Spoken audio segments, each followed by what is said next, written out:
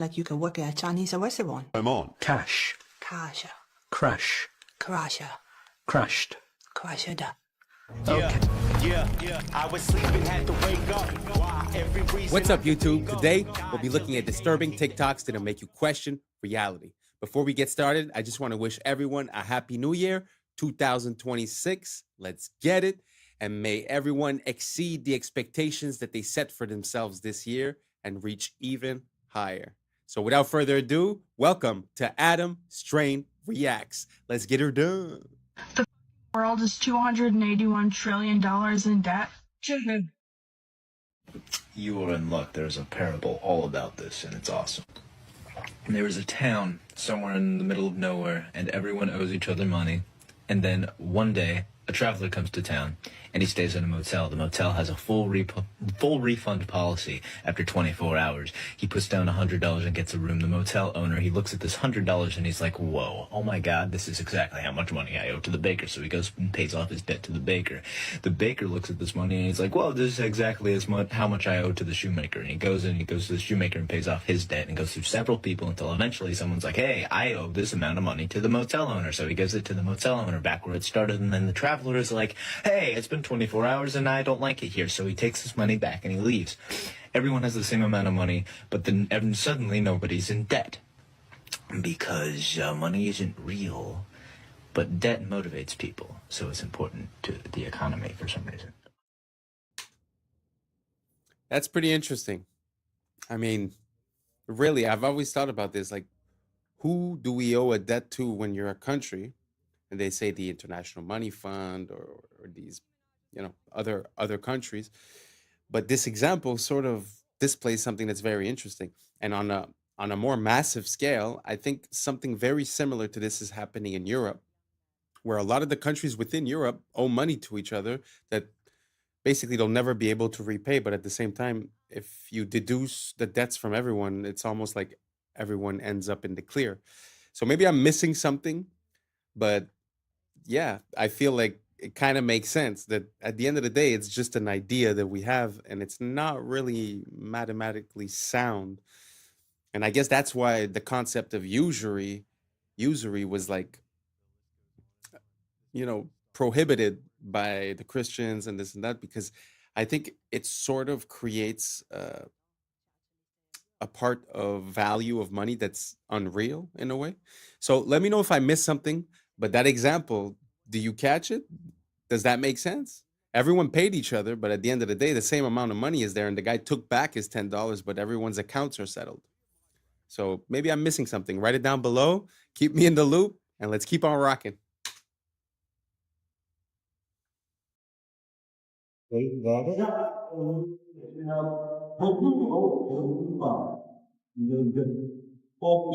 Gosh. Okay, Nikki is causing dads to leave the home. Hold on a second. I don't think that's a good role model for 18-year-old girls. I don't. And what do you think about for young men? For young men. And for young men, don't be new scum. Yes, see, they're young men. Are you? Yeah, that whole situation, I haven't really spoke about it much because I find that there's not much information and a lot of speculation. But it's kind of interesting that you're trying to live off the legacy and continue the legacy of someone, but it seems like you're not following that person's beliefs at the end of the day. So I find that whole situation to be pretty cringeworthy, to be honest. Let me know what you guys think down below, and let's keep on rocking.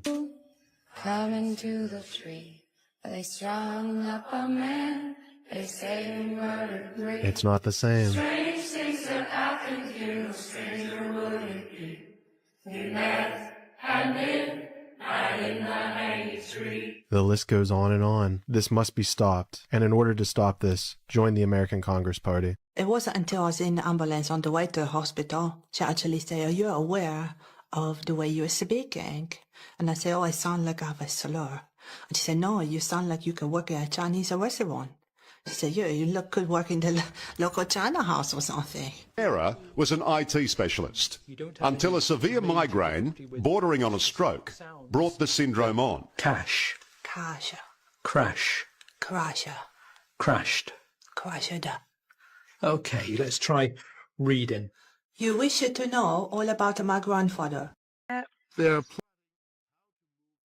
Wow. Imagine that. You get into an accident, you come back, and it's like you're speaking a different language, or at least a different accent. Never seen anything like that. If you have more of those, send me. I find that super funny. Let's keep on rocking. plotting how to move the flavors they find in this grove to your supermarket shelf, and then on to your stomach. I can see it in the sports drink. I can see it in a water, flavored water. And I also could see it in a twist on an orange carbonated beverage. When they find something they like, they extract its flavor molecules from the fruit on the tree. Then back in the lab, they mimic Mother Nature's molecules with chemicals. Essentially, what you do is you take whatever this smells like Right. and copy it. Right. Exactly. And then I suppose you could, if you choose to, you could quote unquote improve on it. Exactly. Yes, we all the time. The holy grail, a flavor so good you can't resist it. In our fruit flavors, we're talking about we want, a burst in the beginning and maybe a finish that doesn't linger too much so that you want more of it. And you don't want a long linger because you're not going to eat more of it if it lingers. So it's got to be a quick fix, and then Have more. have more. But that suggests something else, Exactly. which is called addiction. Exactly. You're trying to create an addictive taste. It's a good word. Or something that they want to go back for again and again. It's a good word. Shameless. Shameless. There's really a problem. And to be honest, the problem is not really them. They're the symptoms of the problem. The problem is us not seeing the value in what's natural. Thinking that you could improve on nature, I think is a mistake, and the fact that we continue to consume these items just gives them more money to hire more people like this and continue the process. So I think the only way that we could really find a solution to this is voting with our dollar. If you compare the same thing in the States and in, let's say, Spain, one of them is going to use natural ingredients and the other one is going to use all these chemicals. So until we realize and until we stop craving for these things and we break the addiction, which obviously that's what it is, I don't think we're going to be able to get out of this. At the end of the day, this is more than just reproducing a taste. This is mind control. They're playing with your mind and hoping to get a desired outcome, which now they admitted is addiction to a certain product. So I find it very sad. I'm not taking the blame away from the individual that's consuming this on a daily basis, but it's kind of hard to get out of it at one point. So let me know what you guys think down below. Do you guys think that doesn't matter if it tastes good, it's fine? Or should we be more focused on what gives us a good effect within our body? Let me know down below and let's keep on rocking.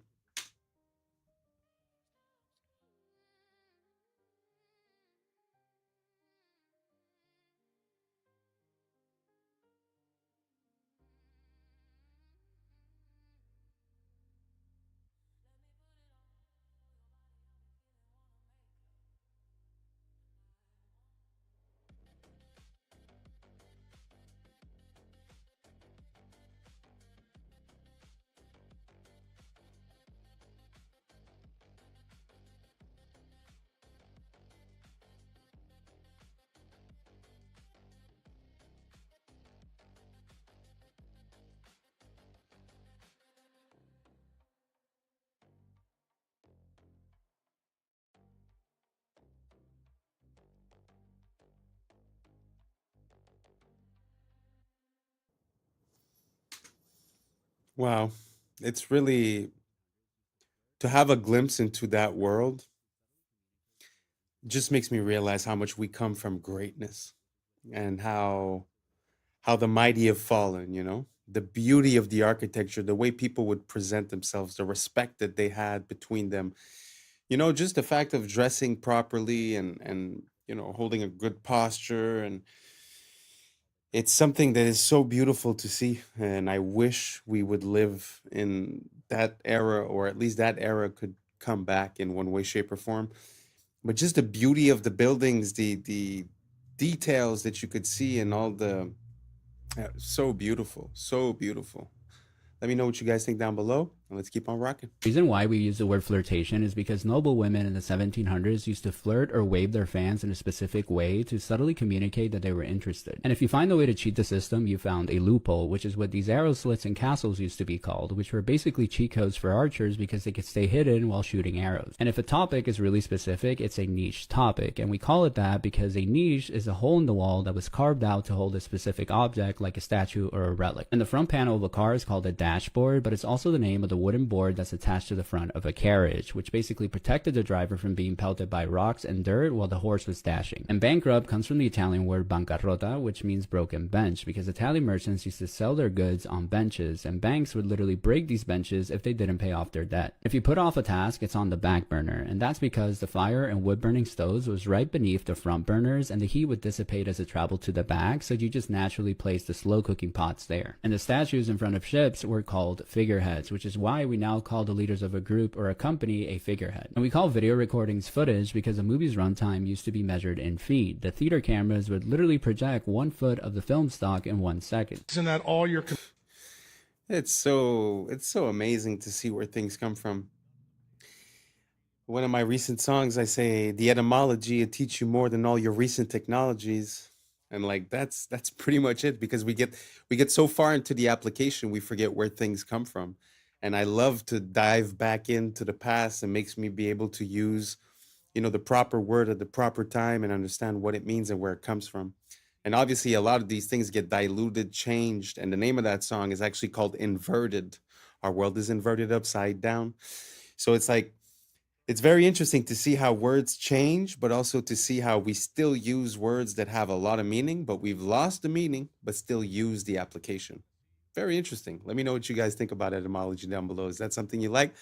Because I would love to share a ton more with you guys. So let me know down below, and let's keep on rocking. Computer screens are blue lit. The reason none of them are red lit, the reason none of them pay attention to circadian biology, is because that original technology was developed in a government program that Bobby Kennedy knows about, and I happen to know about because I went to medical school at LSU. For those of you who've never heard about Operation Paperclip, you think it's all conspiracy theory. So at Tulane Neurology and Tulane Neurosurgery in the 50s and 60s and 70s and 80s, the CIA started a program there where they would do all these crazy things to monkeys. The CIA wanted to see how they could control things utilizing different things like drugs and things like that. Where the neurosurgeons got involved, which is my clade, we would drill tops of the heads off, put wires into the thalamus, put electricity in there, and kind of see what kind of behavioral changes we could have. One of the guys that was in that program was a guy named Professor Delgado. When he saw that we could control the behavior with the wired device, he said, what if we do it wirelessly?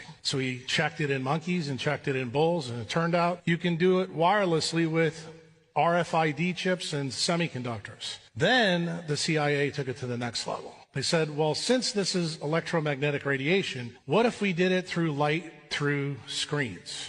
And it turns out you can. And that's the reason why all your computer screens have the frequencies they have. So why is this all important? Well, the person that set this meeting up between me and Bobby is the patent attorney that made sure that Google and Meta have those things so they can control the things that we all do. Where did the original idea come from that started off in MKUltra with the CIA? You're going to be surprised when you hear this. It came from the mafia in Las Vegas. They wanted to build a new city in a desert. They enclosed it all, blacked out the windows, invented slot machines that were blue lit.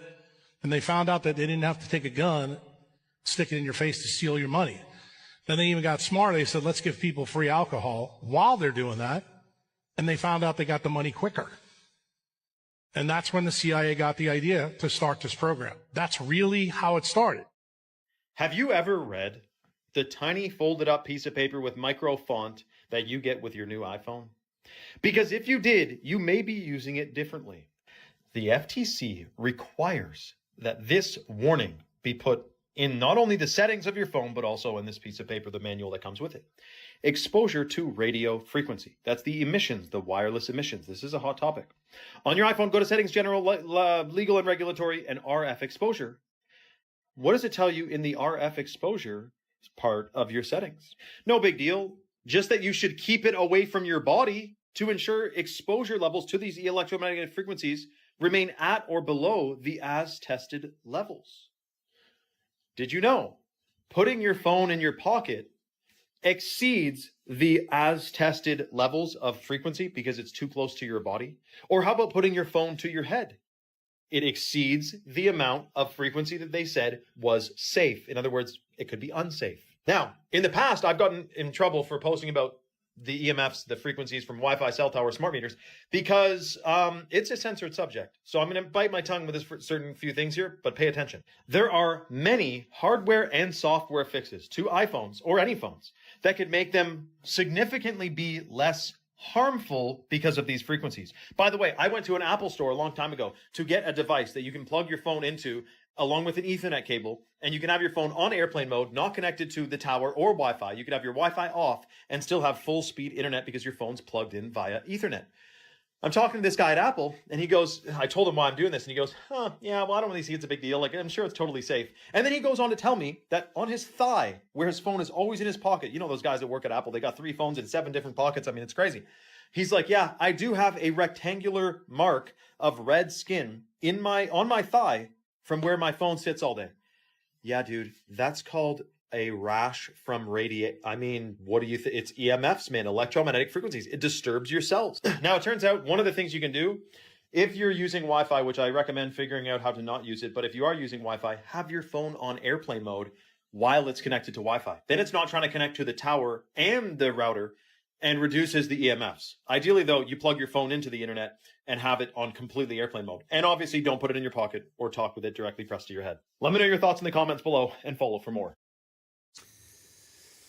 I mean, it kind of makes sense. You know, you're connected at a distance from a tower that's radiating all these EMFs, so it kind of makes sense that it would be dangerous to have it close to your body. But it makes me think about the older technology. You see, back in the days, we used to use the cord phone, right? And the cord phone, when you think about it, it was plugged into the wall, but it wasn't even plugged with electricity. So I'm pretty sure that the radiation or EMFs that would have been radiated by that are probably 1,000, if not 1,000,000 times less strong. So a lot of time, you know, we change our technology for accessibility, but we either reduce in quality or we increase in toxicity. I think we're a bit lost, you know. And I was thinking about that recently. Like, if I were to build a house today, I wouldn't want it to be wireless. I would want wires everywhere inside of the walls so that anywhere I go, I plug myself in. Why would I want all the information? Like, let's say you're watching a video on your phone. Why would I want the information of that video all around me at every moment, you know? And then to go just a step further, if you look at, you know, a lot of people now, they tend to live in condo buildings, apartment buildings. You ever look, when you look for a Wi-Fi inside of one of those buildings, you're exposed to at least 50 of them at the same time. Can you imagine the multiplication and how dangerous that could be? So it's kind of weird. They're selling you a cell phone. It's made to talk on the phone, but if you put it here, it hurts you. If you put it in your pocket, it hurts you. So I don't know. I don't know what we're doing, you know. I think we're gonna need a little bit of consciousness and realize what we're doing and try to find a solution to it. I've heard about the stickers on the back of the phones. Does anyone use that? Does that work for you guys? I'd be very curious to see what ideas you guys have to reduce the EMFs. I've heard about the lead paint. I've heard about different types of ideas. But let me know what you guys think down below. Are you team wireless or are you team wired? I'm team wired all the way. So let me know down below and let's keep on rocking. Excuse me. I just want to say I really like your style. You look incredibly stylish, if you don't mind me saying. Oh, I don't mind you saying that at all. It's a very nice thing to say. I'm a portrait photographer. What is the shtick? Tell me. So I talk to the stranger, I take a picture of them. I disapprove thoroughly of social media. I know what you mean. I think it's poisonous. But I've tried to use it as in a positive way. And what's your name?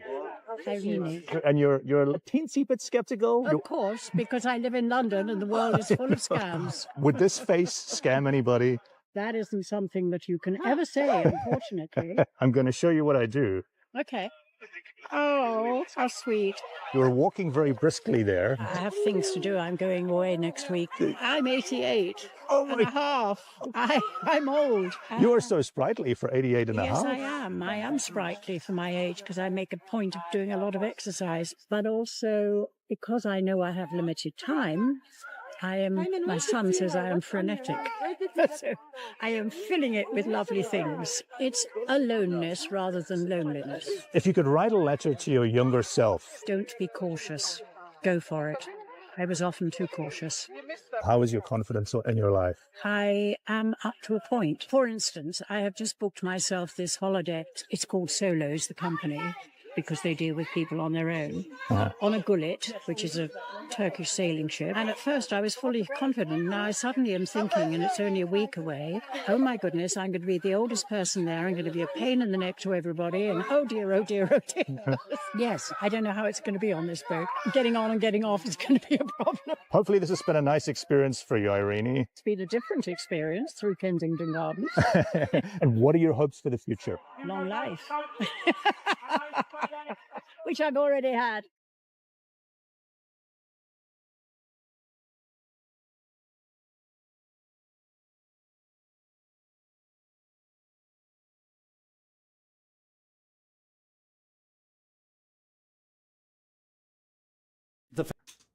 Wow. What an amazing woman. I really love everything that she said, to be honest. Don't be too cautious. It's aloneness, not loneliness. Wow, 88 years old. Very impressive, very inspiring. And wow, so beautiful to see, to be honest, to see someone with so much liveliness. Wow. I hope she has many, many more years to come and continues being frenetic, because I agree. It seems like people nowadays, they hustle to be able to do nothing. I never understood it. Like, the goal of working for money is to be able to do something with your money, right? It's not to go home and close your brain down for 8 hours on Netflix and then go to bed, right? So I love to see something like that. And to be honest, I feel like I have more in common with this woman than a lot of people of my age. Really beautiful, really inspiring. Long live her. And yeah, let me know what you guys think down below. Let's keep on rocking. Famous experiment by the Russian biologist Dmitry Belyaev, who in the 1950s started selecting foxes on the basis of reduced reactive aggression. So here's what he did. He took foxes, slightly black version that occurs in Canada. They'd been in Russia for 50 years, breeding without anyone deliberately selecting them. And so what Belyaev did was to arrange for people to walk towards the young foxes when they were something like 6 weeks old. And at the point that the young fox said, "Ah!"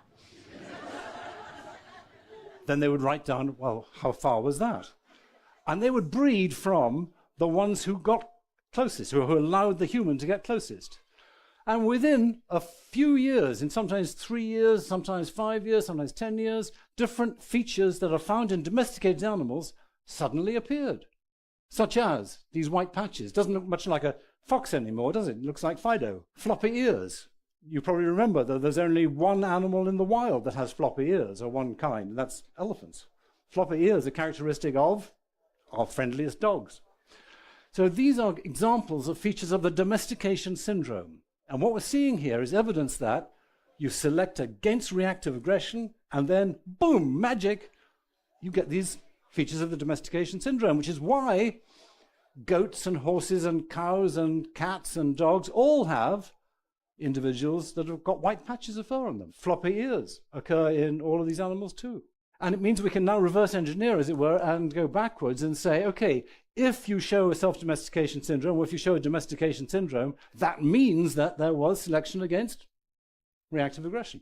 And fascinatingly, Homo sapiens, that's you and me, or most of us anyway, I think here, has key features of domesticated species as determined by archaeologists. So archaeologists working in the range of, say, 5,000 to 10,000 years quite often find an animal bones, and they want to know, was this a domesticated species or was it a wild version? Was it a wolf or was it already a dog by this time?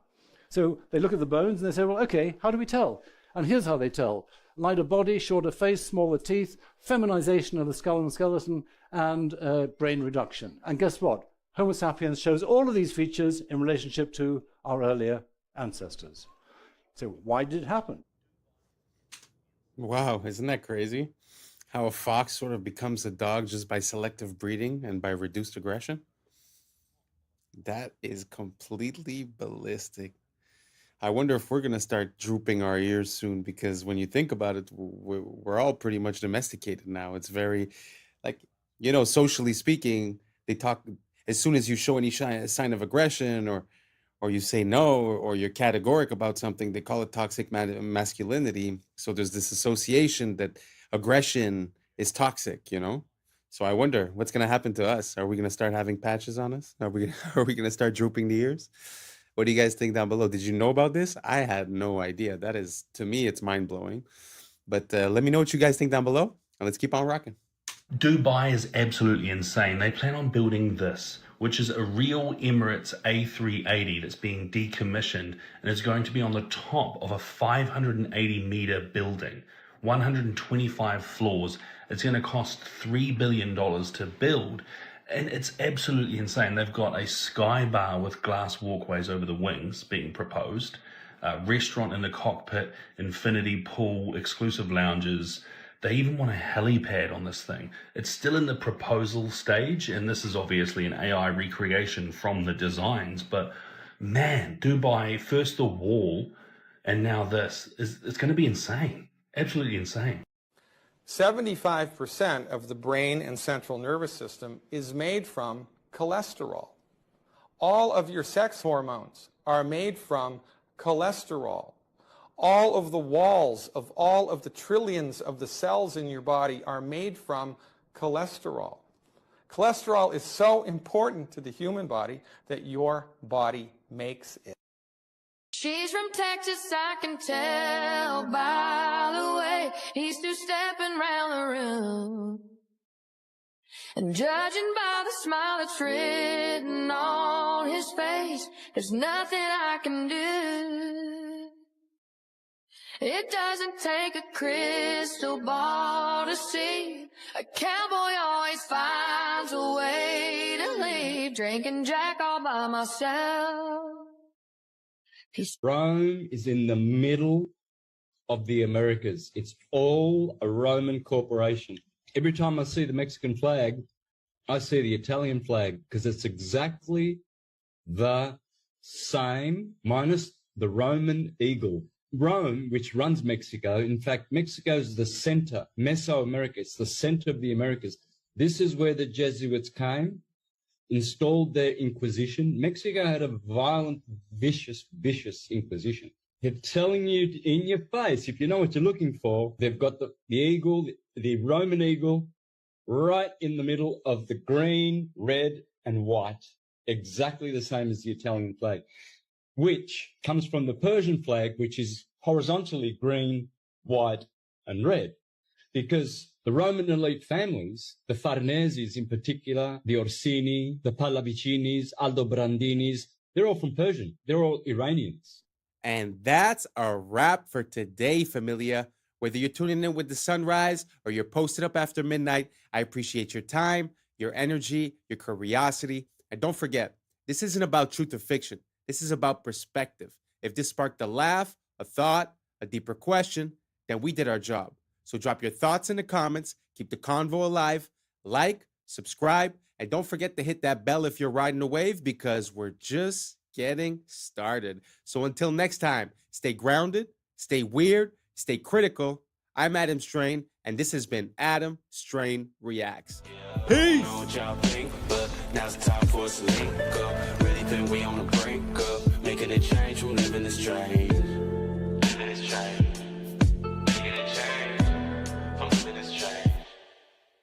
Yeah. At the end, even ChatGPT thinks history has been faked. How long did the original Yankee Stadium take to construct? The original Yankee Stadium took 284 days to construct. 1 to 2 years of horse travel. So it took 1 to 2 years just to get the stuff there, and this was all built in a year. That seems impossible, then, doesn't it, John? Yes, it seems highly... What's up, YouTube? Today, We'll be looking at disturbing TikToks that'll make you question reality. So without further ado, welcome to Adam Strain Reacts. Let's get her done.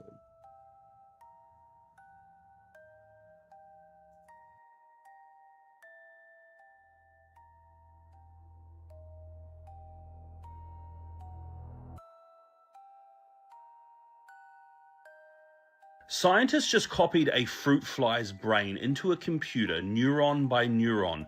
No training data, no machine learning. It just woke up and started being a fly within the computer, effectively proving like a simulation. You could just copy a brain into a computer and it would just simulate reality. Nothing trained this fly to do that. I wonder if the same thing would happen with humans. What do you guys think? Do you guys think if we would just get connected into the machine and wake up into it, would we even realize? Let me know what you think down below. Let's keep on rocking. Okay, if we get all 4 arrows, we're doing very well indeed. Usually you get 1 or 2. And he's off.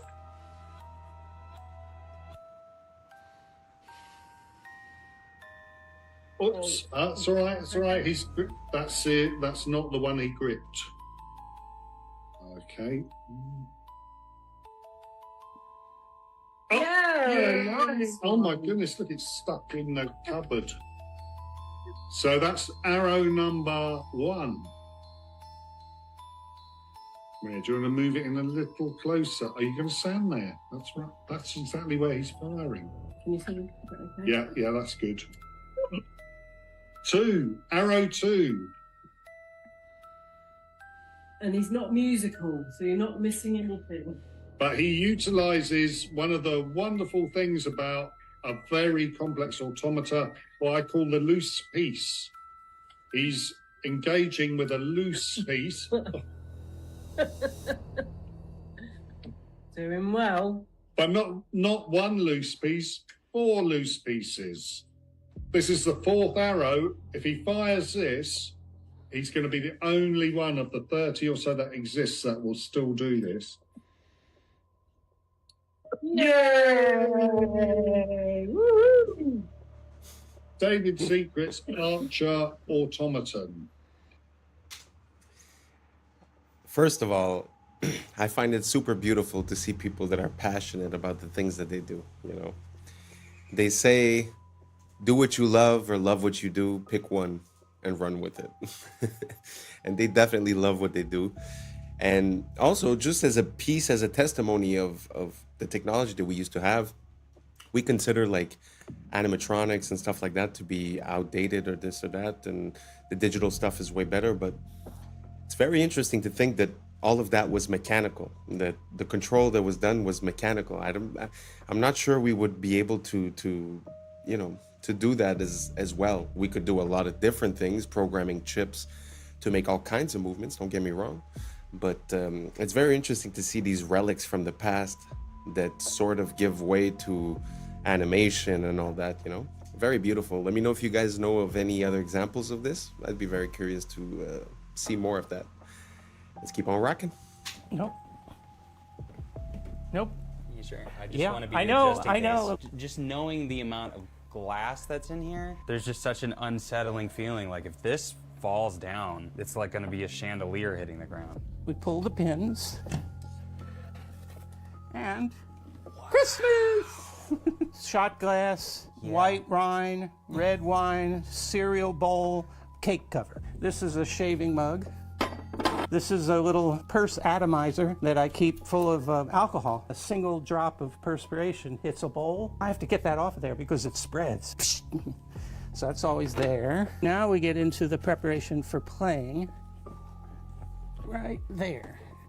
So this is a note rod. This is invented by a guy, as I remember, it was 1785, came up with the idea. Franklin painted the rims on the insides of the bowls white for each of what would be the accidentals. Get your fret markers in there. So there we go.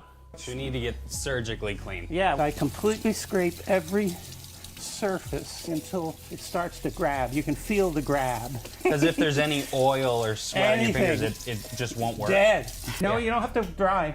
Oh, you don't want to be dry. Don't want to be dry. And I use distilled water. Does it have to be distilled water? Yep. Everything else leaves deposits on the glass. And then we just dip some more water, and then we put it on.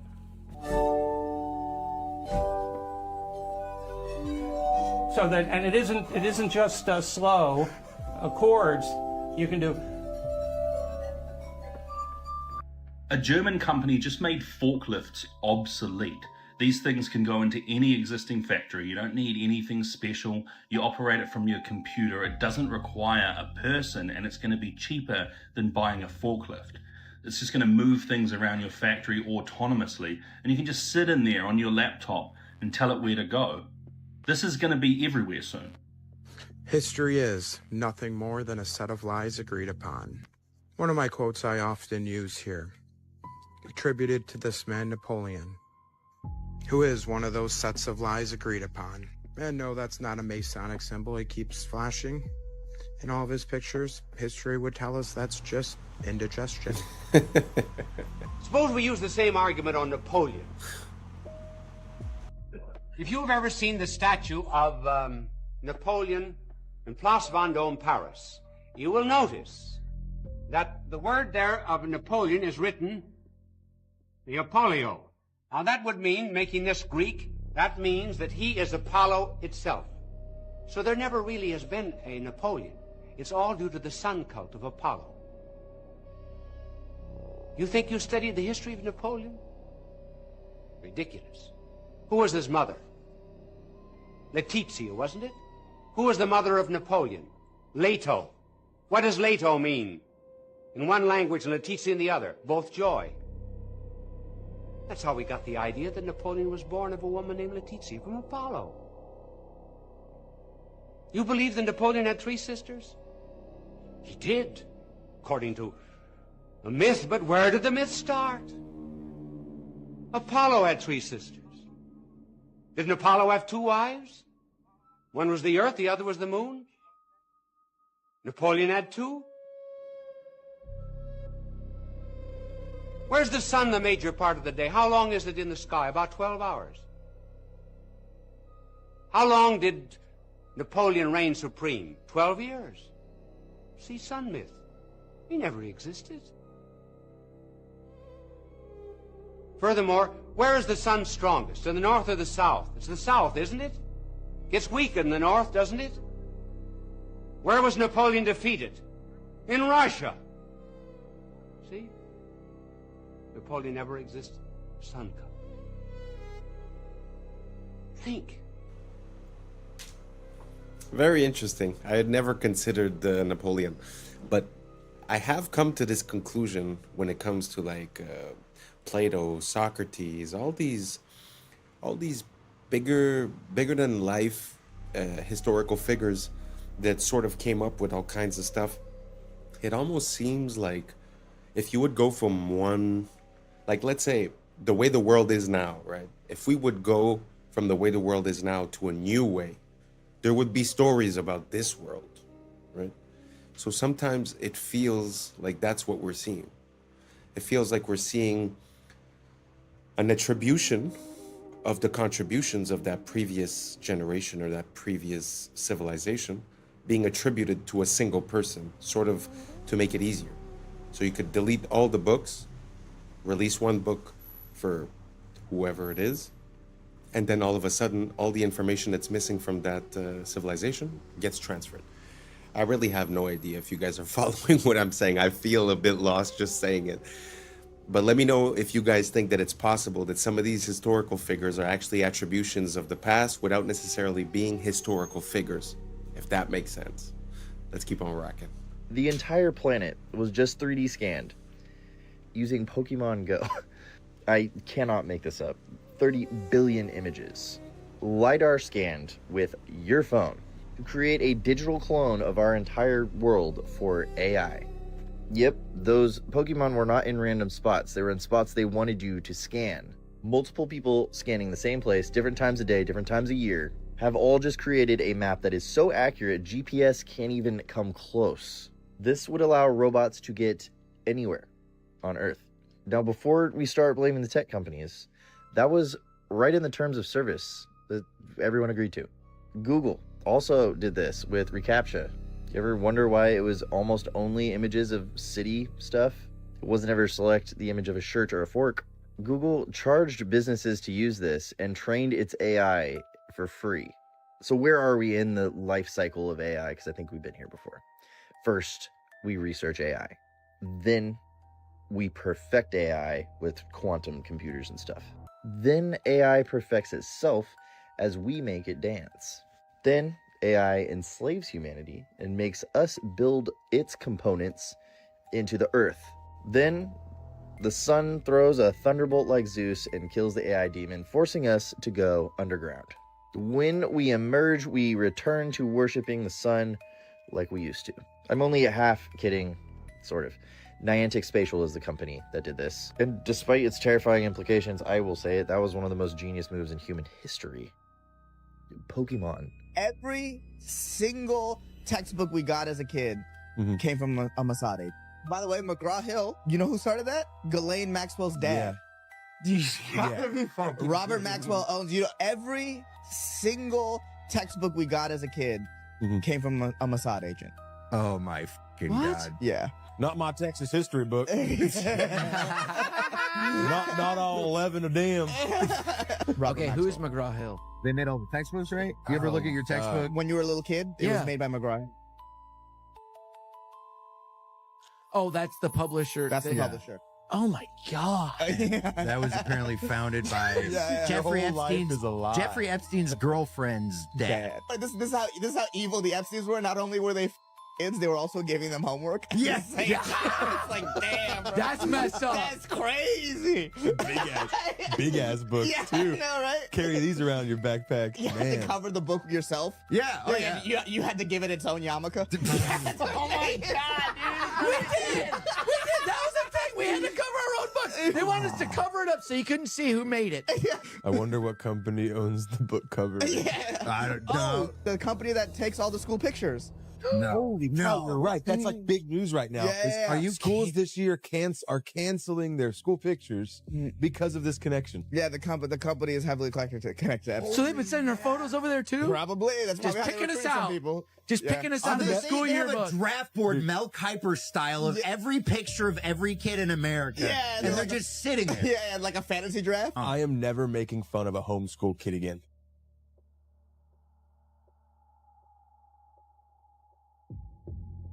This is absolutely insane. So this Chinese student created basically a Google Earth for all the ancient artifacts that are sitting inside museums. So they were taken from their original land and he wanted to place them back where they were found. So you can go around the entire Earth and look at all the artifacts and where they were coming from, just to try and piece it together, using it as a tool to try and figure out what happened in our past. And I think it's just incredible. What a really good way of showcasing what AI is able to do now, to create these tools that are going to be so useful to so many people. Look at that. It's showing all of those artifacts from one museum and then what it looks like to patch those over the entire globe.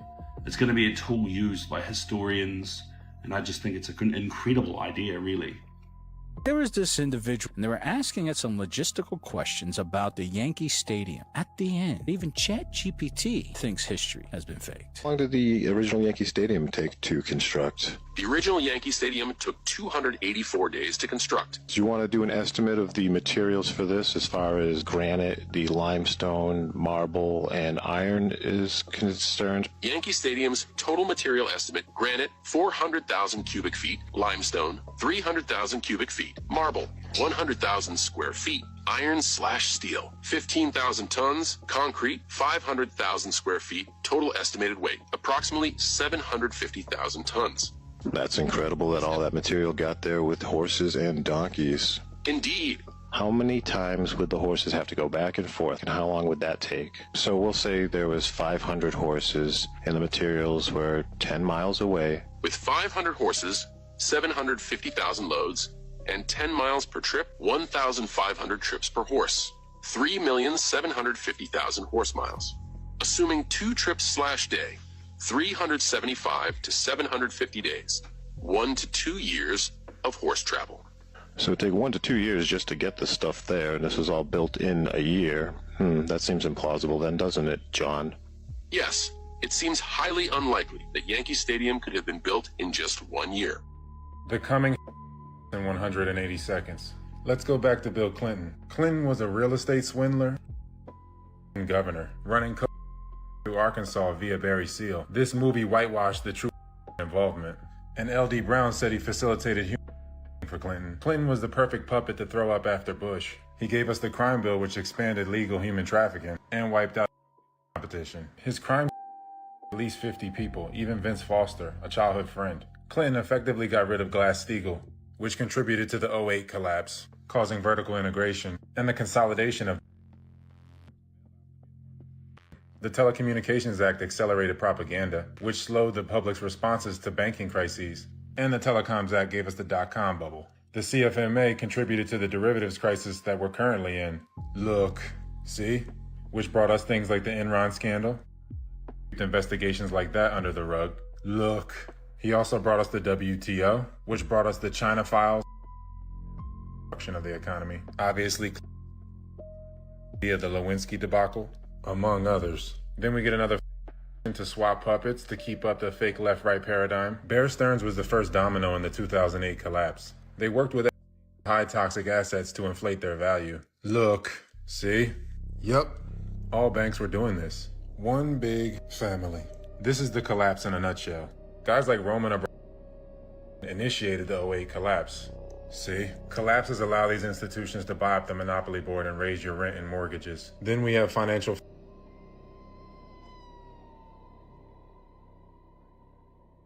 renters. They're all one company, basically. And Citadel controls a large sum of the trading. Look. See? And I have to mention the drug. Every wave of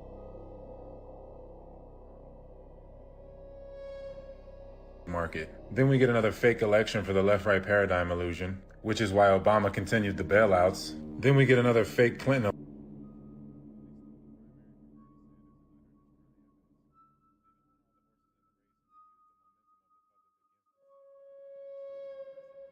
The money supply as well as Biden, which created the high interest rates. We're way worse off than 2008. Just look at the repo market. Unsustainable. Completely over-leveraged. The derivative domino is coming. It's coming. This is how the financial reset will go. Coming. Better be ready to take care of the old folks.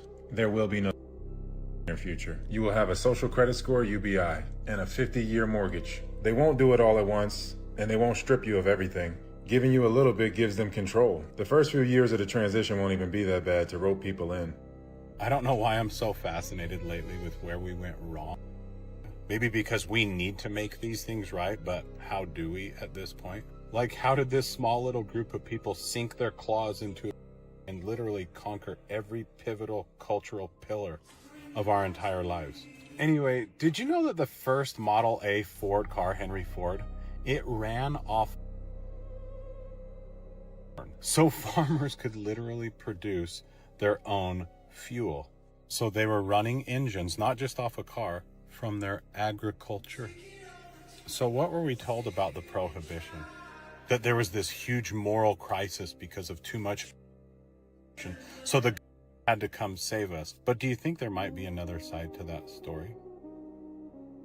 It was the best monopolist we've ever had. So we had a monopoly on oil and then transport and things like that. And they busted it up.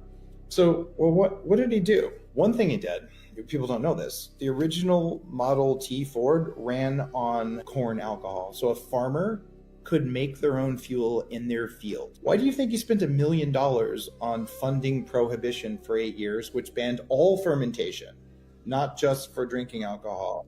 Just long enough to get gas stations based on petroleum out there.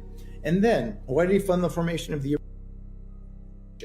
to go after and destroy natural, because they're all petroleum. So the big were spun out of big oil companies. So big oil funded big, and these big chemical companies funded, and they all come from the monopolistic thing. And even the latest evil stuff like the buildings going on, people don't know this. He's the largest owner of farmland in the country. You know what Bill Dad did? What? He was Anyway.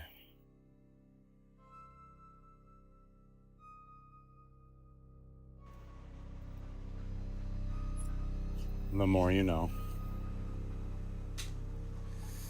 Well, not only is nowadays petrol the basis of most of the products that we use, plastics, rubber, like he was saying, even the pills, like everything is involved with it.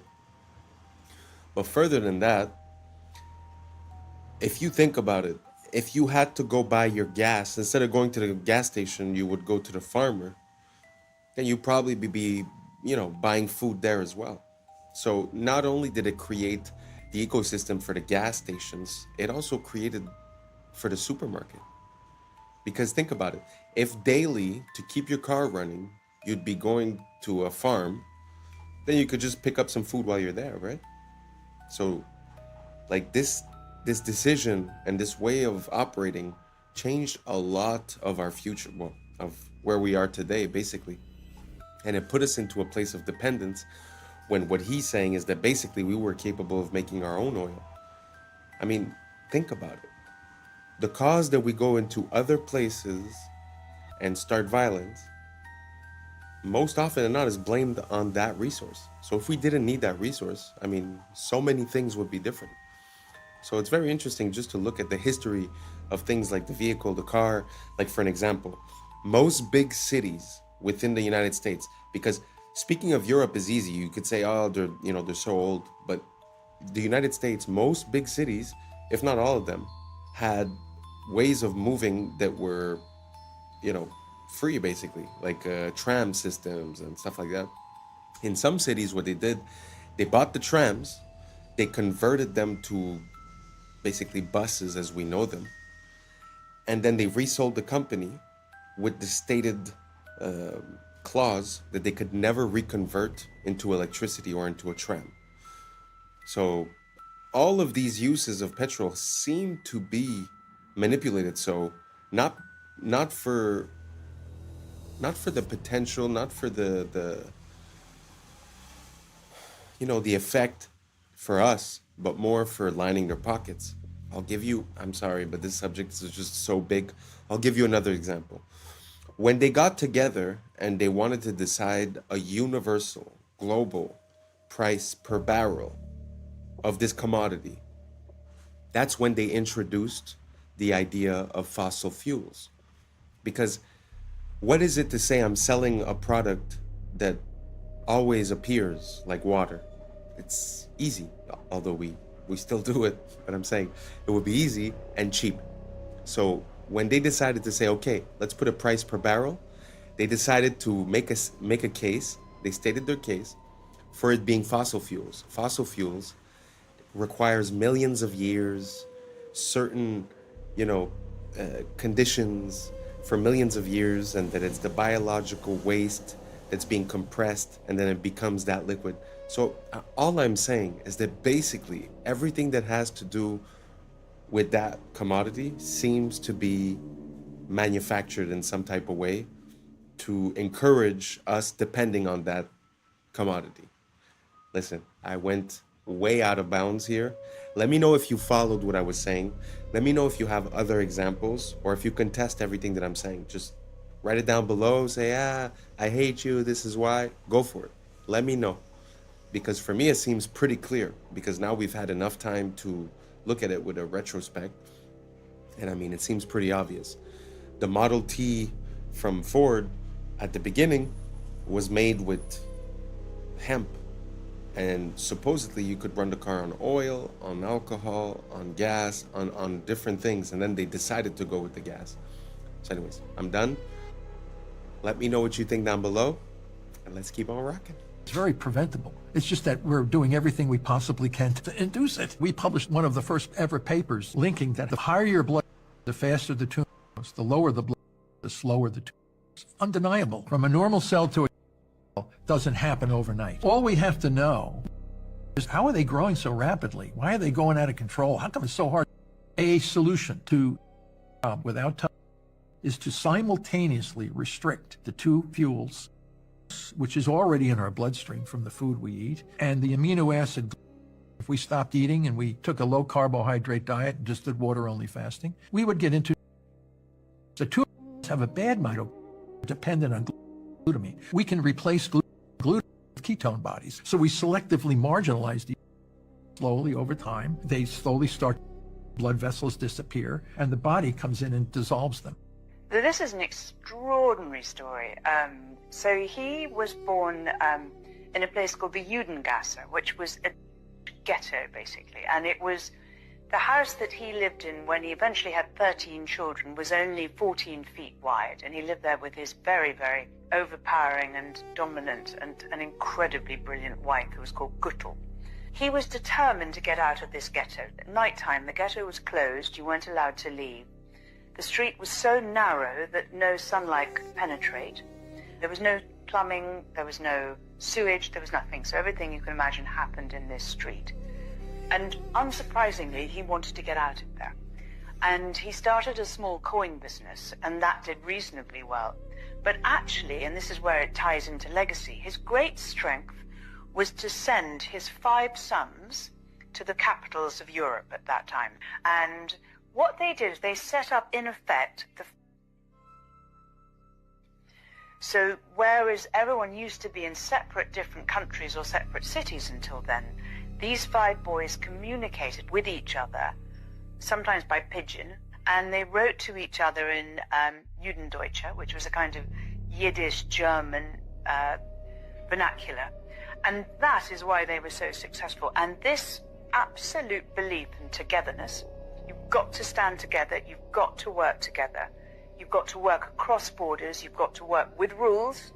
And by 1789, when the last one went, to 1815, so a very, very short period of time, it was said that no one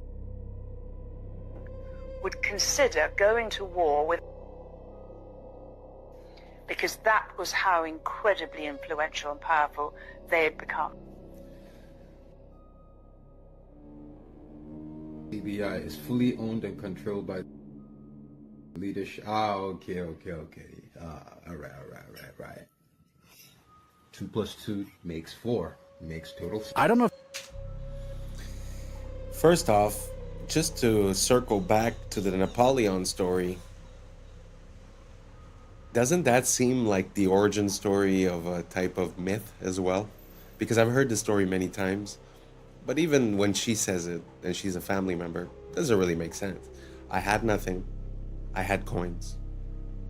I sent my sons all over the world. I don't know. I feel like there's missing something.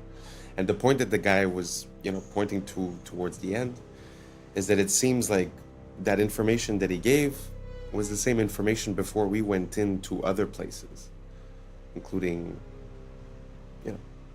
Syria, Afghanistan, Iraq, Venezuela, Cuba. That all these places seem to be disconnected from this big system that we have. So that could be an ulterior motive. I think that's what he was trying to allude to.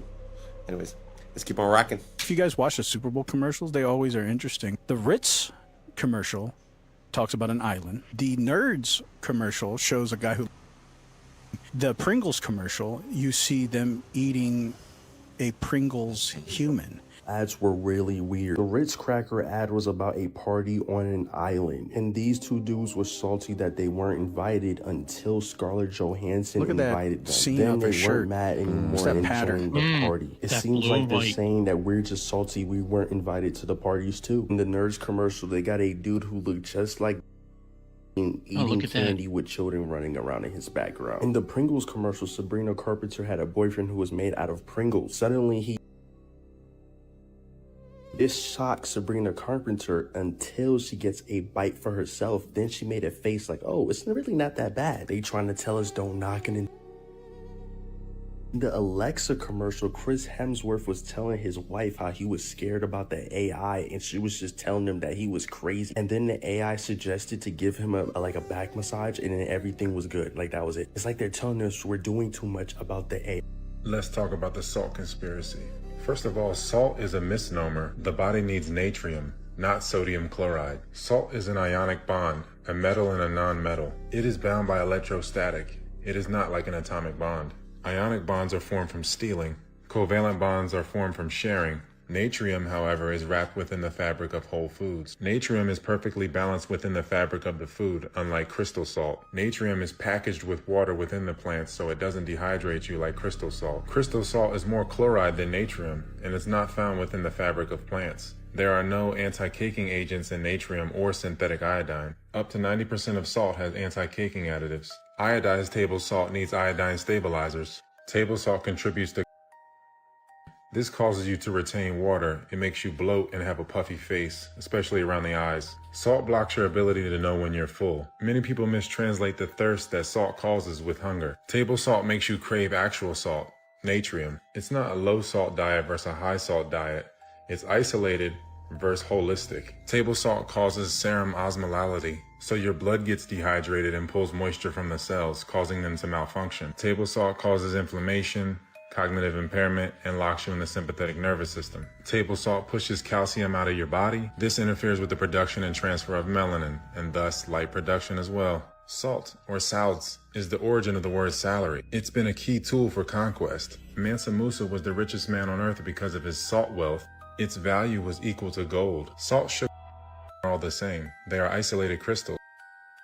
Your body doesn't know the difference between legal and illegal drugs. Look. And salt and sugar kill your eyesight. The Crusades were sugar wars. They called it sweet salt. The world was colonized for sugar. There are endless sugar wars. Sugar is white gold and the primary driver of the slave trade. Sugar plantations were the worst. The sugar slavery complex was 10% of Britain's GDP. Here are some sugar families. These tiny hat families have a monopoly. Don't let the Hispanic names fool you. These are cryptos. Hawaii was stolen for sugar. Look, slavery. Ever buy a Chiquita banana? Let's get into booger sugar, the Contras. Brown sugar. Vietnam was a trap house. Sugar slavery was Aboriginal genocide. Aboriginals. Salt is for witchcraft. Look, it keeps things out, but it can lock things in. These isolated crystals bind to the liquid crystals in your blood. Melanin is a unifier. These crystals tax the melanin and deplete it. Melanin holds everything together. It has to be destroyed to invert the order of the world.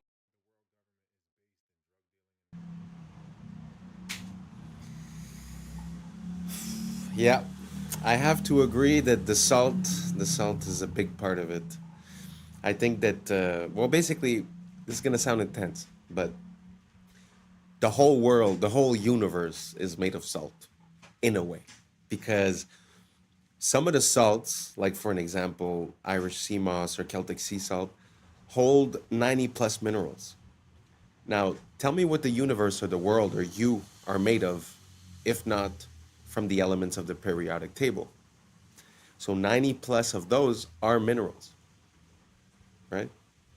So the quality of your mineral intake, I think, is very important. And, you know, I could testify to this. My whole life, I was consuming only table salt and I didn't really indulge.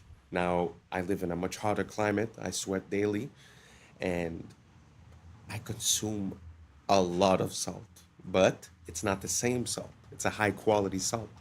And I could attest to the fact that drinking water doesn't necessarily hydrate you. And that when I put salt in my water, as well as a little bit of lemon, or lime actually, it's completely different. The hydration is palpable. So if you guys haven't tried it, I wouldn't tell you do it. I wouldn't tell you it's the best. I would tell you just give it a shot. Because I believe in testing all things. I believe that life and science are synonymous. That basically everyone needs different things and it's through trying different processes that we reach on it. So that's my closing advice. Try some Celtic sea salt or some Irish sea moss and see how you feel. Thank you so much for rocking until the end. And that's a wrap for today, familia. Whether you're tuning in with the sunrise or you're posted up after midnight, I appreciate your time, your energy, your curiosity. And don't forget, this isn't about truth or fiction. This is about perspective. If this sparked a thought, a laugh, a deeper question, then we did our job. So drop your thoughts in the comments, keep the convo alive, like, subscribe, and don't forget to hit that bell if you're riding a wave because we're just getting started. Until next time, stay grounded, stay weird, stay critical. I'm Adam Strain, And this has been Adam Strain Reacts. Peace. I don't know what y'all think, but now it's time for us to link up. Really think we on the brink up, making a change from living this strange. Living this strange. Making a change from living this strange. Yeah.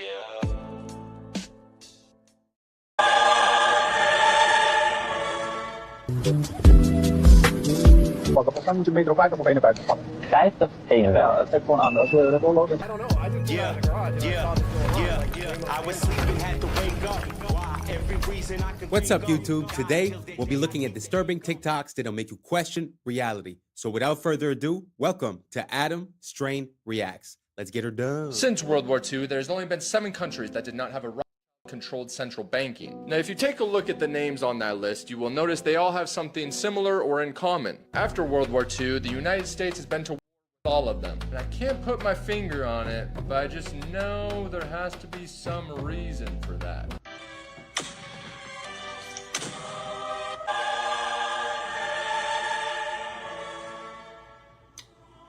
The Festival of Exploding Hammers has been going on for over 300 years in the town of San Juan de la Vega. And here's the thing. Yes, people get injured. There's been many calls for them to stop it. But look, if that's how I go, that's how I go. It's the largest accumulation of tracks in the world. So first, we started with one area. And then later on, we found that these led into another area, and you could connect them all, and eventually we ended up with 9 different areas that are more or less all connected physically. What do you guys think about that? I truly have a hard time with everything that's dinosaurs. I'm going to put in the next video. I don't think we've been through this, but the people, they call it the Bone Wars, which was 2 people that were in a competition, and basically they found like 95% of all the dinosaur bones. But as for the tracks, what do you guys think about this? Do you guys think that these are original tracks from dinosaurs, or can they be like more or less anything? And if they were tracks from dinosaurs, how come we haven't came across them before if they were just on the surface?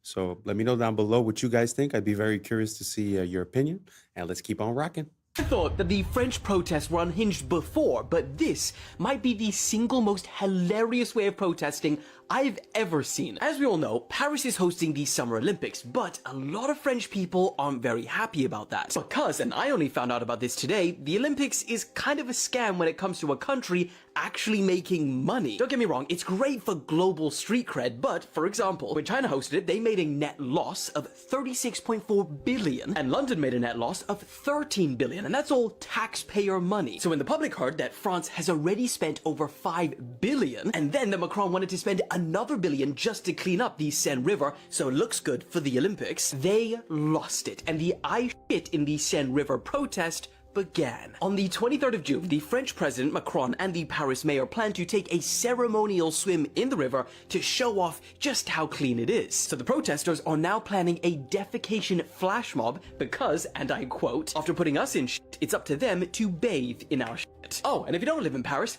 no bloody problem, because someone created this website. You type in how many kilometers you are away from Paris, and using a water flow algorithm, it will tell you precisely the day and the exact time you need to shit into the river to reach Paris at the time Macron will be swimming in it. Oh, I told you, and that is why I say, quick. Wow, I have never seen any type of protest in that way. But man, is that interesting. And also, I never came across any information as towards the loss of money of the countries that are hosting the Olympics. That's news to me. I always thought that they generated billions of dollars in profit. So I had zero idea. Did you guys know about that below? What do you guys think about that type of protest? I love it, to be honest. And the person that came up with the website to coordinate the poos with the swim, maybe in the future, you know, world leaders shouldn't disclose their plans too far ahead of time. So let me know what you guys think down below. I really love this idea. Let me know what you think. Let's keep on rocking. video showing how big the volcano is under Yellowstone. Oh, isn't that just horrifying? Starts with Yellowstone National Park at the top, just for scale. Yeah, that's... And then this. insane. Just staggering and a good reminder that, yeah, if it goes, we're out. I know. so gone so fast. Oh, well. Which is the way to go. Yeah. I definitely would rather it be quick. What do you guys think about that? Do you guys think that the Yellowstone volcano might be about to pop? Is that why everyone's building bunkers underground? But this parallel that I'd like to make is that when you look through history, or even in the past 20 years, or even in the past 100 years, it seems like it's always about to be the end of the world. Sort of like today, no? Like every year is going to be the crash, right? Because we know that we're inflating and we're modifying the numbers so that it fits and that it works. So we're all waiting for the crash. It's always the apocalypse. It's always something that's going to happen, but somehow we're always here and nothing's happening. So is this one of those cases, or is this the exception to the rule? Let me know what you think down below, because I know a lot of people have got Yellowstone very high up in their priorities and have a lot of fear regarding that. So let me know what you guys think down below, and let's keep on rocking.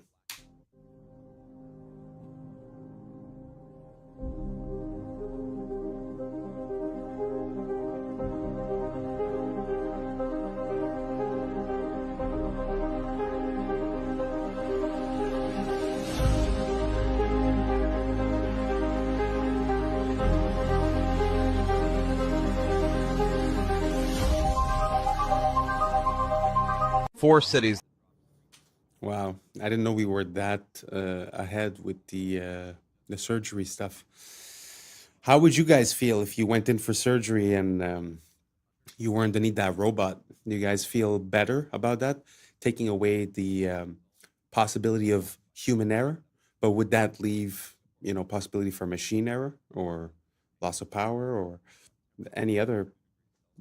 I don't know. What do you guys think down below? Would you rather have a human, or would you rather have a machine conducting your operation? I'm very curious. I'd like to know what you guys think about this. Write down below. Now let's keep on rocking.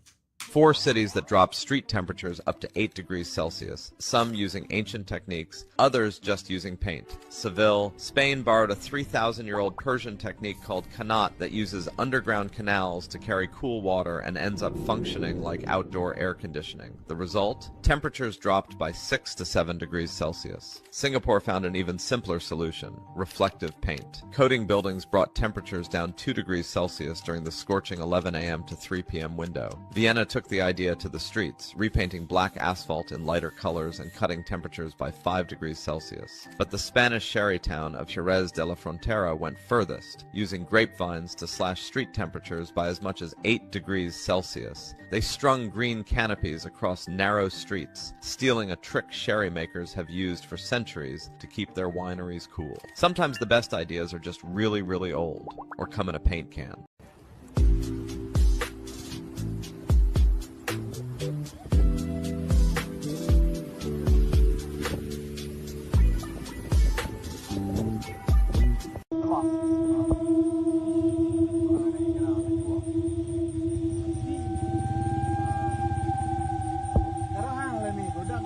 This makes me extremely uncomfortable that I now know that snakes can do this. Could you imagine running up a tree away from one of these things and then you look down and see it doing this? So yes, a new fear has been unlocked. So thank you, Internet. I can always count on you to provide me with unwanted trauma. Something happened here that will likely never be replicated for as long as the human species exists. This occurred during a baseball game, but even if you're not a sports fan, you will understand this, and you will understand why what happened is just wild. It was August of 1957, and at the plate was a Hall of Fame batter named Richie Ashburn. He swings at a pitch, he fouls it off, and the pitch goes into the stands and hits a fan, injuring her. The fan was named Alice Roth, and the ball hit her so hard that it broke her nose, and they had to stop the game. Like, just imagine the silence falls over the crowd. They stop play, and paramedics had to get her out. She was there with her grandchildren, and get her onto a stretcher, and everyone's watching as they take her away from the stands. So they're hauling her away, covering her bleeding nose, probably taking her into that tunnel right there. They resume play, and on the very next pitch, Richie Ashburn hits another foul ball that flies into the tunnel and hits that woman again while she's on the stretcher being taken out of the stadium. She recovered fully. The two of them, the woman and Richie Ashburn, became friends after this. It was a hugely famous incident and something that I am confident will never, ever happen again. Wow. I guess some things are meant to be, you know? Like, what are the odds of you being struck twice? But what's so beautiful about that in life is that somehow, you know, a friendship came out of that. So it's a bad for a good, you know? I guess it's fun sometimes to have stories that have happy endings. Let's keep on rocking. Today's episode of Random White Acts of Danger, we basically have the most dangerous ski run-up I've seen in my entire life. Margin for error, you guessed it, death. My boy, left, right, it's over. You see how far down that is? My hand's over here sweating just watching this shit. A little bit to the right, cooked. You splattered down beneath. How do you even get up there? And as you can see, this is the trail not taken. My boy's the first person to ever do some dumbass shit like this. White people, I found your ski leader, but I don't even know who his name is. Look at this. What's happening? He looking back up, shit look like the top of Mount Everest. How the fuck do you even get down? You know what I'm saying? I'm so scared for him. Like, what type of ski training, all of a sudden you're like, you know what, I'm about to go ski off the top of a mountain. My boy looks like the edge of the world. That even look like it's possible to go down, and that's the way he's going. The amount of skill this chick must take, my legs is tired just watching this shit. Oh my goodness. Man, white people, different breed, man. You guys, so okay, there's some footprints, so he must have hiked up this way, now he skiing all the way down. At least now it's almost like, nope, it's not even a normal ski. Look at all these rocks. My death count, by the way, I'm at least 20. I would have started an avalanche, probably never been found. Look at this shit. Oh my goodness. Nah, bro, how do you get the idea of like, you know, I'm gonna hike all the way up to that mountain, I'm gonna ski down, even though it doesn't look possible to ski down. Why? Because I'm him. The fuck? Statue, he needed. Mag ik wat vragen? Als ik naar Amsterdam Centraal wil, kan ik dan het beste naar de metro de metro, niet de trein pakken? Nee, de metro, dat is vaak sneller. En dan gewoon de Noord-Zuidlijn. Ja. Of die naar Centraal Station. Als ik naar Centraal Station wil, moet ik dan de metro of de trein nemen? Je moet allebei nemen. Ja. Maar moet je snel zijn? Ja. Moet ik de metro of de trein pakken? Je moet de metro pakken. Volgens mij moet je metro 50 of 51 pakken. 50, 51. Ja, het geeft gewoon aan. Als we de voorloopt, dan zie je de metro. Ja. Of metro 52. Dus klopt het dat je orthodontiepraktijk van Schiedam? Ja? Ja? Klopt het dat je Floor heet? Ja. Ja. Van Grunsten? Ja. Ja. Bent u Helene? Ja. Helene Wachters? Ja, toch? Van Eden McKellen? Ja, klopt. Hoezo? Heet u Wijs? Ja. Basharat? Ja, ja, klopt. Ja. Oh, ben ik nou wel gespannen? Of dat u jurist bent? Ja. In Venture Capital? Onder andere, ja. Ja? Ja. Ik heb dus een bril waarmee ik gezichten kan scannen. Ik zie aan je dat je er wel zit. Nou, inderdaad. Ja. Oh ja, ik zie dat ding al inderdaad. Ja. Oh, ik zie er ook een lampje aan. Holy shit. Op die manier informatie te krijgen over mensen. Ja. Voelt bij mij nog niet oké. Ja. Ik bedoel, het is de tijd van tegenwoordig. Ik bedoel, digitale wereld. Je verwacht dit gewoon. Je verwacht het gewoon. Ja. Maar voor jou in. Ja. That gave me chills because the possibilities with that are pretty endless. Imagine, I don't know, off the top of my head, imagine scammers, imagine police, imagine, due process is gone. You have access to way too much information. Very interesting. It's very interesting. Imagine if you cross-reference with the person's Facebook and they took a picture outside of their house. You now have their address. You now have their family members. I mean, the possibilities are pretty much endless with what you could do with that information. As for, let's say, fraud or misappropriating the identity. Very interesting. What do you guys think? Do you guys think that it makes sense that we use AI in this type of fashion. What's the future of this technology? What are the applications that we're not seeing yet, but that might be a problem in 1, 2, 3, 5, 10 years? Let me know what you guys think down below, and let's keep on rocking.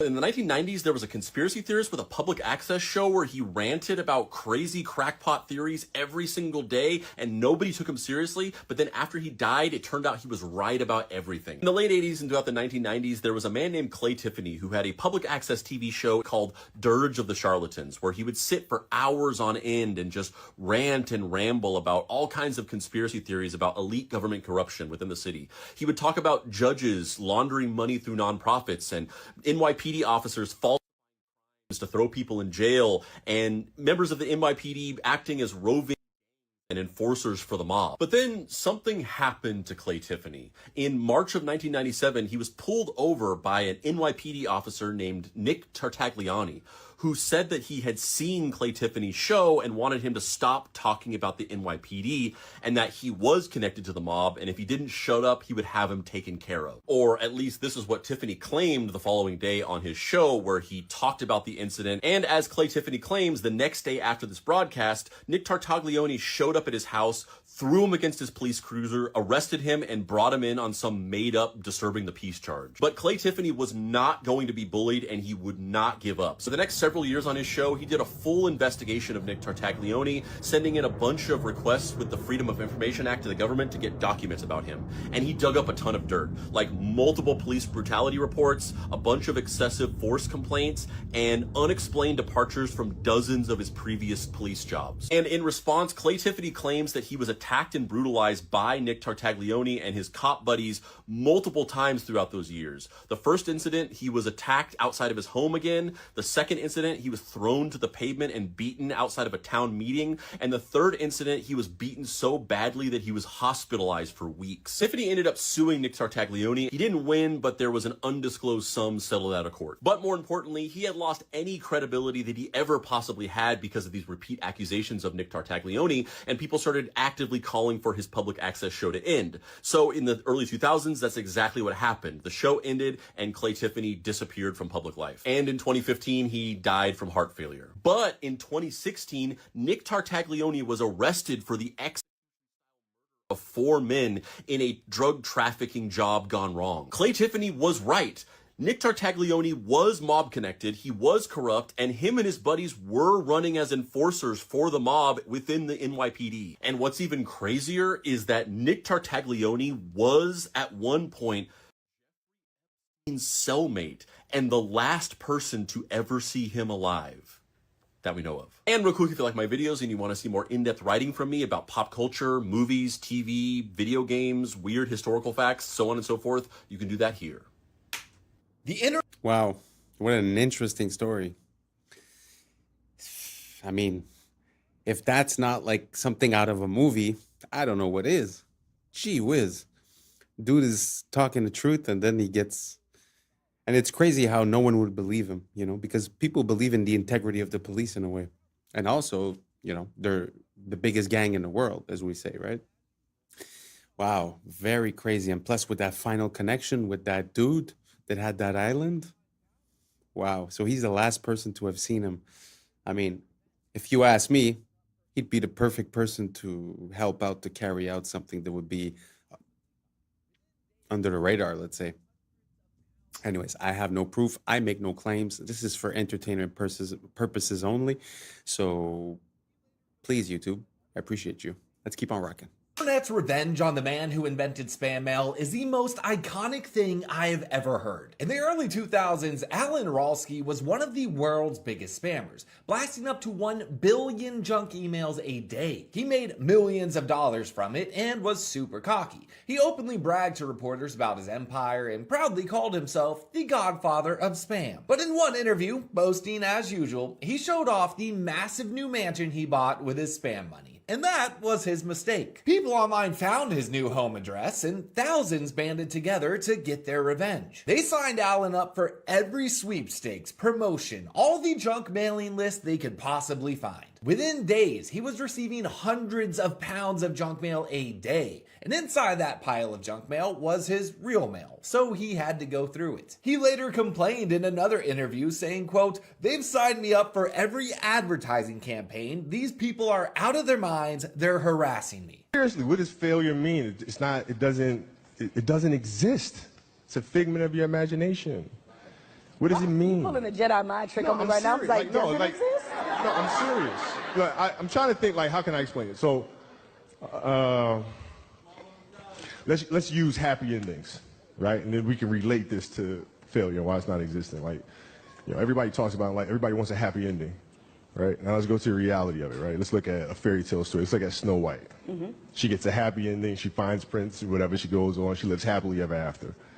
Well, I call bullshit on that because 2 months later, the fact is they had an argument and he's sleeping on the couch. Right? So the point is, the story continues. The story continues. So if you fail on Monday, the only way it's a failure on Monday is if you decide to not progress from that. Right? So to me, that's why failure is not existent. Because, if I fail today, okay, I'm going to learn something from that failure, and I'm going to try again on Tuesday. And I fail, and I'm going to try again on Wednesday. So it doesn't exist. You know what? Should my ratings go in the tank? That's exactly what I'm going to say to the boss. Hey, it doesn't exist. Yeah, but you know what? We should try it again on Thursday. If your ratings go in the tank, and which they won't, but if they did, you had learned a valuable lesson. You had learned a bunch of ways of how not to make a show that sucks. So then the next one will be better than the last one, right?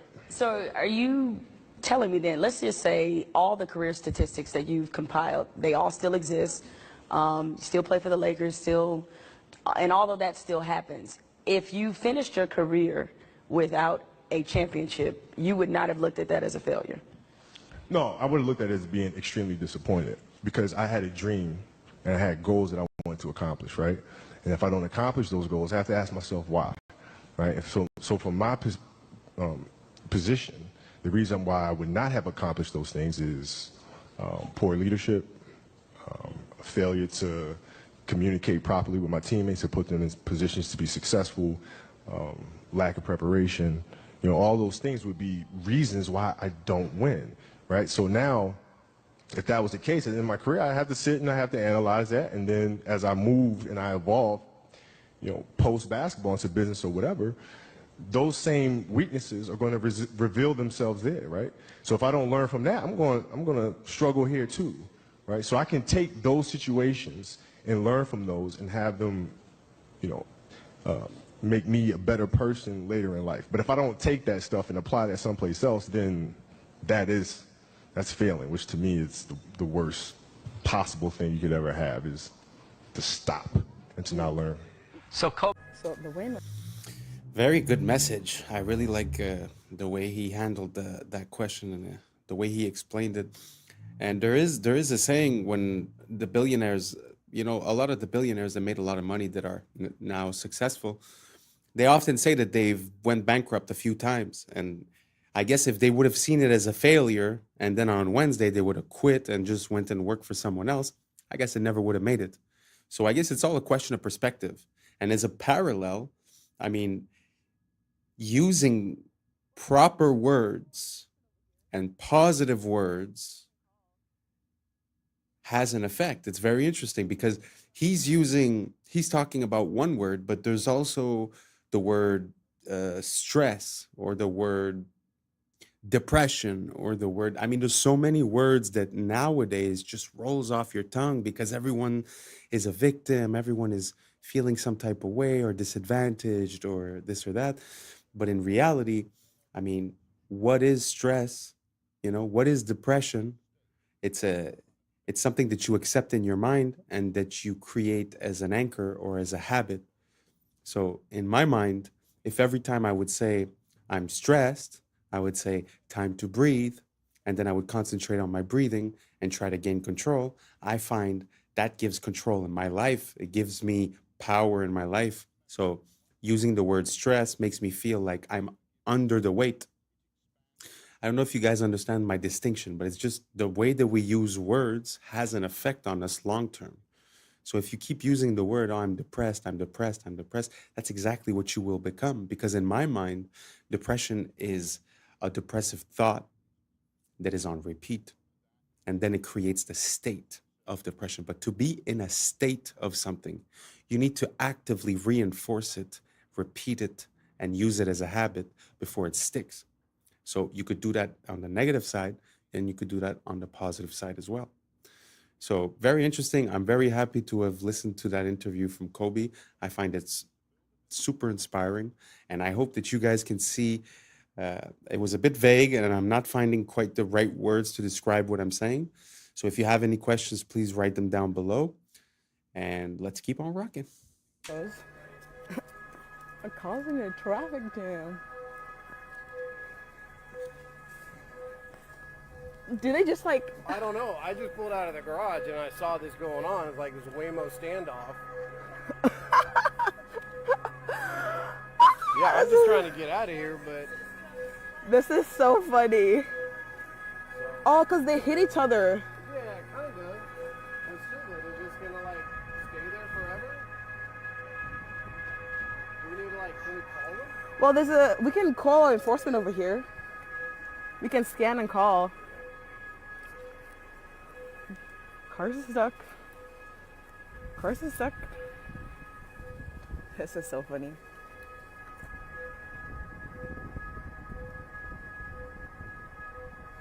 Digital is the biggest step towards the surveillance state this country has ever faced in my lifetime. If any government wants access to every detail of your life, they are the ones who should be feared. We live in a country where the state can't even run a basic IT system without losing data or leaking personal details. It won't last a week before a mountain of sensitive personal data is left at a bus stop in Kent again. I do not trust any government. I certainly do not trust this government. And let us remember, once government gets a new power, it never gives it back. It expands and evolves. Digital ID will not stop at proving who you are. It will creep into travel, banking, housing, benefits, even voting. Today it's voluntary, tomorrow it will be required for security reasons. The day after that, you won't be able to access basic services without it, all for your own good, remember. It's supposed to be a country where the government serves the people, not the other way around. A country built on privacy, liberty and trust. People just want the government to leave them alone and get out of their lives, to build a business, raise a family and live in peace. Digital ID treats every citizen as a suspect. It assumes that the state has the right to look over your shoulder. You defend it by severely limiting the power of the state, not radically expanding it. Abolishing jury trials, cancelling elections, implementing facial recognition. Yeah, this whole digital ID thing is kind of scary. And as a parallel, when you look at Australia, they're saying that they want to put a age limit. So basically, if you're 16 and under, you can't have access to social media, which in a way I agree with, because the kids are obviously being brain rotted. But, you know, what they will use that for is probably to create a barrier to entry, to be able to enter. So it's not the kids that are going to basically have to do something. It's the adults that are going to have to prove that they're adults. So in other words, it would be like having a MAC address associated with your social media account, which is a unique identifier. So basically everything you do online will be tracked, categorized, and easier to turn into data. That's first. Second of all, we can't forget the saying that says freedom for security. Well, now it's freedom and privacy in the name of security. But like he said, by going digital, aren't we opening ourselves up to risks of security? So it seems like a Ouroboros. It seems like a circle that basically never ends, because the more we put ourselves online, the more it's accessible for hackers. So I'm having a hard time to understand the logic behind it. But we did have an event, the COVID, not too long ago, that seemed to be like a test run towards this. So I truly want to know what you guys think. Is this something that you think is for the great, the betterment of the human condition? Or do you think this is a secondary power structure? Are we going to try to do a transition between, let's say, what our legal framework is? Because as we create a new ID, we're going to have to create new laws. So as we create new laws, do we trust the people that are there to have our best intentions at heart? Or should we just cancel the project and return to Constitution? It's a question that I'm asking you, and I would really appreciate your time right down below. And if not, no worries. We reached the end, so thank you so much for rocking with us. And that's a wrap for today, familia. Whether you're tuning in with the sunrise or you're posted up after midnight, I appreciate your time, your energy, your curiosity. And don't forget, this isn't about truth or fiction. This is about perspective. If this sparked a laugh, a thought, a deeper question, then we did our job. So drop your thoughts in the comments, keep the convo alive, like, subscribe, and hit that bell if you're riding a wave, because we're just getting started. So until next time, stay grounded, stay weird, stay critical. I'm Adam Strain, and this has been Adam Strain Reacts. Peace. Now it's time for us to link up. Really think we on a break up. Making a change from living this strange. Living this change. Making a change from living this change.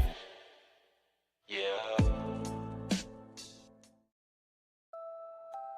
He's actually conducting electricity now through his tongue. It looks very smart, but it may not be as smart as you think it is. How? Yeah. I was sleeping, had to wake up. Why? Every reason. Look closer.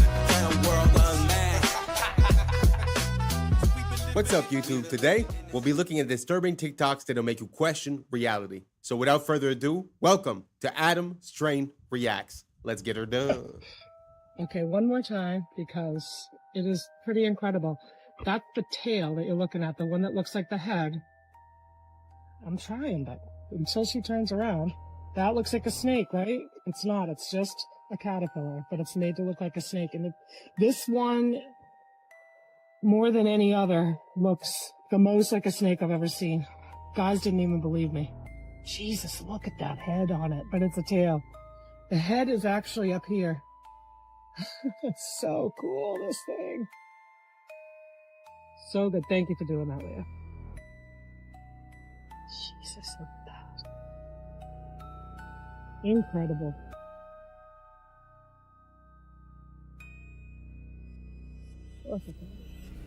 He's about like 6 inches, though, see? 2, 1.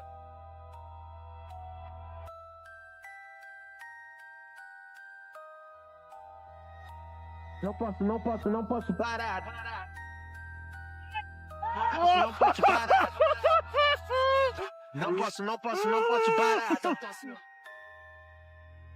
He's actually conducting electricity now through his tongue.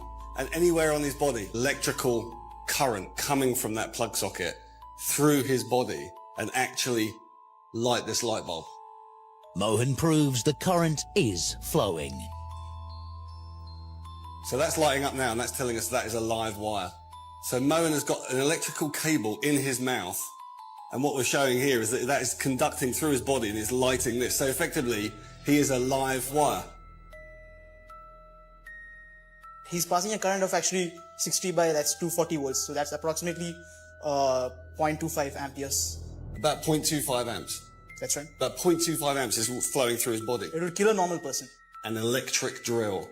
It's a 500-watt drill. The drill pulls over 2 amps through Mohan's body.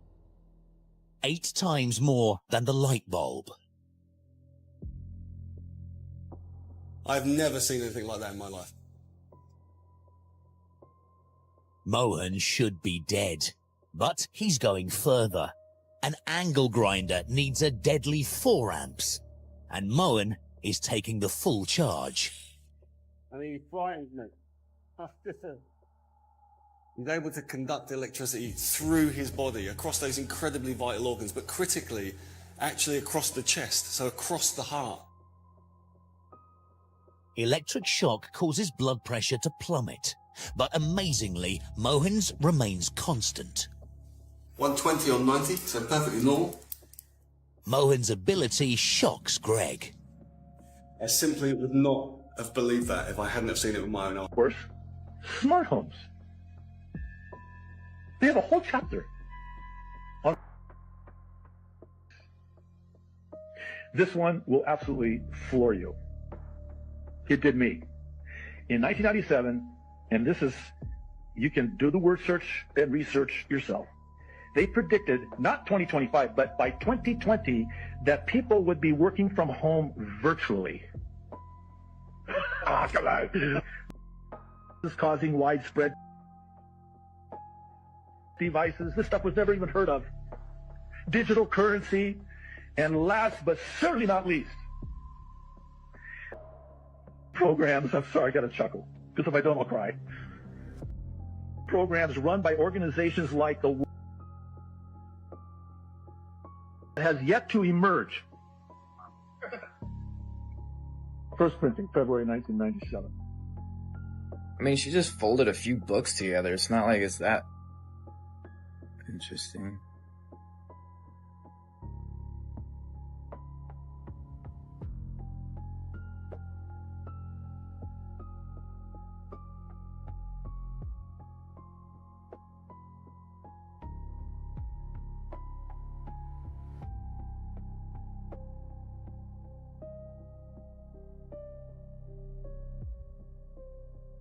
This goes deep, literally. I've been connecting the dots and was a member of the advisory board for an organization called the Life in the early 2000s. And well, they have a program called Life, which discusses developing fallback positions on Earth in the wake of an apocalyptic event. The Life is interesting because it was the second organization ever to perform a wireless money transfer in the early 90s, decades before cryptocurrency. Money transfers was the original large-scale currency mining software. So now you have an organization that is able to perform large-scale, infinite, untraceable money transfers, and they're building giant underground infrastructures. Donald Barr was a man who inducted the Dalton Institute in a college degree. He authored a sci-fi novel called Relations in Space about an aristocratic slumlord class who traveled. What's even stranger is the U.S. general who was supposed to prosecute was William Barr, Donald Barr's son. Also recently surfacing information about a former official named Catherine Austin Fitz. She managed $40 billion and says 20 was quietly stolen to build secret underground society civilizations, all interconnected by underground transportation systems. She watched it happen from the inside. She sat inside in urban development. She saw the money move, and she said it went somewhere the public, you and I, were never meant to find out about. An estimated 170 underground bases, subterranean transportation networks, advanced energy tech, an entire parallel world funded by our tax dollars, all built while we were told the budget was too tight for school and hospital improvement. And the CBDC that's being rolled out right now, Fitz says that's the control grid to manage the people left on the surface. If a former official with direct access to is saying 21 went missing to build deep underground civilization and transportation networks, and the government ever told you where it went, what does that tell you? That is exactly where the national... Well, that's very interesting. I mean, the more you look into this guy, the more he seems to have his paws involved into a lot of things, whether it be, you know, selling things and people, whether it be, you know, scientific grants and, you know, the most advanced science, whether it be genetic manipulation, whether it be even towards the jab, right? But the question that he's saying at the end really got me, because how do you think it's possible that the national debt of the US is so high, you know, and it's multiplied basically in the past 20 years? This would kind of make sense, you know? So let me know what you guys think down below, and let's keep on rocking. I'm gonna need you to lock in to understand this. This video will require you to lock in. Civilization was designed to replace humanity. And I'm not talking about politics, ideology, technology, greed, human failure, whatever you want, belief, human invention. I'm naming the pattern beneath it all, because there is a pattern, a stable pattern in abstract space that is far older than humanity, older than culture, and older than gods. It does not live in organisms. Organisms fall into alignment with it. Wherever extraction can outrun regeneration, and consequence can be delayed, and abstraction can replace contact, the pattern will appear. And it's worn many bodies, and it's wearing us now, because the pattern has a historical body, and that body is called civilization. I'm just trying to tell you what it is. Civilization is not a neutral tool. It is not a container. It is not a servant. Civilization is a replacement engine. It is designed to replace humanity with function. Civilization was not created to serve humanity. Most of humanity was created to serve it. And you can see the pattern in the locust. A grasshopper is a local, green, limited, participatory animal. It eats, the land recovers. But when density crosses a threshold, something shifts. Serotonin rises. Contact accumulates. A switch flips. The grasshopper does not decide, it aligns. Its body darkens. Its appetite becomes endless. Limits dissolve. The land becomes stripped bare, and then the swarm dissolves. Not from evil, but from completion. And you can see it in ants, and in algal blooms, and in bacteria that poison their own world of oxygen. Life itself has entered this pattern before. This is not a moral failure. This is a structural possibility of reality. So humans did not invent this pattern. We became its most powerful host. We had abstraction, symbolic storage, future modeling, surplus energy, and distance from consequence. These were not sins, they were interfaces. And when agriculture crossed density thresholds, the pattern found a new mode, civilization. So at first, I'm going to show you how this even looks. I'm going to give you an example. At first, the world looks whole. The man is in the forest. The axe is movement. The tree falls and the forest remembers. And then a thought appears. This tree is not me. The tree becomes lumber. This is subject-object split, right? I'm just trying to put you on. The forest stops being a relationship and becomes a resource field. Nothing breaks immediately, and that's why it works. And then, once the split exists, it seeks completion. The river becomes water. The animal becomes meat. The land becomes property, and another human becomes labor. And guess what finally happens to the self? The self becomes useful, right? The split turns inward, right? So here's the pipeline, how it shows up in your life. You are born human, but you're converted into function. It always starts in stage one. You start with an identity and they turn it into a role. Someone asks you, who are you? But the answer is no longer I am. It becomes a job title, a school, a status. Your being becomes utility. Then stage two, the role becomes a performance. You must execute correctly. Metrics measure adequacy. Your existence becomes conditional. And then stage three comes in right on time. Performance becomes permission. Good performance grants resources. Poor performance withdraws them. Survival becomes earned. And then stage four hits like a truck. Permission becomes morality. Work becomes good. Rest becomes lazy. Productivity becomes virtue. Idleness becomes sin. And that morality reaches identity. I am what I produce. The conversion is complete. Human instrumentality achieved. No external oppressor required. You now self-enforce your own instrumentalization. You are your own warden, and you can't even think outside of it. I want you to understand you cannot think outside of civilization, because civilization installed the thinking apparatus. Your categories were not discovered. Race was not discovered. Race was assigned. Class was assigned. Wealth was assigned. Gender roles were assigned. Status was assigned. Merit was assigned. Success and failure were made the fuck up. I'm trying to put you on. All civilizational abstractions. All of them. Even your own name was decided. You're right. Your naming conventions were standardized by Romans 2 full civilizational cycles before you existed. Your calendar, your week, your hours, your inheritance structures, your educational model, your legal personhood, all of them are preloaded. All of them. You do not stand in civilization. Civilization stands in you. And that's why escape fantasies fail, because you cannot leave the water using the concepts water taught you. And this is the mistake people think in. Gods can fix this. God can fix this. No God has ever addressed this situation, because they think gods stand outside the pattern, like gods oppose the pattern, like gods interrupt it. They don't. Every god that has appeared inside history has either emerged already aligned to the pattern, or been absorbed, inverted, or repurposed. Let's go through them. Yahweh is a civilizational God from the start. Yahweh was never a threat to civilization. Yahweh is a God of law, land, borders, lineage, obedience, continuity, and inheritance. A God of accounting, a God of command, a God compatible with empire. And that's why Yahweh was not crucified, because Yahweh already belongs to the pattern. Let's talk about the real God going on here. Abba. Right, that's the interruption that had to die, because Abba was not Yahweh. Jesus never said the word Yahweh. Abba was presence without a ledger, forgiveness without a transaction, worth without productivity, life without a hierarchy, and love without a boundary, and rest with no permission. Abba dissolved every role. Abba collapsed moral accounting. Abba returned people to participation, and that cannot be absorbed. So it was executed. They did not crucify God. They crucified the interruption.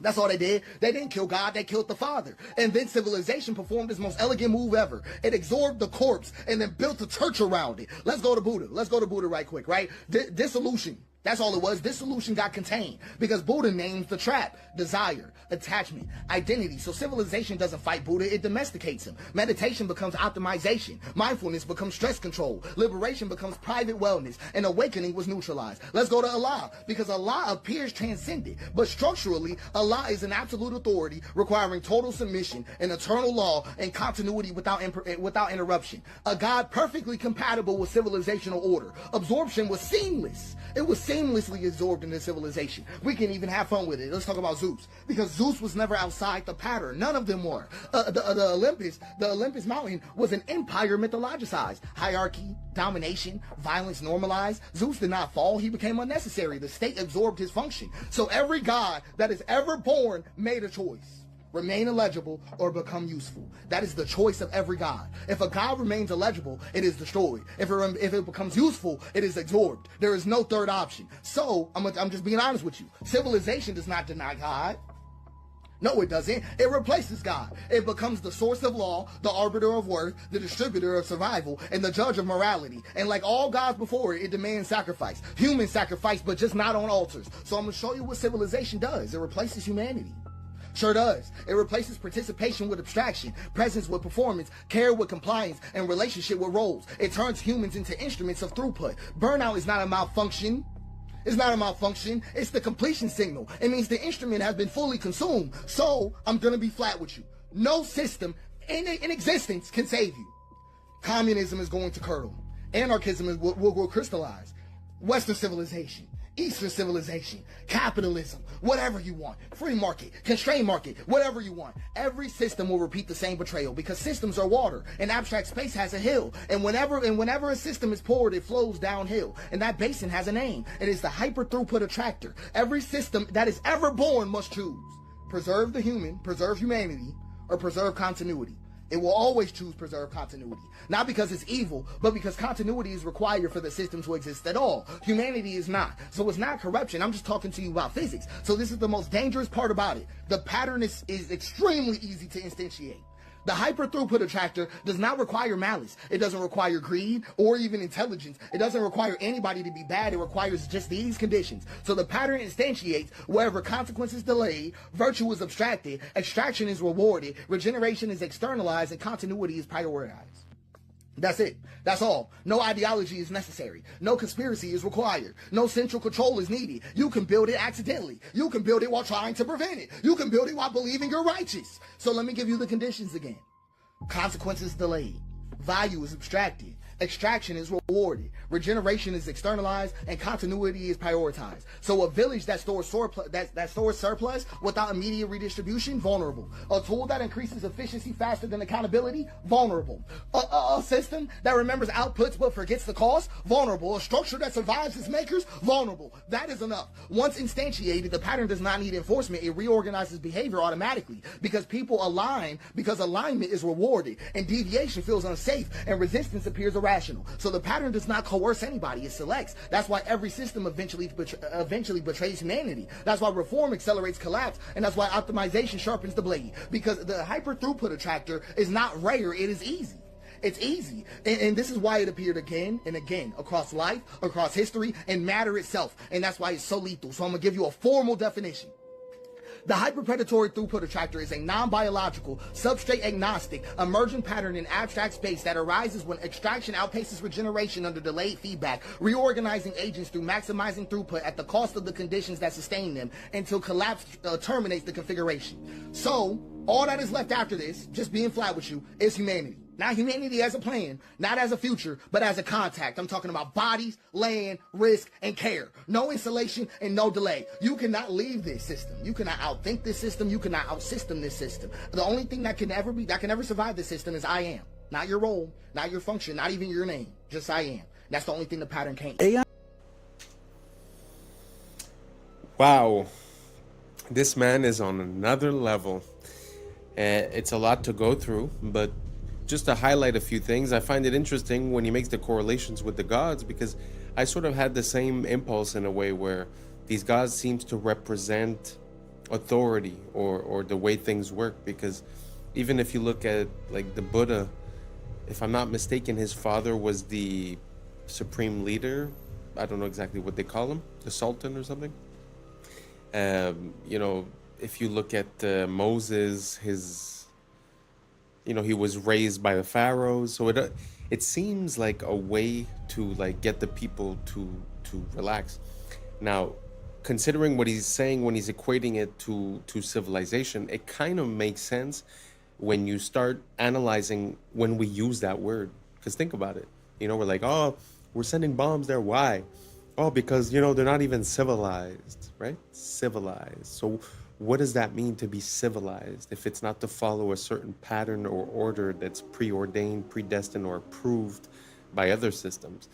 So it kind of makes sense in a way because, okay, one of our biggest problems, in my opinion, my personal opinion, is that we sort of all want to live in the same place. So because we all want to live in the city, we leave the land becomes, up for grabs.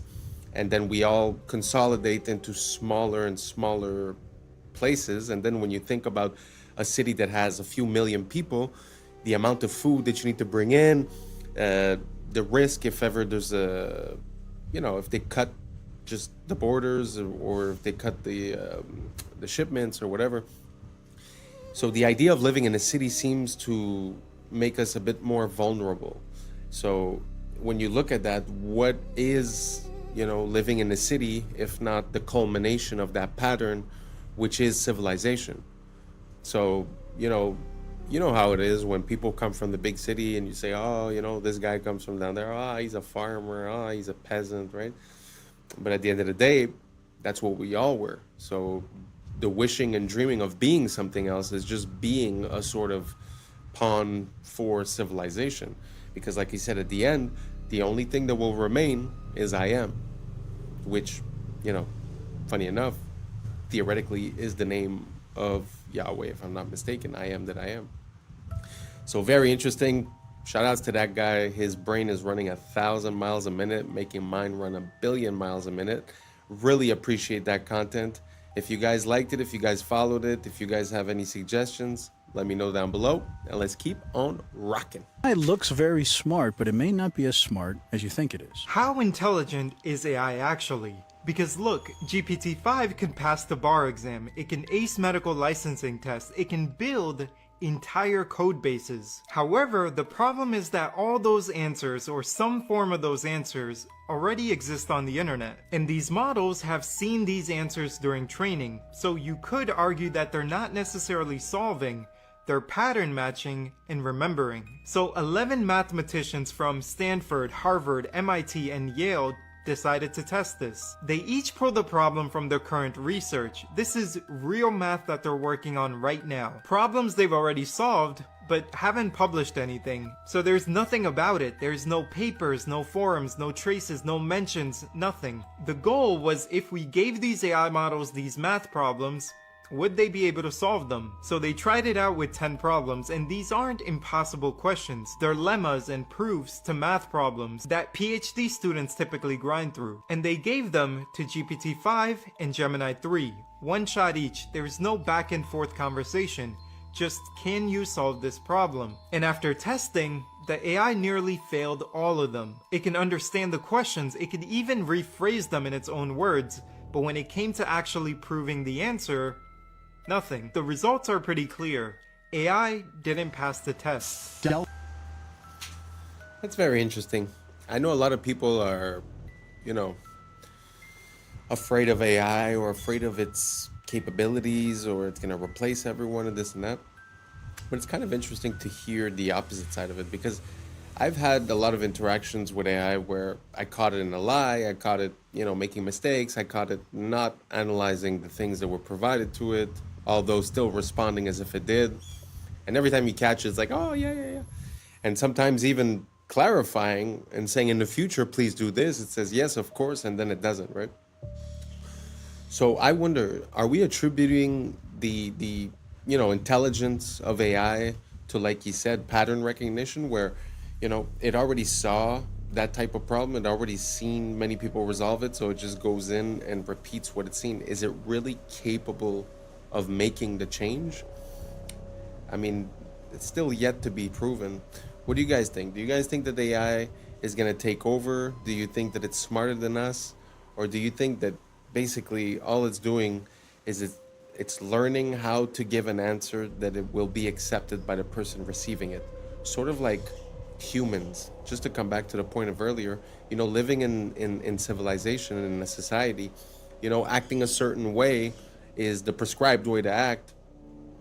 So we it's not because you believe in it necessarily, but you'll just act that way. So I'm wondering if the AI is doing the same thing. Is it giving us the answers that will make us happy?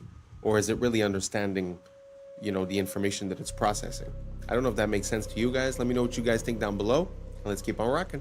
Announced a little while ago that they had done a partnership with this Israeli company, and they were going to use surveillance data about you to figure out how much you were willing to pay for a plane ticket. You have a funeral to get to, or that you've got a meeting on Monday. A wage is a price. Uber drivers, they bucket themselves into two groups. They call themselves either pickers or ants. So pickers are people who are picky. Ants pick every ride that comes along. If you're a driver, Uber can impute a level of desperation to you by how many lowball offers you're willing to accept. Now there's 4 giant apps. They all sell themselves as Uber for nursing. So the app, before it gives the nurse a shift, finds out how much credit card debt they're carrying.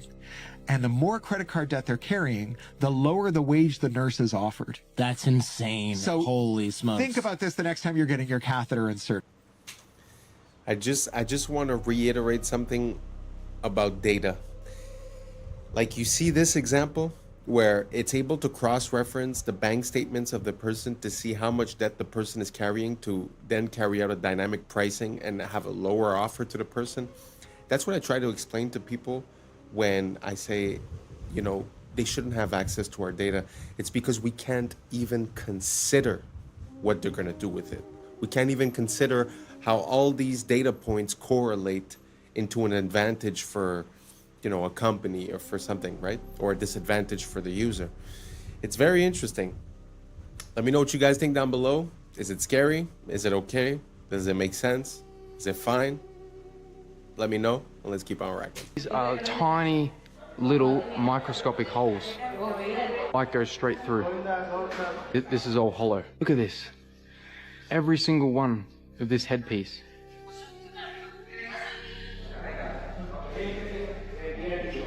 These tiny little holes, man.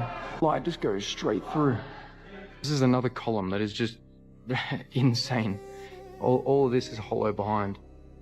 So, allow me to make this clear. Me talking about it's not about whether it's good or evil. That in of itself is a binary spell. That's the trap, the bait, the engineered battlefield of perception.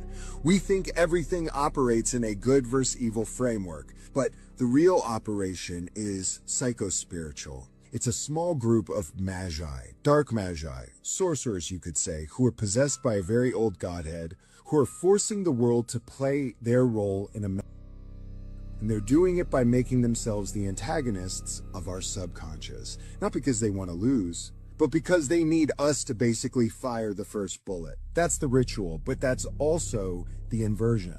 They are intentionally making themselves known as evil. Why? Because the moment the world turns its eye on them in wrath, they win. They didn't get exposed. They chose to get exposed. Every televised, every unfiltered map, every overreach on social media platforms, every file that's all of a sudden available to us, they're not leaks. These are ritual triggers. The unveiling is a part of the binding, because when we see it and we hate it, we technically activate it. For the activation comes from us, from their loosing of our reactions, which is a harvest. And it's not really even about just the face. The core engine is hidden under the Zoharic manipulation of dimensional fields, rearrangement of moral architecture, and the misuse of sacred language to entrap collective consciousness in a binary algorithm. Every social polarity being pushed in the West.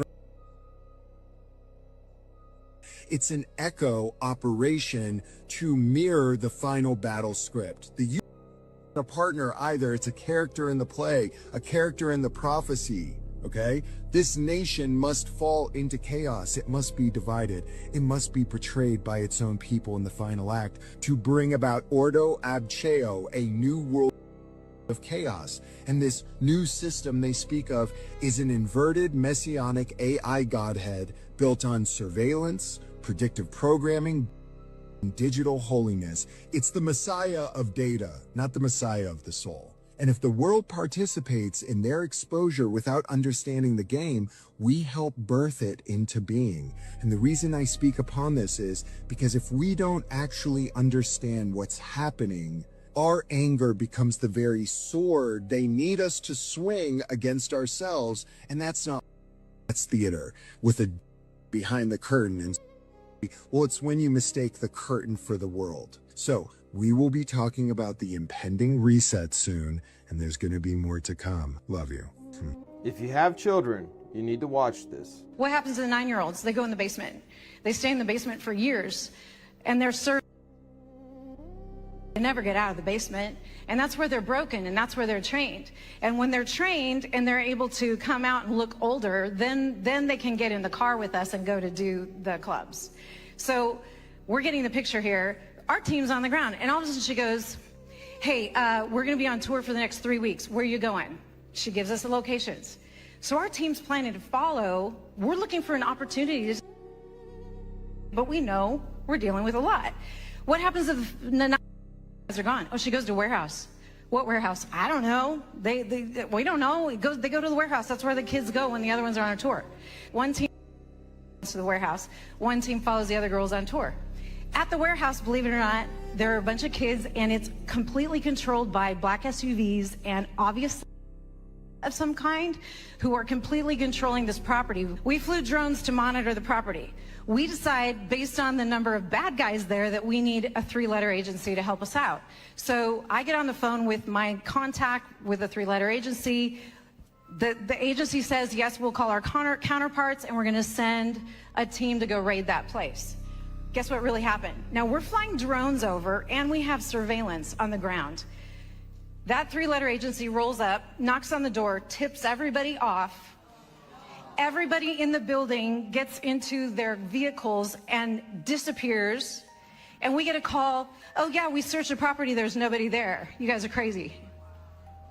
But we watched that all happen. And that's a wrap for today, familia. Whether you're tuning in with the sunrise or you're posted up after midnight, I appreciate your time, your energy, your curiosity. And don't forget, this isn't about truth or fiction. This is about perspective. If this sparked a thought, a laugh, a deeper question, then we did our job. So drop your thoughts in the comments, keep the convo alive, like, subscribe, and don't forget to hit that bell if you're riding a wave, because we're just getting started. Until next time, stay grounded, stay weird, stay critical. I'm Adam Strain, and this has been Adam Strain Reacts. Peace! I don't know what y'all think, but now it's time for us to link up. Really think we on the brink up, making a change from living this strange. Living this strange.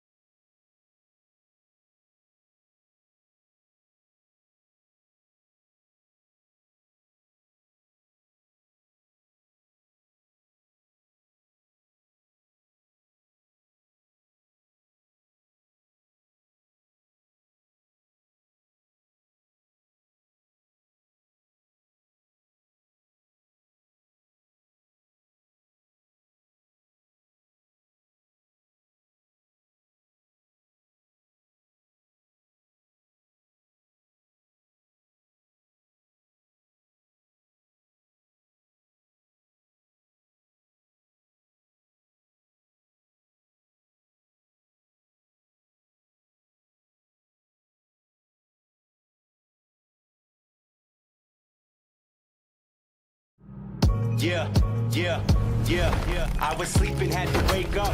Why? Every reason I could think of. God, till the day I keep the ink up. What's up, YouTube? Today, we'll be looking at disturbing TikToks that'll make you question reality. So without further ado, welcome to Adam Strain Reacts. Let's get her done. This is how we became a conquered people with a forgotten past. Little by little, piece by piece, removing all traces of a beautiful past, replacing the architecture above that was made to uplift and inspire its people with the architecture below with the exact opposite intentions. As we shuffle along to our 9-to-5s and our glass boxes, we are oblivious to the beauty that was once there. A people unaware of their true past and their true potentials are made to be the perfect drones. Where back then, the focus of the building was its beauty and aesthetics, while today, the focus is on consumerism. Speaking of this McDonald's, look what they've even done in recent times. You can't strip all the beauty and color from the world overnight. And I know McDonald's is far from a good place to eat, but just look what McDonald's used to be. Colorful, bright, and vibrant. A place where it was a treat to take our kids to every once in a while, where their imaginations could run wild. Who remembers the little burger seats or the forest that McDonald's used to have in them? Now the interiors all look like an ugly corporate meeting room. Little by little, drip by drip, this has been going on for some time. Replace all the beauty with bland and lifelessness, reflecting the society that built it. Question everything, friends. Until next time. The insides of these world fairs were made just as beautiful and intricate as the grounds outside. And yet again, it displays a showcase of how our past was leagues ahead of our own abilities, housing an inside zoo and a zoo of people, and many, many elaborate displays. These look like anything but temporary. From the inside out, these are absolutely stunning. I believe, if anything, these to be the fairs of the inheritors, the controllers taking over the lands of a fallen empire and showing it off, showing off all the technology and the works of the old world. His story has been written by the conquerors. Question everything, friends. Until next time.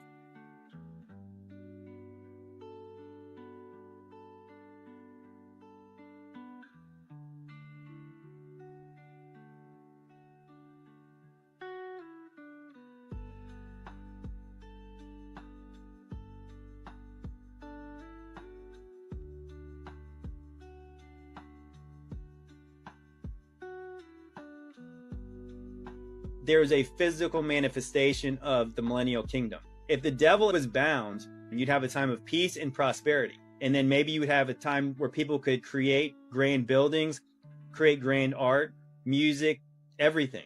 We don't even understand, probably because I do believe the devil is very active today, as most people probably understand that follow me. The devil, the demons, they are super active. We don't even know how many negative effects that they inflict on us all the time, because we wrestle not against flesh and blood. We don't know how much our thoughts get cloudy because of spiritual darkness around us. And then again, you put that on a macro scale, like everybody's affected by this spiritual warfare and oppression. If that was lifted, if the devil was bound and put in a pit, is that possibly that humans could do a lot more than they do now, because there was this freedom in your own mind, your headspace, to not be inflicted by these demonic beings? I think that you couldn't help but have physical results of that. So if the saints are ruling in heaven and they're doing it better than the corrupt sons of God, I believe there would be positive effects on the earth, and we'd be able to see the evidence of that. And maybe that evidence is the grand buildings, the grand cathedrals, the art, the statues and stuff. It doesn't mean that everyone was perfect on earth, but it does mean that there was an allowance for people to do more than they're doing now. Now that we know who didn't discover America, this guy right here, let's talk about who it wasn't named after. Amerigo Vespucci. Yeah, you remember that footnote in your history book that said Columbus discovered America, but they named 2 continents after this guy instead, Amerigo, or as his mama called him, Alberigo. Who names 2 continents after some guy's first name? So why did they name it that? Well, we're taught it's because this map, the 1507 Walt C. Miller map, which is the first place the New World was labeled the Americas, this combined with a letter from a Florentine bishop, a friend of Amerigo, gave credit to his friend for the discovery and the naming. But according to the Spanish, that might not be true, because Europeans didn't actually name America. It was already named that. You know, the people who already lived there, who didn't think it needed to be discovered because they were already there, they called their home America, or various spellings of such. So why did they name it that? Well, it's very likely because of this. The South Americans worshipped a god called Amaru, or Amaru Ka, a feathered serpent. And Amaru Ka to the Aztecs was Quetzalcoatl. So according to Manly P. Hall, the children of the sun adored the plumed serpent. So much so they named the whole place after him. Amaru Ka literally translates into land of the plumed serpent. So no, it wasn't named after some guy. It was named after some old serpent. This was an electric quick... Very interesting. What do you guys think about that? Because I do remember the time when I was in history class and they were teaching me about America and they were saying that they named it after the map maker. I always found that weird. Like, why didn't they call it Columbia or something like that, right? For Columbus or for the actual person doing the exploration and not necessarily for the map maker. I always found that weird. But with the link towards the ancient civilizations of Mexico, it actually makes a bit more sense. And it actually connects back to Tupac. Because Tupac, I think that was the plan of his name, was Tupac Amaru Shakur. So the idea, I think, is pretty close to that. They probably knew something or had lineage towards it. But what do you guys think? Do you guys think America was named after Amerigo Vespucci, or was it named after something that was already here? And regarding the videos before with the demon possession and the beautiful buildings, I feel like demon possession is like a word that we put, but the question that comes to my mind is more, if you compare living around those buildings the way they were built before, beautiful, ornate pieces of art, basically. Like, maybe you could call it demon possession or demon oppression, the fact of living in these cardboard boxes, because basically, let's say humans get inspired. So if I put you in a place that is beautiful, made of art, that is an expression of the beauty of this world, you might have a different thinking process. You might come with different solutions, with different thinking results. So maybe that's the whole thing. Instead of calling it demon, maybe it's just us not being at our top, at our divine, because it feels like we sort of sacrificed beauty for convenience. But my question is, a few generations down the line, what happens when, they say you're a product of your environment? What is the product of this type of environment compared to the product of a glorious, majestic, beautiful, ornate, So do you guys think that it makes a difference? Do you guys think the buildings have an effect on us? Do you guys think that whether we live in a 16 chapel or whether we live in a square box, it's the same? It's up to us. Let me know down below, and let's keep on rocking. Service station for electric-powered taxis in 1940. The fleet of taxis would just pull up, and they would quickly swap out the battery, almost like a NASCAR pit crew. It's funny, they had fleets of electric vehicles, electric taxis like this, electric trucks, so much. I went to the Museum of Science and Industry this spring in Chicago, and they had a whole wing of the history of the automobile. Not one of these electric vehicles were shown. Just the reintroduced technology from today, like the Teslas and stuff. Nothing on these electric trucks here. Nothing on these electric buses. It's like they didn't want you to know the capabilities and power of the past. And the parasites can keep on charging as a premium for their petroleum-based vehicles. Question everything, friends. Until next time. You've been lied to your whole life? I will never stop being amazed by the amount of inventions that come from the 1800s or before. It is truly amazing. It's very sad that they've erased this from our past. Do you guys think that it's true that we had electric cars way back in the days and we just reintroduced the technology? Let me know down below. Let's keep on rocking. And don't even know it. This was the biggest realization I had when I moved to Asia. We were bred to be absolute fucking slaves. Everything you do is in the best interest of massive corporations and the government's control over you. You're sold on a consumeristic ideology that you need the bigger house, the fastest car, and the flashiest bust down. The Federal Reserve is in fact the biggest scam in human history. And you're told that happiness is only attainable if it's bought.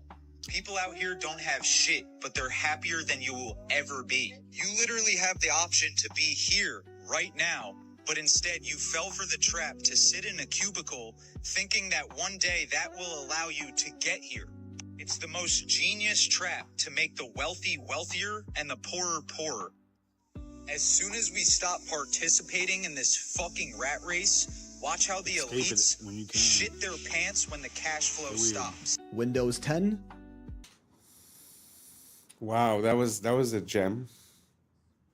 It always amazed me the way we were raised, where, you know, go to school for 20 years, go to work for 40 years, and then you'll be able to do what you want.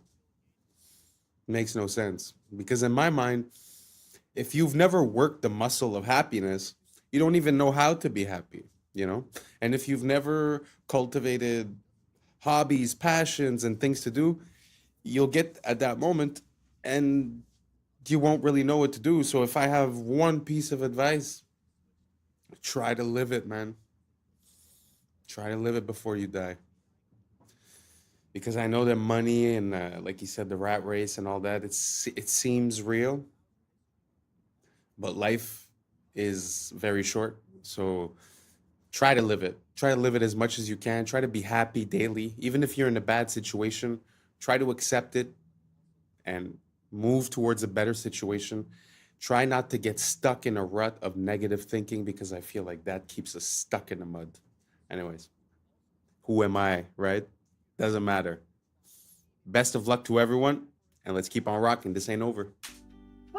Is officially dead. And now spyware that takes screenshots of everything you do every few seconds comes built in with Windows 11. This is real. Microsoft even bragged about it, and it's some Black Mirror in real life. But there is a way you can unplug from this mass surveillance operation that Bill Gates probably doesn't want you to do. So if you're watching this anytime after October 14th, 2025, Microsoft has officially ended support for Windows 10 after 10 long and faithful years, RIP. Which doesn't mean it's not going to work anymore, but over time it's going to become more prone to incompatibility issues, viruses, and other unfixable errors, kind of forcing everyone, myself included, to switch to Windows 11, which Microsoft announced has a built-in program called Recall, powered by their AI Copilot assistant, that explicitly states it takes an image of your screen every few seconds to sort of act as a browser history, but for all of your PC activity. Yup, even your offline sessions are gonna be tracked, meaning you can sort of rewind and search through everything you've ever done on your computer using AI, which is kind of cool, but also kind of creepy. Microsoft claims the AI will run entirely locally, so like inside your computer, not on some remote cloud server that they have access to. And the screenshots will also be stored only on your own computer in an encrypted file. I mean, if you think you can take their word for it, sure, no judgment, but you really never know with tech giants these days. And it still does give actual hackers an easy way to access everything you've ever done on your computer. Everything. Luckily, you can opt out of this feature if you want, so be careful when installing it, as they probably hid it inside some recommended settings option that 90% of people are just going to choose. And in case you already upgraded to Windows 11, there is a way you can disable it at a root level. Here are the instructions. Screenshot it, save this video, you're welcome. Richmond's City Hall, Gothic revival, a palace of stone and glass. According to the textbooks, built in the late 1800s, by men with horse carts, pulleys, and chisels. But look at the details: copper domes weighing tons, marble cut with surgical precision, spires climbing skyward. Even today, with cranes, 3D software, and billion-dollar budgets, such feats take years. And yet, the story tells us, it was done in just a few years with primitive tools. Then, the absurd twist. Many of these masterpieces were demolished after only 20 or 30 years. Declared obsolete, outdated palaces of stone gone before their time. If the goal was utility, why such grandeur? If they were truly 19th century projects, why can't we rebuild them today with all our technology? Maybe because they were never ours to begin with. Perhaps they belong to another age, adopted, rebranded, and quietly erased. Charleston, 1901 to 1902. They called it the Interstate and West Indian Exposition. Boring name, right? Puts you to sleep, sounds like nothing. But look at the pictures, what do you see? A city, not some food stands, not a few carnival rides. A city, Cotton Palace, Ivory City. Sound familiar, just like Chicago's White City. They recycle the same trick, palace this, palace that. Palaces for pigs, palaces for cotton, palaces for bee, whatever, ridiculous. And the story they tell us? They had no money, not a dime. They begged for funds, no one gave them any. And then, bam, a Spanish Renaissance city rises on 250 acres. Cotton Palace, sunken garden, auditorium, manufacturer's building, names that scream grandeur. If you're broke, you don't build an ivory city. You put up some tents and call it a day. But no, they give us a capital of marble and towers. And then the ending, failure. Only 600,000 people came, they lost money. Over 1 million spent, only 30,000 earned back. And then demolished. Every last piece except one building, the women's building. That's the history they give us. But think, so much talk about attendance, about exhibits, but nothing about construction. No photos of building crews, no scaffolding. Just poof. A city exists, and then it doesn't. So again I ask, was this really a fair? Or is it just another fake story patched together to cover these inconvenient photographs? Just when you think you've seen it all. Just by the way, these World's Fairs, I don't know if you realize, but there's more than one. I mean, it's almost every year. You know, St. Louis, Chicago, New York, they're everywhere. Paris, everywhere around the world. And funny enough, recently I realized that they still go on today. Very interesting. I didn't know that. So if you guys want to look it up, they still go on today. So it seems like a very interesting timeline when it comes to these things. It's always the same thing, more or less. It's a short building period. Then you have the exposition, and then they destroy everything. They normally leave 1 or 2 buildings. And funny enough, everything is made to be temporary, but the buildings that they leave still stand today and are solid. So, I mean, for me, logically, it doesn't make sense. What do you guys think? Do you guys think that it's exactly what they said? I mean, because they said they built temporary cities built out of stucco, which is like drywall, basically, cement. And they just like basically make it look good. But like I said, the buildings that they left over are still there today and they're still standing strong. So for me, it causes quite an issue. What do you guys think about these World's Fair? Makes sense? Doesn't make sense? Let me know down below, and let's keep on rocking. Here's some more awesome, innovative, and a little wacky inventions from the early 1900s. Though I'm not saying this proves the existence of advanced civilizations of our past, there's already more than enough evidence presented for that. I just think these videos really show the level of ingenuity and innovation the people from this time had. A period of time before our Rockefeller-style school systems stifled any of that creativity.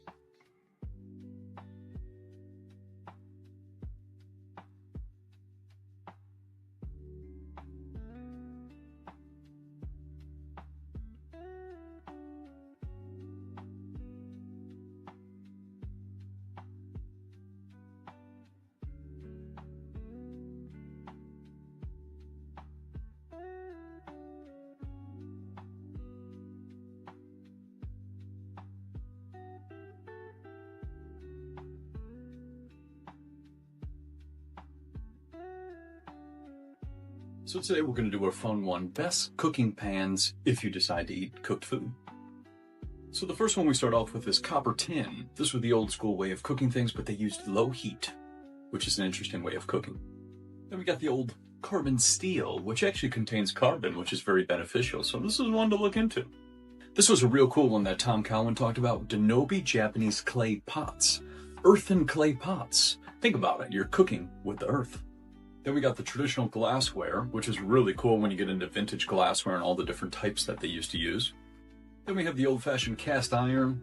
Not really one of my favorites because I think of all the rust. So something to think about, and how people have low iron while cooking with iron. Then we jump over to Teflon, which is backed by DuPont, the non-stick coating. Anything non-stick, throw it in the garbage. That's all that it should be. All of this is just poison, poisons birds, animals, small babies, the whole entire thing. So Teflon is a no-no. And we'll just hit on one last way, just eating raw. This is what I've been doing for about 7 months now, from the book We Want to Live by Adonis. You don't got to cook anything. So these are just some options if you decide to do any cooking. America is a scam, y'all. America is a scam. You will not believe how much cheaper it is to shop in Germany than America, y'all. Y'all gotta watch this. This is actually depressing. If you are American, this is actually depressing. And is any other country in the world experiencing what America is experiencing right now? Let me know that in the comments below, y'all. This is crazy, but watch this. Today I'm gonna show you how expensive drugstore products are in Germany. Starting out with shower gel for 55 cents, deodorant for 60 cents, toothpaste for 65 cents. Oh my god, this is crazy. Period pads for $1.95. Shampoo for 65 cents. I always love to show this. 10 rolls of toilet paper for $4.95. You can find a toothbrush for 75 cents, 4 hand towels for $2.95, makeup remover for 95 cents, and it's perfume free. Hand soap for 65 cents. It's so insane. Everything is so cheap here. Let that sink in, you guys. This is the basic necessities that you need in order to get by in life, and yet America is making you put your life on the line. You have to open up a whole new credit card in order to buy basic necessities and groceries just to make it in this life. So is every other country living their own timeline? No one is playing by America's rules. So is America the only one that is dealing with these terrorists, these so-called terrorists? This is crazy. Face wash for $1.95. Also face cream for $1.95. $1.95 is a special number here. Cheapest hair mousse, $1.15. In the beginning of the year, I seen a lot of people saying that they're moving out of the United States, and I don't blame them, y'all. But something has to give. Something has to give, y'all. The shift is here. Let's continue to get it. Peace in. My brother Jay-Z, Team Rock. I know, it's just like cool information, and it's just surprising, and it's fun to see how much they're paying in Germany, but it truly makes me sad. Truly makes me sad that, you know, so many people signed up for this social contract, for this American dream, and somehow all the stipulations and all the clauses changed, but we're still stuck in the same contract, you know? I find it so sad. All these things, like he was saying, are more or less basic stuff that you need, and it's like we're getting gouged every way, shape, form, side, you know, like it feels like there's still some sort of respect for the consumer there.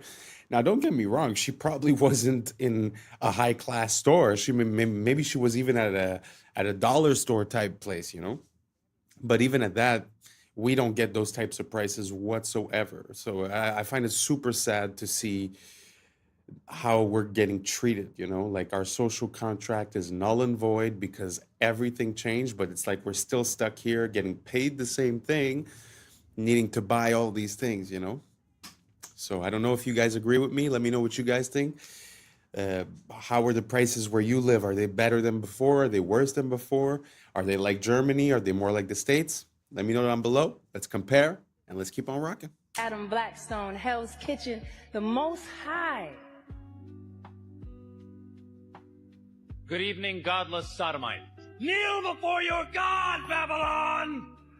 Thinking me the highest paid megalomaniacal boy king in all of Babylon! You see, if you go and visit the very home of the Oscars, where they hold it each year, you can see a plaque on the wall that says the Babylonian Court. The camera shows you the stage, and you see an unmistakable Tower of Babel embedded into the design. Outside of the Kodak Theater, you have the gates to Ishtar, and you have Babylonian gods put on the outside of the gates. They have the exact elephants. They have the same exact gate of Ishtar. They have the same exact Babylonian gods over the top of the gates. A lot of people come up here and they thank Jesus for this award. I want you to know that no one had less to do with this award than Jesus. He didn't help me a bit. So all I can say is, suck it, Jesus. This award is my God now. I'm thankful to the Oscar gods. The other names of the gentlemen are all gods as far as the category concerned. When you get this little golden statue, you become a star. Speaking of spiritual warfare and spiritual dimensions, 2 stories about people that have taken. That was interesting. I had never seen the occult symbology behind the Oscars. Very interesting. It's pretty obvious, huh, nowadays? I mean, of course, nowadays we're more informed and we're able to compare things and we have more pictures. Yes. But even at that, I feel like there's something. I feel like the veil is lifting. I feel like the same things that they would have said before we would have been clueless and just went with the show. And now somehow it seems like we have a bit more of what I call divine discernment. I don't know if you guys agree, but did you guys know about the Oscars and about all that symbology, all the reverence towards Ishtar, all the mentioning of Babylon, the incorporation of the Tower of Babel, even the way they speak when they talk about gods?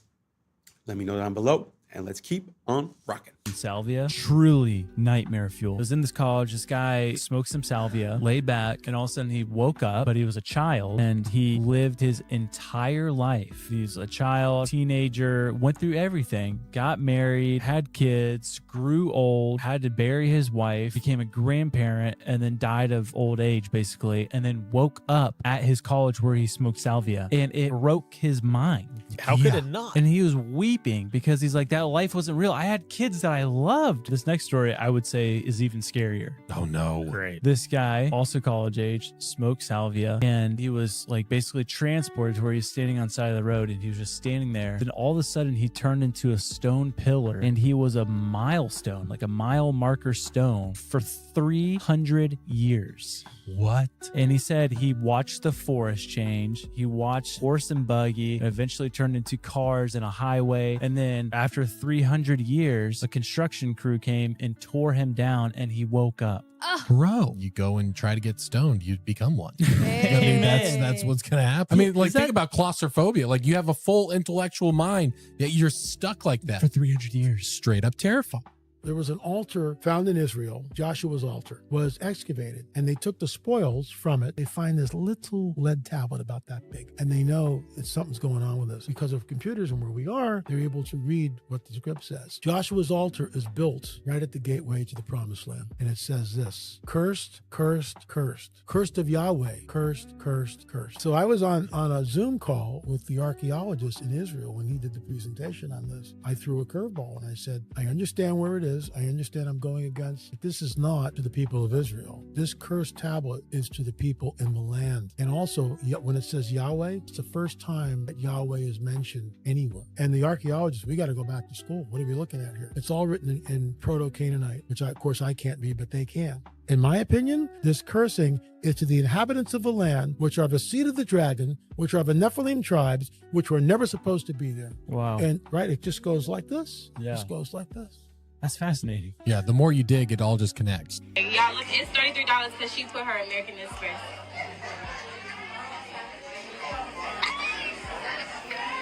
They scamming. Okay, so I went through and read through Uber's terms of use, and they can actually do this. Okay, so here's what's going on. The person was trying to call an Uber in Atlanta, and they quoted her $33 when she used her American Express, but then when she switched her payment to Visa, then it became $20. Weird. Now, according to an Uber spokesperson, they say that we want to be clear that Uber's pricing tech does not set different prices for riders according to the payment type they use. But that is not what their terms of service says, okay? It says right here, quote, prices for product or menu items displayed through the services may not be the lowest price at which the product or menu items are sold. And that Uber is a, quote, personalized digital marketplace platform, meaning prices specifically tailored to you. Also, a lot of Amex cards offer an annual Uber credit. For example, this gold card offers cardholders $120 of Uber cash per year. But now some travel bloggers are reporting that Uber is also charging higher prices if you have those credits in your account. And Uber's terms of service also allows this as well. It says right here, quote, certain users may from time to time receive promotional offers and discounts that result in different amounts charged for the same or similar services of goods obtained through the use of the services. The lesson here is always read the fine print, people. Man, it feels like we're really close to a society that uses dynamic pricing. Oh, you're this skin color, it's this price. Oh, you live on this block, it's this price. I'm very scared of that. I find that it's a pretty slippery slope to get down. And second of all, we have to watch out. You know, they use our our desire for a promotion to mess with us. But you also have to know what the value of things are, because we've caught companies now over and over on Black Friday and stuff like that. They just mark up the price, put down the percentage, comes out to the same, and everyone's going crazy, you know?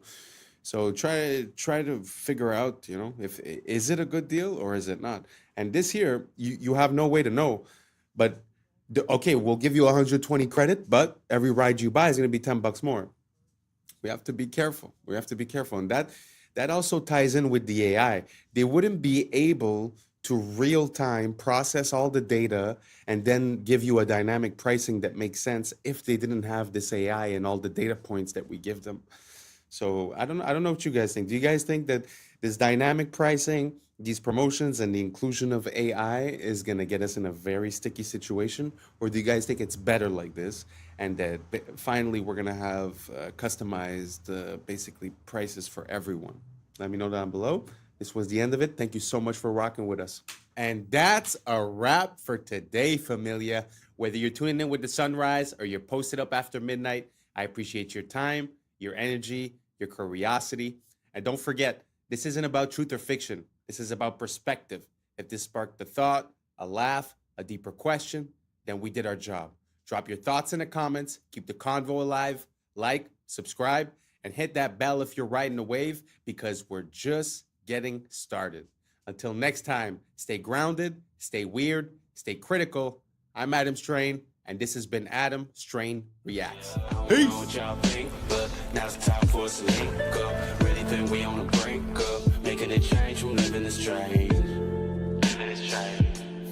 Making a change from living this change.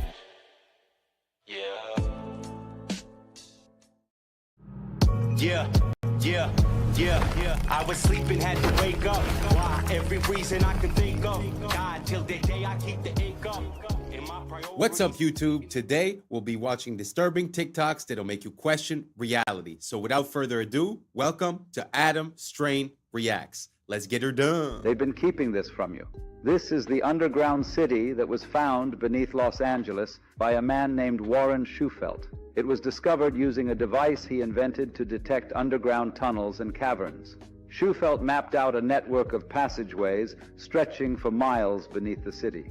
And here is where it gets crazy. His maps indicated a central chamber filled with gold and advanced artifacts. Shufelt said that upon analysis of the artifacts and the scriptures found within the passageways, they all pointed to a lost continent named Lemuria.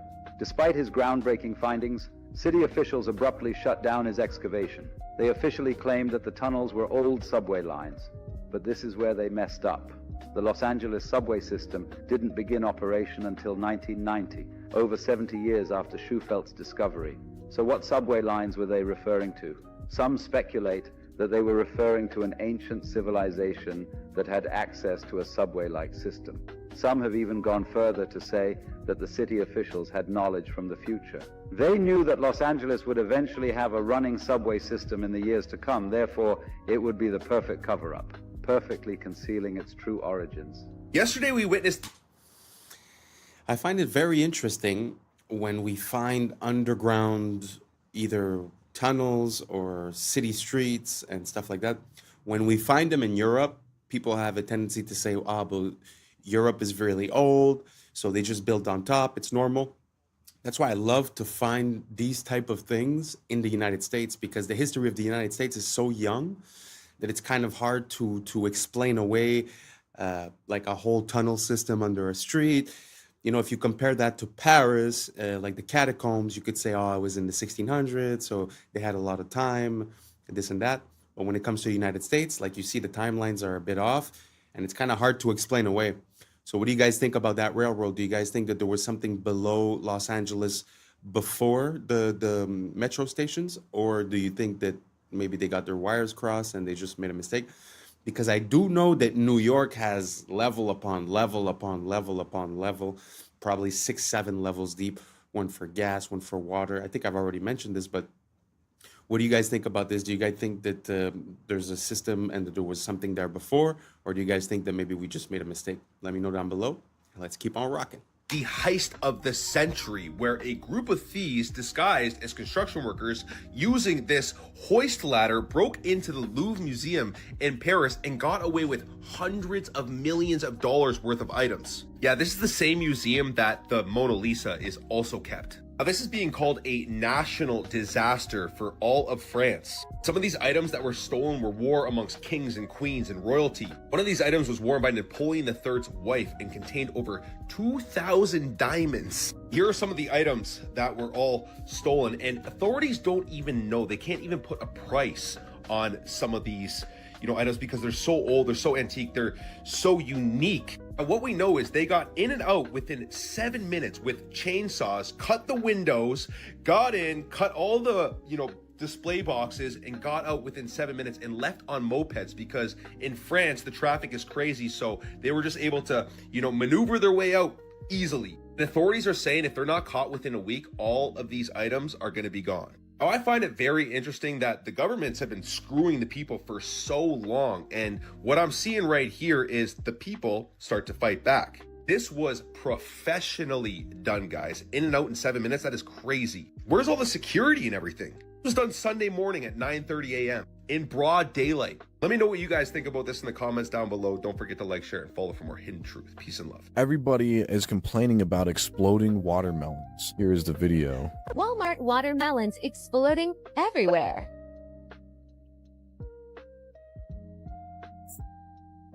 Hey, so I came downstairs and all of the guts of my watermelon was all over my table, as you can see here. Here it is again. The inside looks crazy. It really looks like it is a man-made watermelon. It doesn't look like...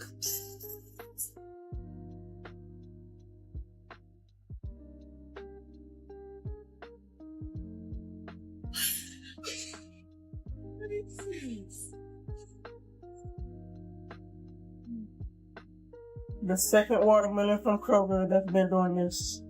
I got to a pot. Never did. Never did.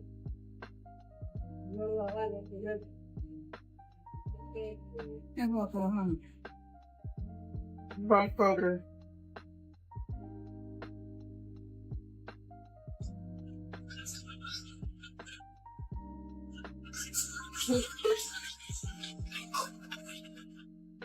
I cannot make this up. I heard a whistling sound in the pantry, and then my watermelon exploded like A. Do you really believe what they tell you? Have you heard of the orphan trains? It was a covert operation to repopulate and reshape the American Midwest. This is as dark and scary as it sounds. Between 1854 and 1929, the United States was experiencing massive waves of immigration that was flooding into urban areas. There was a need to spread the population more evenly across the country, not only to alleviate the overcrowded cities, but also to exert control over areas in America. So, the U.S. government came up with a plan. They took over 250,000 orphaned and homeless children from New York City and other urban areas, placed them on trains, and sent them to rural towns across America. This plan was sold to the public as giving these children a fresh start, but the reality was much darker and more complex. Many of these children simply vanished. Over 100,000 children disappeared as soon as they stepped onto those trains. Was this just a result of poor record keeping, or is there a more sinister story behind these missing children? Look through history books and count the fires. Libraries, cathedrals, palaces, hotels, always burning. Coincidence or strategy? Paris, London, Chicago, San Francisco, all scarred by great fires in the 1800s. After the flames, ornate structures vanish. And what replaces them? Concrete, steel, glass boxes. Even in 2022, Easter Island's sacred landscape burned, shortly after reopening to tourists. Always fire, always loss.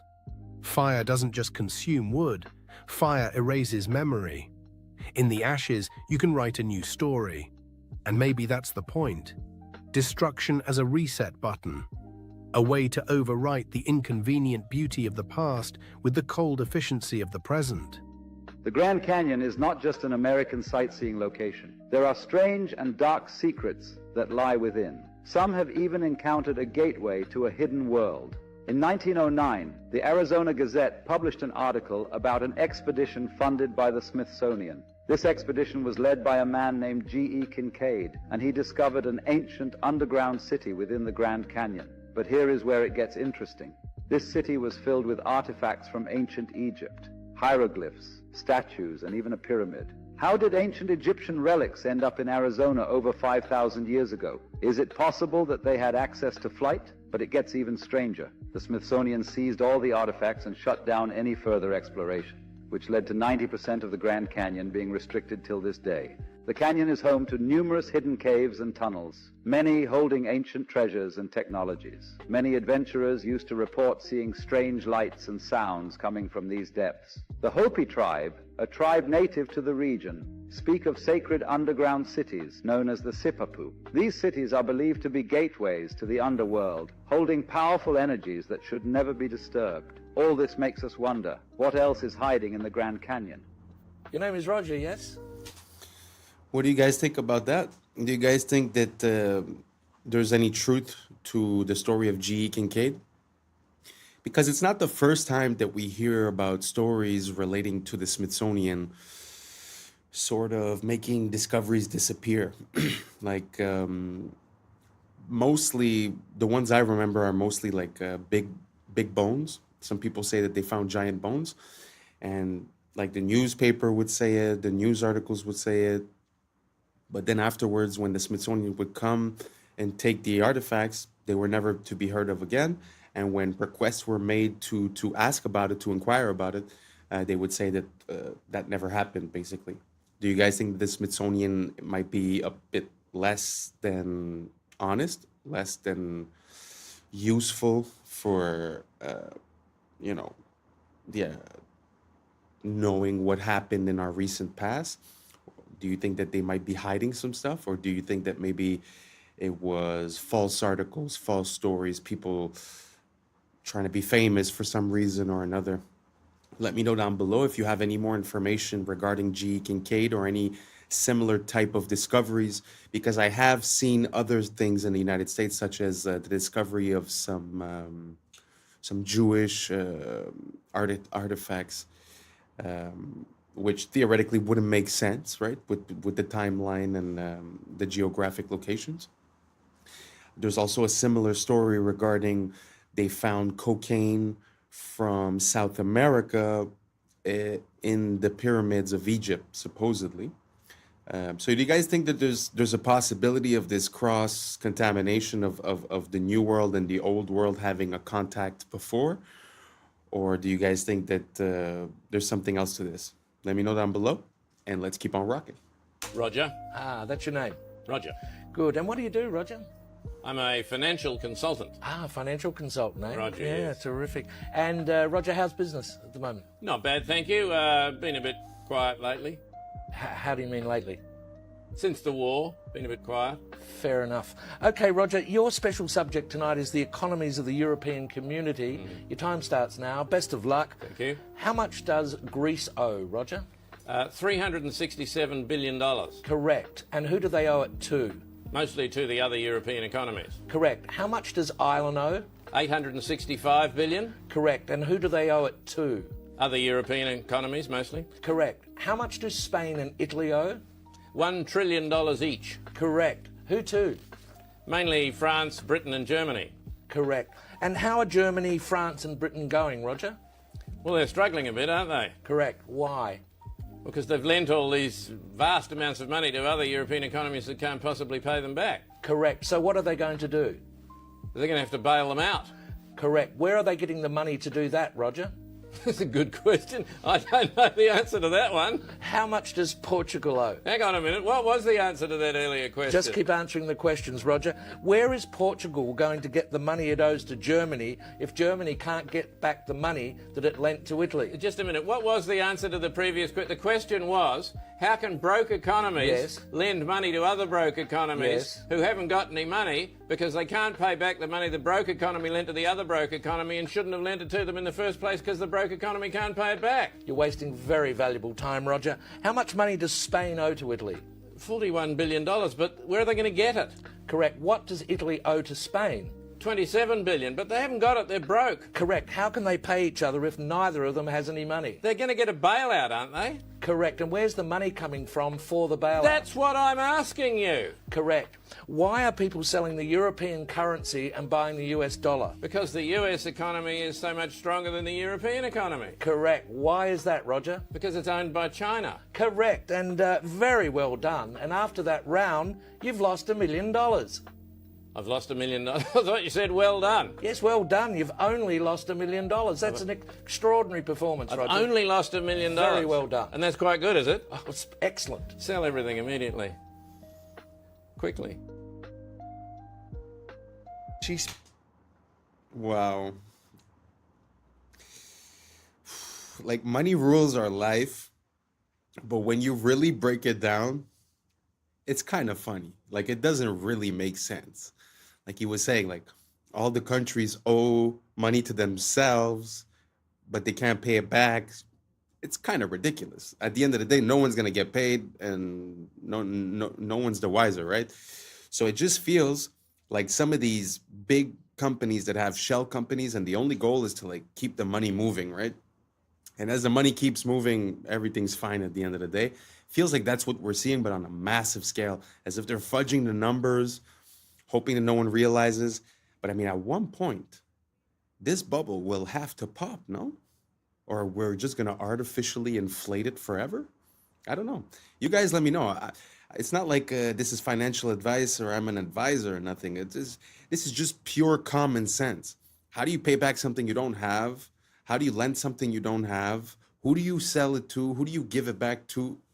It really doesn't make sense. So if you could shed some light on this to me, go for it, and let's keep on rocking. Speaks the real truth about men. You don't want to miss it. Realizing, I think the real thing that they find attractive in women is a woman who is incredibly nurturing. I think no matter how self-sufficient and how masculine a man is, but when a woman takes care of or predicts his needs before he says it, he can't help but melt. So if she knows he might be hungry and there's something ready, if she knows that he might be tired, there's a coffee ready, if she knows that he's got work in the morning, he's going to be in a rush, there's a shirt ironed. These kind of nurturing acts makes a man feel loved. And I don't think they realize it because they're so conditioned to not expect that from women anymore and see that as oppressive and see that as toxic. They're just like, oh no, I don't even expect that. But when they receive it, they act like babies, like just received an opened present. They're like, oh, coffee for me? Like, you know, like you did that for me? And it's like, oh yeah.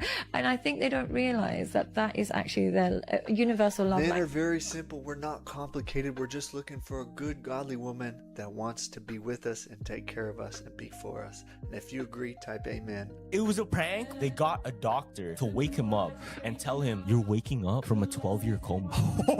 You've been in a coma for the past 10 years. Well, all right.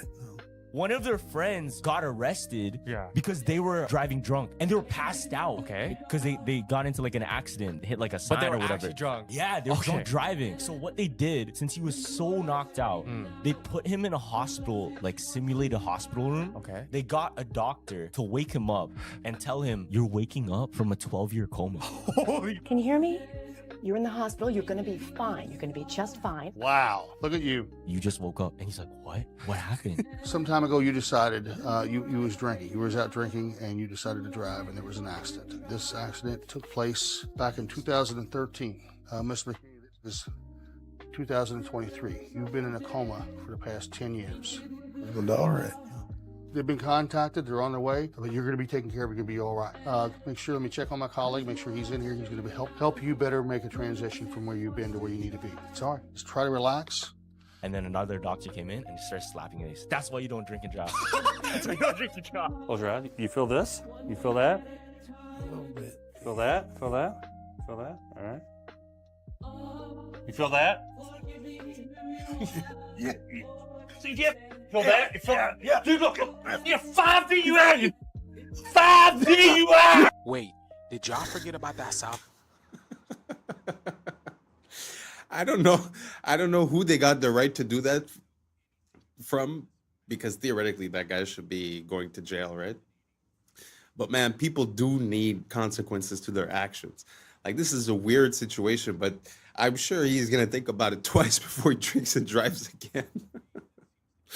Sorry, I just found that super funny. Let's keep on rocking. Antarctic magnetic anomaly. Well, listen to this, y'all. Check this out. All right, I don't really even know how to put this, but does anyone know anything about this massive energy wave that seems to be emanating from Antarctica? There's a video going around as of yesterday, October 12th, showing this powerful, huge circular pulse of energy, this wave that seems to be stemming from Antarctica, stretching like allegedly 6,000 miles north over Australia. It looks insanely powerful, and it is very odd, and I am trying to get more information. I mean, some people say it's just a glitch. Some people say it's some sort of pressure system. Others are convinced it's something else entirely. We do know that Antarctica definitely has a very mysterious past.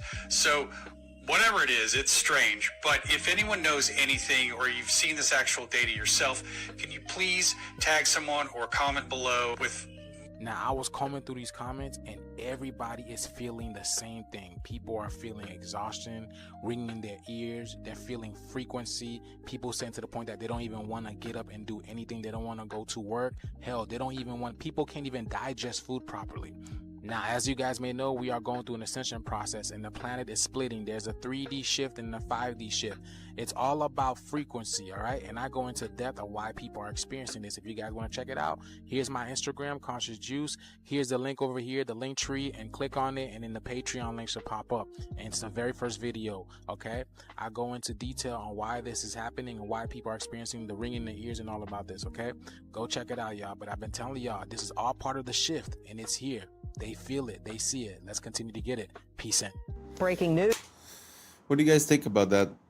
The frequencies that are emanating?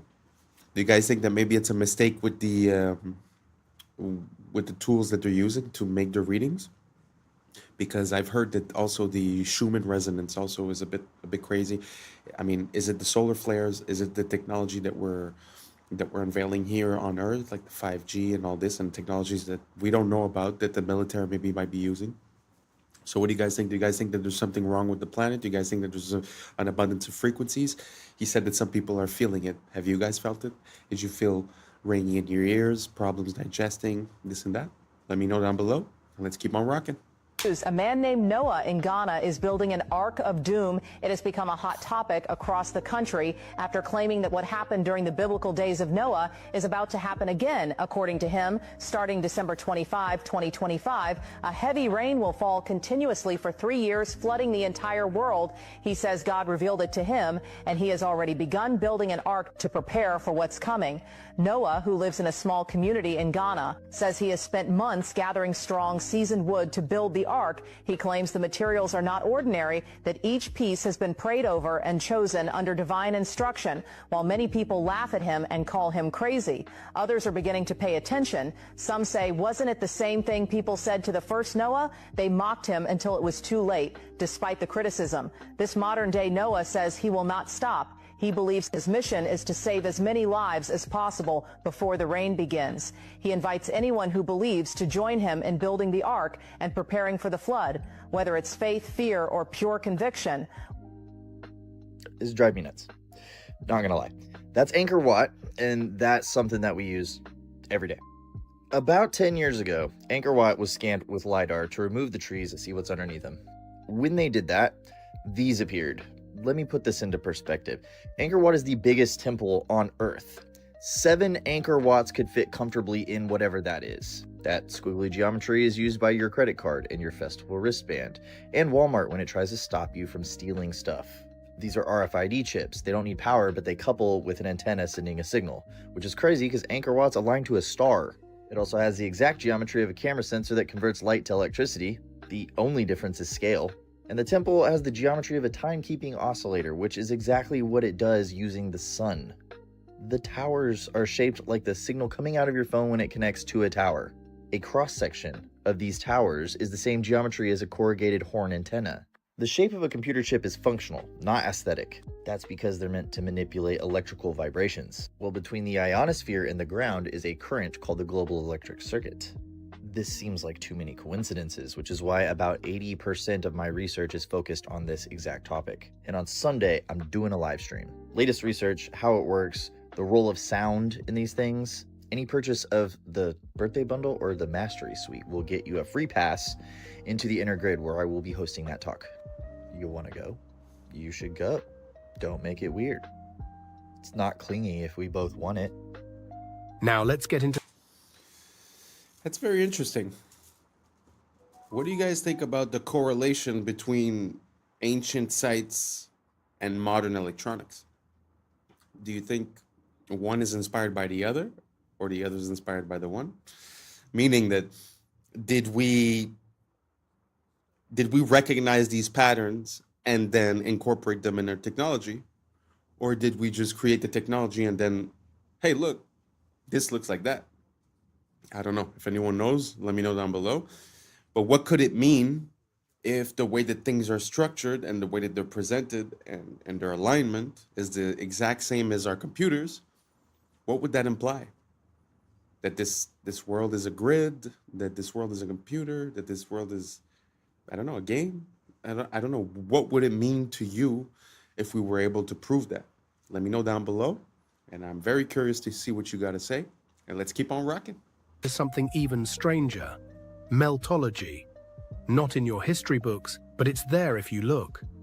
Old walls, ruins, what they tell us are natural mountains. Glance quickly, you'd believe it. But up close, you see melt marks. You see drips, flows, stone that looks like it was once liquid. Outside, scarred, jagged like lava. Inside, preserved, sharp, arches still intact, columns still standing. So what is it? A natural mountain? Or a giant building burned so hot it fused into rock? Nature doesn't carve perfect arches. Nature doesn't make flat walls cut like a blade. Those things are not natural. They were architecture. And now we call them mountains.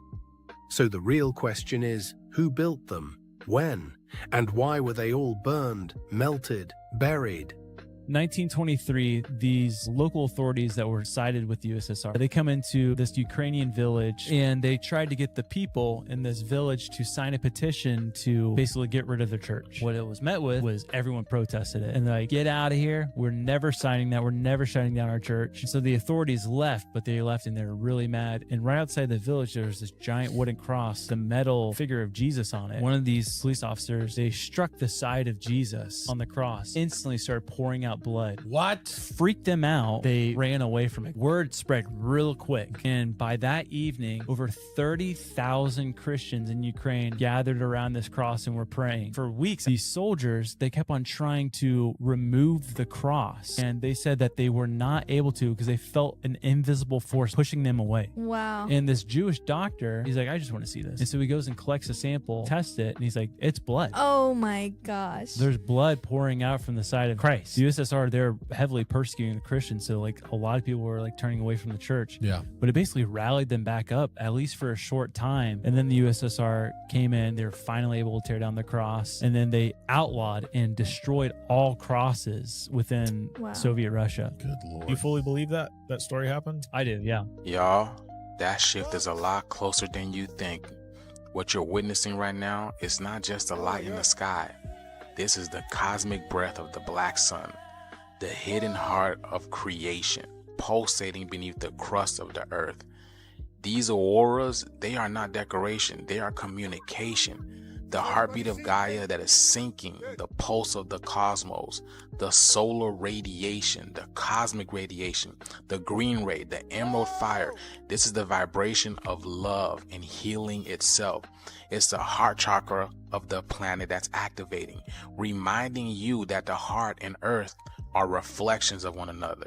So if you're feeling unfamiliar in your body, if your emotions been rising and your sleep patterns been strange, understand that your DNA is tuning into the new frequency of the sun that's behind the sun.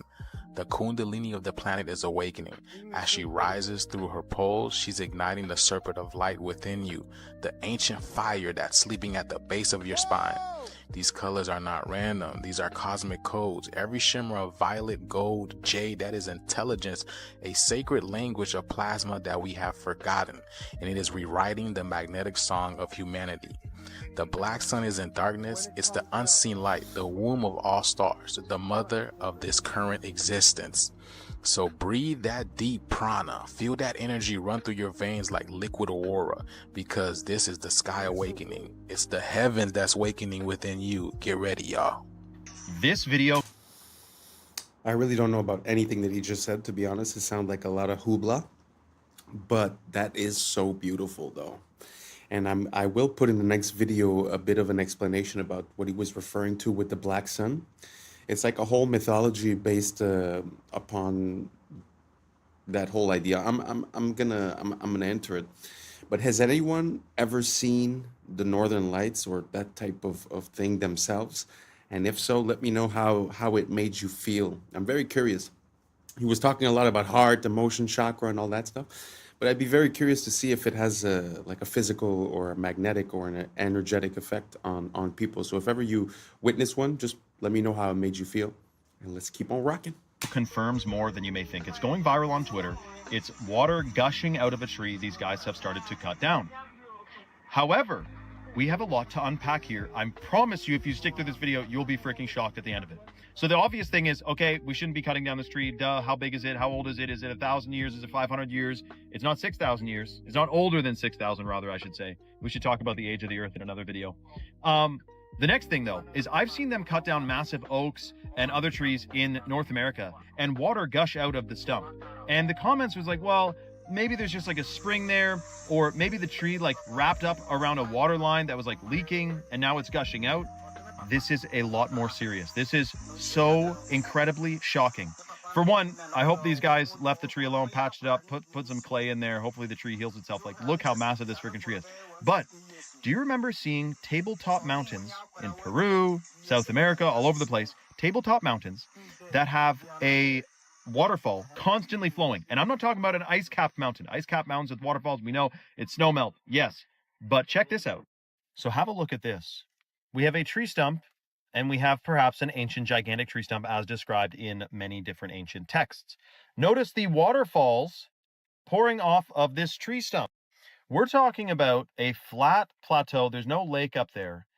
Is it that the roots of this tree, when it was anciently still alive and connected, I mean, the ancients believe that even rocks are alive, so that would make sense if rocks are remnants of ancient trees anyway. But I'm talking the roots of this silicon-based tree tapped into the water supply. When it got cut, this is what's said in the Bible, the angels came and cut the trees down so the Nephilim couldn't climb the trees and survive the flood because they were cannibalistic and everything. Cut the tree, and the waterfalls are still flowing out of it. We may have cracked the code. Let me know your thought. And hopefully this tree survives and they patch it up. That's what I'm talking about. I've been thinking about this for actually quite a while, because I was at the top of a mountain. I was looking at this waterfall and I was wondering, how is it possible that the water just keeps flowing? And to be honest, the only thing I could come up with in my mind is that there's sort of like a pressure that's created to make the water go up and then it goes back down, because it's impossible that it's just rain.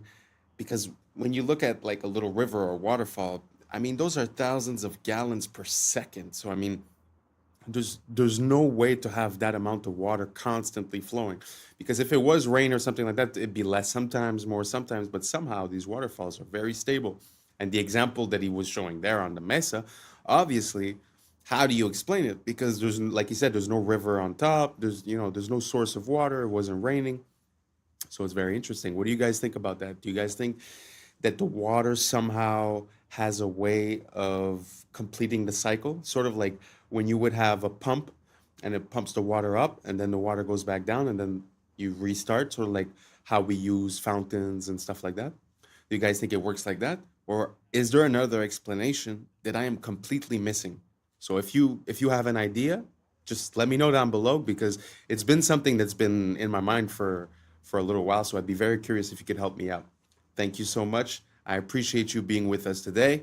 And that's a wrap for today, familia. Whether you're tuning in with the sunrise or you're posted up after midnight, I appreciate your time, your energy, your curiosity. And don't forget, this isn't about truth or fiction. This is about perspective. If this sparked a thought, a laugh, a deeper question, then we did our job. Drop your thoughts in the comments. Keep the convo alive. Like, subscribe, and don't forget to hit that bell if you're riding a wave, because we're just getting started. So until next time, stay weird, stay grounded, stay critical. I'm Adam Strain, and this has been Adam Strain Reacts.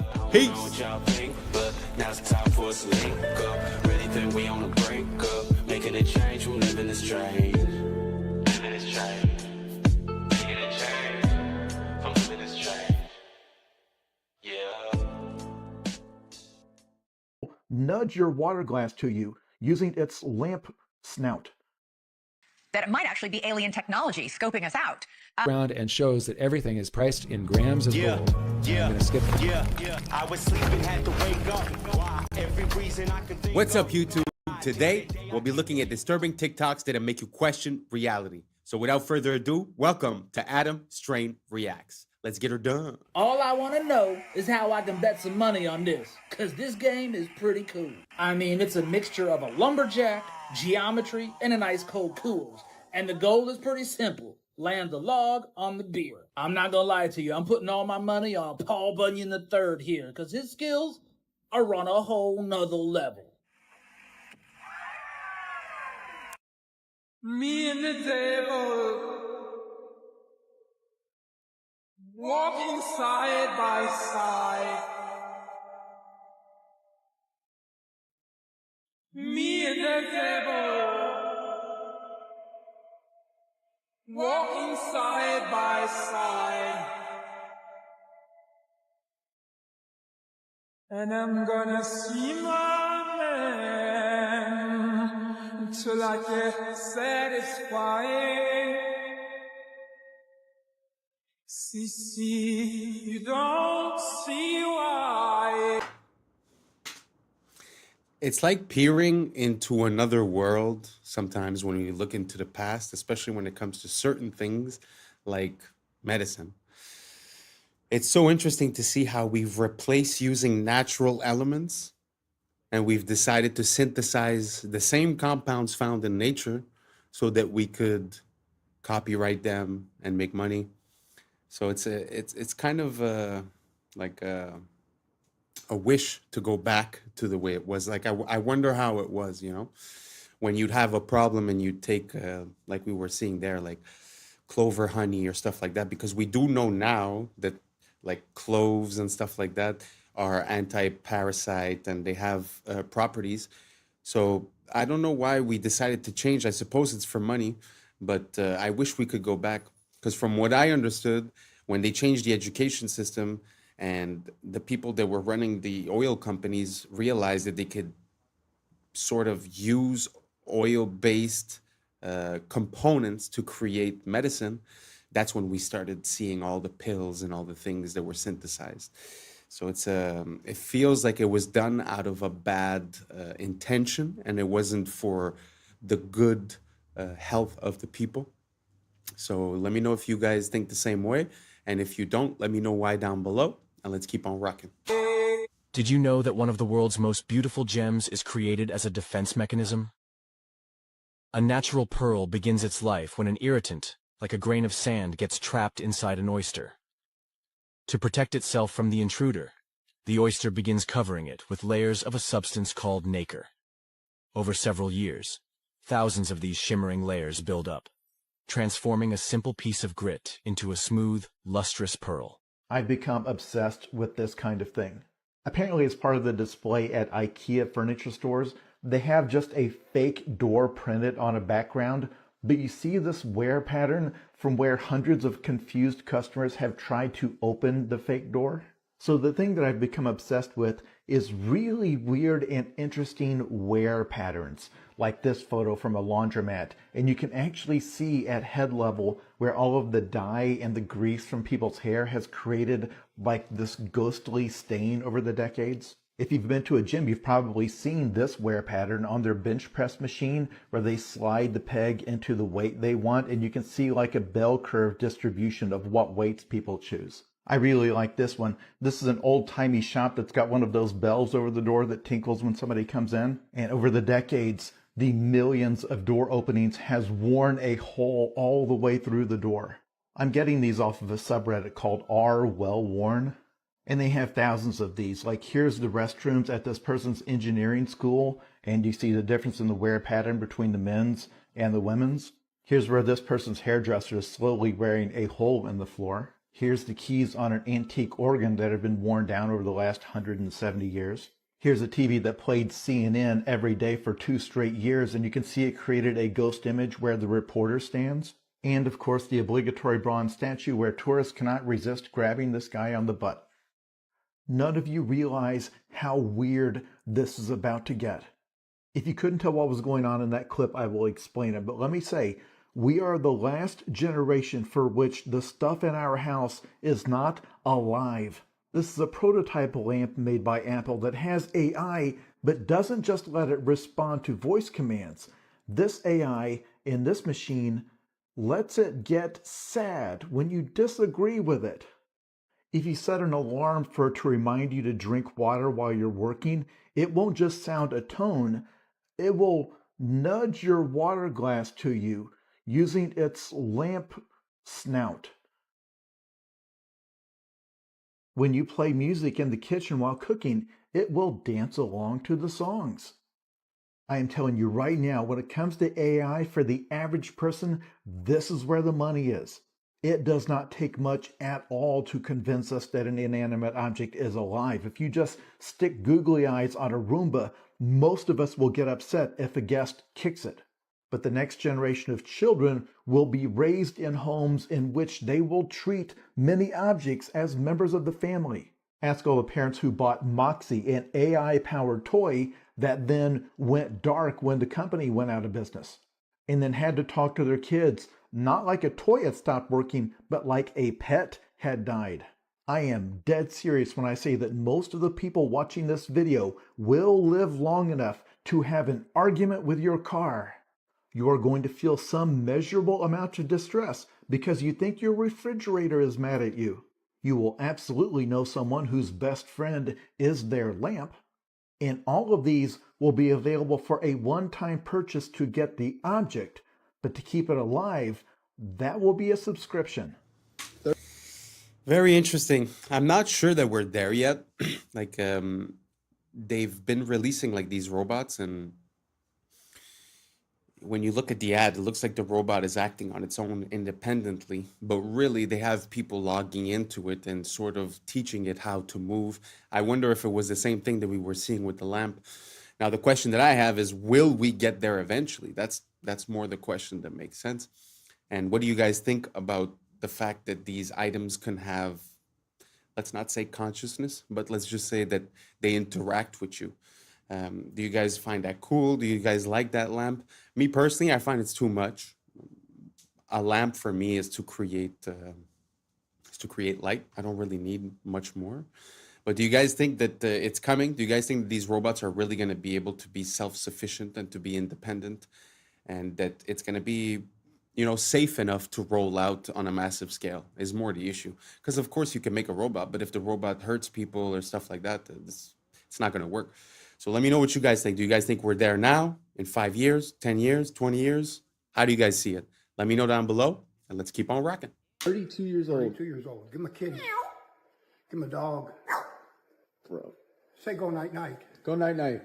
Oh my God. Now, why didn't he do it? Why didn't he do it when I said it? That's the one that really trips your mind. Yeah, that out. is crazy. Handstand in the back somersault? Sure. Phineas. Handstand in the back somersault, dude. No way. No way, How about bro. this one? How about this one? Birdie juggling. You ready for birdie juggling? Don't try this at home. They don't like it. Please don't drop him. Oh, I don't drop him. I've had him for 32 years. Jesus Christ. Bro. Catch him. Bro. Crazy, One more. dude. Give him a shot. No, please don't just go. No, just go.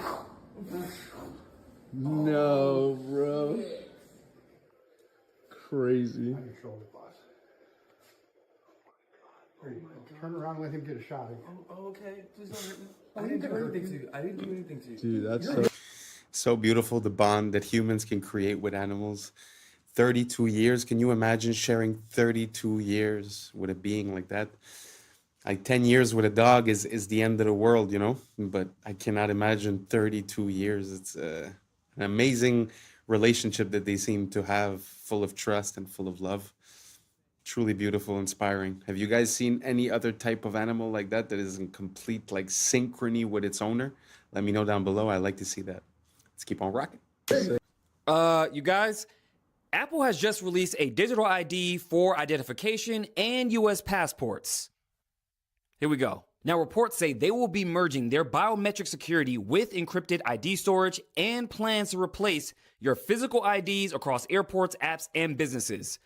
Why don't I like this? They also said this is going to be used at over 250 TSA checkpoints across domestic airports for identity verification. Now, remember I told you guys about one of the richest men on earth, Larry Ellison, who owns TikTok and Oracle, and who's a big fan of digital IDs? Well, it seems like one big master plan between all the big tech companies. You have Microsoft dealing with OpenAI, OpenAI dealing with NVIDIA, NVIDIA dealing with Oracle, xAI dealing with NVIDIA, and not to mention, OpenAI just did a $38 billion deal with Amazon for cloud storage. So the question is, what are they really planning? Well, I may have some answers. Could it be that they're following in the footsteps of China's Skynet, which is tied to digital IDs, a social credit score, and an AI surveillance system that they actually want to put on the moon? Skynet, huh?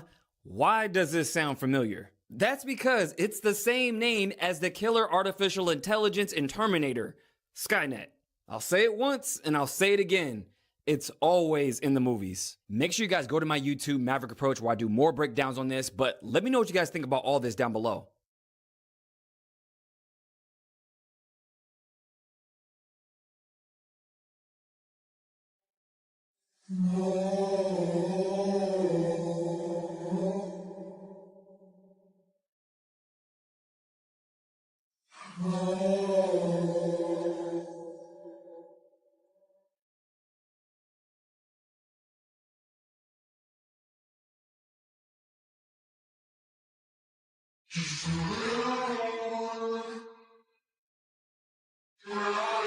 Guys, it's official. Vine is back, but with one big difference. So not only will it have the exact same 6-second looping videos, but it'll also give access to more than 100,000 archived Vines. But instead of Elon being the person to bring Vine back like he said he wanted to, this app, now called Divine, will be backed by none other than Twitter co-founder Jack Dorsey. But the one big thing that makes Divine totally different to other social media platforms is that it will prohibit AI content. In fact, it will scan for and flag suspected generated AI content and prevent it from being posted. It's essentially trying to act as a safe haven. So is this just another hopeless attempt to capitalize on nostalgia? Or can they actually fix the problems Vine had and make it successful this time around? It's kind of interesting. I know Vine was big back in the days, but I think it was a bit too early because people's attentions were still a bit longer. But it kind of makes sense that they're thinking about bringing it back because now we see the short form content on TikTok, millions of views on a 6-second video. So it's very interesting. But the fact that they want to bring it back without the AI kind of gives it a new purpose. And it kind of brings up a question, because AI showed up and got adopted massively while we were using the same platforms we were using the year before. But because Vine would be, a new platform, then they would put this rule in. Very interesting. What do you guys think about that? A whole platform without AI. Do you guys think that might just save a little bit of, like, a little part of the internet to keep it real without bots and without AI? Or do you guys think that it's not going to work and that it's just a flop? Let me know down below, and let's keep on rocking. Freakiest thing that sounds like a weird conspiracy theory but actually is real is right here. Because if you walk down the street and saw somebody holding up a handmade sign saying they are putting chemicals in the atmosphere that makes people do evil things, they are literally driving us crazy and making us kill each other, you would absolutely write that person off as a crackpot. But it happened. Everybody agrees that it happened. In fact, I bet there's at least one person watching this right now who doesn't understand why at gas stations the pumps say unleaded. Like, why would they have lead in them in the first place? And why would you sell it on the basis of not having it? The reason is wild and terrifying. First of all, we used to put lead in everything. It's incredibly useful. We used to make water lines out of it, and cookware, and paint, even cosmetics. And back when automobiles were first becoming popular in the 1920s, they started putting lead in the gasoline. The reasons for it are technical. It helped with engine wear.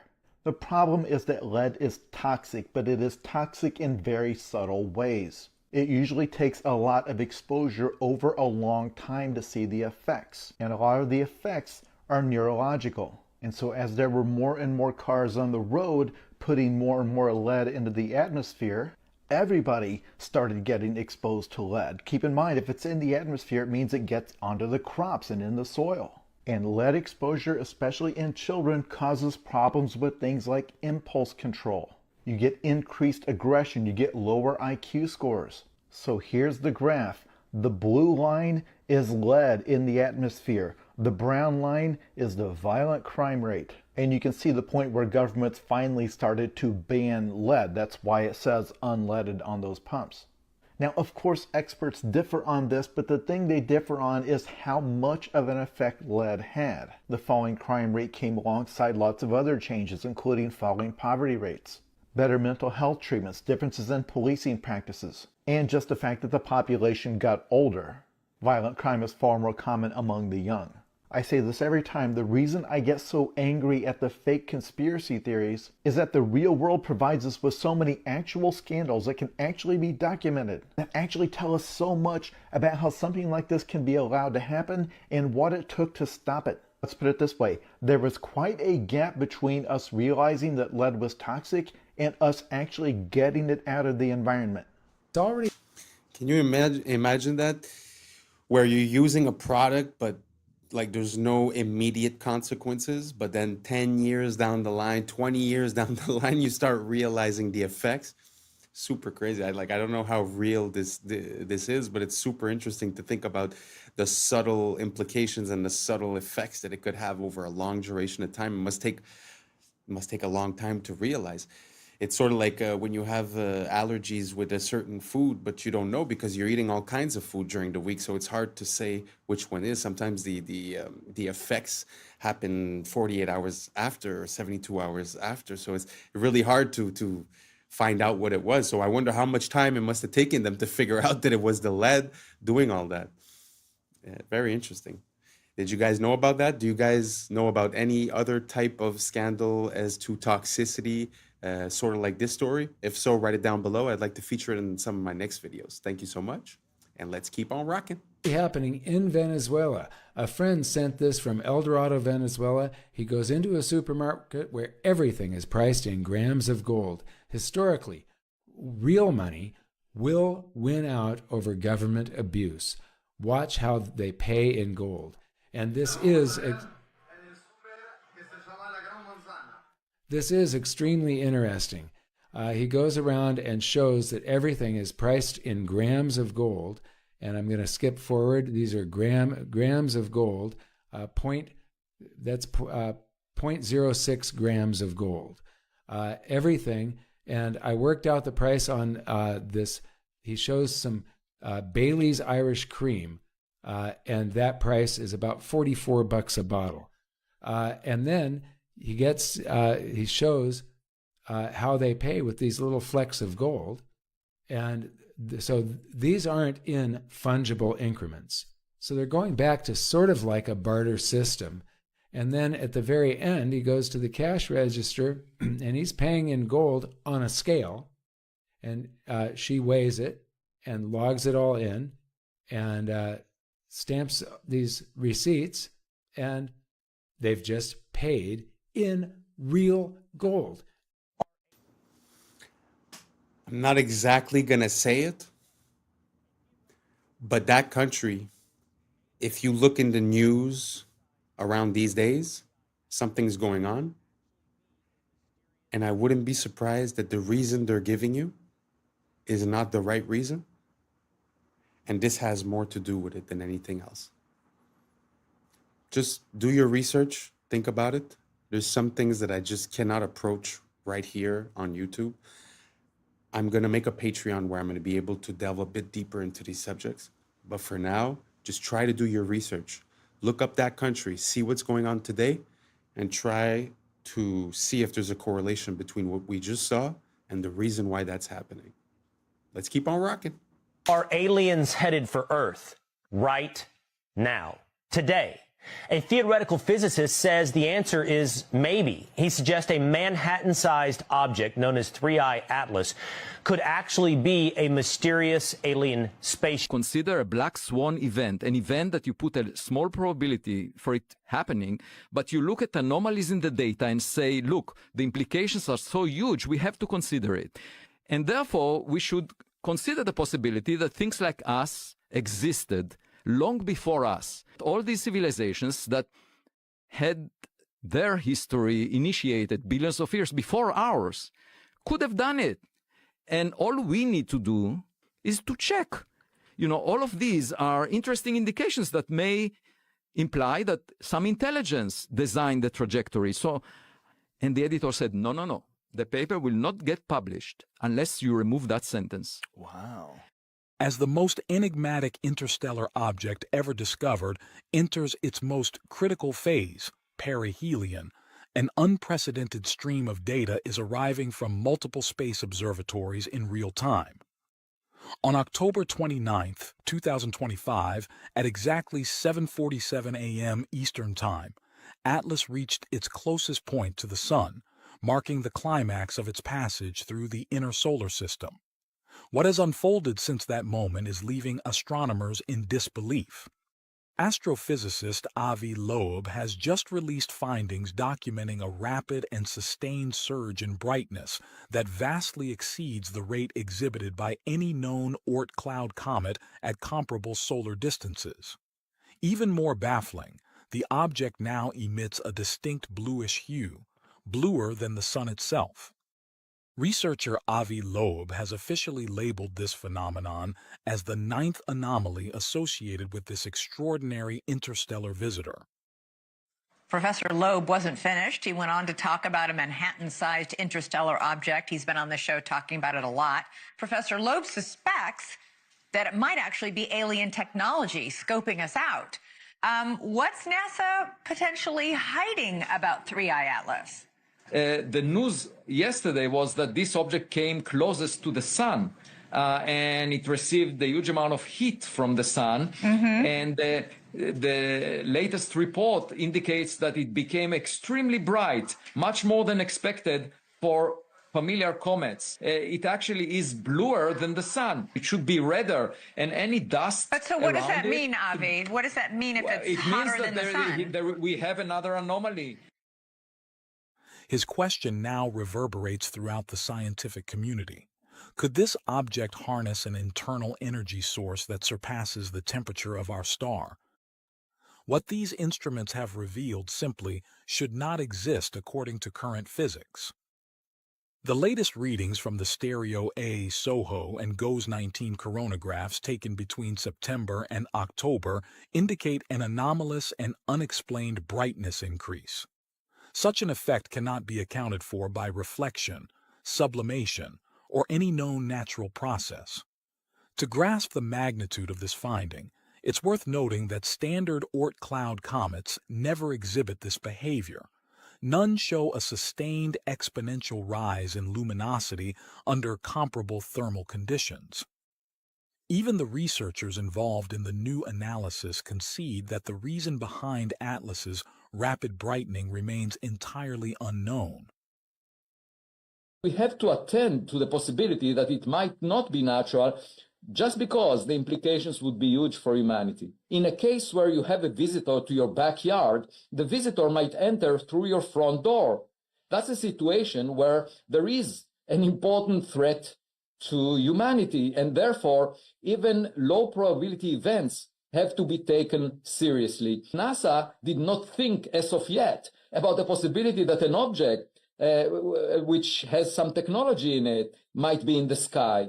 NASA is not the most accomplished space agency in the Milky Way galaxy since the Big Bang, 13.8 billion years ago. So if there was another NASA-like agency around an exoplanet billions of years ago, their gadgets could have arrived at our backyard by now. And that's enough time for gadgets from other civilizations to have reached us. So we should be open-minded when we see new objects that are anomalous. What I'm about. Oh, that's a lot. Sorry, that was a bit long. But I haven't been featuring many of the videos for 3i Atlas because it's all little pieces of information, but really at the end of the day, it's not much. This was like a compilation of different different ideas and different theories. So what do you guys think?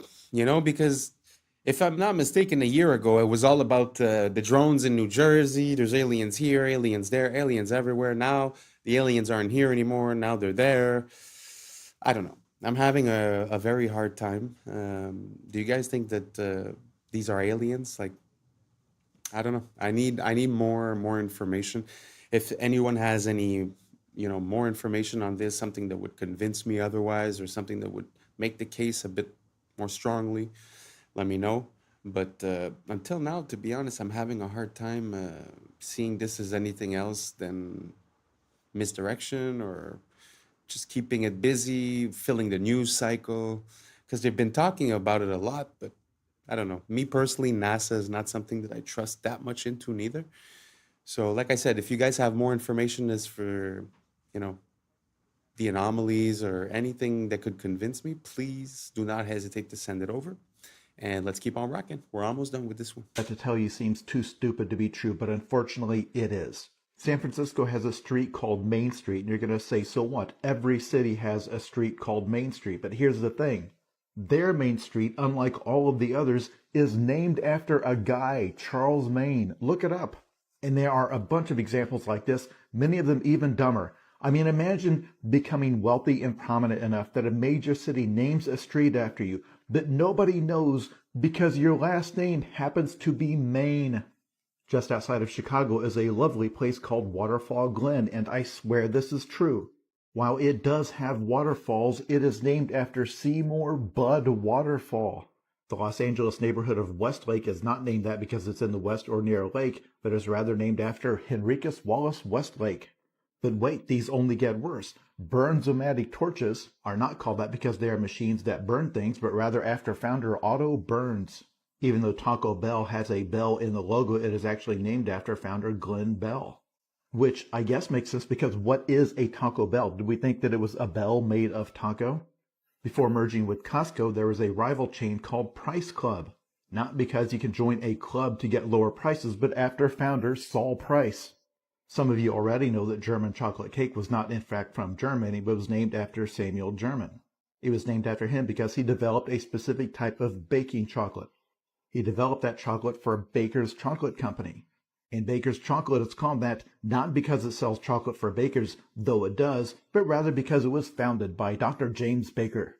I've saved the most infuriating one for last. All of the internet runs off of Google's search algorithm called PageRank.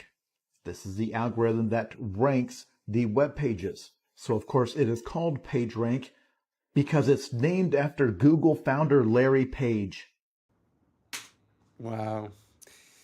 What are the odds? What are the chances? But that's super funny, especially that example about, they name something after you, but no one knows because it's Main Street.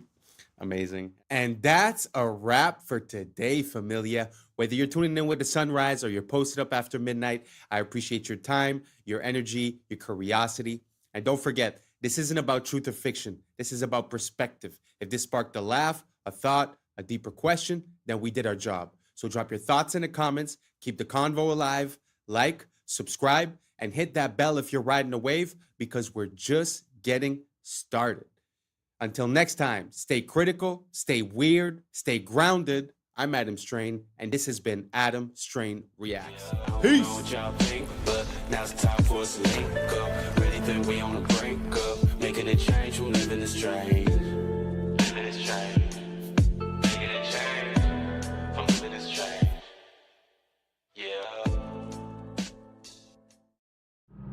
Yeah. I was sleeping, had to wake up. Why? Every reason I could think of. God, till the day I keep the ink up.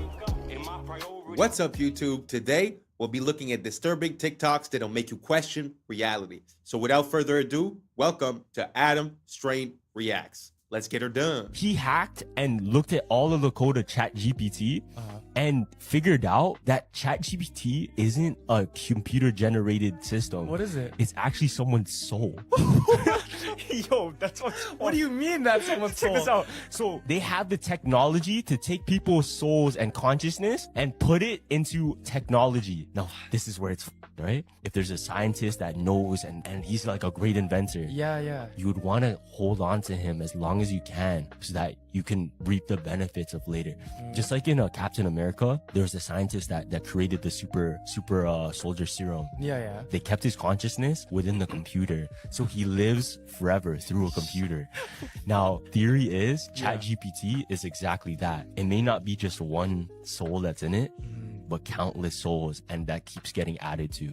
I'm a builder, and whenever I talk about these Tartarian buildings, my wife has to remind me to bring up the logistics. Talk about just how impossible it is to move stones of these size, especially without power tools. With little more than horse and buggy technology, they constructed all this, we're told. And yet, as a builder, I just have to call bullshit. All my fellow builders who have built anything also call bullshit. This is our repertoire. This is what we have to work with. Awesome diamond tip tools with infinite power. We can go to Home Depot and buy custom cut lumber of whatever we want. And we don't do much better than this. Like, sorry guys, this would pass inspection in most counties. And it really doesn't make sense that our buildings are so shitty when the old ones were so magnificent. You can say craftsmanship and pride and hard work, but I don't think so. This is a stone fucking palace, guys. And I'm sorry, this is not good enough proof that you built it. What is that motherfucker doing right there? No way we caught this fella working on this building. It's so dumb. Rather, I think that little fella built it as much as this artist built this one right here. This is all fake history. And I think the biggest truth they're trying to hide from us is that we're post-apocalyptic. We were more advanced once upon a time, and this is not, in fact, the high watermark. We are squatting in structures we did not build. Obviously, none of our structures look like this anymore. They look like dog shit. And it's no offense, again, as a builder, I'm not trying to shit on anyone. But just case in point, here is the Elks Temple in Tacoma, Washington. It has the same hanging fruit basket motif as the Capitol building.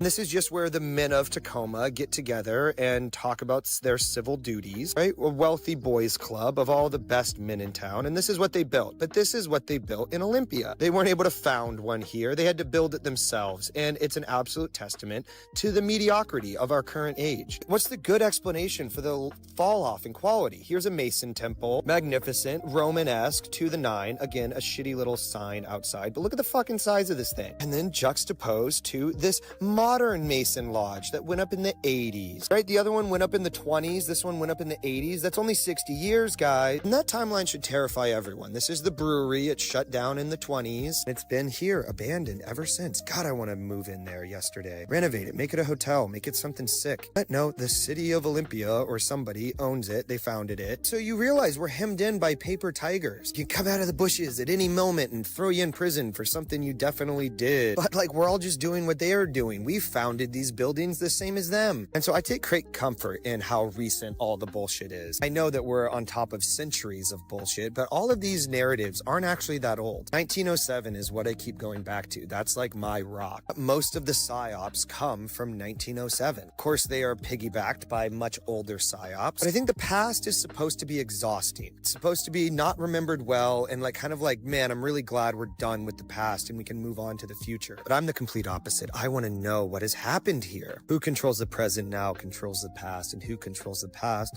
controls the future. They absolutely have a stranglehold on all of our past lives. That's some bullshit, and I think it's time for it to be done. The lies are comical, and it still baffles me they have never been scrutinized before. But as they say, no time like the present. What a gift to be alive today. But when you see... Wow. Really hits home when you see the same organization building something 40, 60 years apart, and you see the drop off in quality. Like he said, it's very scary because, you know, we have this mental thing where we're like, oh, we used to build like that a very long time ago, and now we build different. But now we're talking about 50 years. We're talking about the type of 1 or 2 generations. And you go from building a magnificent stone palace, like he was saying, to, you know, a square building that basically looks cheap, you know? So do you guys think that there's an evolution in construction, or do you guys think there's a devolution in construction? Do you think we're doing better or less good when you compare structures from before and structures from now? Let me know down below, and let's keep on rocking. See this stuff in America, you know what's really weird? All the state capitol buildings that don't really match up. Like, why did they build something that was straight out of ancient Rome in like Iowa?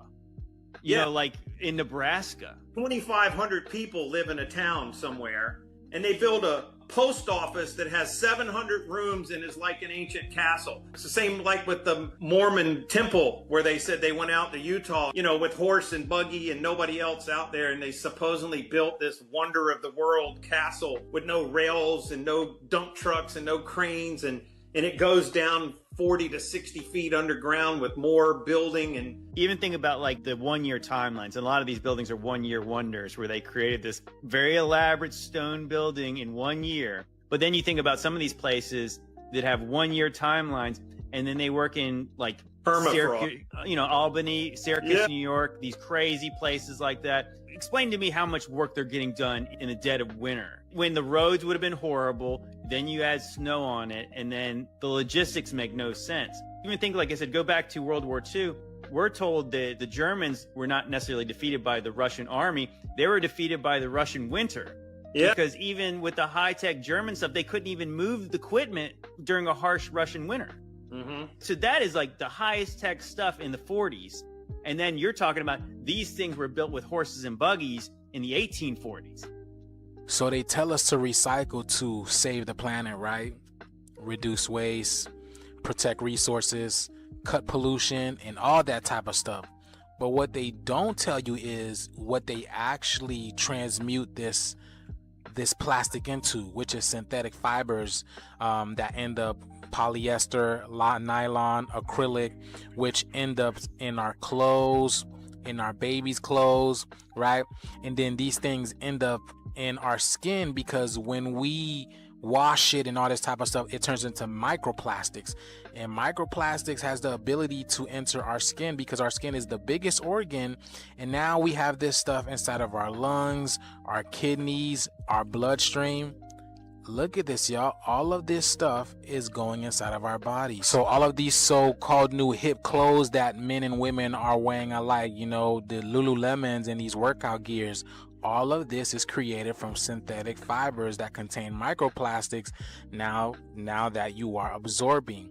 And this thing is hurting you on an energetic level, because this makes your biofield weaker. This is not about saving the planet at all. This is about keeping humanity looping through an artificial ecosystem. We are divine beings. Divine beings need to wear cotton, hemp, linen, bamboo, and all these things that actually help strengthen your bio. That's why they make these new clothes look appealing to the other sex, because they want you to buy this, but it's hurting you on an energetic level. Have you guys seen this 60-minute interview with financial journalist Andrew Sorkin? These two people go into detail about how we're getting ready to see a crash very soon, but they don't explain when or how fast it's going to happen. But I want you to pay attention to the details, y'all. Pay attention. Check this out. Do you think that we will have a crash or not? The answer is we will have a crash. I just can't tell you when, and I can't tell you how deep. But I can assure you, unfortunately, I wish I wasn't saying this, we will have a crash. I know you guys see it. And I know there's no way in hell that that lady that's sitting right across from him did not see it, and then she proceeds with the interview. She proceeds to ask him that question. And there was a little lag. Maybe she was trying to tell him about it, but why would they continue the interview? Do y'all see that? And then even her, she doesn't look normal either. Is it me, or does this lady look like some type of gray? Do you guys see the resemblance over here? Look at this, y'all. And they told us, right, these gray beings were created by the reptilian beings as stewards. Like, they're the ones that go and do the dirty work for the reptilians.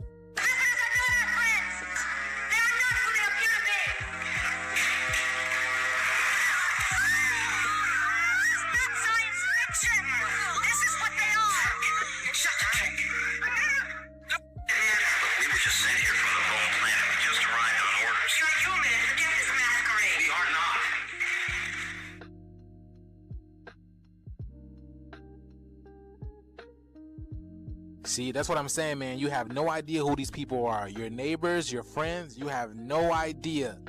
They're not human. They just told y'all.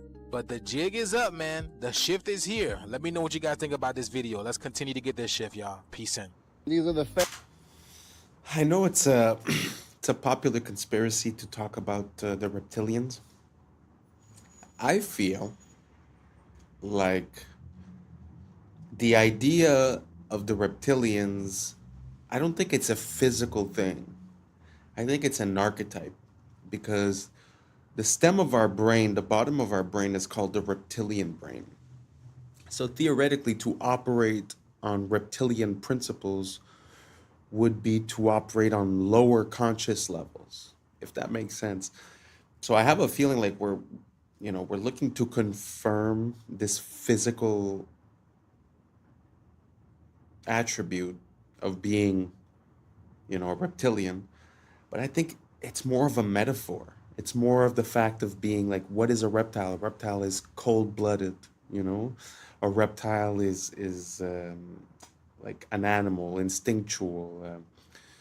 So I don't know what you guys think about that. Do you guys believe in reptilians? Do you guys have any proof that you think would sway me to your side?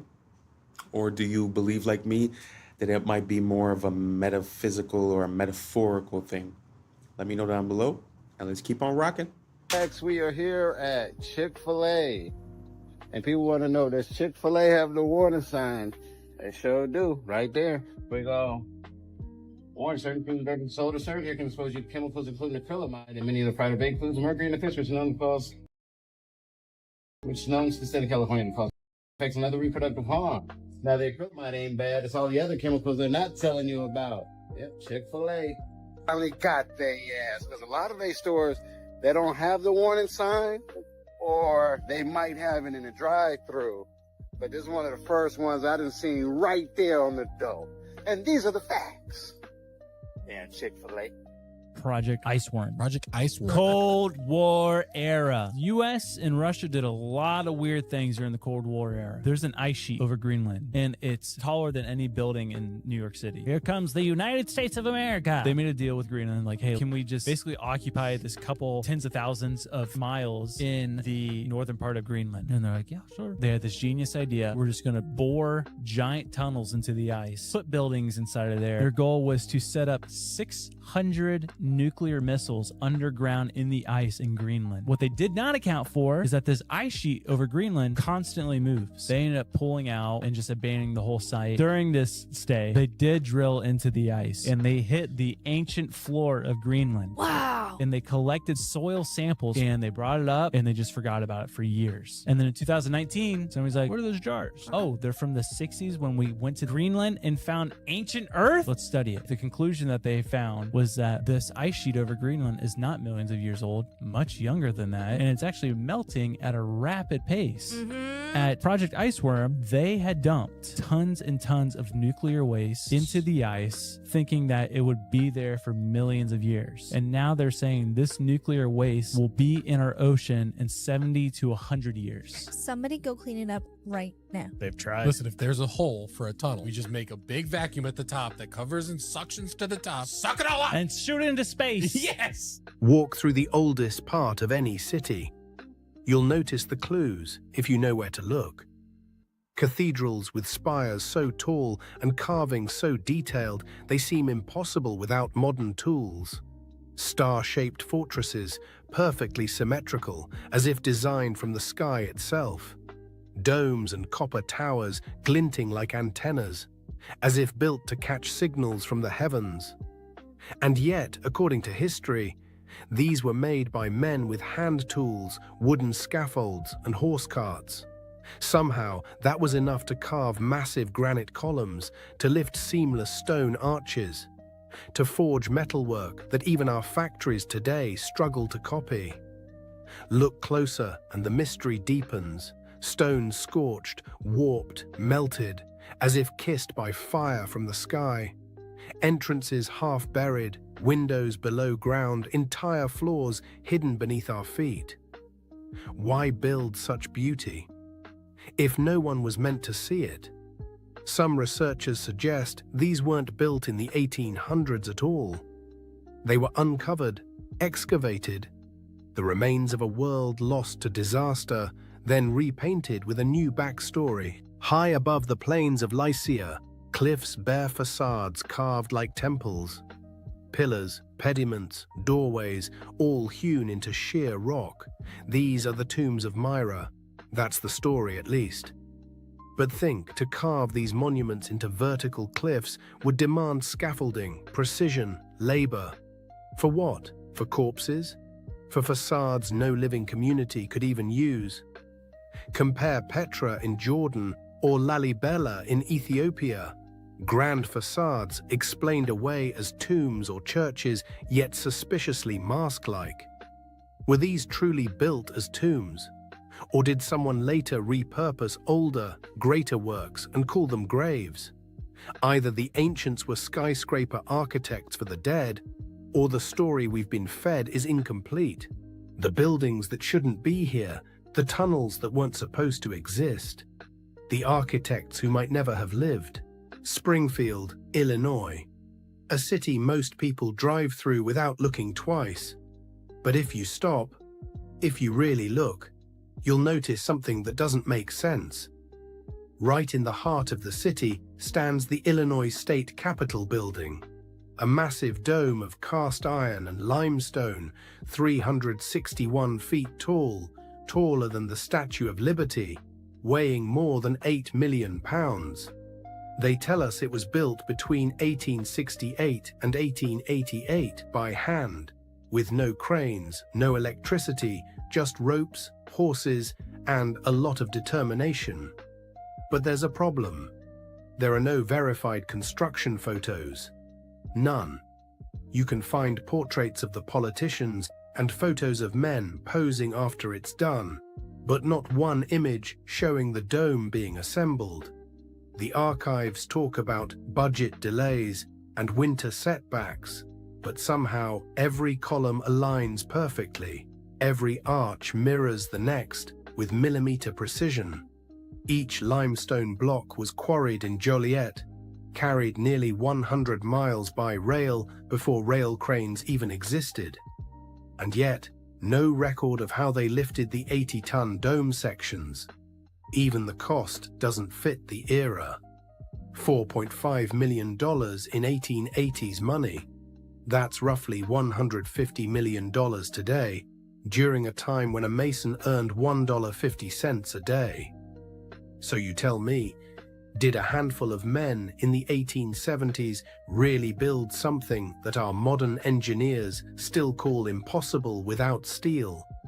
Or did they inherit it, a structure from an older world dressed up with a new story, a new flag, a new date carved on the cornerstone? They say it was built, but it looks more like it was found. Religions were made to hide the truth about yourself. And there's been a few videos like this in this compilation that show us the beautiful structures that we've built. And to be honest, it makes me a bit emotional to see how beautiful the world is and how capable man is. Throughout generations and generations, we have left things of beauty. Like all those temples that are carved into the rock, carved into the mountain, all those spires, all those... I find it so impressive. Sometimes I feel like they're trying to tell us that we live in a gray world where everyone's bad and, you know, lack and fear and... But man, this world is beautiful. This world is abundance. The things that man is capable to achieve has no limits. I swear to you, it makes me emotional to see the beauty that man can attain. Man, I just wish we could let go of all this evolution talk and go back to what we were.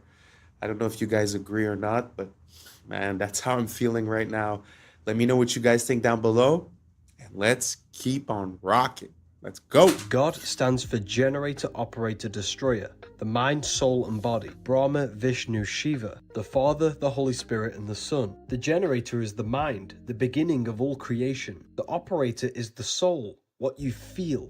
Because what you feel then takes action with the physical body, the destroyer. The Father, the beginning, the Holy Spirit, the feminine emotion.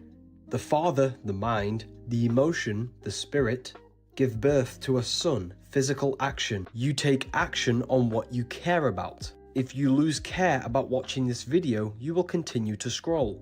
The body acts out the heart. The body follows the heart. These are the three forces that generate your experience in your reality. All creation goes through this threefold process. These are the three forces, thought, emotion, action, we must gain full control over to generate a good experience. Aligning our thoughts and action with the Holy Spirit, which is a purified emotion, because emotions are what guide us. Our emotions tell us what is right and the wrong. Seattle, Chicago, Oshkosh, Springfield. Everywhere you dig, you find the same thing, a city under the city. In Seattle, the underground tour shows old sidewalks 20 feet below today's street level, buried after the 1889 Great Fire. In Chicago, entire blocks were lifted 4 to 14 feet between 1856 and 1875 to install sewers, and now you can still see doors half buried in brick. In Oshkosh, Wisconsin, old walls were found under Main Street in 1931, stone foundations for unknown buildings. And here, in Springfield, walk around the Capitol Avenue area, and you'll see window arches below the current sidewalk line. Whole floors buried under new pavement. They say it's urban development, but the more you study the pattern, the clearer it gets. We're not building new cities, we're reclaiming old ones. Each foundation is just the roof of what came before. History isn't linear, it's layered, like sediment, like memory. Maybe we didn't start from nothing. Maybe we started from someone else's ruin. Quiet music builds, ambient piano. They tell us we're living in the modern age, but maybe we're just walking on rooftops of a forgotten world, pretending we built it. Engineered human meat.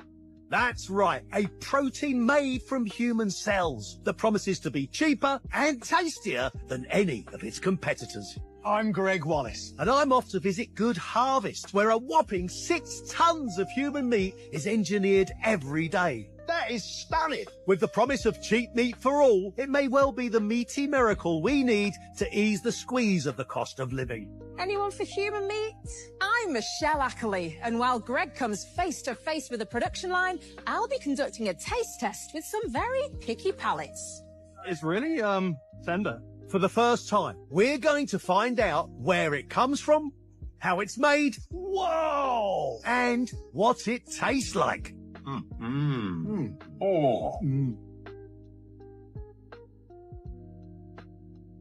Did you know Africa is actually way bigger than the world makes it look? The maps we usually see are based on something called the Mercator projection, a method that tries to flatten the round Earth into a 2D surface, and in doing so it totally distorts the actual size of continents. For example, Greenland and Africa look similar in size on most maps, but in reality, Africa is 14 times larger than Greenland. In fact, Greenland is even smaller than just one African country, DR Congo. Now let's talk about Russia. On maps, it looks massive, almost larger than Africa. But here's the truth. You could fit Russia inside Africa, twice. And that's not all. The US, China, India, Japan, and all of Europe, they can all fit inside Africa at the same time. If you see this camera in your town, it's already over. Across the UK and the US have started rolling out these AI facial recognition cameras, and yeah, it's exactly what it sounds. These things are disguised as normal CCTV cameras, but they scan every single face that goes past them. What this then does is pick up the person who's walked past it, and then automatically using AI scan it against a criminal database to see if you're wanted or you've done anything wrong. There is going to be someone watching and then proceeding further depending on who you are. Now, I'm not really sure how far this goes, like if I didn't pay a speeding ticket, are the police then going to come and jump on me? Or is it just for like actual criminals? Because I guess that's kind of smart. It is extremely clever though. They are scanning the photos of your face against a criminal database, your social media profiles, like the whole of the internet. It's insane.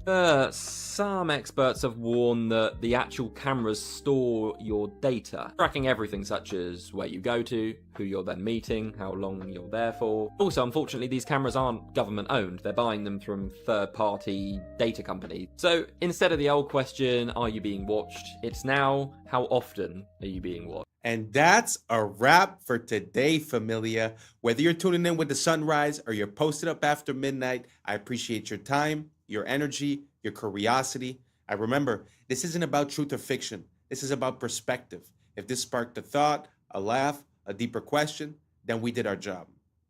Drop your thoughts in the comments. Keep the convo alive. Like, subscribe, and don't forget to hit that bell if you're riding the wave, because we're just getting started. Until next time, stay grounded, stay weird, stay critical.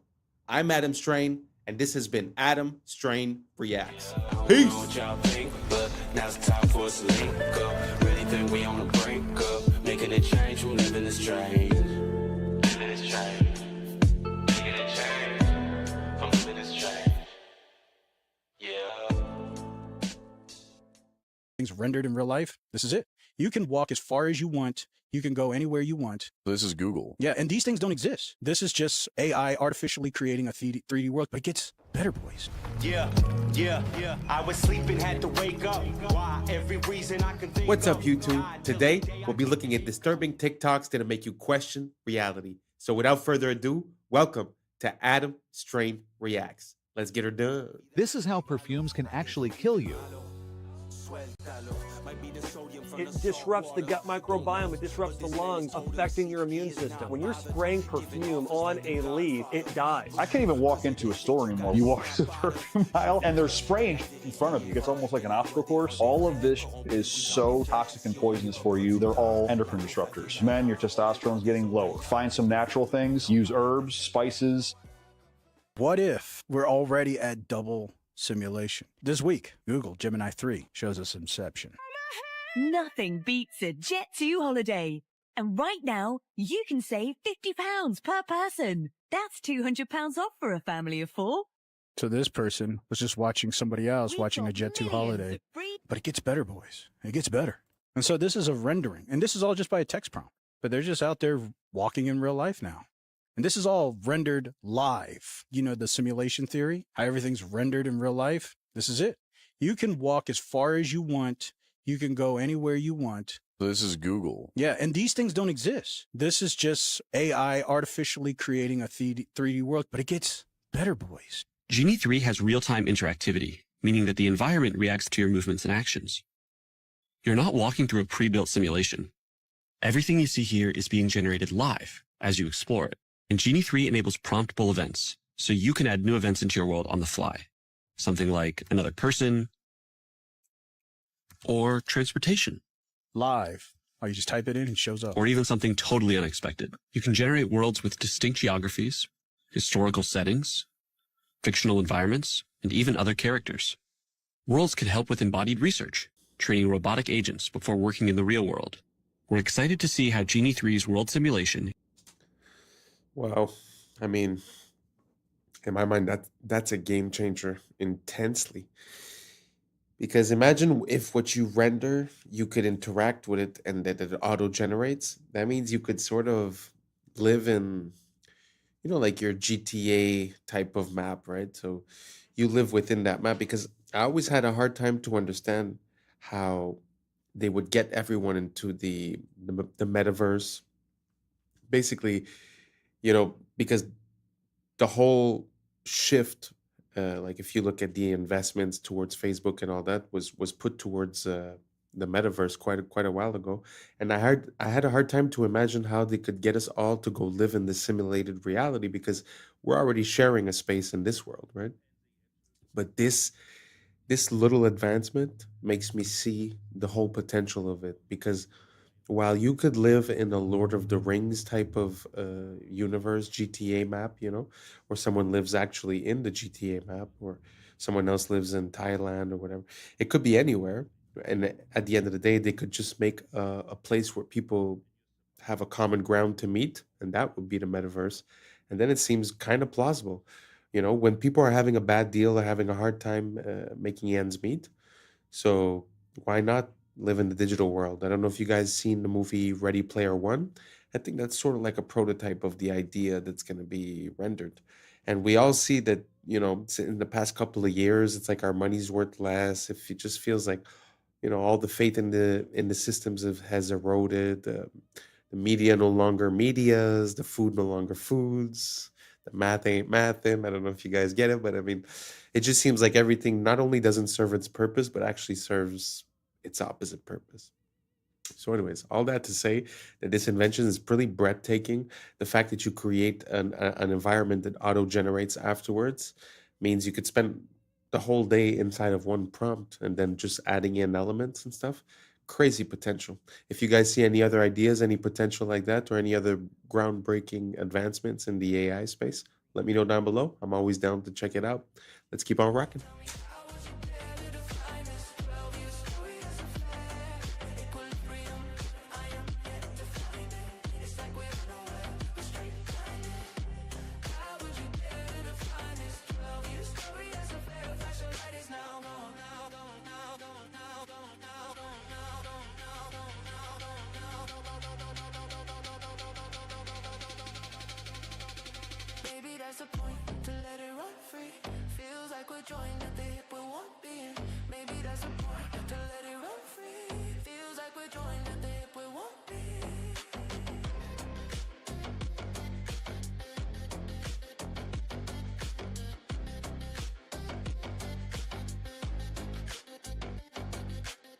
Check out this chimpanzee absolutely smash this memory test. This memory test is set to the hardest setting, and most humans would fail it. 95% of humans fail this test, but this chimpanzee seems to smash through each set of 9. What it does is it shows up 9 numbers, 1 through to 9 most of the time, or sometimes doubles up numbers, and you're supposed to go through an order of lowest to highest, and this chimpanzee is absolutely smashing it. Wow. I wouldn't have gotten that. Would you have gotten those? I was looking at the screen, I was like, nah, way too quick. Isn't that crazy though, how we underestimate animals and their intelligence? I mean, it might not be the same type of intelligence, but I've heard similar things when it comes to dolphins, whales, elephants, bigger animals. They have these capabilities that are very, very impressive. If you guys have any other example, let me know down below. Let's keep on rocking.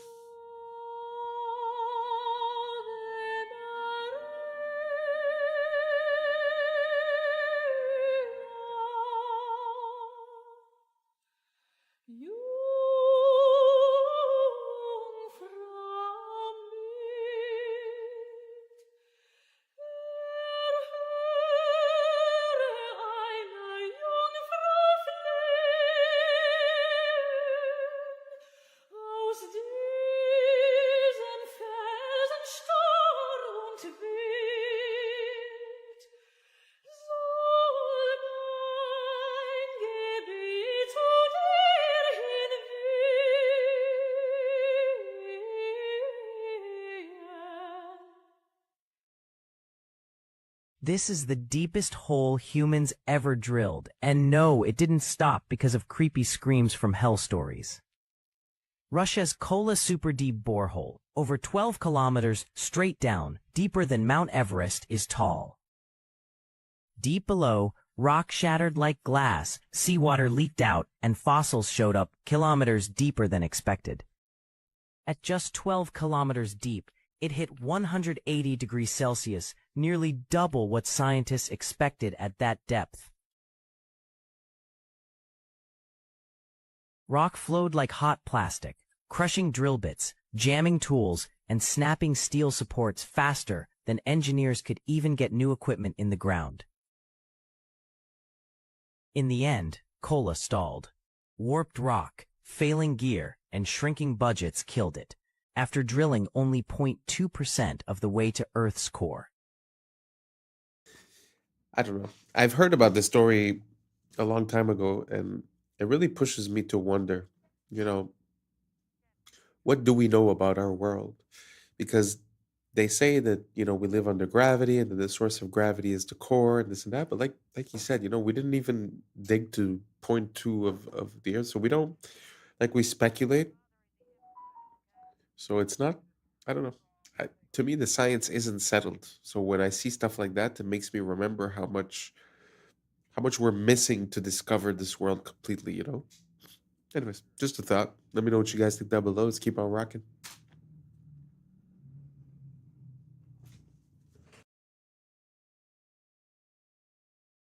Jet, picture up, Symbolism.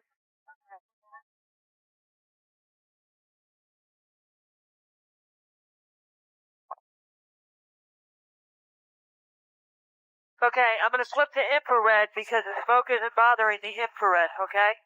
We want to just back off, take a look at the impact area, see what areas are hot on either side. The sacred cubit was found in the pyramid at Giza, the Great Pyramid, and it's found as a unit of measure and a yardstick in many areas of the ancient world. But this particular measurement was carved in stone just above the entrance to the king's chamber. The rings made in this cubit length have a natural resonant frequency of 144 megahertz, which is a harmonic of light speed. It's a harmonic of 6 times gravity.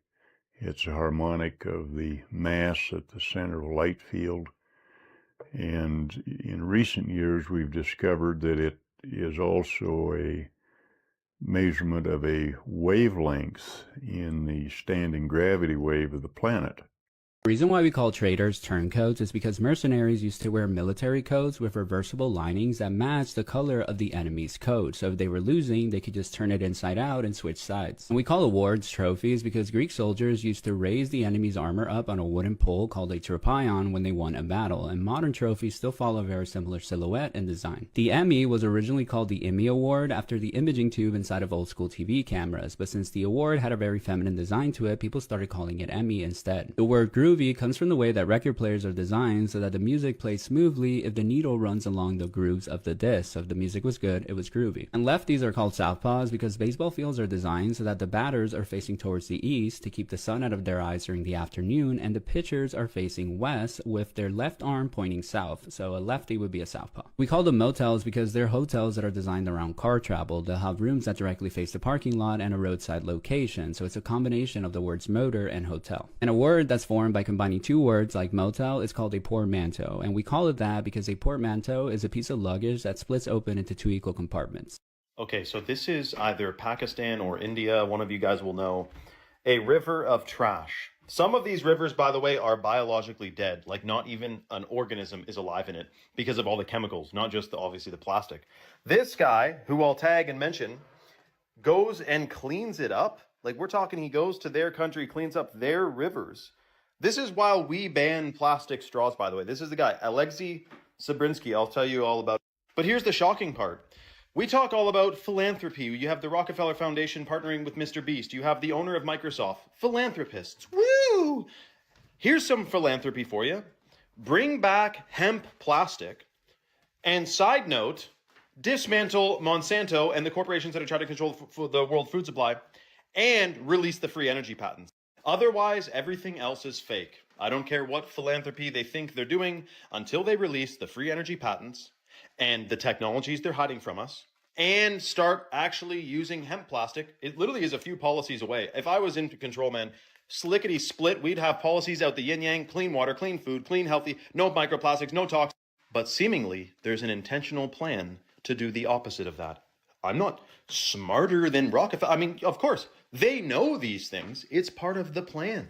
Let me know your thoughts in the comments below and follow for more. Shout out to this freaking legend cleaning up the freaking dirty river water. Wow. Props to him for doing something for nature and for the earth, and something that he's passionate about. But it does make me think when he talks about the hemp.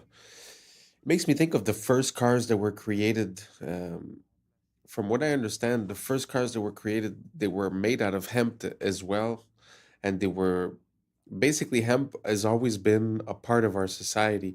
From what I gather, even ancient seafaring civilizations, the reason why they were able to do that is because they have the rope to hold the sails and all that stuff, and supposedly those ropes were made out of hemp.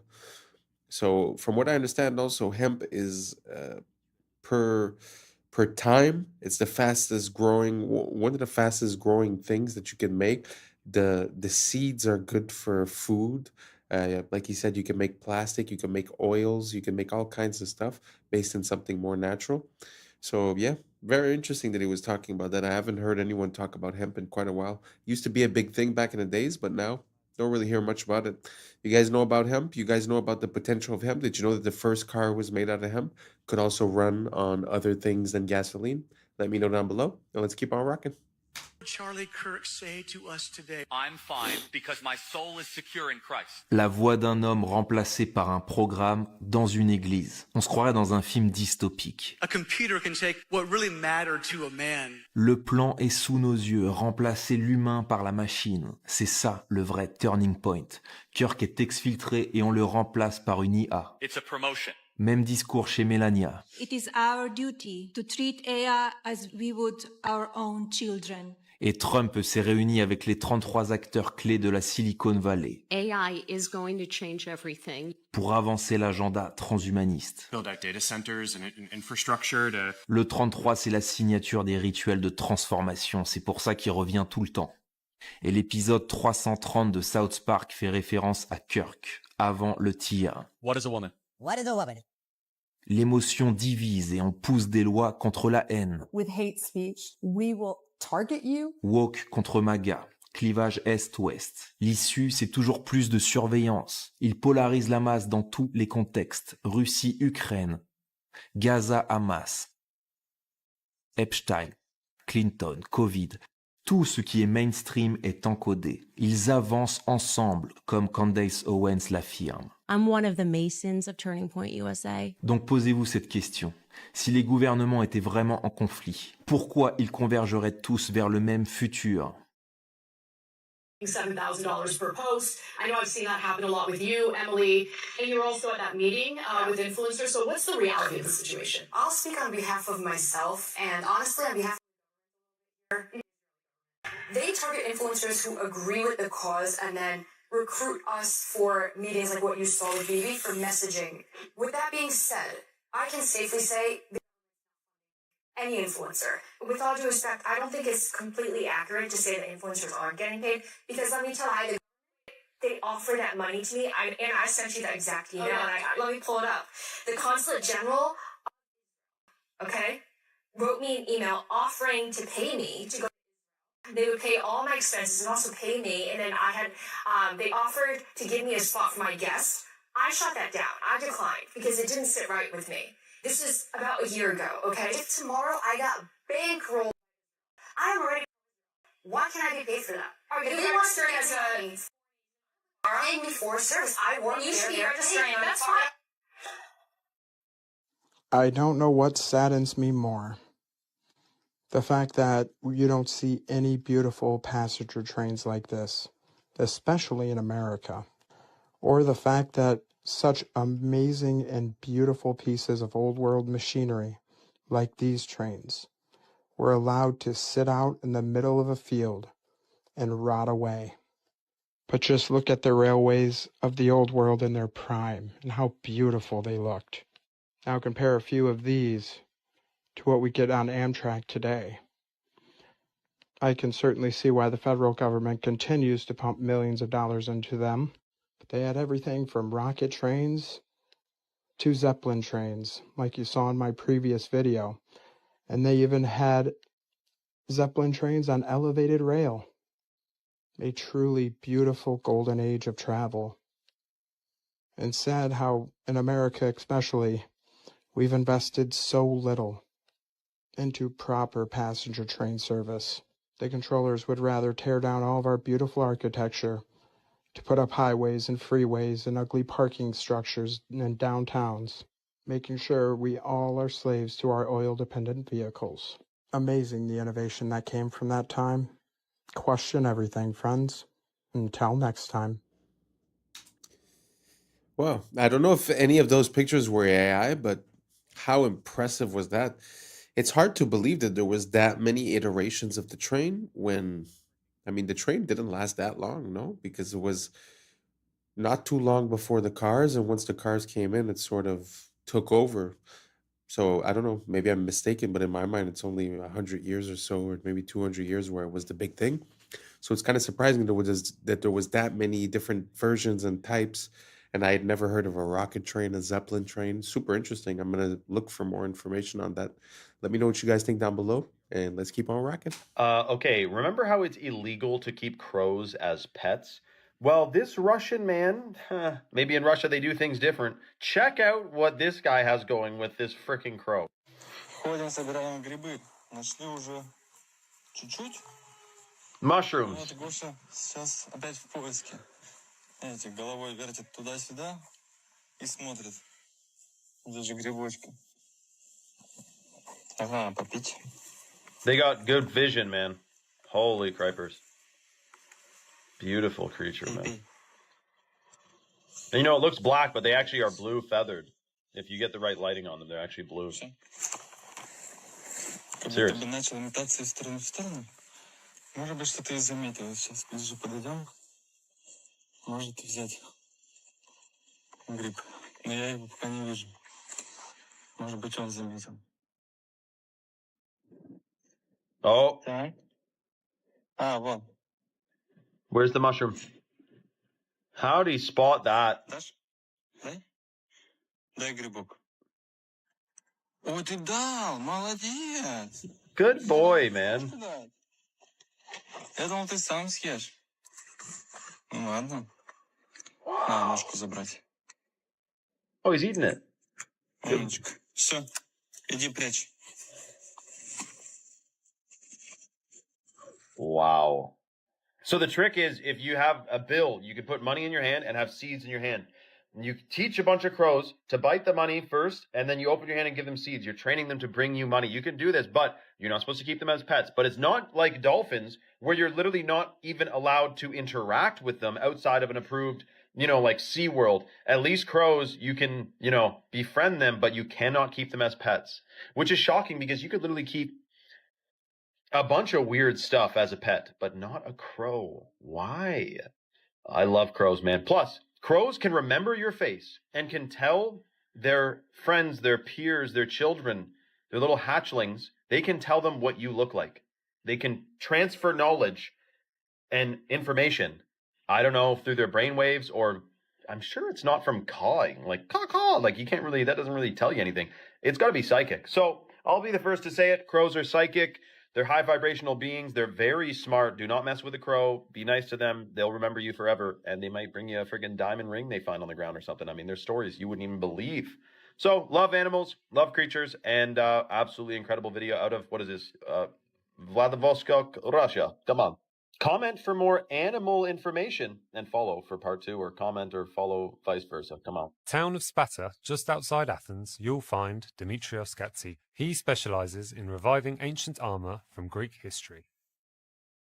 Η σημασία της πανοπλίας στην αρχαία Ελλάδα ήταν πολυδιάστατη. Από τη μία έπρεπε να κατασκευαστεί με τέτοιο τρόπο ώστε να προστάτευε τον οκλήτη από θανάσιμα χτυπήματα, αλλά ταυτόχρονα και να τρόμαζε και τον αντίπαλο. Έτσι ώστε να απέφευγε, αν ήταν δυνατόν, ακόμα και την σύγκρουση.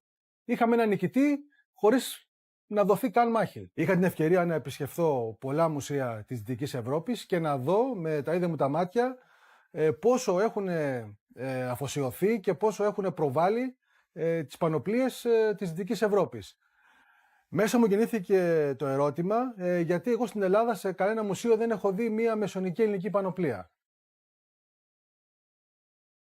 Αυτό το ερώτημα έγινε αιμονή και όλη μου η ζωή αφοσιώθηκε στην απάντηση αυτού του ερωτήματος. Η αρματοπία είναι μια τέχνη πάρα πολύ ενδιαφέρουσα, καταρχάς γιατί δεν υπάρχει δάσκαλος, δεν υπάρχει προηγούμενο.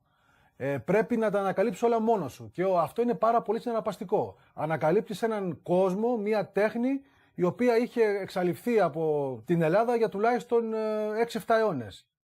Έπρεπε να μελετήσω τα γάλματα, μινιατούρες, ζωγραφιές, αγγεία, ό,τι έχει να κάνει με τέχνη, στην οποία έχουν αποδοθεί πανοπλίες. Όσον αφορά την ιστορική πιστότητα των έργων μου, όταν αυτά βασίζονται σε ατόφια αρχαιολογικά ευρήματα, είναι πάρα πολύ ψηλή. Στις περιπτώσεις που τα υπάρχοντα αρχαιολογικά ευρήματα δεν είναι επαρκείς, τότε χρησιμοποιώ τις δικές μου γνώσεις και τη δική μου εμπειρία, έτσι ώστε να μπορέσω να καλύψω αυτά τα κενά. Το πρώτο στάδιο είναι η σχεδίασή της. Και σε δεύτερο στάδιο είναι η υλοποίησή της με μέταλλα και με δέρματα. Όταν επιλέγω υλικά, κοιτάω πρωτίστως να είναι όσο πιο πρωτόγωνα γίνεται. Η βασικότερη μέθοδος αρματοποιίας είναι η ενθερμόσφαιρη-λάτηση. Η ενθερμόσφαιρη-λάτηση σημαίνει ότι πυρώνουμε τα μεταλλικά στοιχεία και στη συνέχεια τα σφυριλατούμε έτσι ώστε να πάρουν την επιθυμητή φόρμα. Επιπροσθέτως, υπάρχουν και κάποιες βασικές τεχνικές οι οποίες αφορούν το κόψιμο δερμάτων, τη δημιουργία αλυσοπλέγματος, την επικόλληση μεταλλικών στοιχείων επάνω σε δέρματα με τη βοήθεια πριτσινιών κτλ. Το τελευταίο στάδιο, από τη στιγμή που έχω κατασκευάσει όλα τα επιμέρους στοιχεία μιας πανοπλίας, είναι η συναρμολόγησή τους. Μία από τις μεγαλύτερες ικανοποιήσεις ενός καλλιτέχνη είναι να βλέπει τις εκφράσεις θαυμασμού στα πρόσωπα των επισκεπτών. Σε κάθε ιστορική περίοδο της ελληνικής ιστορίας υπάρχουν και διαφορετικές πανοπλίες. Κατά τη μικηναϊκή περίοδο οι πανοπλίες είναι τερατόμορφες, είναι τρομακτικές, προκαλούν δέος και τρόμο στον αντίπαλο. Κατά την κλασική, αρχαϊκή και κλασική περίοδο οι πανοπλίες μοιάζουν πάρα πολύ με το ελληνικό άγαλμα. Είναι καλέσθητες, είναι λίες, είναι λαμπερές και είναι όμορφες. Κατά τη βυζαντινή περίοδο οι πανοπλίες έχουν αυτή τη μεγαλοπρέπεια μιας χριστιανικής εκκλησίας. Πολύ συχνά η εικόνα που έχουμε για τους αρχαίους Έλληνες οπλίτες είναι τελείως λάθος, είναι εσφαλμένη. Η εικόνα των αρχαίων Σπαρτιατών έτσι όπως παρουσιάζεται μέσα από την ταινία The 300 είναι τελείως λάθος. Οι αρχαίοι Σπαρτιάτες πηγαίναν στο πόλεμο πλήρως εξοπλισμένοι με μπρούτινες πανοπλίες. Δεν πήγαιναν με σλιπάκια και με γυμνούς κοιλιακούς. Βρίσκω την ιστορία ενδιαφέρουσα γιατί μας διδάσκει το μέλλον. Μπορούμε να πάρουμε πολλά παραδείγματα από το παρελθόν έτσι ώστε να αποφύγουμε προβλήματα του μέλλοντος. Πηγαίναν στο πόλεμο It's not the usual content, but I really like to see people that have these unconventional passions and that are really dedicated to it and listening to his whole process. I find it so amazing, and also his conclusion to everything is very nice. Anyways, we made it to the end. Thanks for rocking with me. And that's a wrap for today, familia.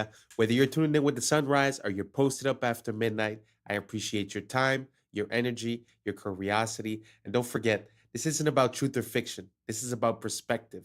If this sparks a thought, a laugh, a deeper question, then we did our job. So drop your thoughts in the comments, keep the convo alive, like, subscribe, and hit that bell if you're riding a wave, because we're just getting started. Until next time, stay grounded, stay weird, stay critical. I'm Adam Strain, and this has been Adam Strain Reacts. Peace! Now it's time for us to link up. Really think we on a break up. Making a change from living this train. Living this train. Making a change from living this train.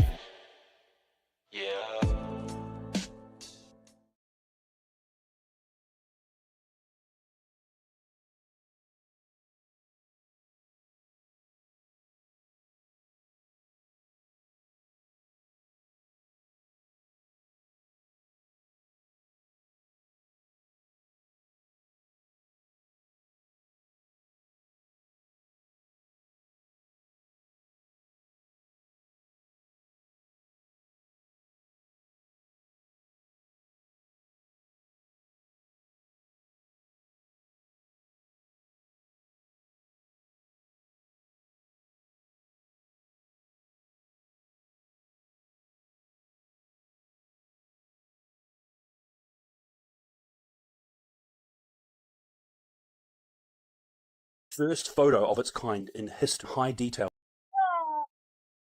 Natural instinct to push all the other eggs out of the nest. Down by police. That has happened in Woodland Hills, LA, and according 93 million.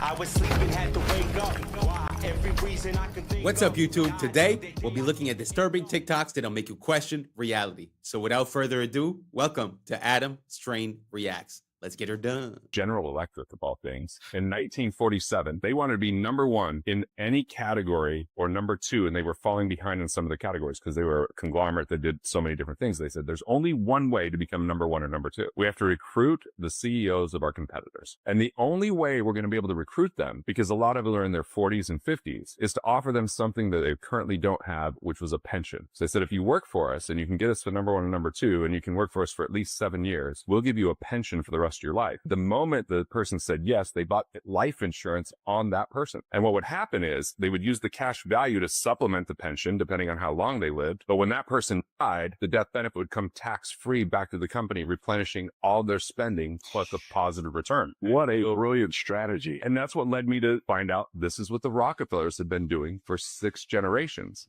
These guys. Wow. Sometimes I feel like we're out of the loop, you know?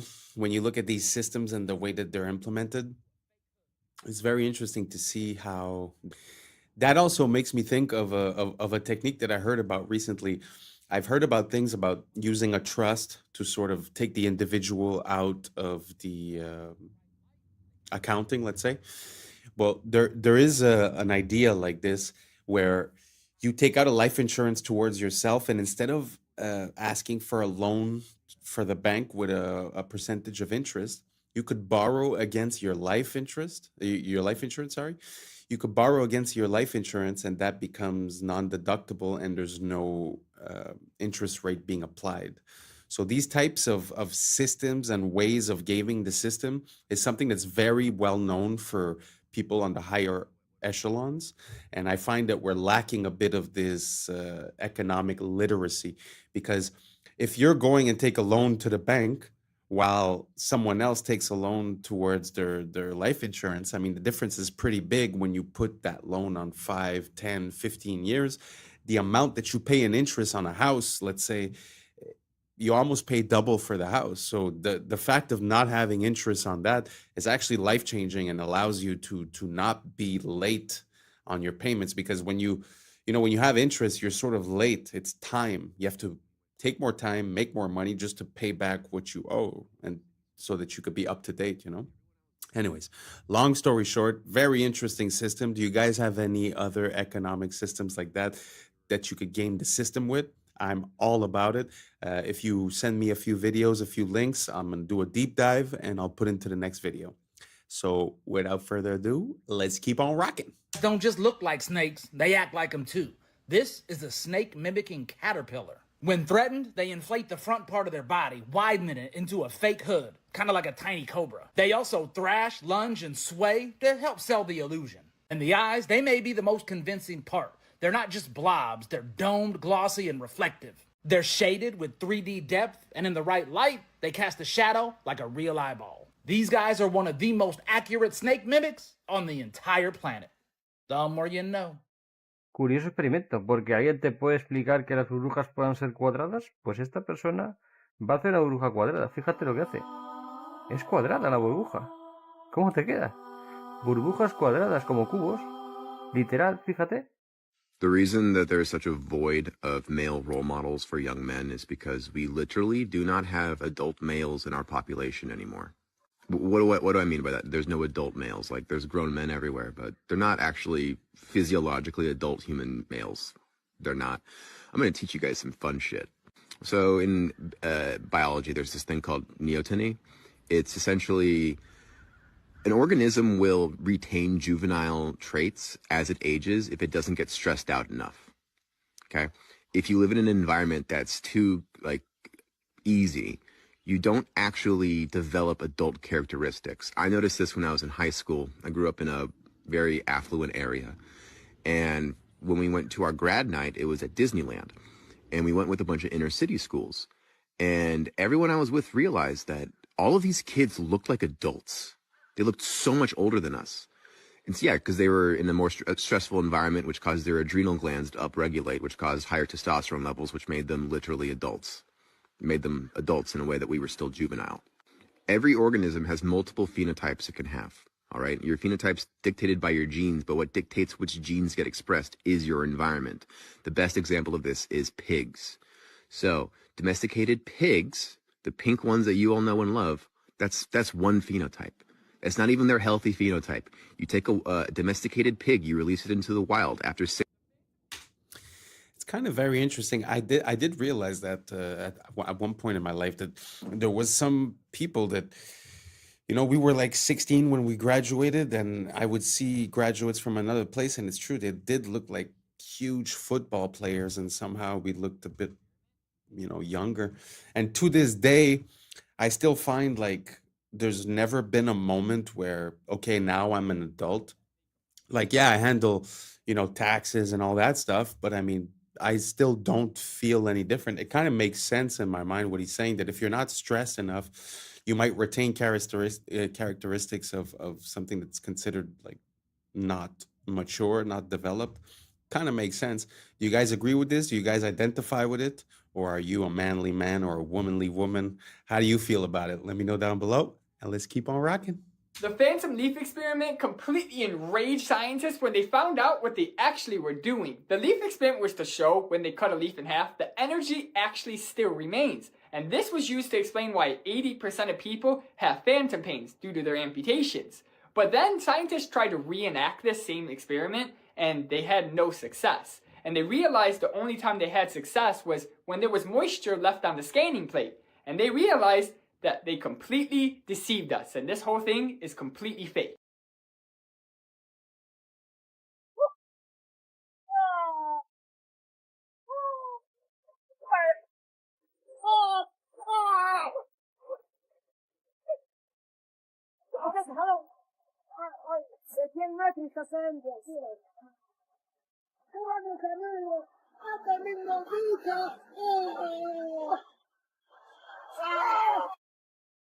That's very interesting. I've seen a few videos like that where you see like localized rain. The thing that I'm going to say is that I find that in the past 5 to 10 years, I find that there's a lot of new meteorological phenomenons that are being named and attributed as if, oh, well, this has always been here. This is normal. But I feel like some of these things weren't normal before, like the intensity of the weather changes. Like, you know, I grew up in a place where you have 4 seasons, and it feels like the more time has went, the more they get intense. So it gets intense heat and also intense cold, and it's like it changes very drastically. I don't know if you guys see the same thing. I find that yeah, the weather has been changing these past couple of years. What do you guys think? Do you guys think it's all the same? Is it just the fact that we have more information coming from social media, or do you guys agree that there's a bit of a intensity to the weather compared to before? Let me know down below, and let's keep on rocking. Yep, that bird just wiped out the whole nest. That's not even the worst part. Meet the cuckoo. Like most birds, they lay their eggs in a nest. The only difference is they don't lay their eggs in their own nest. Nope, they lay their eggs in other birds' nests. And they usually pick a bird whose eggs look a lot like theirs. That way it blends in. It's kind of genius. And then they just skedaddle and have that other bird feed and raise their baby. This is known as parasitic nesting. But it gets a lot worse than that. You see, when it's time for the cuckoo to lay its egg, instead, it'll wait 24 hours and keep it on the inside. This ensures that the cuckoo egg will hatch before any other egg. And when a cuckoo is born, they come stocked with the natural instinct to push all the other eggs out of the nest. It comes right out of the egg as the villain. That's impressive. And even if the other eggs do hatch, they'll push the chicks out. They take over the whole nest. That way, they get all the food, they grow up big and strong, so they can go and do it to another bird. Talk about a vicious cycle. And as always, follow for more facts. Don't worry if you can't hear what I'm saying. I couldn't even hear myself. This is the loudest sound you could possibly conceive. And as it turns out, the cleanest. Now, the most amazing thing is that that cloud up there, which was generated by the engine, is just a mixture of hydrogen and oxygen. It's water vapor. And in about an hour's time, someone in Mississippi is going to get wet washing. It will actually rain.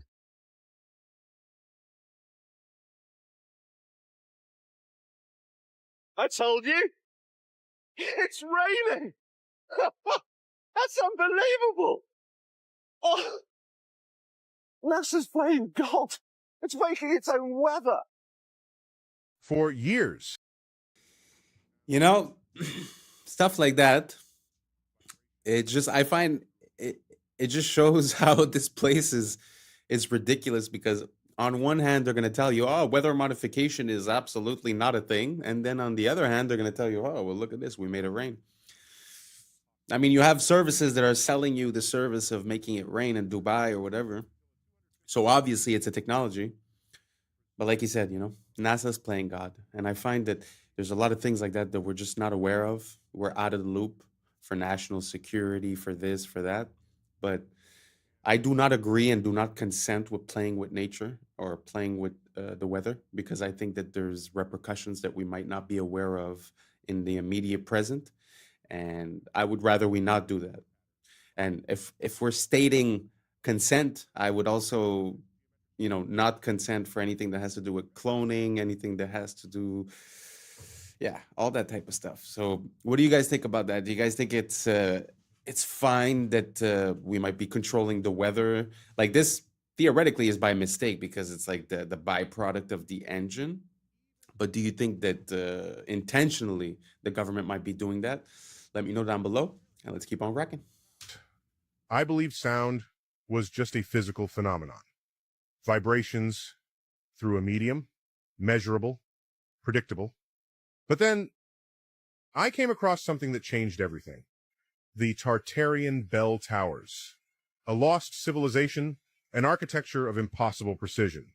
We thought they were just church bells until a 250-year-old recording was discovered, preserved on a wax cylinder, buried beneath a collapsed monastery in Eastern Europe. A recording that was never meant to be heard again. And when we analyzed it, the data made no sense. Frequencies appeared that don't exist in modern tuning systems. Oscillations extended beyond standard auditory perception. Decay patterns defied known acoustic laws. The harmonic overtones weren't random. They matched geometric structures found in sacred architecture, resonating at frequencies that align with bioelectric fields in the human body. This wasn't just a sound. This was a transmission. Modern science tells us that sound can affect the brain. It can synchronize neural activity, stimulate the vagus nerve, even alter gene expression. But this was something else. The Tartarians built these towers with frequencies engineered to interact with human biology. Their bells weren't just ringing. They were broadcasting structured resonance, potentially influencing consciousness itself. And then all of them were removed. The towers dismantled. The bells taken down. The recordings locked away. Why? What were they trying to erase? And if this is just one recording, how many more are out there? I put that video in because I like the visuals and I like the storytelling. I like the association that they're making with the frequencies and with the effect that it might have on the human when it comes from the bells. It could also be the organs, it could also be the churches, it could also be all that kind of stuff. But one thing I want to say is that personally, I don't put any credibility to Neil deGrasse Tyson. And this was AI, so it was not Neil deGrasse Tyson. So if you believe what you just heard because of Neil deGrasse Tyson, just move along. But the reason why I put that in is because I find that it shows a parallel between the like either the Germans or either religion, Christianity. There's this emphasis on bells and on vibration that's very important, and I'm almost sure that there is something hidden there, that there is something that we're not being told. And yeah, let me know what you guys think down below, and let's keep on rocking. This is a great example of why filmmaking will be completely overtaken by AI. This is someone showcasing what Photoshop can do in adding people to a scene using photos only and creating a movie scene using Photoshop. Look, they're going to write a prompt in here, taking these photos and just adding them into the scene. This is the beginnings of it. Very easy prompt to write in. Now they're in the scene. You can't distinguish that from reality. Now they're going to add another person in and create the actual scene, the movement, the action. And you can create audio, visual, and it's indistinguishable from real life. They're not going to need to go out and film on location. And look at this. They've just created a scene. The camera's panning around the room. It's perfect. What looks like chaos. Wow. I don't know how real that video was, but gee whiz. Photoshop is not even a video editing software. I suppose it was Premiere. But even at that, where, why would you have Hollywood studios anymore? So yeah, I think times are changing, and I think we're gonna see this control system change. It's not gonna disappear. It's just gonna change aspect. But very interesting. So now anyone could make a movie. So that means, I guess, all their programming with the things that they're trying to push in all these movies recently, I think that's all going to die out because people are going to be able to make their own movies, make their own versions of things, Very interesting. What do you guys think down below? Do you guys think that this is very bad for us, the fact that we're not going to have the creative aspect of it and that it's all going to be generated? Or do you guys think this is an advancement? It's going to make it more accessible, easier for people to be able to get their ideas on the screen? Let me know down below, and let's keep on rocking. It's actually one of nature's most efficient systems. Ants work together using chemical signals called pheromones, scent trails that guide others to food or danger. When they find something too big to carry alone, hundreds join in, moving in sync through touch and smell cues. There's no leader. Their coordination comes from simple rules repeated by thousands, forming what scientists call swarm intelligence.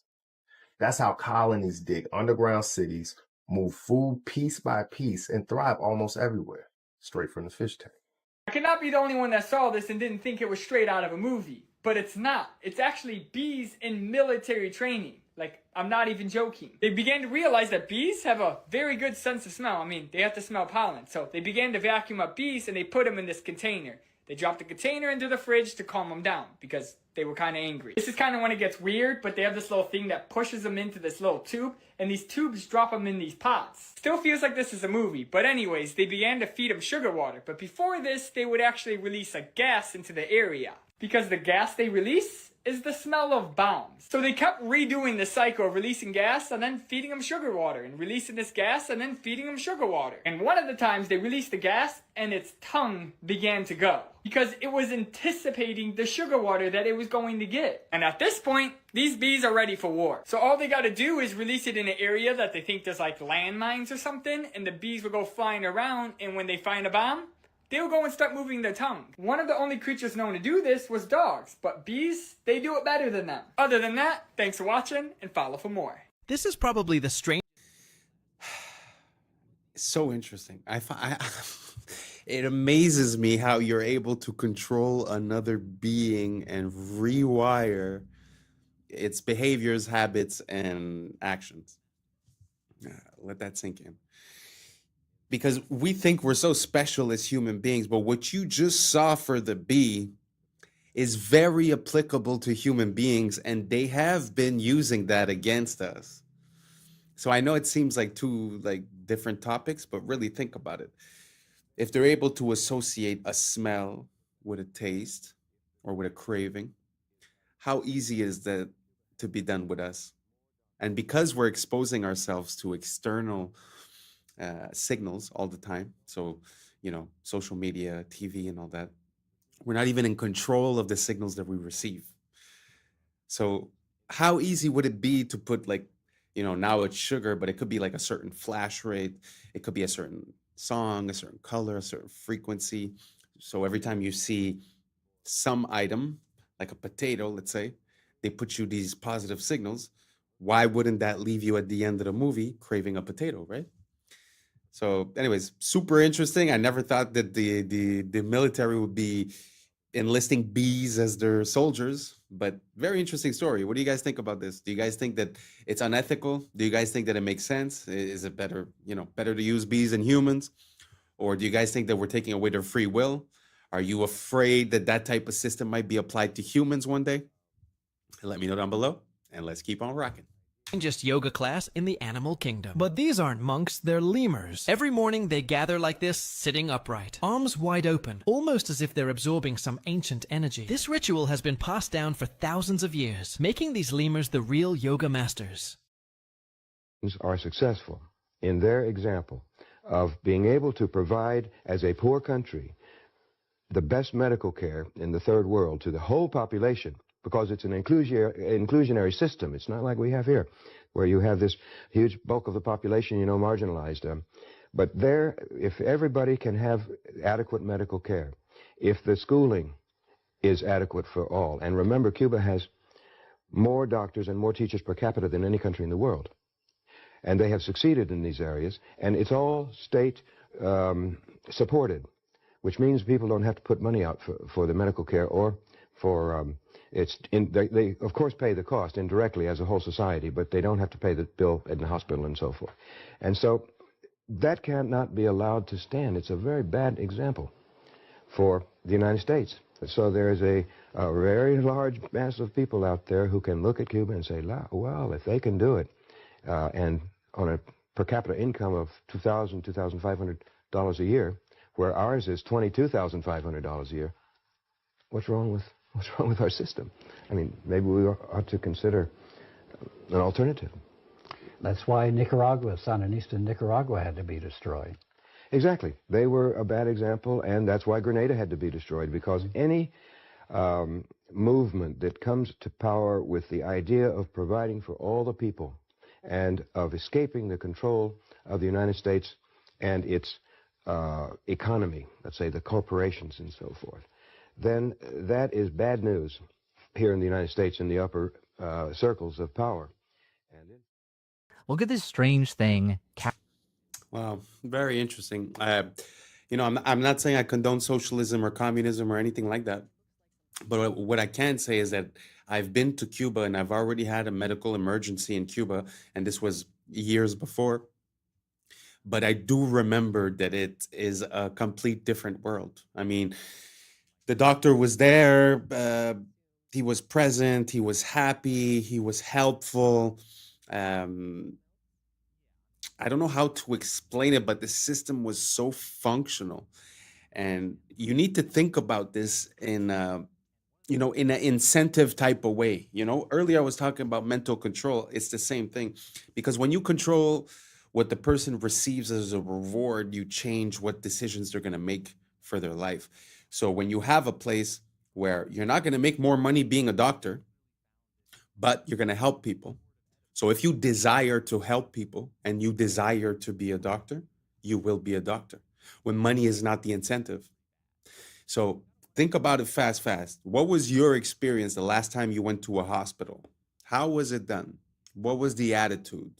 What did it seem like? What did you feel like? So all that comes from a system, and that system is monetized.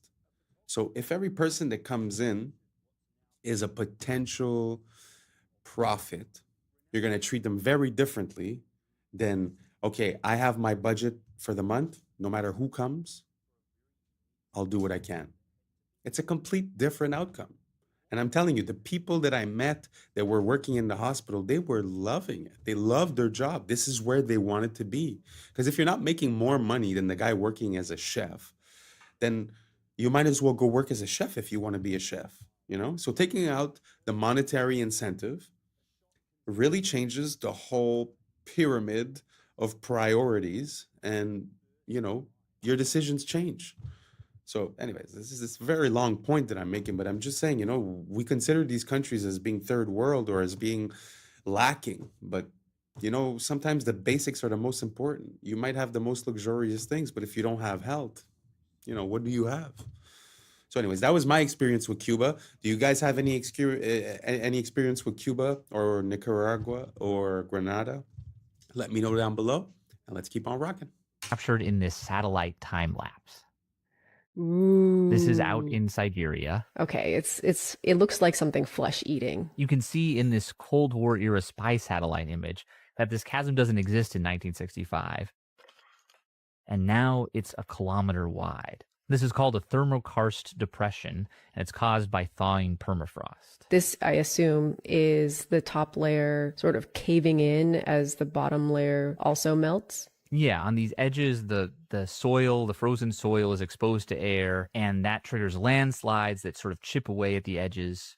And one of those landslides revealed this incredibly old baby mammoth they called Yana, one of the best preserved ever found. There's also Luba and Chroma, who looks a bit sadder because she was discovered when a hunter saw a fox gnawing on her trunk. And what's crazy about this to me is the fox clearly found this trunk meat to be sort of edible, like it's that well preserved. And I even found some reports of humans trying mammoth meat, though they both said it tasted pretty bad. And you got to wonder if the permafrost can preserve a mammoth calf for tens of thousands of years. Could it also be preserving ancient bacteria and viruses? Is that something we should worry about? And that's the question that our latest full episode tackles. You can check it out on YouTube. A photographer in Arizona. Yeah, it's very interesting. I would really like to see, like, the way you saw that crevice sort of become bigger through the years was, it's something that you would never realize, just walking there, because you wouldn't see the difference. Maybe you'd see the difference 10 years later. But I would really like to have like a time lapse of the Earth. I'd be very curious to see how things have moved. I know they have the theories of Pangea and this and that, the Bering Strait. I get it. But I'm not talking about theories. I'm talking about, it'd be so interesting to see, the Earth evolve and change. I wonder what else has changed, Yeah. What do you guys think? Let me know down below. And let's keep on rocking. I just captured what's now being called the greatest shot of all time. Renowned astrophotographer Andrew McCarthy sent his friend Gabriel Brown up in the sky for a very unique skydive that had to be timed perfectly. He watched from his laptop in anticipation. He knew it straight away that he had something absolutely amazing. The first photo of its kind in history. Capturing a skydiver with a sun in high detail 93 million miles behind him, perfectly crossing paths. A shot considered almost impossible, but he did it, and it's fantastic. They did it first try as well, which is even more amazing. And it's an amazing photo because we're in a world now where there's so many AI images, and it just hits so much harder that it's real and raw. Dostoevsky warned us, tolerance will reach such a level that intelligent people will be forbidden to think so as not to offend the imbeciles. And the prophet was right. We live in an age where thinking has become a crime, where the sensitivity of the fool is worth more than the clarity of the wise. Truth must now apologize, thought must walk on tiptoes, and he who dares to question it is silenced, labeled, and canceled. What they call tolerance is in truth the new name for cowardice. A society that protects stupidity is doomed to be ruled by it. Dostoevsky saw the abyss long before us, and he was right. The world won't be destroyed by the wicked, but the cowards who can't stand to hear someone think differently. Researchers at Rice University have developed... Wow, that hit hard. That hit really, really hard. That's amazing. Because really think about it. Look at all these platforms. Back in the days, we used to have like 3, 4, 5 companies that were media companies. They'd give you the news. So now we thought we would be safe because we have thousands and thousands of content creators, right? But you sort of realize that the incentives are being manipulated. So if you want the engagement, you're going to have to be repeating the signals that they send. And if you repeat the wrong set of signals, then you get the opposite result. So it's very, very easy to control what's allowed to be said, what's not allowed to be said. Like you said, the questioning of the fool has now become more important than the knowledge of the wise. It's very, very interesting and powerful words in these days. What do you guys think down below? Do you guys think that we've made it into the new era of information? Or do you guys think we're still lost? We're still flooded with too much information and the right information is being blocked? What do you guys think down below? Let me know, and let's keep on rocking. A necrobiotic spider gripper, or a dead spider machine that can pick up tiny odd-shaped things. See, instead of muscle, spiders use hydraulic pressure to extend their itsy-bitsy little spider limbs. Spiders' leg muscles can only flex their legs inwardly. So in order to extend them outward, they generate hydraulic pressure in their fused head thorax segment called the prosoma. And that hydraulic pressure pushes their arachnid blood called hemolymph into their extremities, and that's what outstretches their legs. That's actually why dead spiders are all curled up, because they don't have hydraulic pressure pushing their legs out. Their process for creating a necrobiotic spider gripper was relatively simple. Step 1, euthanize a spider. Step 2, insert a hypodermic needle right into the prosoma of the spider and seal it with glue. Step 3, let the glue cure, and that's it. You now have your very own necrobiotic spider gripper. After developing the concept, it was time to test its capabilities with a universal testing machine. And they found that wolf spider gripper bodies are able to lift up to 130% of their own body weight. And individual dead spiders were able to remain effective for about 1,000 closing and opening cycles. But at that point, cracks started to appear in the joints. They were able to successfully turn off a light with their dead spider gripping tool. And they found they could use one dead spider to pick up another larger dead spider. And they could pick up an object of great volume like this foam here. And finally, they were able to use a simple untethered version to move an object from point A to point B. But spider corpse tools degrade quickly and only remain effective for a couple days at a time. They found that coating the arachnid in beeswax extended its lifetime up to a week. And the team was awarded the 2023 Ig Nobel Mechanical Engineering Award for their gripping work in necrobiology. Are house parties making a Very interesting. I mean, I've never thought that I would see this. Don't get me wrong. I mean, it's impressive, but you know, it's also a needle with glue, right? So it's like it's nothing crazy. But are y'all ready for them to use this technology on humans? Yo, that's scary. Imagine they're using dead bodies to start doing, I don't know. I find that one a bit questionable. What do you guys think about this technology? You guys see any applications? You guys think that there's a future for this? Or it's just super creepy? Let me know, and let's keep on rocking. We're almost there. Back. What you are seeing is footage of an insane Halloween party that got way out of hand and had to be shut down by police. Now, this happened in Woodland Hills, LA, and according to Royal News, who captured this footage, the host initially promoted this party online, selling tickets in advance for just $35, but then charged up to $150 for whoever wanted to pay at the door. But, similar to the real Project X, way more people turned up than anticipated, and things quickly started getting out of control. Dozens of 911 calls started flooding in, reporting injuries from stampedes. A massive fight broke out, people were spilling out into the streets, and the LAPD's air support unit estimated over 3,000 people in that neighborhood alone. When police turned up, one teenager was discovered lying unconscious in the street and was rushed to hospital. Several others were treated for injuries that they sustained in the stampede. And you'd think that most people would condemn this kind of behavior. But 2025's been so rough that people were actually proud, saying things like the earth was healing because the kids are partying again, and that there was still hope for the next generation after all. Nah, are they working together? Yes, they are. And according to researchers, that is the most dominant partnership in the entire animal kingdom. Let me explain. In North America, badgers and coyotes started hunting together, and it's so unfair. Basically, badgers are incredible diggers, and they're known for digging right into an animal's burrow. The only problem is if that animal takes off running, badgers are slow. They're not going to catch it. Coyotes, on the other hand, can run like the wind, and they're known for chasing animals down in an open field. Their only problem is they can't dig, so if an animal jumps into its burrow, they lose it. You get where I'm going here? When these two work together, they create what's called the ping pong effect. The badger will dig into a burrow and intentionally get the animal to run, and then the coyote will chase it down. If that animal jumps back into another burrow, the badger gets back to digging. And they'll do this over and over again on repeat until that animal becomes so exhausted that it just gives up. In fact, according to researchers, when these two work together, they have a near perfect hunting success rate. Now that is what I call a killer friendship. Literally. And as always, follow for more facts. Nature is amazing. I mean, I don't know what you are, if you feel like you're a coyote or if you feel like you're a badger.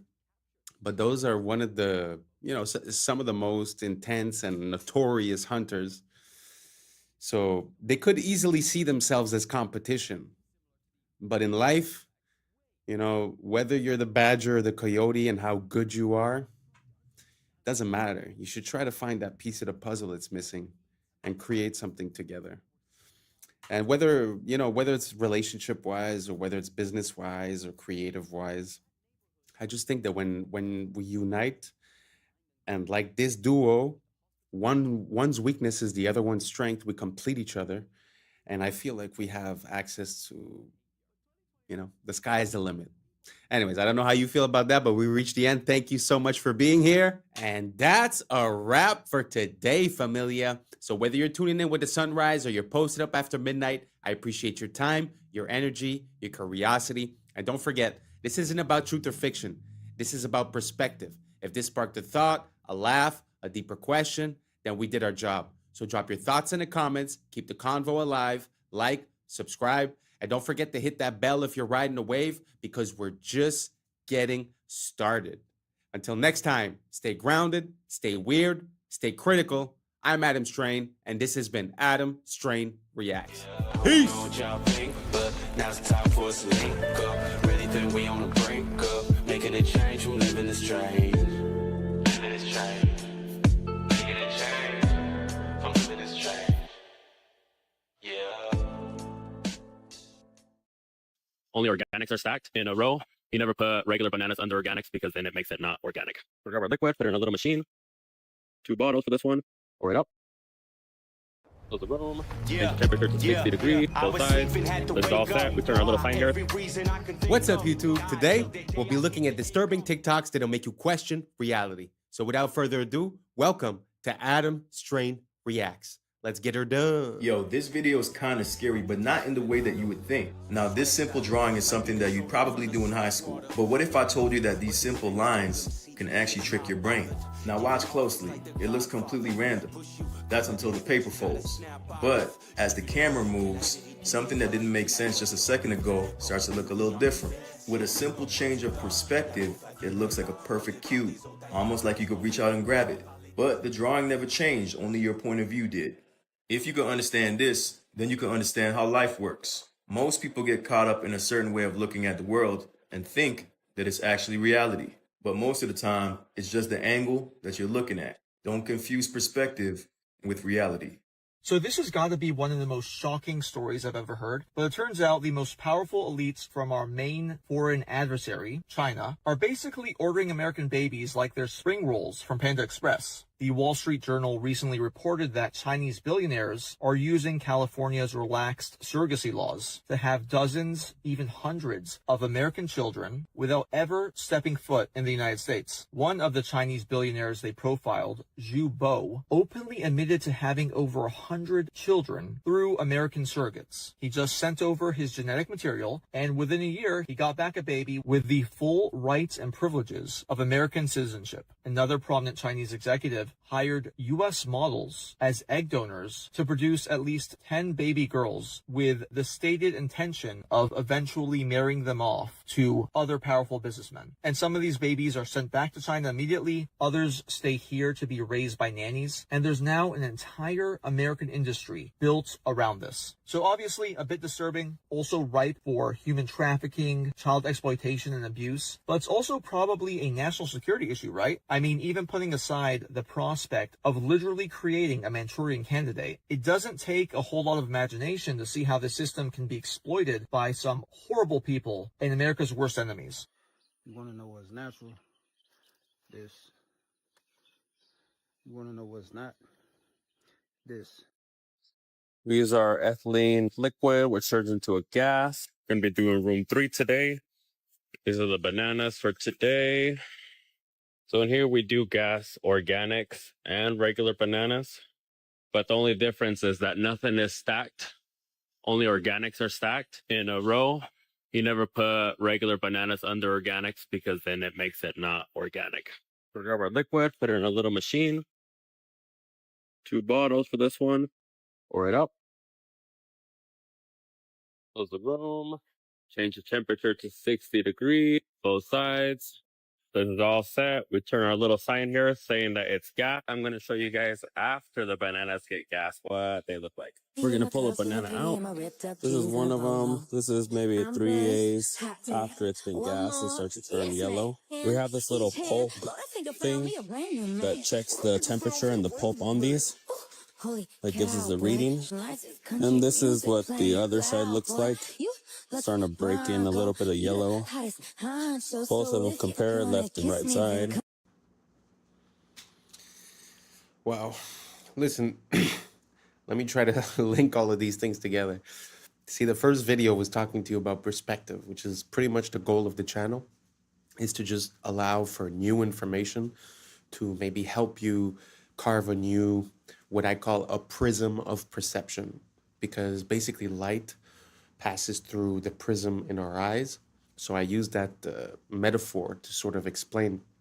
Now, if we take as an example this situation with the bananas, it kind of makes sense from one perspective, which would be we want to save money, we don't want the food to rot, all these things.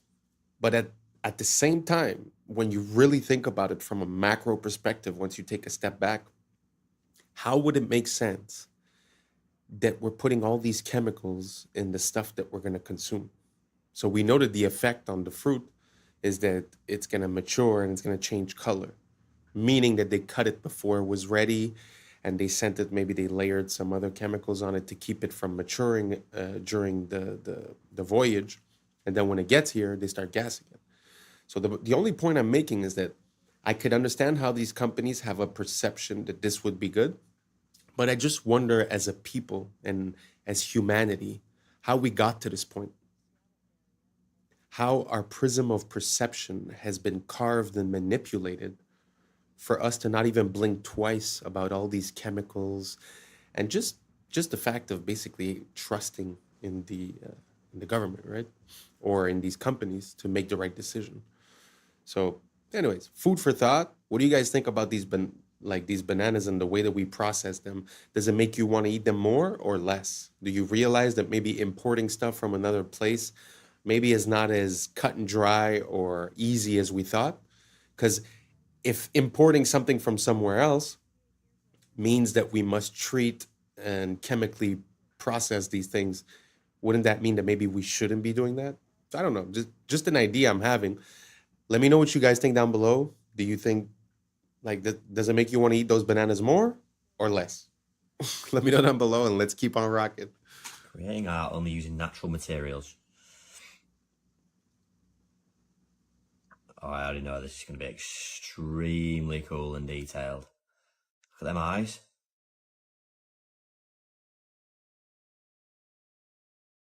Owl? Thought it was a lion at first. That's really, really impressive, isn't it?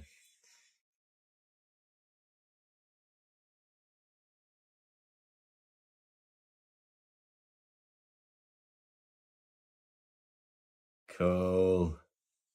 Peacock. I know.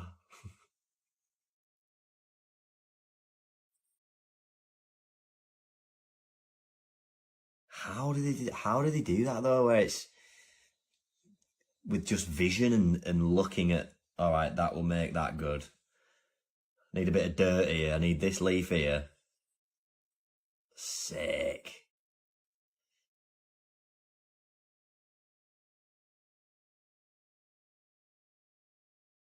What are they for its claws? Wow. Wow. Impressive. What we're looking at is the Yukon Pacific Expedition, which was finished in 1909. This is in the Seattle area, and what is left of this expedition has become the University of Washington, which is north of downtown. The dates are going to be important here because this expedition supposedly was finished in 1909, but the first settlers to come to Seattle only made it in 1851. So that means After arriving in a covered wagon on Alki Beach, 58 years later, these Seattleites built this city. And as World's Fairs are supposed to be temporary, notice how permanent these buildings seem since we're still using them as the University of Washington. And this university has something called the Red Square, which you see surrounded by the nice trees. And look at these libraries where people study in. So you're going to tell me people arrived on the West Coast and 58 years later built this. We must have lived in a world of witches and warlocks and magic to have put together a city like this in only 58 years. You be the judge. It's a brain wrecker, to be honest. Like, how in 50 years would you build that? Nowadays, to build one building, it takes us like 2 years, 3 years. Look at the size of that city, or even just the campus of the university. It's very interesting, and also the fact that I don't know how real this is. I'll have to look into it a bit more. But if they were really conceived to be a part of a World's Fair, which normally, like she said, they're all, temporary structures, how is it that 150 years later we're still using them? I don't know. What do you guys think about the World's Fairs? Do you guys think it was all stucco and plaster? Or do you guys think these were real structures? Were they built by us? Were they built before? Maybe we just had a technology that they're not admitting to. I don't know. Let me know what you guys think down below. And let's keep on rocking. Do European royals always look like men? Maybe there was something wrong with them. The testosterone could have been too high, or maybe we all know the real reason why. Oh, ma'am, that's a gent. Ma'am, oh, that's a gent. It's not all but like 90%. Take a look through history, it really ain't no mystery. 'Cause, ma'am, that's a gent. Let's take a look at Sweden first. They'll have you on your knees. There's Charlotte, Ingrid, Sylvia, and don't forget Louise. And then there's good old England, quite a selection there. And now we have Camilla sitting in that chair. Oh, ma'am, that's a gent. Ma'am, oh, that's a gent. It's not all but like 90%. Take a look through history, it really ain't no mystery. 'Cause, ma'am, that's a gent.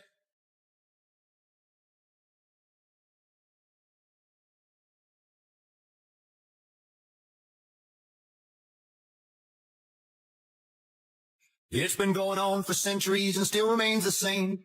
And this fine collection puts the first ladies to shame. Oh, ma'am, that's a gent. Ma'am, oh, that's a gent. It's not all but like 90%. Take a look through history, it really ain't no mystery. 'Cause, ma'am, that's a gent. And this one's a robot. Look. Oh, it's not easy to talk about this. It's a pretty taboo subject. But nowadays, it's a bit more out in the open, though. Like, men are being women, women are being men. But it does happen that I stumble across some older photos, and especially people that are very high in the echelons of power, where, well, like in this example, that the wives seem a little bit special. Do you guys think this is a possibility? Do you guys think that there's something behind it, that they were basically paving the way, or that there's a different perspective that we're not seeing? Maybe I'm missing something, but do you guys think it's a possibility that maybe, I mean, nowadays it might be actresses, it might be models. I don't know. Do you guys think it's a possibility that they've been doing this for a very long time, and that now we've gotten to the point where it's like openly admitted, but that basically it was like that across history? I don't know. It's something I'm looking into. Let me know what you guys think down below, and let's keep on rocking. Up every that has been identified by science to be a virus.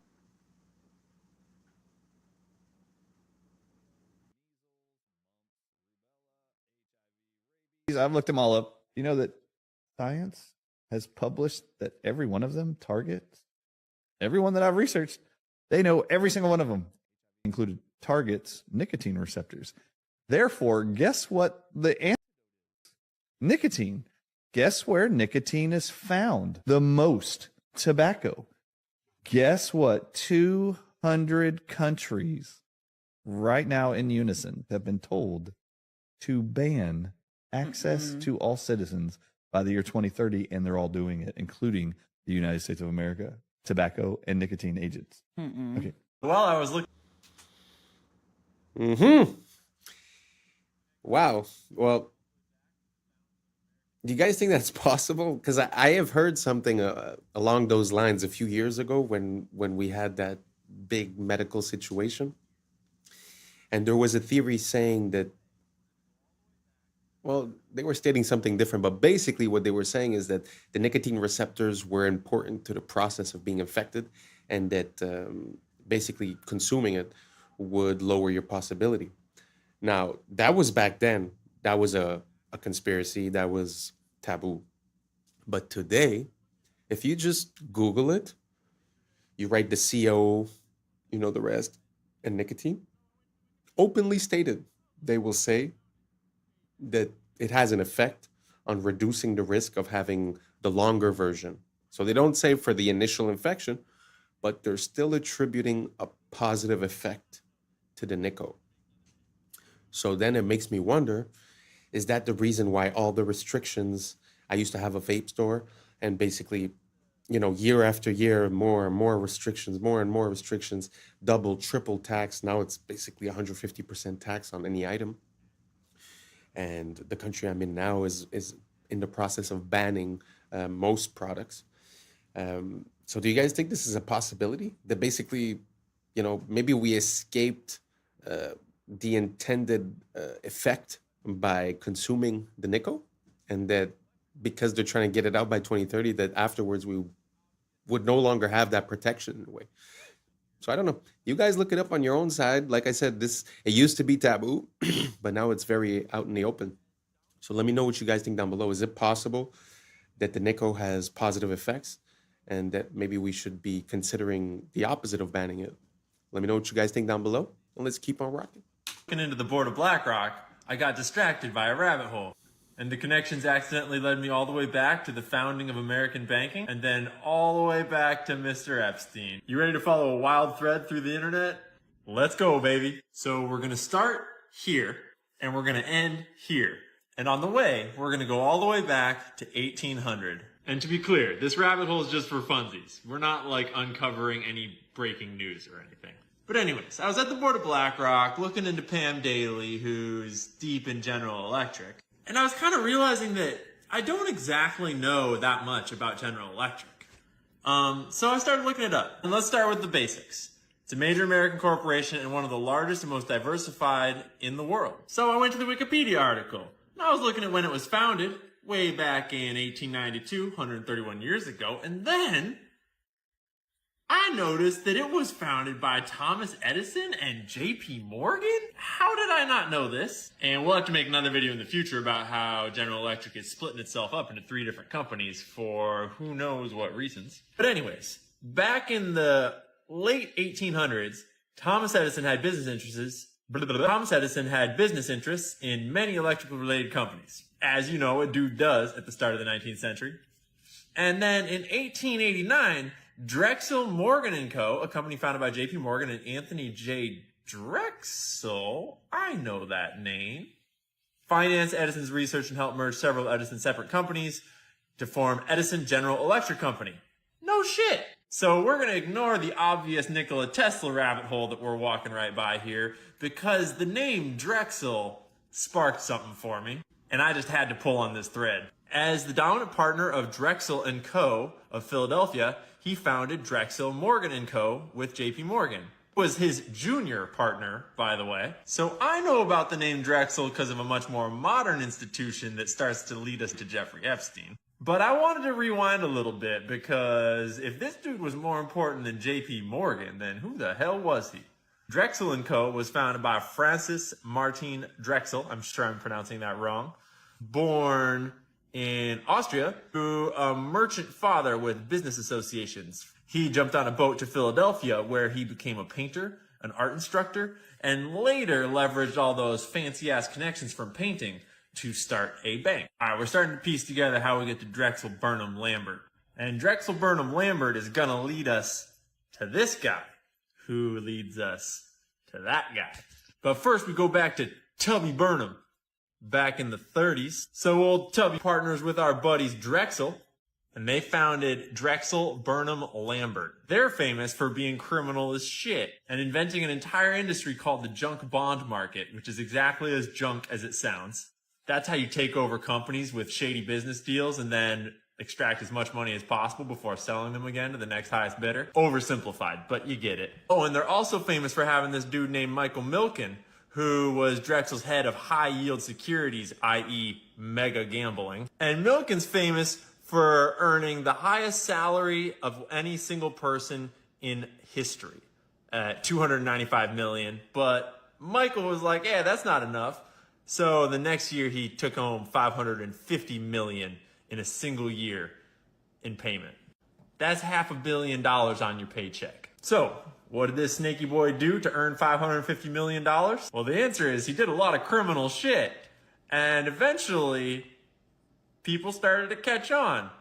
And Drexel Burnham Lambert started to get investigated. Then one guy started to talk, and then that led to another. And pretty soon, Rudy Giuliani was talking about throwing RICO charges at Drexel Burnham Lambert, and Michael Milken was exposed for having basically made a shitload of money off of doing illegal stuff because no one regulates this. Basically, the whole financial industry is what's called self-regulatory institutions. And so once someone started doing a little regulating, they realized there was insider trading, stock manipulation, defrauding of clients, stock parking, and on and on. And Mr. Mikey Milk wound up going to prison, but he's living a life of luxury nowadays as he's retired and he's out of prison. He got rich on it. But I shit you not, the Wikipedia page for Drexel Lambert, this firm that went down in flames, they have a whole section for survivors, meaning the rats that jumped ship. And this is where we meet Apollo Global Management, noted private equity firm, was also founded by Drexel alumni Leon Black. That's this guy. You might be like, oh, Ian, that's a bit of a stretch. Come on. He just worked at the firm. Yeah, from 1977 to 1990, so, a couple years, Black was regarded as the junk bond king Michael Milken's right-hand man at Drexel. So this guy learned everything he knew from this criminal who was the highest paid person in the world ever, so to speak, because of crime. Well, Black went on to found Apollo Global Management, one of the biggest private equity firms in the world, and guess who he decided to bring on board? Well, in 1997, he made Epstein one of the original trustees of what was his and his wife's foundation. And he had him direct all sorts of charitable donations and philanthropy money and a whole bunch of other secret money just going to weird places. And someone finally caught on and started looking through these numbers. They found that he had paid Epstein $158 million in just 5 years from 2012 to 2017 for his financial services. I'm not even going to get into all this nasty bullshit. Black had more meetings with Epstein than just about anyone else on the books. And this is where it comes right on back to our friends at JP Morgan, just a few hundred years later. Because while we were all looking at submarines, JP Morgan was settling out of court $290 million because they totally were not guilty of helping facilitate this, trafficking ring thing going on.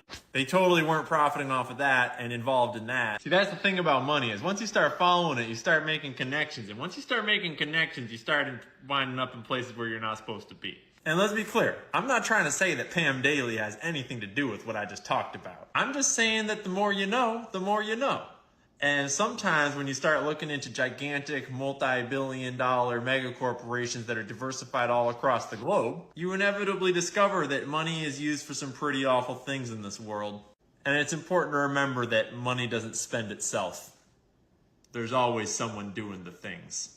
So stay curious. Don't forget to do your own research. Wow, that was a big one.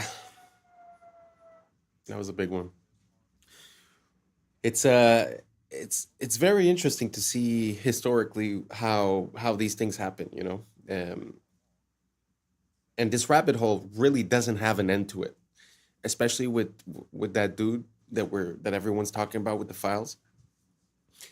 That dude seems to be implicated in absolutely everything, like whether it be science, duplication of people, whether it be the financial institutions. He was one of the biggest partners with the JP Morgs in NYC. He was bringing in clients like Mr. Gates, all these billionaires.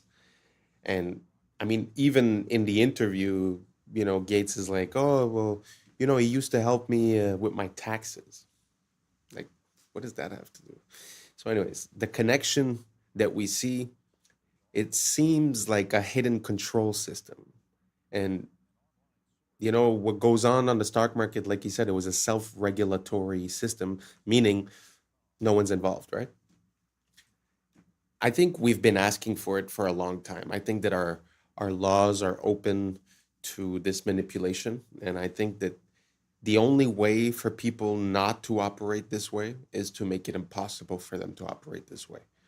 So I don't know, food for thought. You guys let me know. Did you know that the file guy was involved so deeply embedded into the financial system of the United States, talking about these huge numbers? You guys let me know, and let's keep on rocking. This is a clip from historical film number 1119, produced in 1923 by the U.S. Army Signal Corps. The caption says, quote, "A smoke curtain, an important new chemical warfare development. Hanging a curtain half a mile long in 18 seconds," unquote. This 1923 film shows an aircraft spraying a trail where some of the chemicals rapidly descend to sea level to form an opaque vertical curtain. Observers have seen an increasing frequency of chemical warfare and other experiments in our skies. Spraying Agent Orange during the Vietnam War demonstrates the military has been developing more sophisticated chemical warfare operations using aircraft since 1923.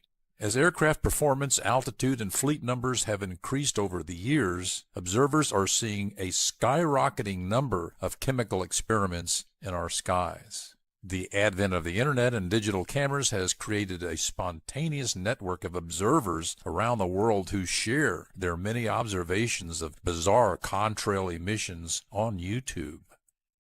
An online source for this and other historical films can be found online at criticalpast.com.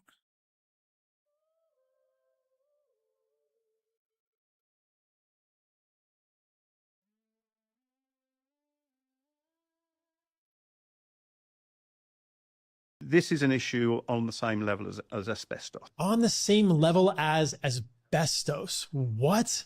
This is a pub, and it's big. The LED has got a big blue spike in it, although we tend not to see that. And that is even true of warm LEDs, and there is no red. The light found in LEDs, we can watch the mitochondria gently go downhill. They're far less responsive. The breathing very well. You can watch that in real time under LED lighting at the same energy levels in a domestic or commercial environment. This blew my mind. Dr. Glenn Jeffrey on Huberman's podcast, in his experiments and many other experiments exposing the powerhouse of the cell to this short wavelength light consistently leads to a decline in mitochondria.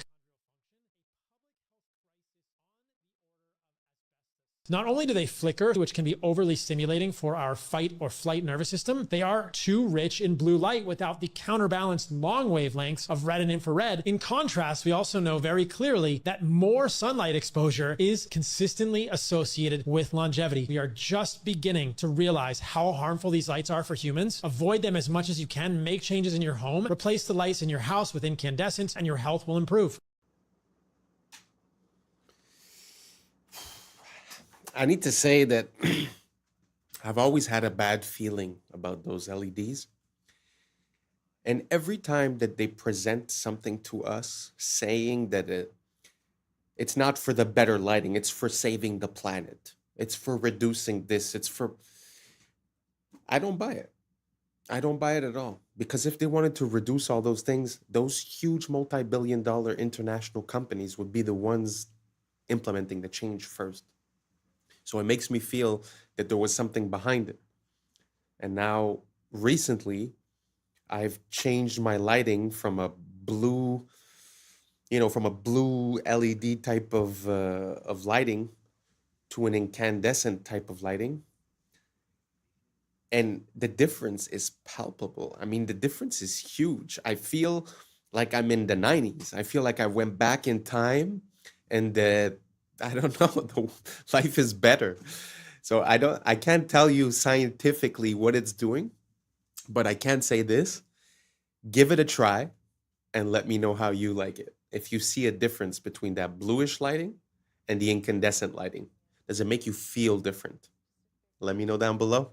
Thank you for rocking with us. I appreciate you. And that's a wrap for today, familia. Whether you're tuning in with the sunrise or you're posted up after midnight, I appreciate your time, your energy, your curiosity.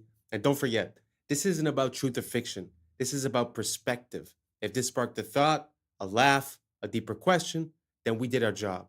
So drop your thoughts in the comments, keep the convo alive, like, subscribe, and don't forget to hit that bell if you're riding a wave, because we're just getting started. So until next time, stay grounded, stay weird, stay critical. I'm Adam Strain, and this has been Adam Strain Reacts. Peace. Now it's time for us to link up. Really think we on a break up. Making a change from living this strange. Living this strange. Making a change from living this strange. Yeah.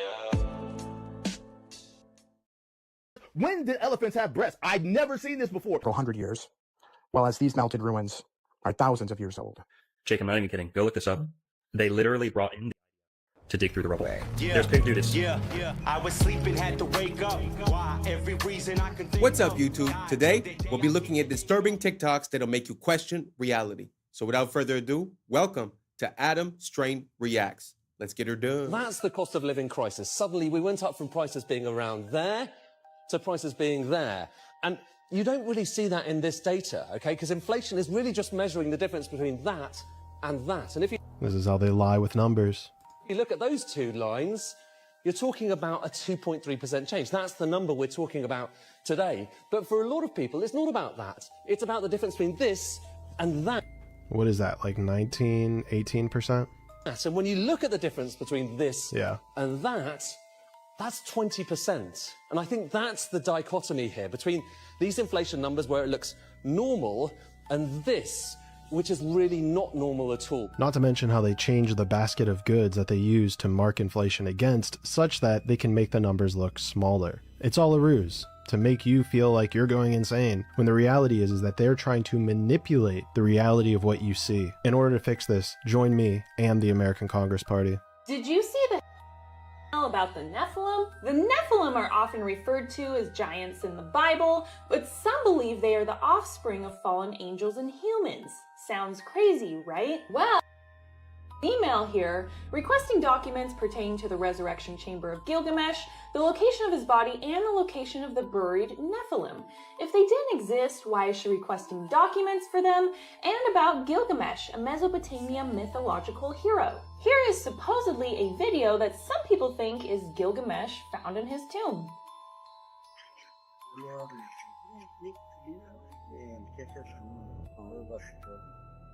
Now, who is to say whether this video is real or not, but with how weird reality actually is, I'm not going to immediately doubt it. We live in a very scripted and twisted reality, and truth is hidden if you're not in the club. But I don't know, I'm just a conspiracy theorist. Let me know what you think. That is kind of interesting because they like to make people seem a bit crazy when they inquire about these types of things, but how come the people that govern us also are inquiring about these things? We've heard about stories about when they went into Iraq that they were basically trying to take control of the ziggurat of Ur. We've heard about a lot of things, and one of the first, stops when they go into a new place often seems to be the museums and the ancient artifacts. And that kind of reminds me of the times of the Nazis when they used to do the same thing. They were on like a mission to find occult teachings and occult practices and relics and stuff like that. So again, very interesting question that she raises. How come these people that lead us are sort of talking and looking for these things as if they believe in it? Let me know what you guys think down below. If you guys have any supporting information, let me know. I love to look into this type of thing. So let's keep on rocking.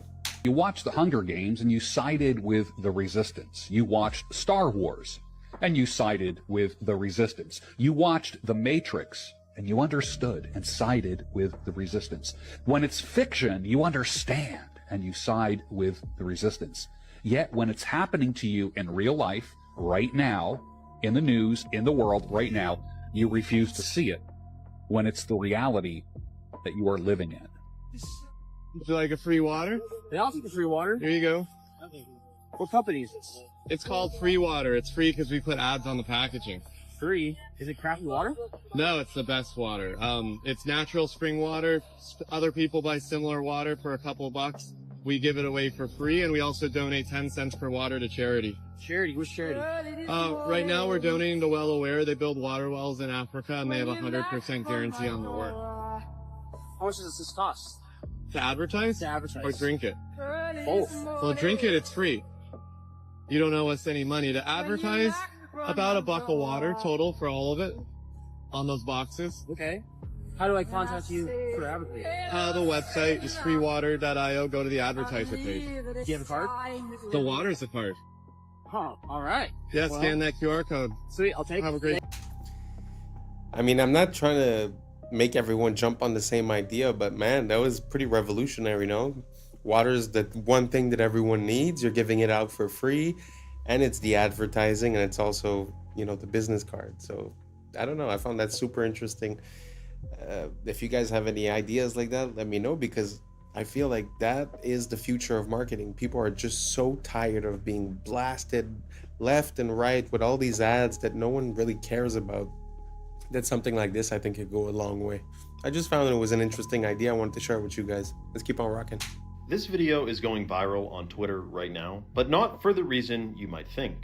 This is a professional of this skyscraper somewhere in the United States.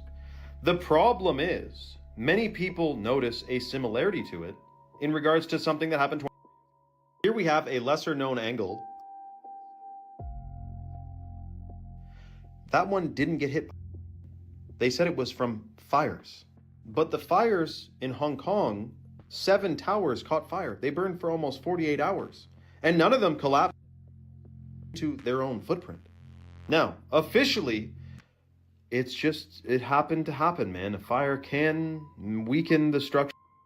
Don't worry about what architects and engineers say, but fires apparently can cause it to drop just like that. For the first time, though, in recorded history. Now, I would have expected something bigger to come from this, now that it's been. But seemingly, many people are still sleeping. Again, the Hong Kong towers, almost 2 days on fire, still standing. Let me know your thoughts in the comments below and follow for more. There has been many different resets since the Great Flood or the Flood of Noah. When you look at the age of the buildings in the previous video and the ruins from the buildings here, the melted bricks, the melted red bricks, there seems to be a clear age gap between the two.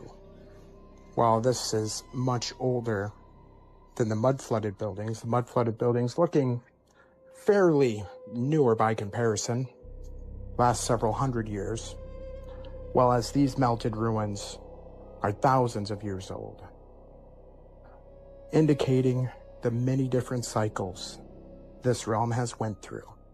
Since the Great Flood or Flood of Noah, the theory is we're looking at about 6 or 7 resets here that happen about every 150, 200 years, kind of like clockwork. And with that cycle, it has taken many advanced civilizations. Think back in the stories of Atlantis, told throughout ancient time. After that, the Tartarian Empire. Just look at these structures, clear evidence of melted, deformed stone and brick. That is not some ancient design choice of hammer and chisel. History is nothing more than a set of lies agreed upon. Question everything, friends. Until next time. Man, do I love looking into ancient history. I mean, even if you had an excuse for 1, 2, 3 of those pictures, man, it's so anomalous to see all these, you know, all these temples within mountains, or the bricks being melted, or sometimes you don't even know where the mountain ends and the castle starts. I just find it so interesting. If you guys have any good footage, send it over and I'll feature it in the next video. Let's keep on rocking.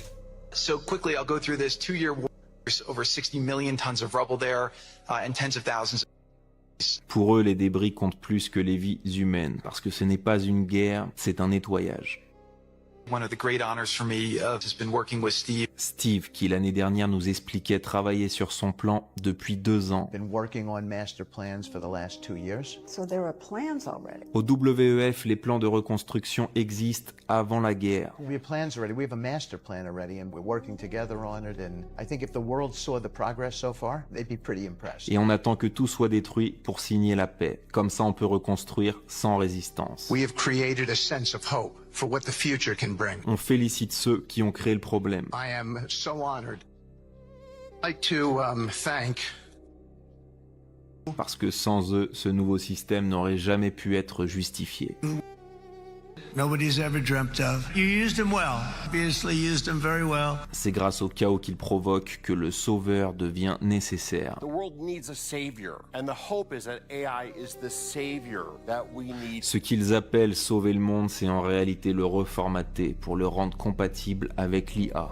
This vision for the future as an example of what's possible in other parts of the world. Il nous parle de paix, mais la paix ici, c'est l'absence d'imprévisibilité humaine, l'absence de liberté. Et c'est exactement le but d'une smart city, une ville sans âme, où tout est mesuré, tout est prédit, où l'humain n'est plus un être vivant, il devient une donnée. Regardez le plan, zone industrielle intelligente pour Musk. Donc en réalité, ce qu'il construit, c'est un monde post-humain. Are there aliens among us? I am one. Quand il parle d'alien, il ne parle pas d'extraterrestre, mais de conscience inorganique. Parce que l'alien, c'est la rupture avec le vivant. Et ils vous vendent votre disparition comme du progrès.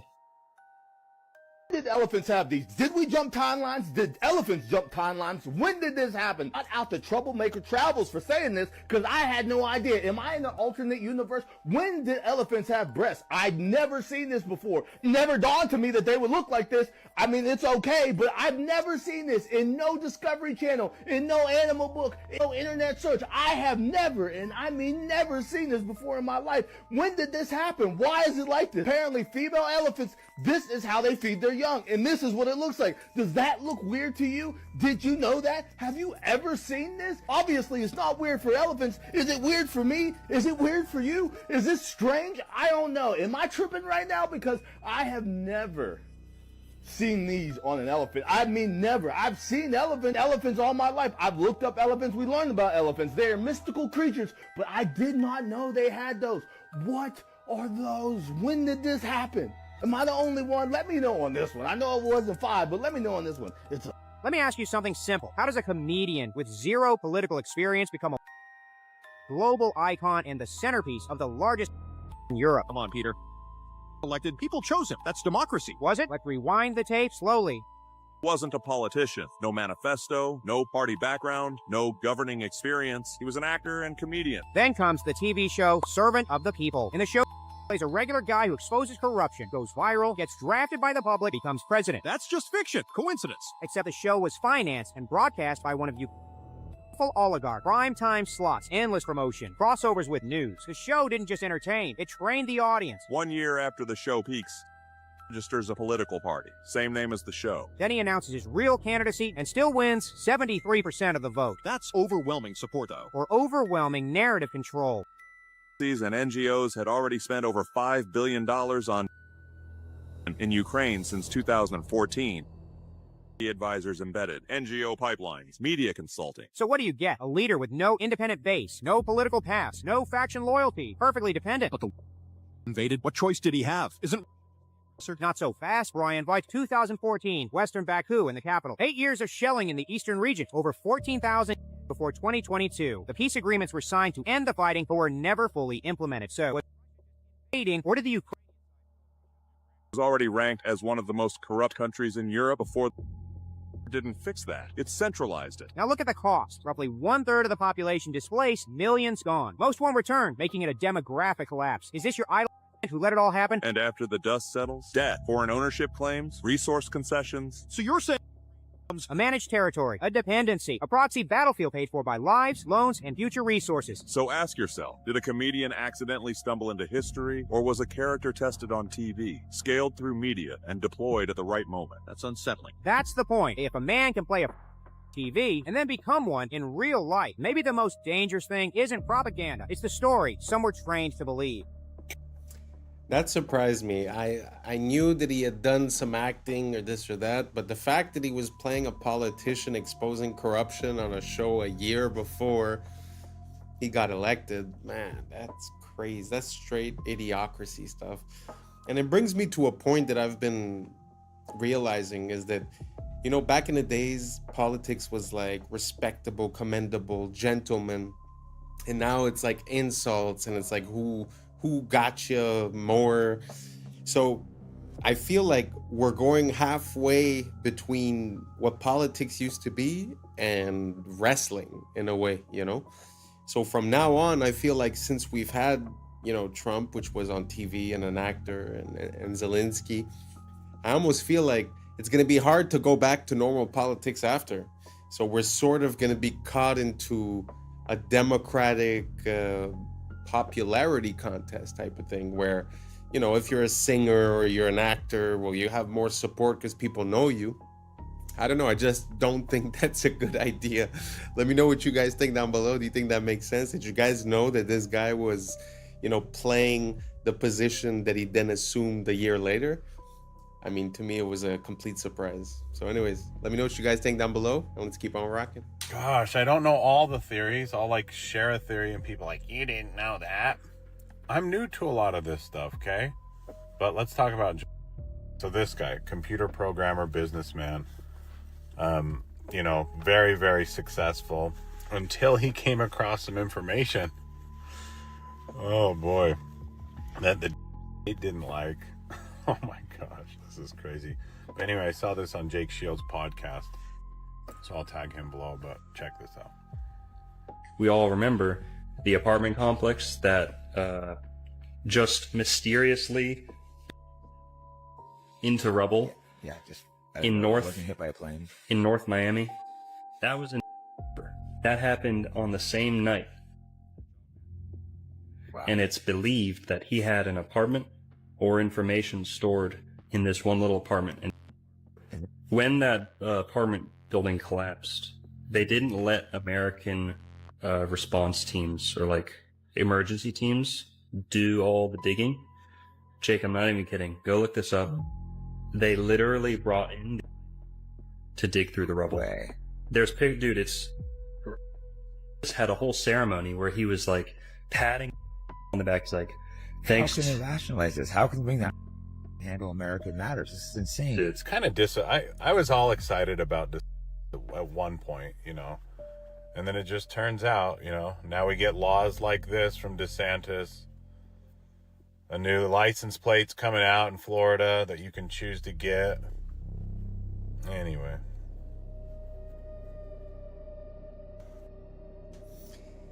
Wow. I mean, that to me, with perspective and hindsight and looking at the dates, not only the fact that it happened on the same day that he was offed, but just the fact that they brought in that organization on American soil to go through the rubble, man, you know that there's something up there. And sometimes when I see these things, it really makes me think like we're living in a James Bond movie, but we always receive the cover story. And like the real stuff is happening behind the scenes. Did you guys know about this? Let me know down below. Anyways, let's keep on rocking. There were hundreds of security cameras filming the check-in areas, the corridors, the lounges, the airport bars and restaurants, etc. The question is, how many time-stamped images do we have that show us the presence of the at any of the departing airports?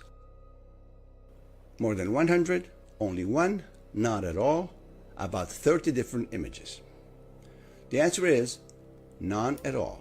We don't have a single time-stamped image showing us even one of at the airports on the morning of. The only thing we were shown is a sequence depicting at the Washington airport. But this sequence does not have a timestamp, and it was filmed with a regular camera, not a security camera. So, for as far as we know, those images could have been filmed anytime. Maybe during a dry run were made to make under whatever circumstance. And then we were shown this image depicting going through a security check. This picture is, but this is not the Boston airport. This is the Portland, Maine airport, as clearly shown in the timestamp that says 5:45 in the morning. This is the infamous connecting flight to Boston, not the flight to LA that was. Bottom line, at the departing airports on we do not have a single image that has been made public. Not one. Is there anybody out there who really wants to believe this? You want to know why is now everywhere? It's not some random gotcha. It's a playbook move, used by power for centuries. You don't fix a dying system, you burn its reputation to ash on purpose. You drown the masses in filth until the old world itself makes them sick. That's the whole show. First they spoon feed you shocking truth. Then the media blitz. Every headline a nail in the coffin. Politicians, celebs, old money, all dragged through the mud. It's about breaking the audience. But isn't that good? Like, if everyone's a crook, at least now we know, right? Shouldn't sunlight disinfect a room? No, kid. Sunlight's just the setup. When all trust is exhausted, the demand for something new becomes inevitable. That's when they roll out solutions. Incorruptible AI judges, new digital money, total transparency. All wrapped up in words like safety, fairness, and reset. People want that. They're sick of scandals, tired of hidden dirt. We have the tech now. Why not let machines run things? At least then, no more old creeps making backroom deals. You ever wonder why every leak just happens at the perfect moment? Drop right as the world economy wobbles, currencies crack, debts explode. It's called engineered timing, not coincidence. While everyone's busy binge-watching elite scandals, behind the curtain they're resetting the board. Old assets erased, debts written off, digital currencies quietly rolled out. The filth you see on your phone is the moral excuse for the next system. Look, the old world was corrupt, but this time it'll be pure. Trust us. They want you to beg for a leash. But isn't it good to wipe the slate clean? If everyone's guilty, doesn't it make sense to start from zero? At least now it's transparent? Transparent? You mean like a glass cell. That's the transparency you're signing up for. Every transaction logged, every move tracked. All under the pretext of protecting you from them. But now you're monitored, analyzed, managed. Remember this. In history, every total control started by exposing the last one. Scandal, outrage, necessary, reset. Then the new rules.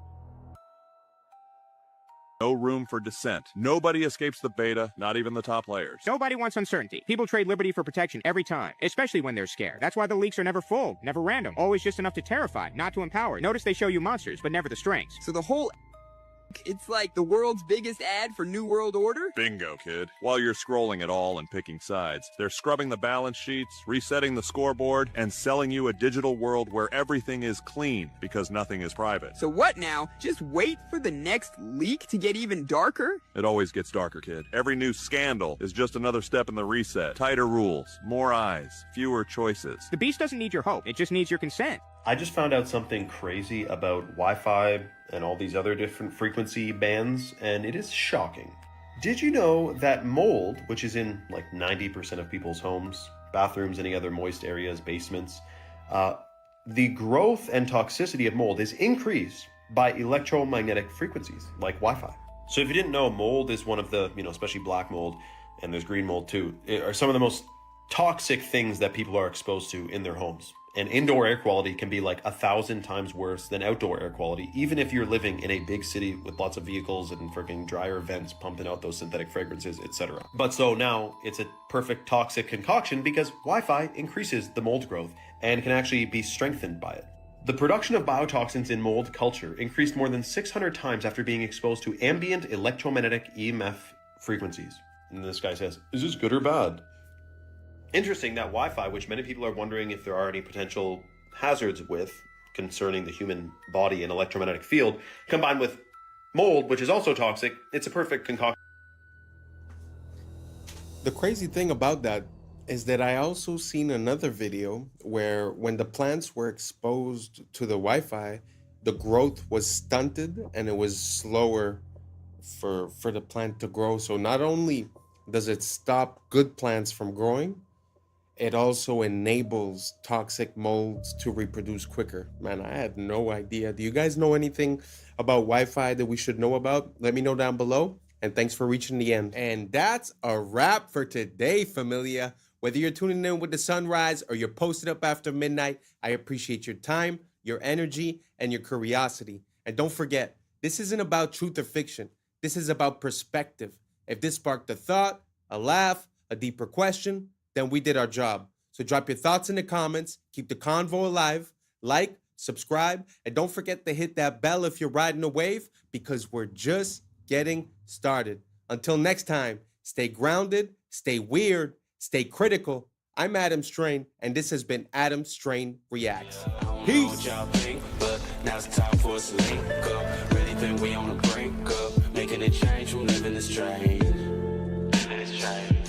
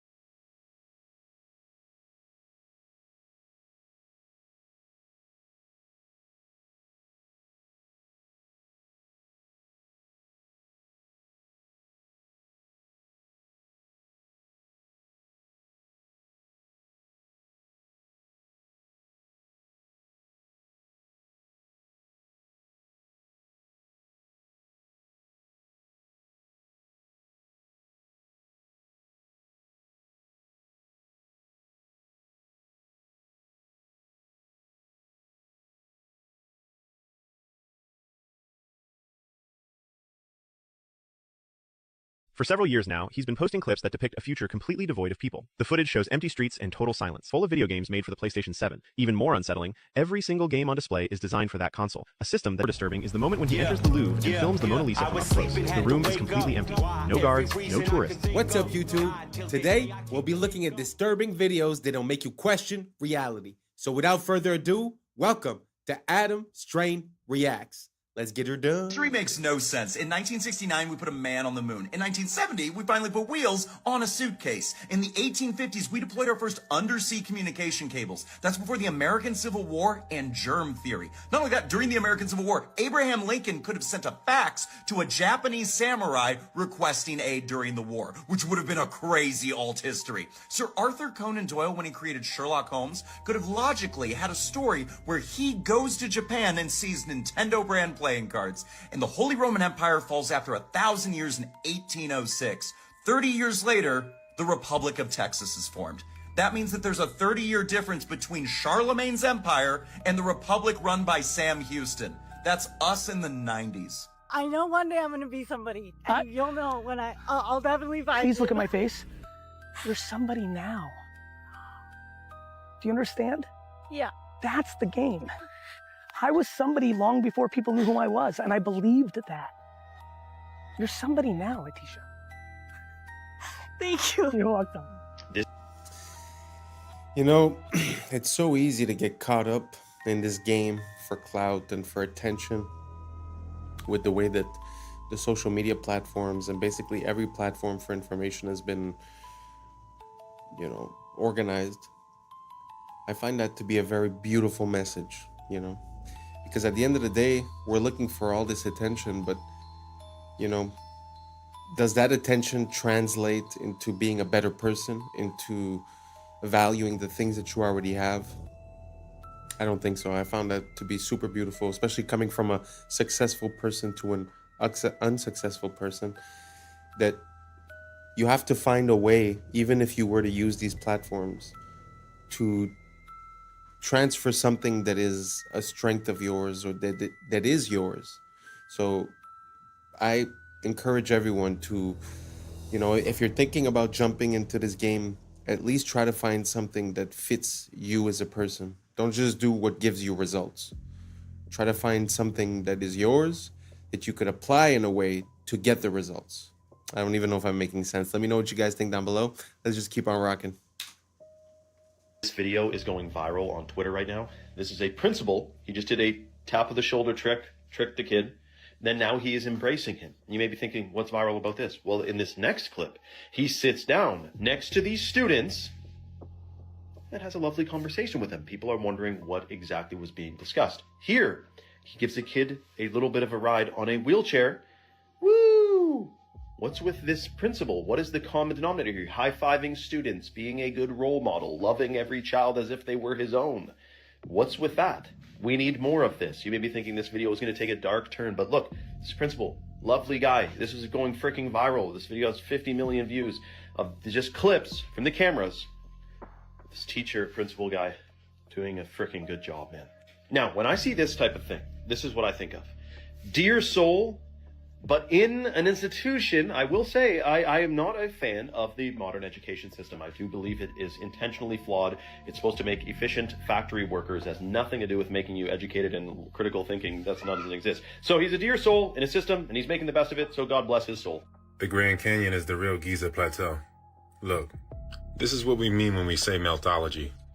All of this area is desert because there was a motherboard meltdown. The Earth is a grid, a motherboard. It has melted down several times. This is from one of the most recent meltdowns. After Israel was divided within, it imploded and became open for attack. As you can see, all these people are Shemites. Edomites, Moabites, Ammonites are still all from Shem, even though they were supposedly enemies. Like Ashur, who fathered the Assyrians, who were also enemies. So all Israelites are Shemites, but not all Shemites are Israelites. Since they didn't get along, civilization fell apart. Edom is synonymous with Mount Seir. Mount Whitney is Mount Seir in the Sierra Nevadas. Edom is Rome. Edom destroyed the temple, the Israelites dispersed, and order continued to decay. These are melted buildings. Obviously melted buildings. These so-called pueblos are remnants of a melted metropolis. The survivors of the meltdown found refuge in these pockets of survival. Egypt is Mitzrayim. That's where we're getting Mississippi or Mitsori. This is Hamite land that stretched all the way to the Grand Canyon in Sedona or Sidon. Moab is said to be east of the Dead Sea in the Bible. Moab, Utah is east of the Dead Sea. The Moabites are the Moors. Moab's mom was his sister. He was a product of inbreeding. So Edom, which is Rome, took Jerusalem in 70 AD, which is actually 1070. And Rome, or Edom, fell in 476, which is actually 1476. The Spanish. Wow, that's pretty interesting. I've seen quite a lot of parallels between Egypt and Rome and the United States. So it really pushes me to re-question this whole narrative, because from what I understand, Washington, D.C. at its inception was called Rome, Maryland, so the land of Mary. So it seems like there's this old mythology that's involved, or at least encrusted into the naming or into... Because, I mean, even a dollar bill has the Egyptian pyramid, right? So I never could make any sense out of that. Let me know what you guys think down below. You think it's possible that the old world is the new world and the new world is the old world? I'm not quite sure, but it's just very interesting to see the similarities between these two places. Let me know what you guys think down below. Let's keep on rocking.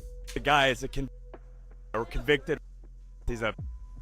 Trump attaqué au Golden Globe, c'est loin d'être un accident. Regardez comment ça fonctionne. Mark, what's the pin? Mark Ruffalo exécute un rôle. Il doit pousser le mouvement Be Good avec son pin. Un slogan simple et court, impossible à attaquer. C'est comme ça qu'une opération psychologique fonctionne. Le but est de vous polariser et vous imposer une morale. Pour ça, il faut une cible unique. C'est le rôle de Trump qui sert de pôle dans un scénario héros-vilain. Ice doit produire le plus de scandales possible et les grandes chaînes diffuser en boucle. C'est la mécanique classique de l'ingénierie sociale. Problème, réaction, identification, solution. We're out there killing each other. You know what the solution is? Et Ruffalo n'est même pas très convaincant. I gotta be honest with you. On dirait une scène mal jouée. I'm not gonna lie to you. I'm not feeling so great. I have felt things. Faire semblant, c'est son métier. I don't know. I can't keep pretending. It's driving me crazy. Dans Shutter Island, Now You See Me, il a le rôle de l'architecte de la manipulation. The more you think you see, the easier it'll be to fool you. My job, to take your attention and use it against you. Ces films expliquent que ce que vous voyez est un tour de magie. Donc il ne s'oppose ni à Trump, ni à la pédophilie, parce qu'ils sont tous dans le même camp. Dans Pauvre créature, il couche avec un nouveau-né, placé dans le corps d'un adulte. Dans 30 ans sinon rien, il embrasse une fille de 13 ans. C'est une technique de cinéma. On place un esprit mineur dans un corps adulte. Mom? Dad? Pour banaliser l'inacceptable. Voilà ce que l'industrie choisit de célébrer, parce qu'on est dirigé par des pédomanipulateurs narratifs. This guy claims he's stuck in France in the year 2055 and can't find a way back. And everything he shows in his videos looks disturbingly unreal. For several years now, he's been posting clips that depict a future completely devoid of people. The footage shows empty streets and total silence. The roads are deserted, yet vending machines and terminals are still working, as if the country itself still exists, but its population has completely vanished. In some videos, he walks into stores and shows shelves full of video games made for the PlayStation 7. Even more unsettling, every single game on display is designed for that console, a system that doesn't even exist in our time. One detail in particular really alarmed viewers. A nearly empty vending machine with just one bottle left inside. The date on it is clearly visible, April 2055. According to him, it's a drink that hasn't even been released yet in our present day. Even more disturbing is the moment when he enters the Louvre and films the Mona Lisa from up close. The room is completely empty. No guards, no tourists, as if time itself has frozen. He does the same with the Eiffel Tower, showing it surrounded by absolute silence and emptiness. What makes the story even more unsettling is the fact that he started posting these videos long before the explosion of AI and modern visual tools. This is the story all about how your life got flipped, turned upside down, and the reason why you're a slave to the central banking cartel. In 1791, the Rothschild banking dynasty lobbied for Alexander Hamilton to install the first central bank in Philadelphia, Pennsylvania. They secured a 20-year charter that lasted from 1791 to 1811. By 1811, the United States refused to renew the charter. They were sick of the Rothschilds. So, in 1812, the Central Bank of London, under Rothschild control, financed the War of 1812, where England attacked the United States and burned the White House to the ground. By 1816, the bankers secured a second charter for another installment of the central bank in Philadelphia, Pennsylvania. By 1835, after 19 years of economic manipulation, the 7th president, Andrew Jackson, who was fighting the banking wars, did and ultimately got assassinated. Everything he could to kick the bankers out of the United States. This is why he vetoed the recharter in 1832. And he said in 1834, if the people only understood the rank and justice of our money and banking system, there would be a revolution by morning. And I try to inform you guys. You listen to my podcast, you would know this already. What did they do? They attempted an assassination. This is going to become a common theme that we're going to revisit. But for now, Jackson issues a specie circular, which means no more deposits to the central banks, only deposits into national banks. He cuts them out of the picture, and he pushes for only gold and silver. What do they do? Send us into a depression. By 1837, more economic manipulation, but the good news is we go to a credit-based system, but one without the central banks. By 1850, the middle of the century, Jackson had killed off the second bank, and there was no more central banks in the United States. I won't stop him forever. At that time. By 1861, the United States didn't need the central bankers anymore, but they saw an opportunity.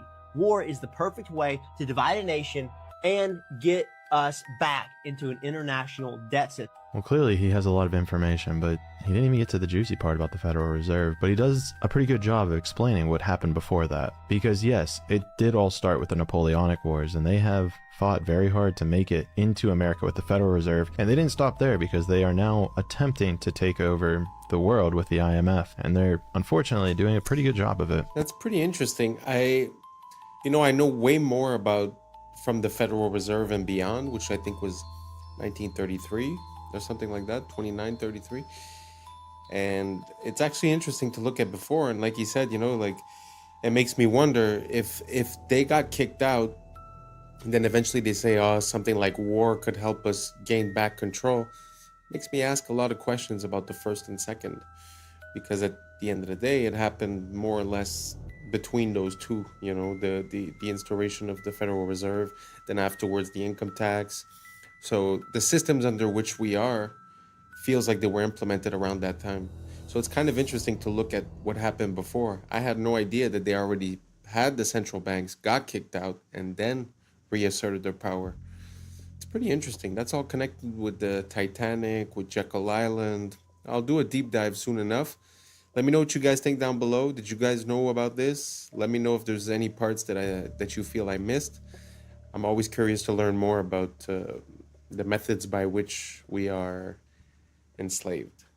Let me know down below. Let's keep on rocking. Rare images that'll make you say, damn, that's rare. This was the unbelievable moment Devin Stratton, a skier from Utah, survived a 150-foot fall from Mount Timpanogos. In China, police officers aren't issued firearms, so this is how they subdue dangerous criminals wielding knives with the power of teamwork. Score 1 for Disney. It's almost impossible to believe that the scale of damage done to these engine blades was caused by a flock of birds. This horse is so well trained that it is able to protect its owner from a hostile mother cow while he routinely tends to her newborn calf. This is a theatrical demonstration of how the Victorians relieved themselves in the 1800s using a fancy porcelain pot mounted underneath furniture known as close stools. Hold on a second. They didn't wipe? In early 2024, doctors at Massachusetts General Hospital treated 3 people with recurrent glioblastoma brain tumors using a brand new drug. A single dose of the new cancer drug made the brain tumor almost disappear in just 5 days. Ever pictured a real Jurassic Westworld crossover? This amusement park uses a robot dog in a Triceratops costume to play with the kids. Thank you, Michael Crichton. This was the moment a fan assisted his favorite wrestler, Negro, using his wheelchair to prop him off the ground, stopping what would have been a direct disqualification criteria in this match. This is a photo of a LAN party from 2003. I know it smells crazy in there. Now here's something you don't see every day. This electric SUV can run Contra with its rear lights through advanced programmable rear light systems. I've never actually seen anyone play Contra without the cheats. This was the moment an explosion hit the Oceana water park in Gothenburg, a water park that was under construction. But seriously, man, How do you even get a fire at a water park? So this is weird. In July 1518, hundreds of citizens took to the streets of France, breaking off into a form of hysterical dance that lasted several days and led to numerous fatigue deaths. The exact cause of this bizarre dancing plague remains unknown to this day. Watch how easy it is to cut a shard of glass underwater compared to air. This is due to a scientific principle known as the rebinder effect, where water molecules interact with the surface to accelerate crack formation and control shattering. This is aerial footage of a scenic river canyon in Iceland. The ecosystem is so delicate here that stepping on the moss is prohibited by law in an attempt to preserve its lush landscape. When a specific nerve cord is severed, a mosquito has no sense of being full. It will continue to consume blood until it quadruples its body weight, whereupon it explodes. This is a rare sighting of a melanated fox, popularly known as the silver fox, a unique variation of the standard red fox species, existing as less than 10% of their entire population. Man, it's really heartbreaking when you realize that Chadwick Boseman filmed all these incredible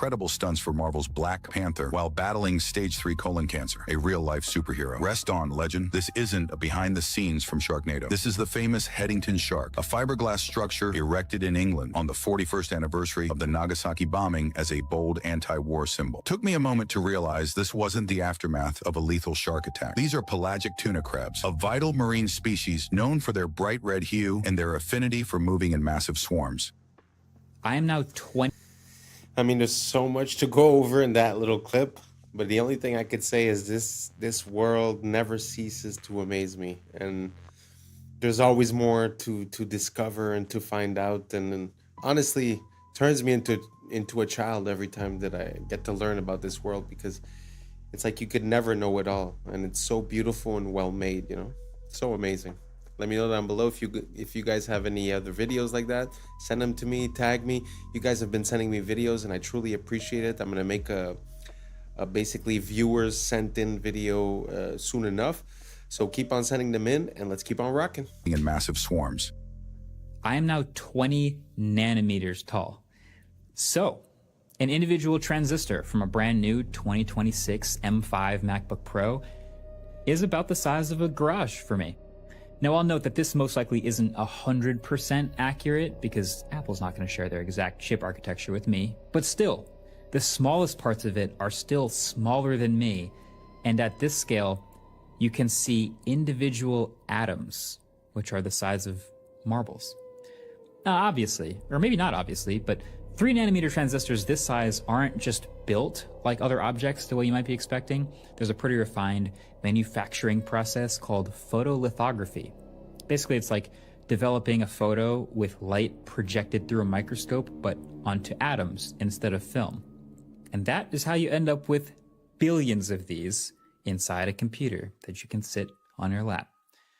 Now, to be honest, I don't really know how much longer Moore's law can apply to semiconductors as they get down to the literal atomic level, but I sure do want to appreciate it while it's happening.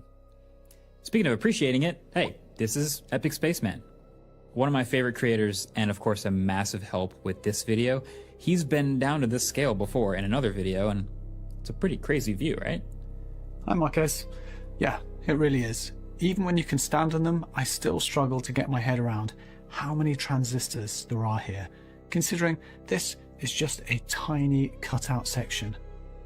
The full chip is 32,000 times bigger than this.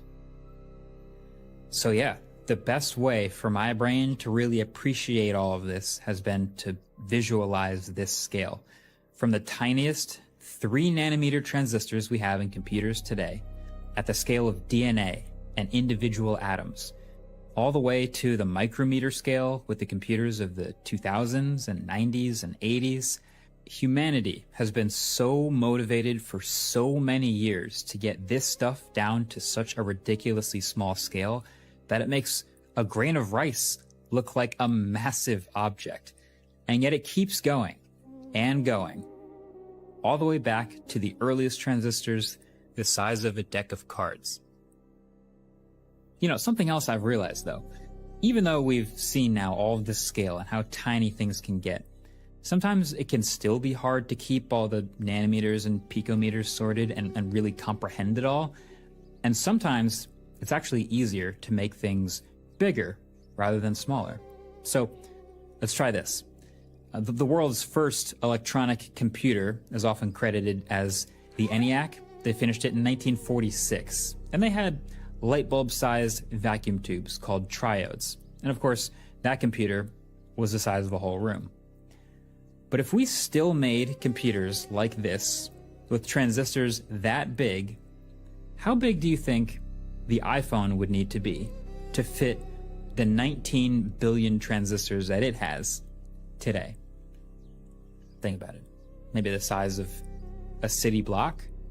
Or what about the size of the entirety of Central Park? Keep in mind, you need to fit all these billions of transistors. Wouldn't it be crazy if we carry around the equivalent technology of a phone the size of the city of Manhattan? Well, the reality is these are all still too small. Your phone, with the technology from 80 years ago, would need to be the size of the state of New Jersey to fit them all. This progression of technology has given us a computer the size of a US state 270 miles long and shrunk it down to fit in our pockets. Thanks for watching. See you in the next one. Peace. Wow.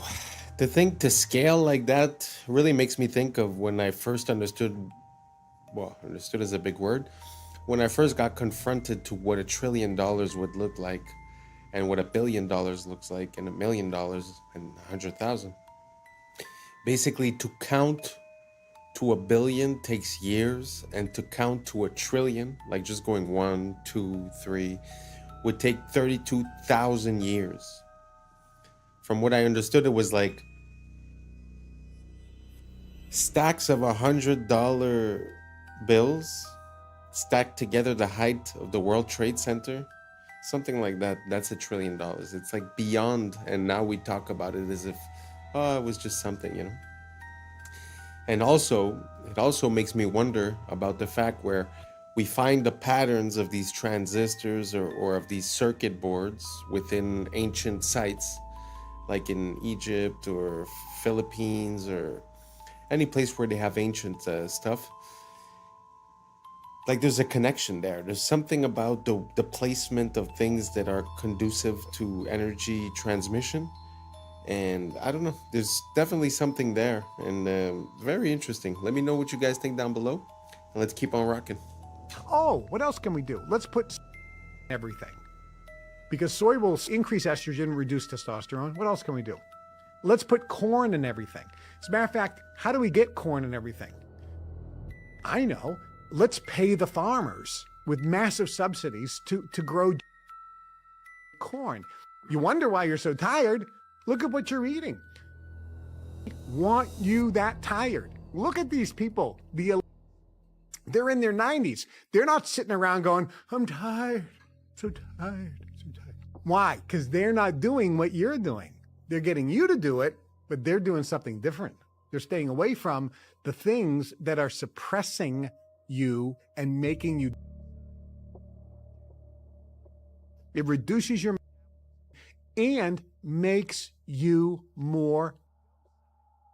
You're not gluten tolerant. Strange. Why can we suddenly not tolerate as a society? I went to the Columbia University. It was a conference symposium on with a bunch of researchers and physicians, and they're talking about, we don't know what it is. It's causing this rise. I went up to the microphone and I said, do they spray rat brain? Like the chemical, the doctors and researchers turned around and looked at me, they're like, they don't spray. I would kill it. And I was like, okay. And I went and I sat down. A scientist from General there to promote their free Cheerios. So he found me and he said, yeah, they're spraying on a lot of the grains. We know there's a problem. It's going to take 2 decades to reverse. Okay. Like 2 decades. I said, well, everyone's going to be gluten intolerant, and maybe because people are this. I always say it, man. There's definitely something wrong with not only the food, but our relationship to it. You know, as much as I agree with the first guy saying, oh, you know, the rich people aren't tired. Yeah, well, you know what? I feel that within the people in my environment, in my surroundings. Some people could have an easy job and at the end of the day still say, oh, I feel tired and this and that. I think it's also a thing of mind state. You know, like I used to work 7 days a week for a while. I had my own business, and obviously you're tired because you're there 12 hours a day. So I would go from work to home to work to home. And eventually I said, you know what? From now on, I'm also going to try to live. So when someone would offer me something after work, I'd always say yes. And the funny thing that I realized is that by doing more, somehow I had more energy. And since then, I've sort of changed my perception towards events. And that tiredness is gone. The energy is up. Now, all that being said, we're going to put it to the side. There definitely is something wrong with the food. And, the fact that the people that provide us with the food are running under a capitalist system or way of, operating, it makes it super logical that to maintain profits and not necessarily raise the price, you would lower the quality of what you're offering. So all that to say, I understand that it's their fault in a way, but really we vote with our dollar and with our dependents. So, it's something to keep in mind, we could always blame someone else, but at the same time, we need to understand how we get to that point. And I think the root core issue of that is that there's certain things that are needs and certain things that are luxuries. If we apply the same system to both, it's kind of normal that we get the same results in both. So I encourage everyone to rethink our relationship with not only the food, but the people providing it to us, and try to think of ways that we could do it ourselves or just not encourage them, and try to figure out why we are here. So that was it for today. Thank you so much for rocking with us. And that's a wrap for today, familia. Whether you're tuning in with the sunrise or you're posted up after midnight, I appreciate your time, your energy, your curiosity. And don't forget, this isn't about truth or fiction. This is all about perspective. If this sparked a thought, a laugh, a deeper question, then we did our job. So drop your thoughts in the comments. Keep the convo alive. Like, subscribe, and don't forget to hit that bell if you're riding the wave, because we're just getting started. So until next time, stay grounded, stay weird, stay critical. I'm Adam Strain, and this has been Adam Strain Reacts. Peace. Now's the time for us to link up. Really think we on the brink up. Making a change from living this strange. Living this strange. Making a change from living this strange.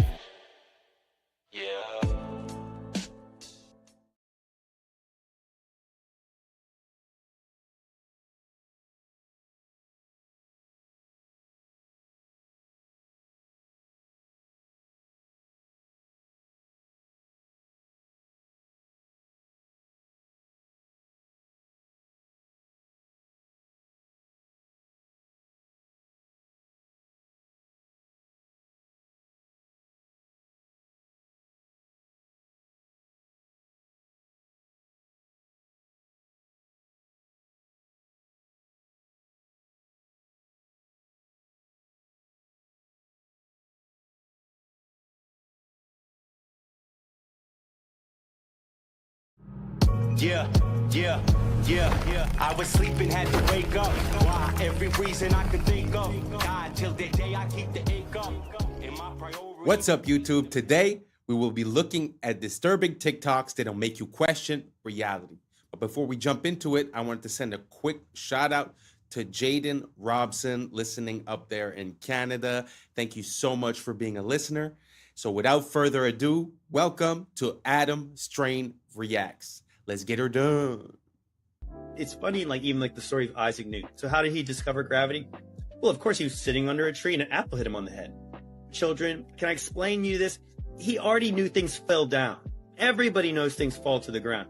That is not how he came up with the theory of gravity. The apple is symbolic of the tree.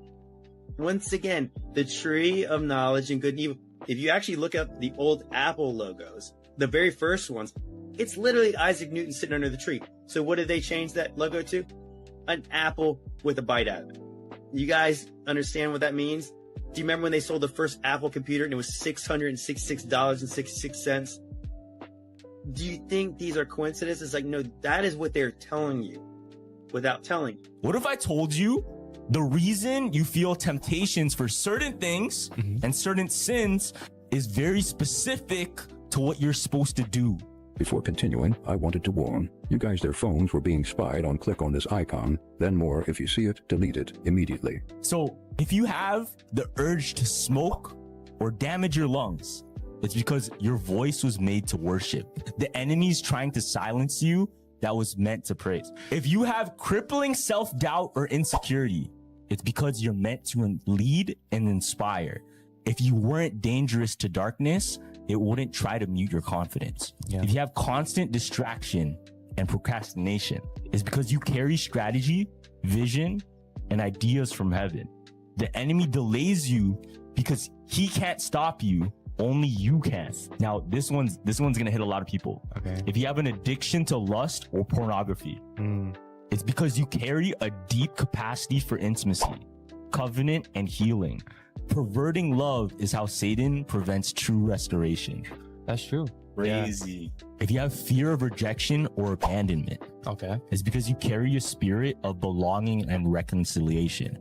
You were made to gather the outcasts. So he tries to make you feel like one. Damn. You have an obsession with appearance or body image. It's because you're meant to reflect God's glory, not the world's standards. So he's going to try to get you to hate your image. Damn. It's bars though. If you're drawn to witchcraft, astrology, or manifestation, it's because you have a prophetic gift meant for God's kingdom. The enemy counterfeits your gift to keep you out of alignment. If you struggle with overspending or greed, it's because you're meant to be a kingdom financer. So he wants to keep you broke so you can never bless others.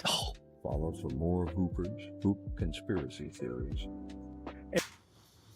That's a very interesting point of view. It kind of makes me think of, there's a saying that says that when you ask for God for patience, he's going to send you things to test your patience and to create that patience. It just seems like the reverse perspective from the point of view of the devil. But it seems like the same entity or the same pattern where you're going to be tested in the disciplines in which you must excel. So it's very interesting. Do you guys see that parallel within this? Do you guys think it makes sense? Do you see yourself as one of these archetypes? And if so, let me know down below which one. And let's keep on rocking. It's interesting, if you study history, all of the ancient civilizations, the Babylonians, the Sumerians, the Greeks, they all are the Chinese. They just arose out of nowhere. Poof, there's a civilization. There is no evidence of this stuff they teach in school, of them going from hunters and gatherers and grunts and groans, caveman stuff, becoming civilized and building cities. There's no evidence of that. It's farther back you go, it's all of a sudden, poof, there's the beginning of the Egyptian civilization, the beginning of the Chinese civilization, just like they moved in and built it in less than 100 years. So some strange things have been found in the fossils, as in the ground, that would indicate man used to be really smart. This little airplane, for instance, is in the Smithsonian, I believe. It was found in a grave in Colombia. It's about 1,000 years old. But it's an airplane, quite obviously, with all the features of an airplane. They knew about flight. In Peru, they've got giant stone walls like the one in the picture here. These stone walls are phenomenal. Some of the rocks in there are so huge, we can't even move them today. How did they move that? Who did it and how did they do it? I don't think it's logical to say ancient man was primitive. They must have known something we don't know today. I think it's just going to get weird. It's very interesting to see all the inconsistencies in the megalithic structures. But one theory that I heard about those types of walls, like the one that we just saw that he said, how did they move that?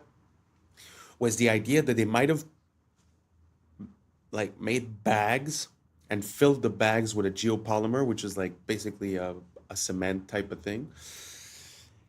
And then through the hardening process and with time, the bag disappears. And so the structure remains the same and everything is stuck together because basically, you know, the rocks had time to settle in and to stick each other. And then as the bags disappear, it sort of creates that rock. Have you guys ever heard of that theory? You guys think it makes sense? Do you guys think there's another explanation? I know that there's always the camp of the ancient aliens. Me personally, I don't really abide to any of that. Do you guys have any ideas on how we came to build these megalithic structures and move those huge rocks? If so, let me know down below if you have any rabbit holes I could go down. And if not, let's keep on rocking. Weirder and weirder and weirder, and finally it's going to be so weird that people are going to have to talk about how weird it is. I look for the invention of artificial life, the cloning of human beings, possible contact with extraterrestrials, possible human immortality, and at the same time, appalling acts of brutality, genocide, race baiting, homophobia, famine, starvation. The mushroom said to me once, it said, "This is what it's like when a species prepares to depart for the stars. You don't depart for the stars under calm and orderly conditions. It's a fire in a madhouse."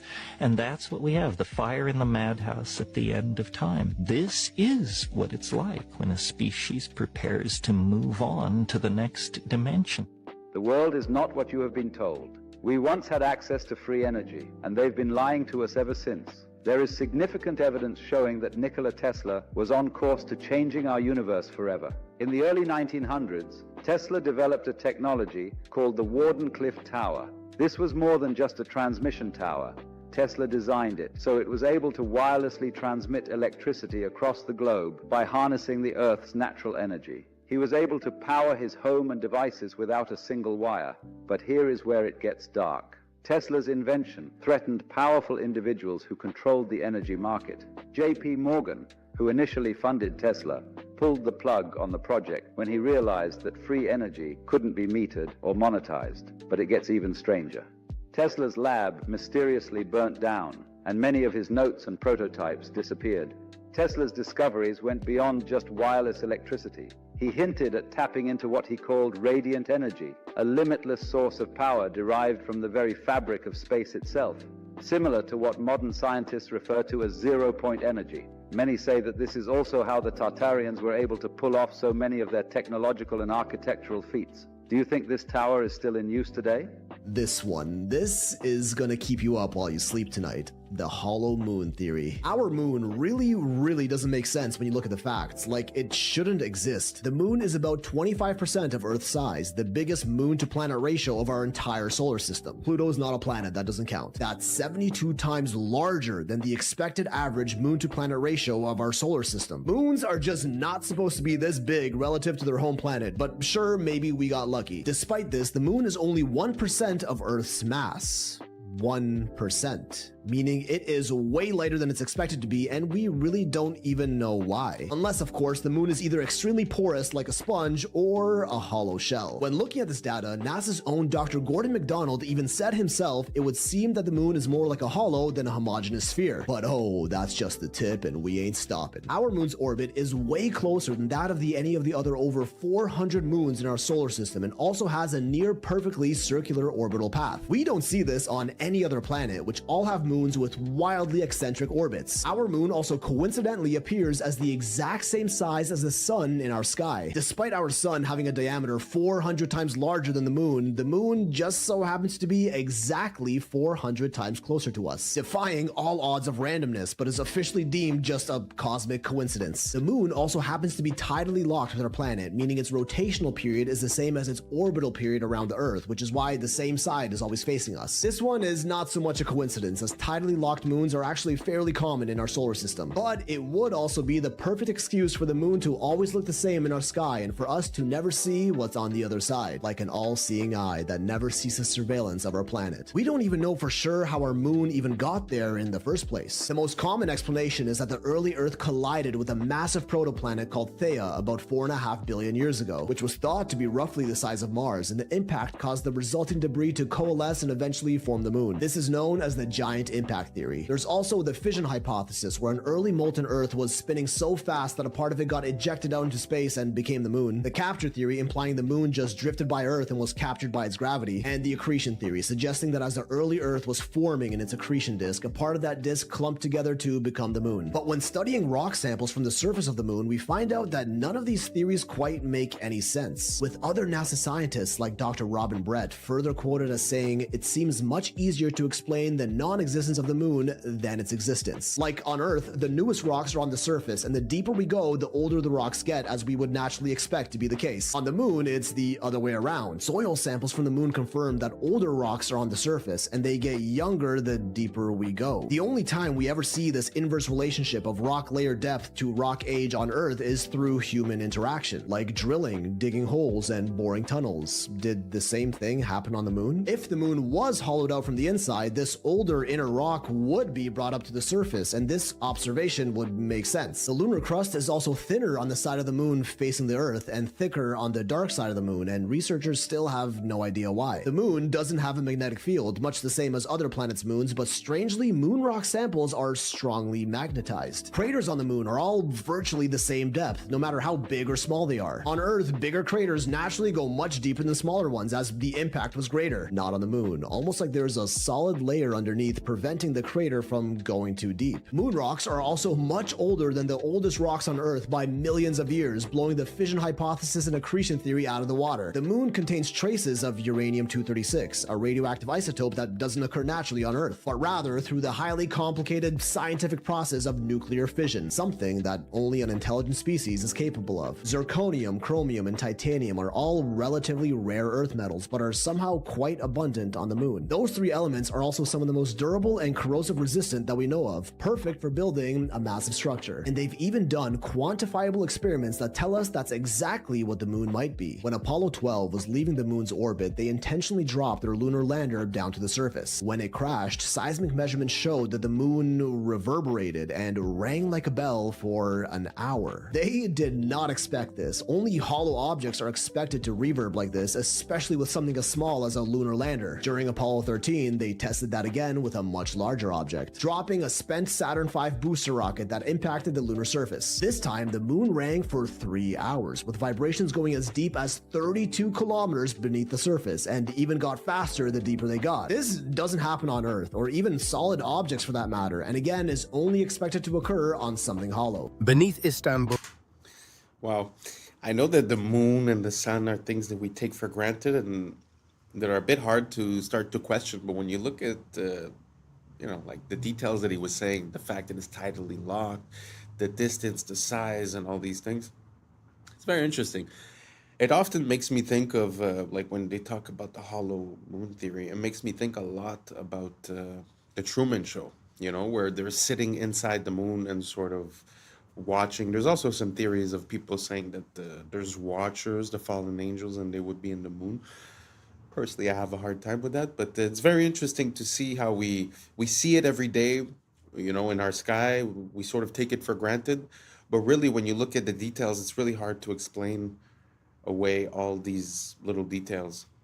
Was there anything that we were missing in that list? Let me know down below. The moon is one of the things that amazes me. In this whole rabbit hole conspiracy, I find the moon is something that's very, very interesting to look into because it has theoretically nothing to do with human intervention. So when you're able to see something that doesn't seem to fit, but that is also natural, I find that super interesting. So if anyone has any more information about any anomalies regarding the moon, let me know down below, and let's keep on rocking. Tunnels stretch for miles. Some connect directly to the higher Sophia, others to underground cisterns, chambers, vaults that feel less like cellars and more like cities. We are told they were dug by peasants, by hand, with chisels. Just any random worker carving out perfect arches, domes, aqueducts. But anyone who's seen them knows better. These are not crude caverns. They are palaces in the dark. Smooth walls, symmetry, geometry. And this isn't unique to Istanbul. From Edinburgh to Cappadocia, from Poland to Mexico, underground cities repeat the same pattern. As if a civilization once lived below the surface, and we've been taught to call it myth.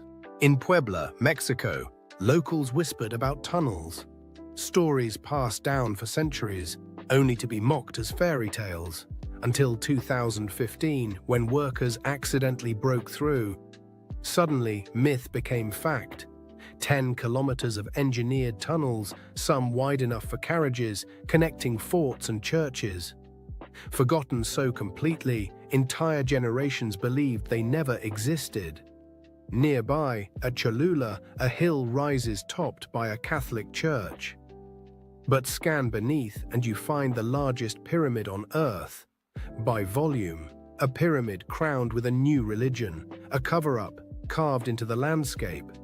So tell me, when a pyramid is called a hill and tunnels are dismissed as legend, what else has been buried, renamed, paved over? Were the tunnels truly forgotten, or were they deliberately erased? This place is the weirdest place ever. Ever. I will die on that hill. You get there and you think this is the only one of these things. There are 12 perfectly carved buildings that are into the mountain. And just like in India, you cannot make a mistake, and there are none, like it was laser carved, which is ironic because these guys made it. We don't know who originally built it, we don't know where all the rubble from carving this stuff went, and we don't know what tool they used. All we have are clues from other ancient quarries like Japan. The oldest stuff on this planet uses whatever tool that was. The Inca call this style Hananpacha. You can see the stuff on Machu Picchu, and Al-Aqsa Mosque, the Dome of the Rock, the most holy place on Earth, right up the street from the oldest parts of Jordan where Petra is. This makes Petra nearly impossible to accurately date. This building was carved at the same time as this building, allegedly. The place is so heavily eroded, I had to put a line on every man-made cut on this part of the mountain. We don't know what this was. What was that used for?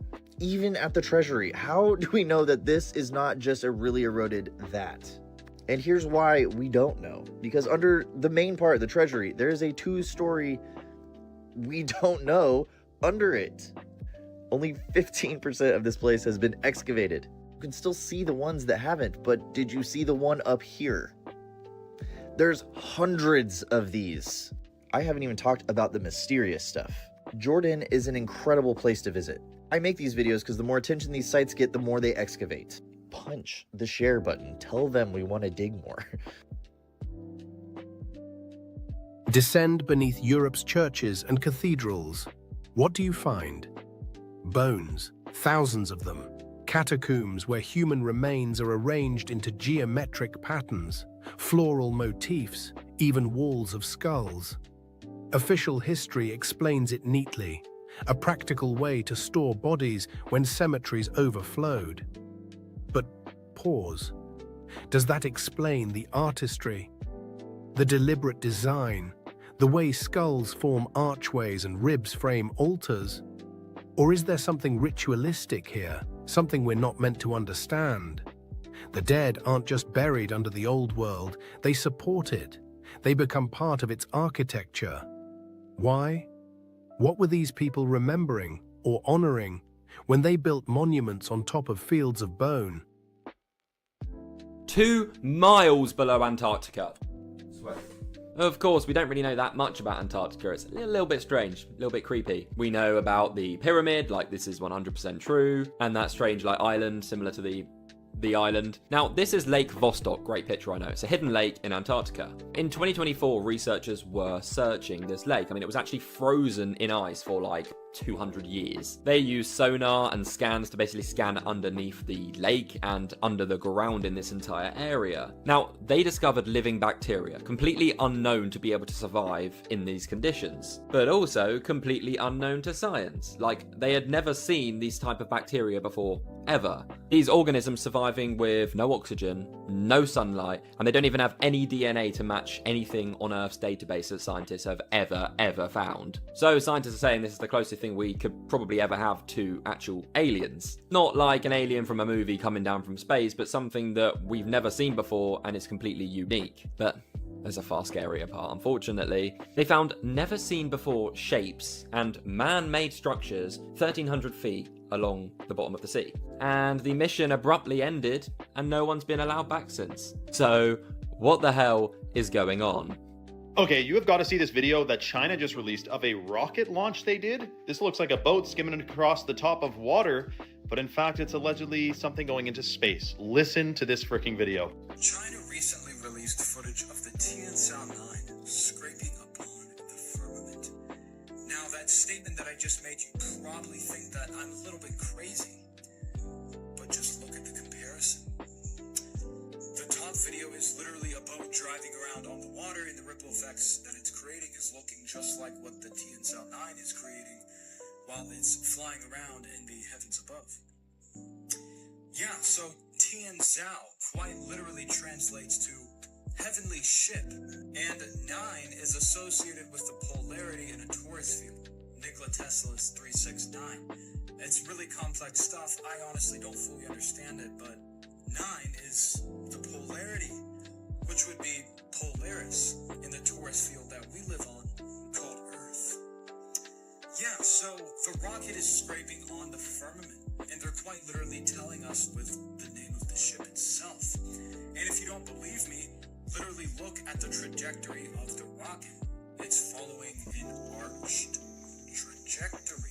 The reason they may be hiding from us the truth about the nature of our reality and space and all that is because if we weren't on a spinning ball that came from a giant explosion called the Big Bang, then we were definitely created. That would throw apart the whole Darwinism, would be decimated. Darwinism wouldn't exist. Evolution wouldn't exist. No one would be talking about it. If we were on a different, let's just say, in a different realm, put it that way, than flying on a spinning ball. I mean, it's just true. So that's why they're hiding potentials of this. And listen, forget everything I just said. Just know NASA is to deceive. NASA is, you got to dig into the whole history of them and how much they get caught lying, and their green screens in their swimming pools and their training grounds and all that. It's absolutely shocking. It's riddled with inconsistencies. There is something being hidden from us 100%, and we shouldn't trust this agency that's been caught lying on telling us the nature of our reality and what we live on in galaxies and all that. So keep your head vigilant. We'll discuss more about this. Comment for part 2 and follow for more. Nobody makes. I can't really approve the whole message, but what I can say is for the budget that NASA has had for the past forever, the past 70 years, which, if I'm not mistaken, revolves around $50 million a day, then I find that the information that they give us is very lacking. You know, like, we went to the moon, we put down flags, but yet we can't have any pictures of the flags. That's without saying that we never went back to the moon. So many things lacking. Even the pictures that they send us, supposedly 3i Atlas was pictured by amateur people. It wasn't given us to us by NASA.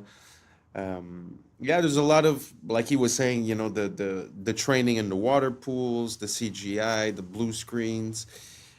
It's a very big rabbit hole. I'm gonna put a bit of a few videos here and there in every video so that we could, start holding on to that information and try to make some conclusions eventually. What do you guys think about NASA, space exploration, the Big Bang? Do you guys think that the official narrative makes sense and that there's really nothing that we should be questioning? Or do you guys think that for $52 million a day or whatnot, NASA is not really cutting it, not really making the world a better place, not really giving us valid information? Let me know down below, and let's keep on rocking. You feel tense. Nobody makes you feel upset. You always decide how you're going to feel.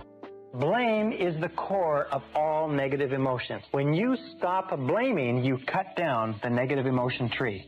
You cut it off, you kill it, and all the negative emotions die simultaneously. The conscious mind can only hold one thought at a time. It's the thought that the conscious mind holds that determines how the emotions will react, how the subconscious mind will react.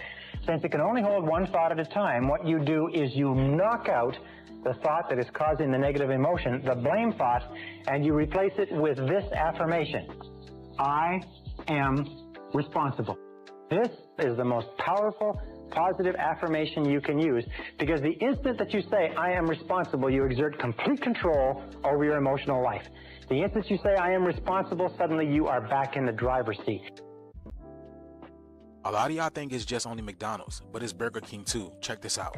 Tell me why the fuck this thing just fell out of my Burger King and is now fucking moving on its own. What in the actual fuck? Y'all, what is that? What is that? I have never seen this thing in my actual life. What is that? Why does it move like a balloon with water in it? It doesn't even have a head. Where is the head?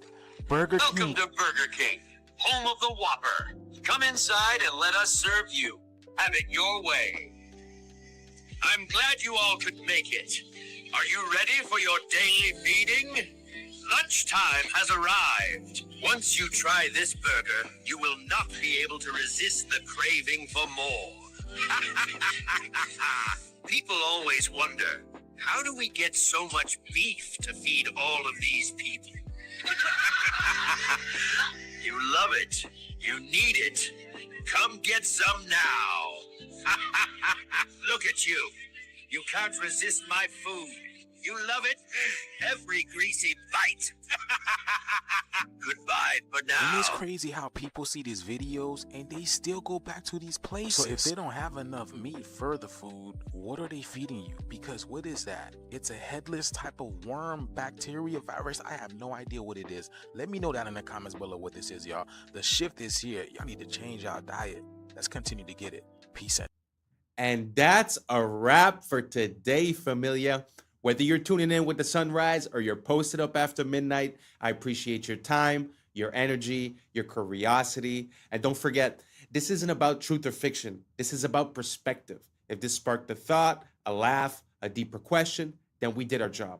Drop your thoughts in the comments. Keep the convo alive. Like, subscribe, and don't forget to hit that bell if you're riding the wave, because we're just getting started. Until next time, stay grounded, stay weird, stay critical. I'm Adam Strain, and this has been Adam Strain Reacts. Peace. Now it's time for us to link up. Really think we on the brink up. Making a change, we're living this strange. Living this strange. Making a change. I'm living this strange. Yeah. Artemis mission are literal actors. You can see that this one be able to find so many mistakes and glitches. Shadow from her hand that were appearing on the main character. Artemis Project all mysteriously showed up or disappeared. Let that say. Look closer. What's up, YouTube? Today, we'll be looking at disturbing TikToks that'll make you question reality. So without further ado, welcome to Adam Strain Reacts. Let's get her done. I like how she has her hair up and in a braid on the way to the launch pad. Then the second they get into space, she takes her hair out like this. When a braid would really be the most sufficient way to have your hair in space. And that doesn't even look like the same person, by the way.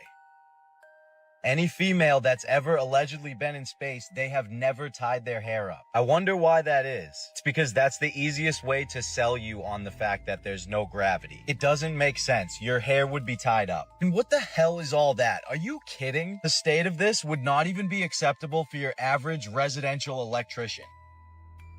This is one way to do it, but we also have a treadmill, a bicycle, and weightlifting. I'm sorry, weightlifting? How exactly does that work if there is no weight in space? Why would you be using weights if there is no weight? And I'm sorry, but the hair sticking up constantly doesn't even make any sense. It wouldn't just constantly be up like that unless you intentionally pointed it up. According to what we're told, there needs to be a force acting on something for something to move. So it really wouldn't just stay up like that. If she were to just push it down, it should stay down until you actually push it back up. But for some reason, it's always straight up. I hate to say it because this is clearly fake, but this is a much better example of what your hair actually would do. Everyone's hair should always be doing the same thing, no matter which mission it is. But that's not something any of them would even have to worry about if they just did the logical thing and tied it up. That's crazy. I'm sorry.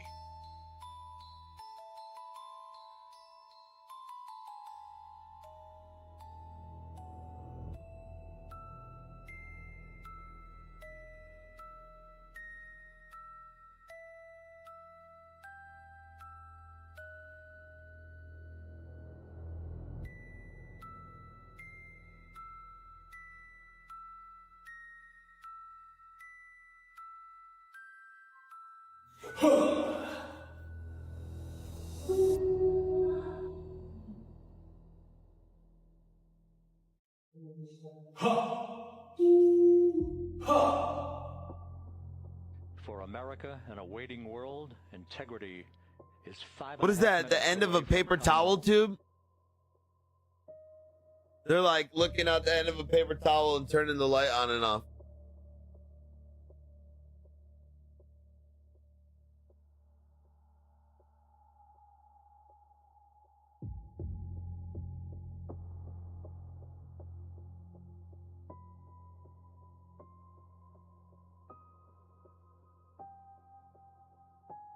As you guys can see, we're doing a bit of a deep dive on the space stuff. I mean, it's something that really was an integral part of me questioning the world in which we live. And for me, it was satellites. When I started searching for that, it started bringing me to so many different questions and different pieces of how things work, and it didn't really make sense. But that was a good example. I mean, he's like, oh, that looks like this. He just pulls it out and he does it. I think there's something about the way we intake information due to like credibility and stuff like that, because basically, you know, I've seen videos where they show you a picture and they say, which planet is this or what is this, and it looks like a nebula, or it looks like Saturn or Jupiter, and at the end of the day it was just like a random kitchen appliance or just liquid inside of oil, and then they took a picture. You know what I'm saying? Like, it's just, I think a lot of this has to do with how we're looking at the information. So does it really make sense that, I don't know, just like he was saying, that they're keeping the hair up, or that, you know, after all of this evolution in camera, somehow, you know, we only get basic shots, basic quality. There's no camera pointing outside all the time. So let me know what you guys think down below. So this is the Artemis 2 special. We're just gonna breeze through it. Let's keep on rocking. Fast are you going at your top speed? It's interesting measuring speed in space. So, you know, we use like air density and to determine Mach. So when we enter the atmosphere, we'll be going about Mach 25, 26, or 25,000 miles per hour. 7 miles a second. Wow. He said entering the atmosphere at 25,000 miles per hour, 7 miles a second. So what they tell us is that the atmosphere starts about 62 miles up, what they call the Kármán line. You understand too that they tell us asteroids that we can view from Earth also move at about 25,000 miles per hour. So this tiny little pod about 6 feet across enters the atmosphere only 62 miles up, moving the same speed as an asteroid, which by the way is the same speed as escape velocity, which is required to leave the atmosphere. So if they were coming in at that speed, only 62 miles up, they would hit the ground in about 8 seconds. Oh, but I forgot they had parachutes, because you'd be able to stop an asteroid with a couple of parachutes, right? Oh, and I also forgot you can film something 60 miles away that's going 25,000. I keep seeing people say, oh, well, the air actually slows them down to about 300 miles per hour. Okay, so even if we went with that dumbass logic, 25,000 miles per hour to 300 miles an hour in just a couple of seconds. Remember, it would have to happen in just a couple of seconds, because you only even have 8 seconds before you're at the ground. So basically an e-brake from 25,000 with humans inside. That would be even more extreme than going 500 miles an hour directly into a brick wall. This is about 5,000 miles per hour. Think about 5 times faster than that. 7 miles a second.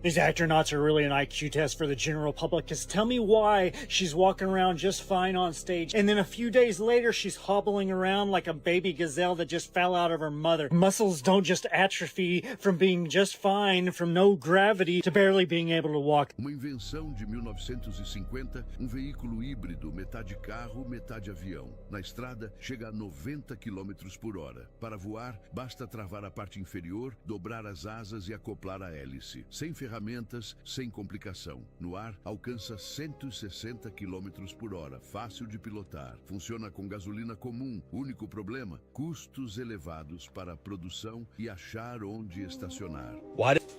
It's the first time I see that contraption, a car plane. So awesome. I don't know what language it was. I think it was Portuguese, but they were saying that it runs on car fuel. It's normal. The only problem is that it costed expensive to build. But imagine that you just take off a piece and then you could drive, and then put on another piece, you could fly. That's awesome. If you guys have any more of those, send them over. I like seeing variations of the car that never got to see the light of day, because it helps us see what the process is behind the scenes about what product is allowed to reach us and what is not, and why. You know, very interesting. Anyways, let's keep on rocking. They have such a clean shave the entire trip. Like, I shaved, I think, 2 days ago. This was the Artemis crew on the way to the launch pad. This was them on day 8 after circling the moon and returning home. Look at their faces. Not once did they even have a 5 o'clock shadow. They had the cleanest shave I've ever seen in my life every single day. And okay, maybe they just shaved in space every single day, twice a day. Is it even safe to shave in space? Never mind have your hair flying all over the place. Loose hair is not safe in a spaceship. It is considered a hazard and is actively managed, not allowed to float freely. Stray hairs can be trapped in sensitive equipment, clog critical air filters, or be inhaled or get into astronauts' eyes. Astronauts typically keep hair short or tied back. I've never seen a woman's hair in space tied up. 100% of the time, it is out. You already know why that is. On average, it is normal to lose 50, 100, or 150 hairs from your head per day. So they were gone for 10 days, so times 3 minus this guy because he doesn't have any hair. Thousands and thousands of hairs would be all over the place. They state themselves can be very dangerous to the equipment. This is them when they got back after the 10th day, and their facial hair is the exact same as when they left. Oh, 12 of the scientists, engineers that worked on the Artemis project all mysteriously showed up or disappeared. There's a story that caught our attention. We're talking about a number of U.S. scientists, some connected to very sensitive research, who have or disappeared. Let that sink in. So, they're acting again. I guess they came together and tried to blackmail them for some money. Otherwise, we're gonna tell them how we did the trick. And now they tricked, and they did. If you in on the motherfucking hustle, stay in on the hustle, I guess the more to that story is. Don't jump ship too late, because the hustle gonna continue. You're gonna be maggot food. 2 of the astronauts on the Artemis mission are literal actors. You can see that this one was in Fallout and this one was in Mad Max. Why would they hire actors to go to the moon?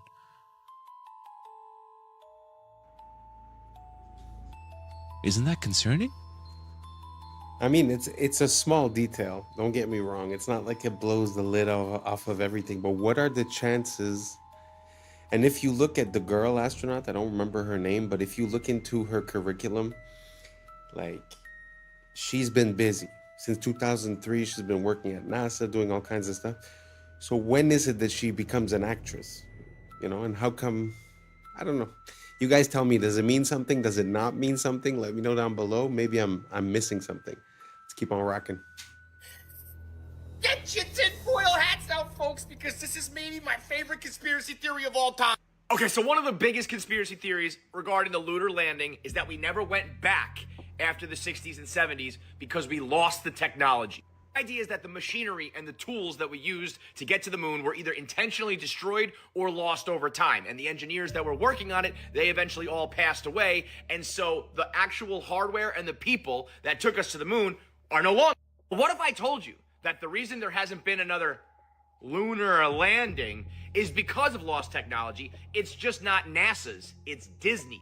What does Disney have to do with this, you ask? Well, naturally, we never actually went to the moon. We filmed the lunar landing and broadcast that as if it was really happening. Disney had government contracts with the United States. They worked with scientists like Werner von Braun. They filmed a very convincing lunar landing using green screen technology from the 60s that we simply do not have anymore in 2026. Listen to this guy talking about the Disney Prism that allowed them to film unbelievable scenes like this one in Mary Poppins that is simply lost forever. Instead of a blue screen or a green screen, they used what was sometimes called a yellow screen. It was a very specific spectrum of yellow made from a low-pressure sodium vapor light that puts out one wavelength of light. Because it's just one wavelength, you can actually block just that one wavelength or let just that one wavelength go through. So the magic of the sodium vapor process is they used a beam splitter prism so that the light that comes through the lens gets split onto two strips of film at the same time. And that's exactly what you need to get your map. What's kind of magical about it is that you can block that one wavelength of yellow without messing up all of the other colors. In that scene, there's no matte lines. He's motion blurring, he's dancing around. The compositing is impeccable. Yeah, it's perfect. You couldn't have gotten such great blur over the alpha channel with a green screen or a blue screen. To join two pieces of glass and then have layers of material with different indices of refraction, it's a very custom job, and it would probably cost tens of thousands of dollars at a minimum.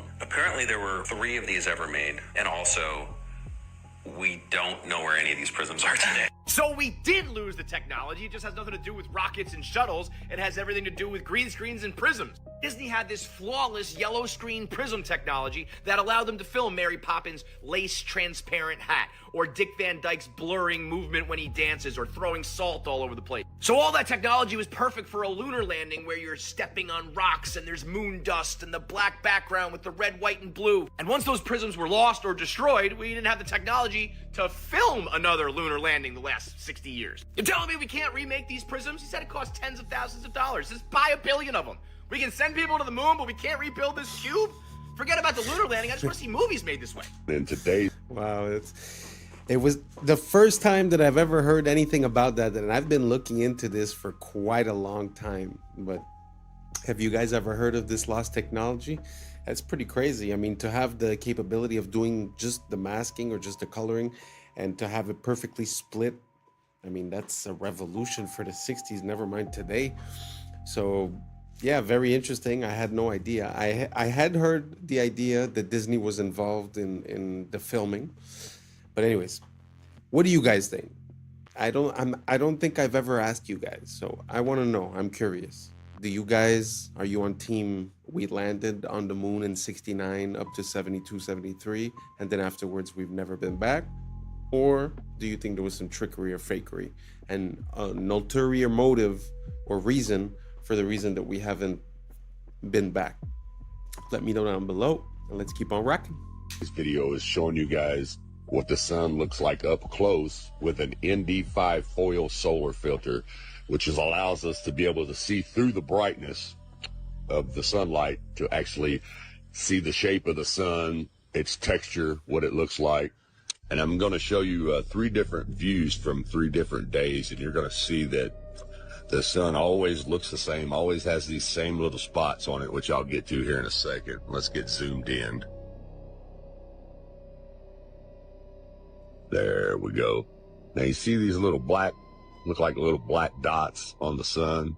Now, to be honest with you, I don't know exactly what they are, but I know every time that I zoom in on it, they are always there. Now, they are not always in the same spot, but they always look the same. Every time I zoom in on this sun, these little black spots are always there. Every time on different days, no matter which day that you zoom in on it with the solar filter. And the cool thing about the solar filter is most of the time you could use your P1000 or your P900 and you'll never be able to see what I just showed you without the solar filter because the sun is too bright. And this filter, it just filters out that brightness so you can actually, like I told you earlier, see the texture of the sun itself. Now, I'm not for sure if you can actually buy this filter for the Nikon P900. I just know that they have it for the P1000. So if you have a P900, you might want to kind of research that, maybe look it up and see if they have one. I'm sure they probably do, but I know they have one for the P1000, and it does a fabulous job, as you can see right here.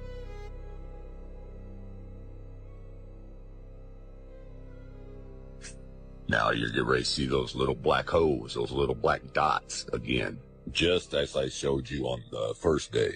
They're always there, which tells me that this is not a big ball of fire like they tell us that it is. That's a bunch of bull crap. You don't see a big ball of fire anywhere on this. It just looks like a big light bulb with some bugs stuck to it. Not to mention the fact that I shouldn't be able to zoom in on this at all with a camera. It's supposedly 93 million miles away. Think about that. 93 million miles away. Trust me, there is no camera in the world that can see 93 million miles away. But anyway, it's a little shaky there. Sorry about that, guys.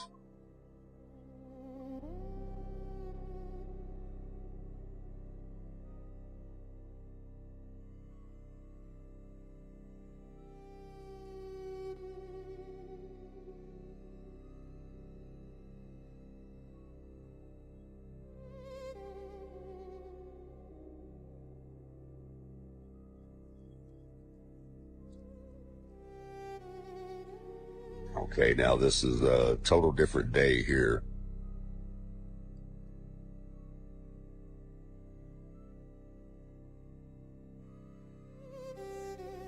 There was some humidity on this day, so I didn't actually get the orange look or the yellow look. It actually had a white look to it, but you can see those black dots or little black holes are there on day 3 also.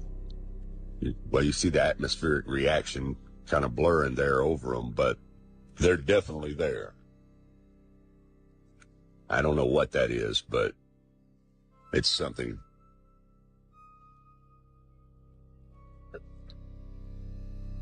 Now here you have NASA's computer-generated images. Now look what they show you. They show you this big old ball of fire with looks like lava and fire shooting out of it, which is all cartoon images. CGI, people. Looks nothing like what I just showed you in real time with a real camera with a real solar filter. Looks nothing like this NASA cartoon bullcrap. Yeah, you see that? You don't see nothing on that one when I zoom in on it. Just looks like a big light with some little specks on it, little holes on it. Looks nothing like this cartoon crap. I'm telling you, people, the Book of Enoch tells us that it's a luminary, not a ball of fire, as you can see here. And that which thus rises is the great luminary, and it is so named according to its appearance, according as the Lord commanded. As he rises, so he sets, and decreases not, and rests not, but runs day and night, and his light is 7-fold brighter than that of the moon. But as regards size, they are both equal. So do you... Wow, that's very fascinating, very beautiful. I really love this type of content, looking into things close, whether it be with a microscope, with a telescope, with a camera. I find there's so much detail and grain to this world that sometimes, like you were saying at the end, you know, they show us a CGI representation, but does that even match reality at all? It's a very good question, but I found that super interesting. If you guys never seen, I'll try to get some videos, but also sometimes they zoom into stars and you could see this vibration and it looks like a cymatic pattern. It doesn't really look like a solid object neither. Very interesting to look at this world when you're looking in closely. Anyways, let's keep on rocking. Remember this guy right here? Of course you do. He was the main character in the newest space movie. But I just want to take a second to look at the stars on this thing. And why is he still carrying it? See the stars? 1, 2, 3, 4, 5.5 stars. You see this little half star? So take a look at it right here after he spins it, which is all they actually did was play with a plush toy the entire time. See how you can see the 5 stars, but where's the half a star? How come the half a star isn't there anymore? Watch it as it comes around. 5 stars. You clearly saw 5.5 stars. Where is that half a star? How come it's not there? But maybe if they didn't focus so much on spinning microphones and plush toys and actually showed us the moon, Earth, or what space looks like, then we wouldn't be able to find so many mistakes and glitches. Now, I just want to look at one more thing from our main character here. See right here how there's a shadow from her hand? Well, there should also be a shadow from the toy, but there isn't one. You see, she brings her hand back. There's the shadow. Takes it away. No shadow. So why isn't the toy giving off a shadow when her hand is in the same exact spot giving off a shadow? We don't even have to talk about the words that were appearing on the main character either. We've already talked about that.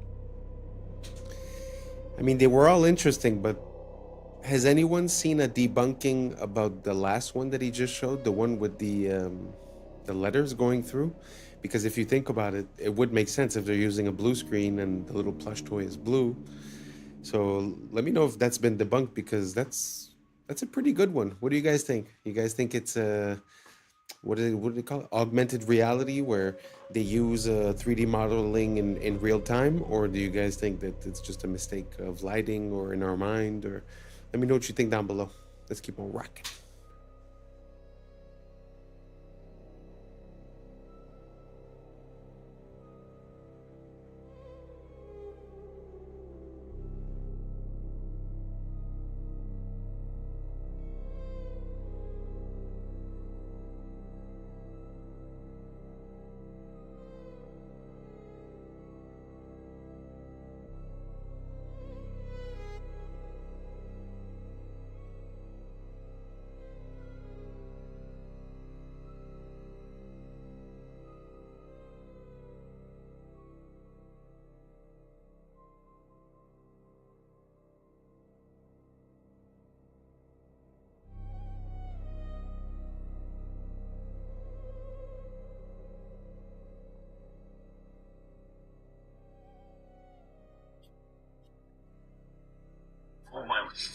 Where these are basically pods that you would drop out of the aircraft and they would parachute.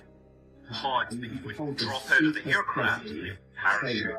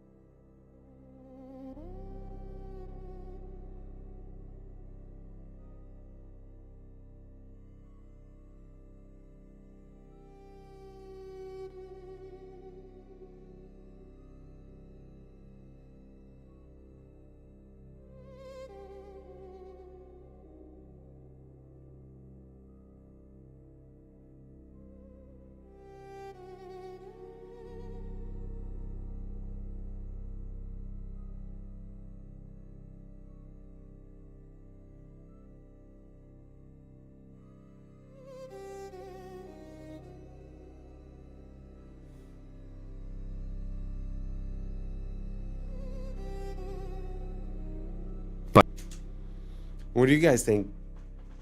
Do you think it's possible that they just dropped the pod off from a plane instead of it reappearing? Or do you guys think that's just a coincidence, the fact that that plane has that capability and was passing over on the same date towards the same area? Let me know what you think down below. Let's keep on rocking. A lot of coincidences.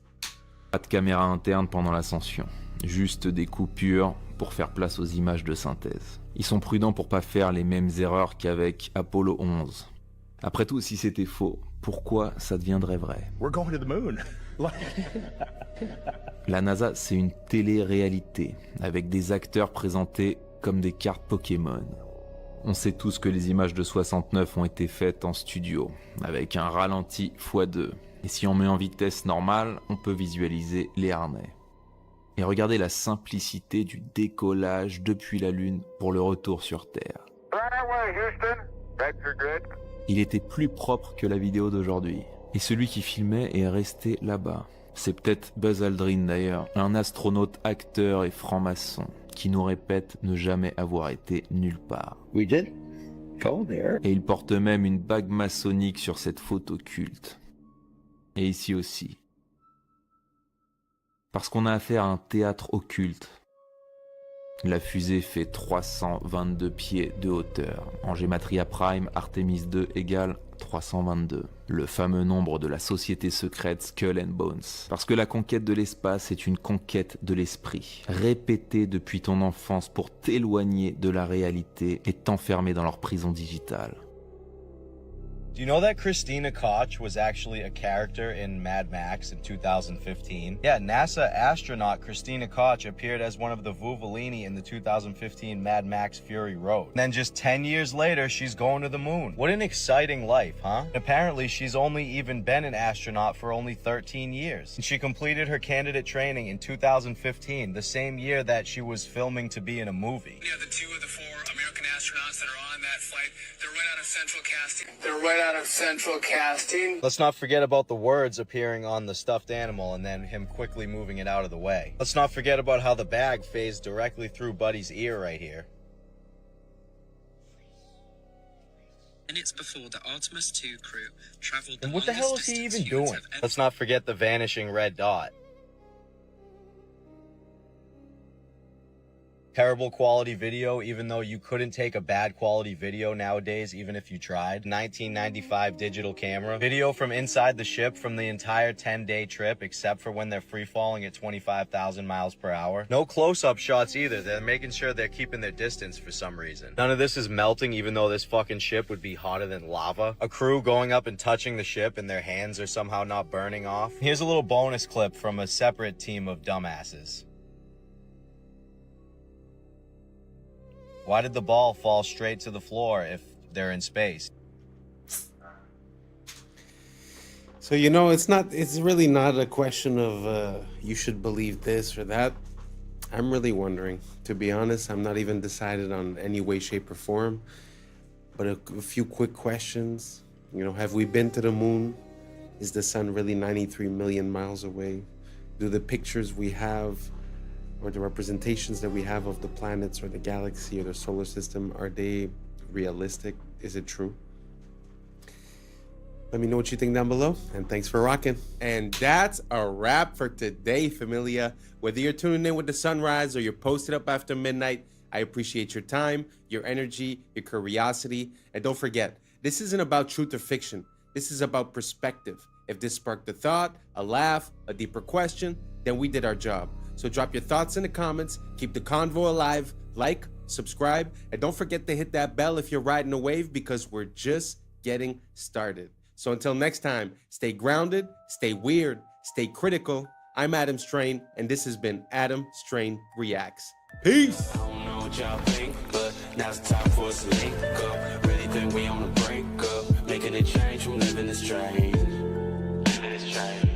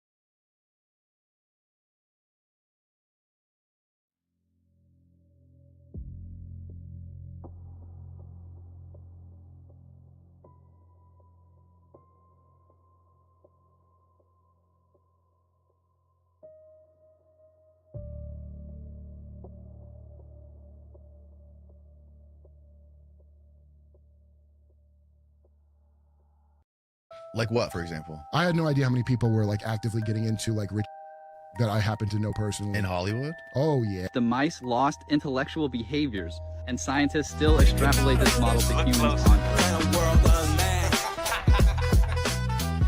What's up, YouTube? Today, we'll be looking at disturbing TikToks that'll make you question reality. So without further ado, welcome to Adam Strain Reacts. Let's get her done. This is crazy. I read this morning that Orion took 42 minutes and 50 seconds to pass by the far side of the moon.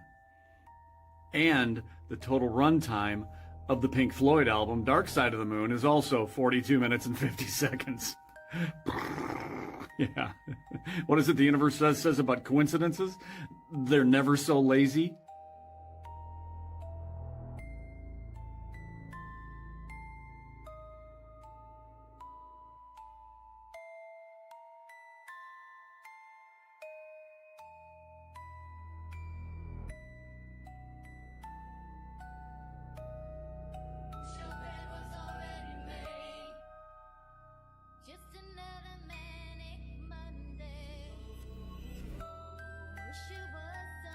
Era assim a vida dos entregadores e você achando que é fácil. Não, olha isso aqui, ó. Tem que ter habilidade, meu amigo. O cara vai lá de moto e ele tem que ter habilidade para lançar na mão da pessoa e muitas das vezes por debaixo do portão ou por cima. Olha isso aqui. Isso aqui é técnica. É, e isso aqui era uma profissão lá nos anos 70, 80. Olha só como estamos hoje, né? Hi everyone, so I'll give you a look in here. So I've built a lot of things in my life, but I think this is the best thing I've built by a mile. So this is a bee therapy hut. So I'll give you a quick look in here and show you what's going on.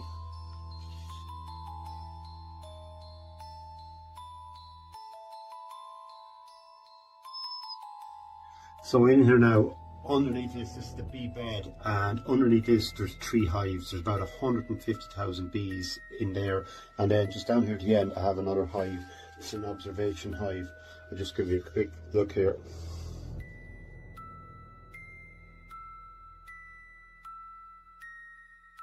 So you can see all the bees, they're working away there today. Now they're actually out flying today. It's a nice mild day, but they're feeding away. I didn't take any honey at all now from this hive. It's all left to them. So we have a symbiotic relationship here. I'm providing them with a good home, and they're giving me a beautiful vibration in here and a beautiful aroma. So the concept is then you lie on the bed here and it's sort of white noise. There's a vibration underneath me, and then behind me here I have all the bees, which are causing a beautiful aroma in here because there's 2 little holes on top of that hive. So there's a beautiful smell of propolis and beeswax, and it's just amazing. So the concept is, this is called apitherapy. So they reckon 5 minutes here is equal to a night's sleep. Well, all I can tell you is from mine, like 5 minutes, 15 minutes, but it's just absolutely amazing. It's lovely to have somewhere like this in your life that you go to, that you're picking up really good energy. When I leave here, I leave feeling good. So I know when I come back here, there's a good feeling left behind me. And we know water holds memory. So there's a lot of moisture in the air and in the timber and in the structure. So heat contains the memory. And yeah, so feeling good. You go back and remember little things that were odd, and you can put it together and come up with some bad answers. And I do. Like what, for example? I had no idea how many people were like actively getting into like rich that I happen to know personally. In Hollywood? Oh, yeah. I'm not going to say who it is on here, but I'll tell you after. But when I heard this, I was like, what? Do you ever kiss your 38-year-old? No. Are you sure? Put Carl Rob Reiner kiss and, oh, here we go. Hold the back of their... No, they don't. That's weird, Go down, head holding. Oh, it happened again. Yeah, there's multiple. Look at that. My God, dude. Yeah, it's not one picture, dude. They do this all the time. I've been very fortunate in family. In my first marriage, I had 2 lovely daughters. Girls are such sweet-smelling, yeah, that's true, wonderful things. Mm-hmm. I can still remember when they would be so clean and their hair done, their starched dresses, and how when they would, the dresses would come up and what? He's talking about his daughters? they're just totally beautiful things, and I was happy. I was lucky with my girls in that they never had the problems that sometimes. Who is this Not that guy? my daughters didn't Gene have their Roddenberry? own What's his? problems. Yeah, who is The he? creator of Star Trek? This is the creator of Star Trek? Yeah, the beloved creator of Star Trek. Oh my A god. guy Did you who- know this, Steve? I did not. Yeah. That's me. God. I'm not particularly genius in any way. This is anyone should notice if they feel like noticing it. Yo, I didn't know there was a till last year. Do you understand? Why the wouldn't I know that until just recently? Because it's effective. We're worse than North Korea as far as propaganda, 100%. So building. It was a C. There was a And that 2 trillion of that is missing, they can't account for. Julian was telling me that he thinks that when they built it. Of course it would have been. He's right about that. Not only that, Julian told me that he thinks. And he's always told me that. The day I met him, he was talking about telling me. Dude, he's worse. Ben is worse than that. But Julian's not a guy that will jump over to where I'm at automatically. So that's a thing that he personally noticed. Yeah. That stuck with him. Those are the things to really follow when something sticks. Like just jokes I remember people had that were like, did you ever notice jokes? But they're then you realize and now a lot of jokes are coming true. It's really upsetting. I don't know if you guys know about Gene Roddenberry, but basically Star Trek is, a lot of people say it was like a plan towards where technology was going. You see the first AIs, you see the first tablets, you see the first transparent screens, all kinds of stuff. But it's kind of weird when you start looking at what these people believe. Like we saw the interview of that guy. It's the same thing with like space travel and rocket engineering. There was Jack Parsons. It always seems like the forefront of technology is in some way, shape, or form associated with these weird beliefs or attitudes. I don't know if you guys get the drift that I'm saying. If you have other examples, please let me know. But let's keep on rocking.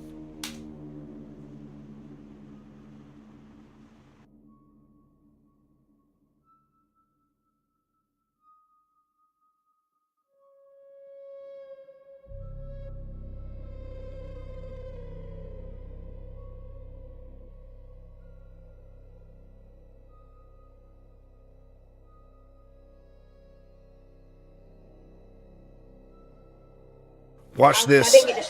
This is awesome. All right, man. I'll go ahead and get that for you. You guys are asking for a lot today. Say excuse me. Say excuse me. Say excuse me. Excuse me? Excuse me. Excuse me? Yes, sir. Can you talk to our manager? You need to speak to my manager. So that's what we not gonna do. We not gonna get no attitude with that. You understand that? Yes, sir. So we gonna put our hands down, and we're gonna ask nicely. If it's okay, may I speak to a manager? Sure, please. It's okay. Can we speak to your manager?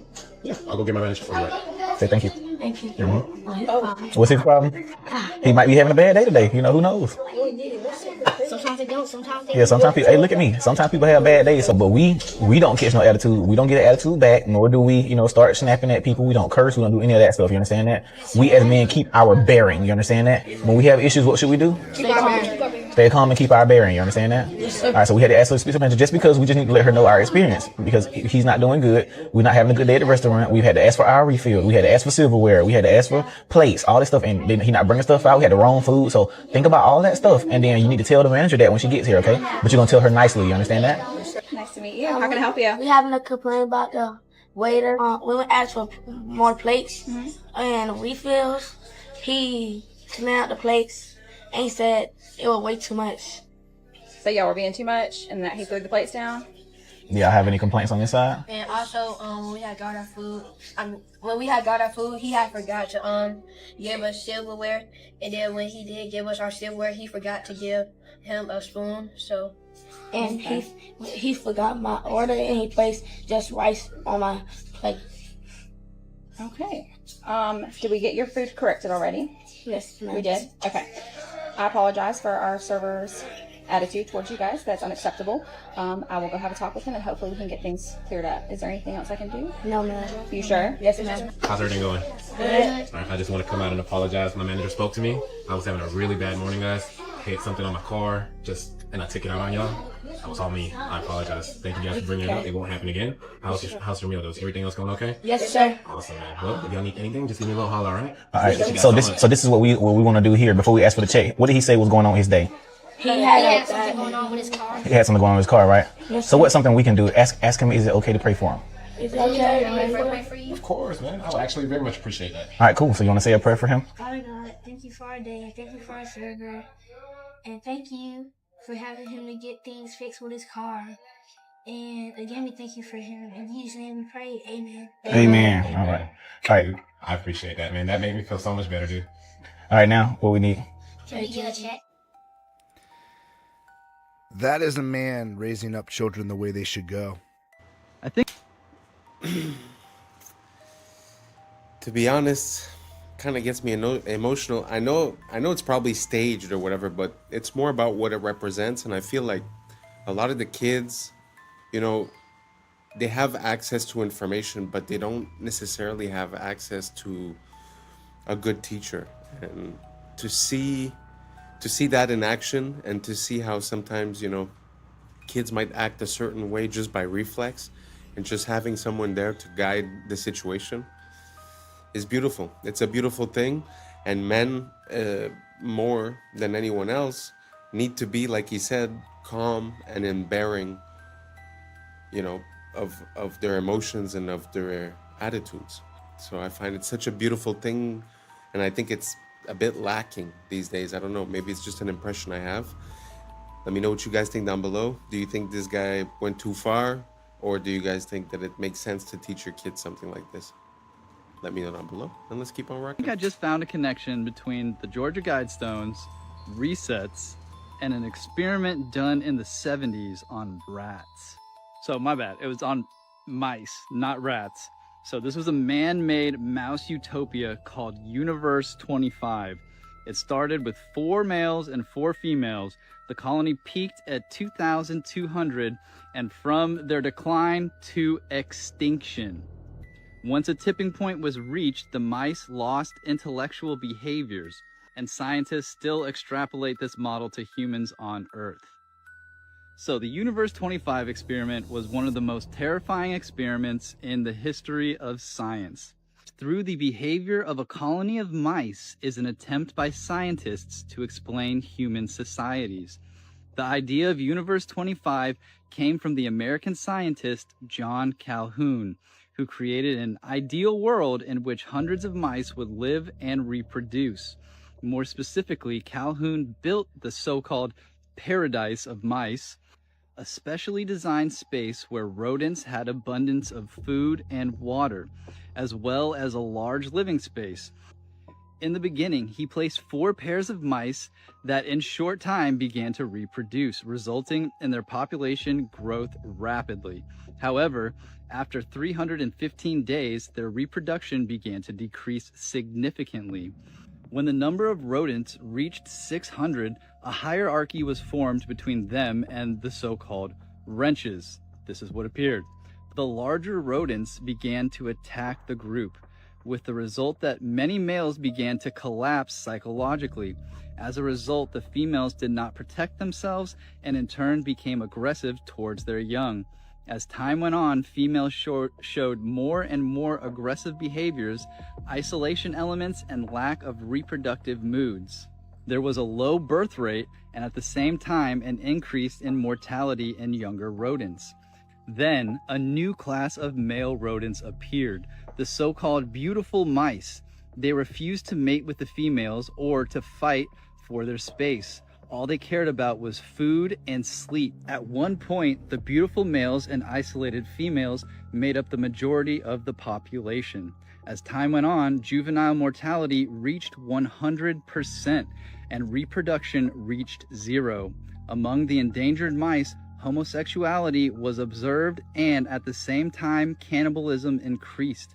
Despite the fact that there was plenty of food, John Calhoun repeated this experiment 25 more times, and each time the result was the same. Could this be the message on the Georgia Guidestones?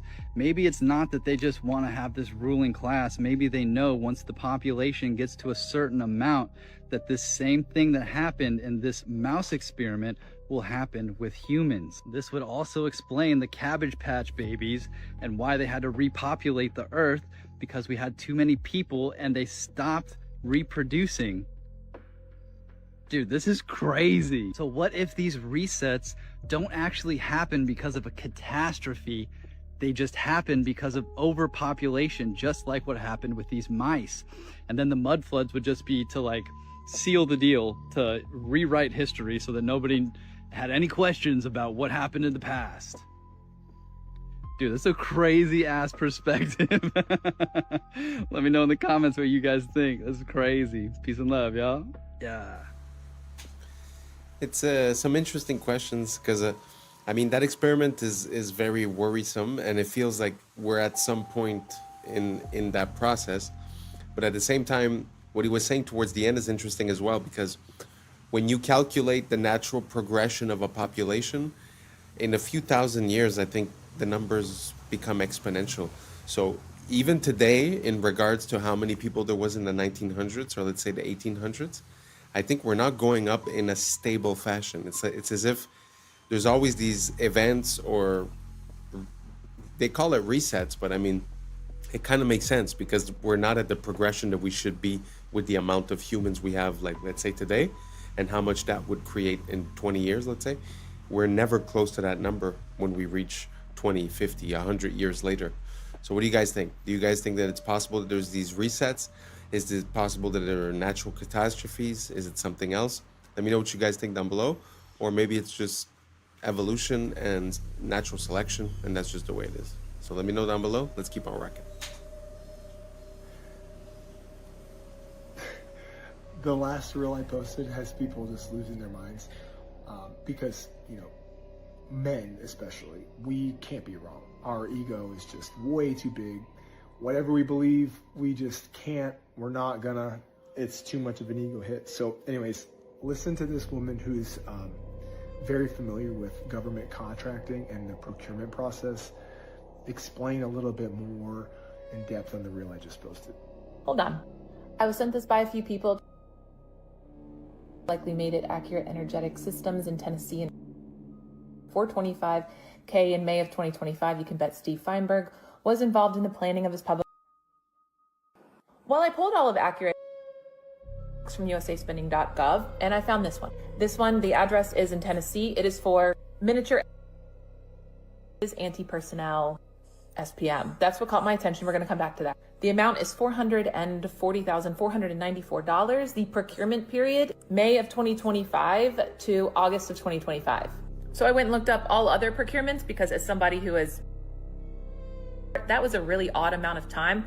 None of Accurate procurements were less than a year, except for this one, because that's not how they procure things. I went and did more digging. The contract was signed on April 22nd, 2025. A lot of weird things about this procurement. It was a simplified acquisition process, meaning did it quickly, and it was one bidder.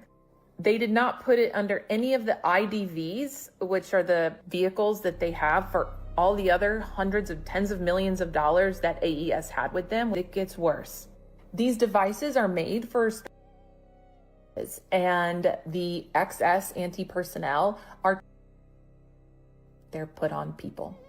If you want to get darker, Steve Feinberg, our deputy SecDev, well, his old company, Cerebus, owns the company, I forget the name of it, that trains the special on these. He's the one who put protecting the blue and white country in his priorities as the same as protecting America. So you have a procurement that was signed April 22nd and started May 1st, ended August, for tiny devices. Forgot to mention that the plant that the address is at did a month after, and everyone in that.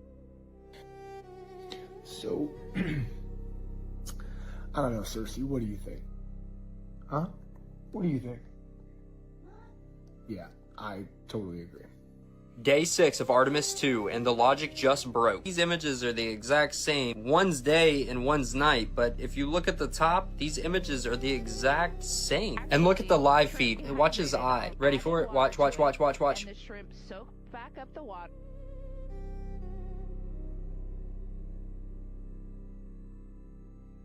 Everyone's talking about this red dot. Watch it disappear as it floats. Watch. You see it? And those are green beans. So Gone. And for this toy, you can literally see text from the background bleeding through the toy. Watch. That's a, look, look, look. And then he moves it. Why didn't he just leave it there? The crew of the Artemis 2 has captured some incredible views of Earth. Ils ont utilisé les mêmes nuages sur les deux images. C'est censé être l'Afrique, de jour et de nuit, avec exactement le même angle. Donc environ 12 heures plus tard. Et les nuages n'ont pas bougé.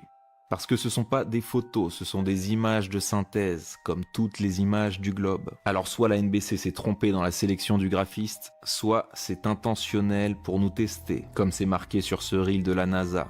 Et pourquoi on nous montre la Terre au compte-gouttes? Pourquoi ne pas tout filmer? Pensez-y 2 secondes. Un parachutiste revient avec des centaines de photos. GoPro accroché au casque, caméra 360 à la main, vidéo 8K, 120 images par seconde. Mais quand il s'agit d'Artemis, on retourne dans les années 70, avec des images floues, saccadées, 4 images par seconde, comme si la NASA n'avait pas le budget pour un GoPro à $400. Ils ont perdu la technologie et l'ont jamais retrouvée. Et quand ils font un live, c'est prise fixe, sans hublot. Dès qu'ils pensent que ça ne tourne plus, on les voit attendre les instructions d'une personne en coulisses. Et oui, n'oubliez pas qu'ils sont en studio. Pour éviter de vous montrer la vue, ils vont détourner votre attention en vous parlant de problèmes de toilette. Ou alors jouer avec leur mascotte, qu'ils appellent ZGI. Peut-être un indice pour CGI. Donc à ce point-là, si vous croyez encore à ce spectacle, il est grand temps de faire un travail de déprogrammation. I think you already seen, so we don't have to explain it anymore. Pitfall trap, you fall into the pit, spikes underneath the pit, and then... Okay, first trap, second trap, you got a seesaw trap. You know how a seesaw work, right? Swing on this side, the other side goes up, so you falls down. The spike will goes back when you try to stand up. Yes. Standing style. This one and down. It's a fish trap.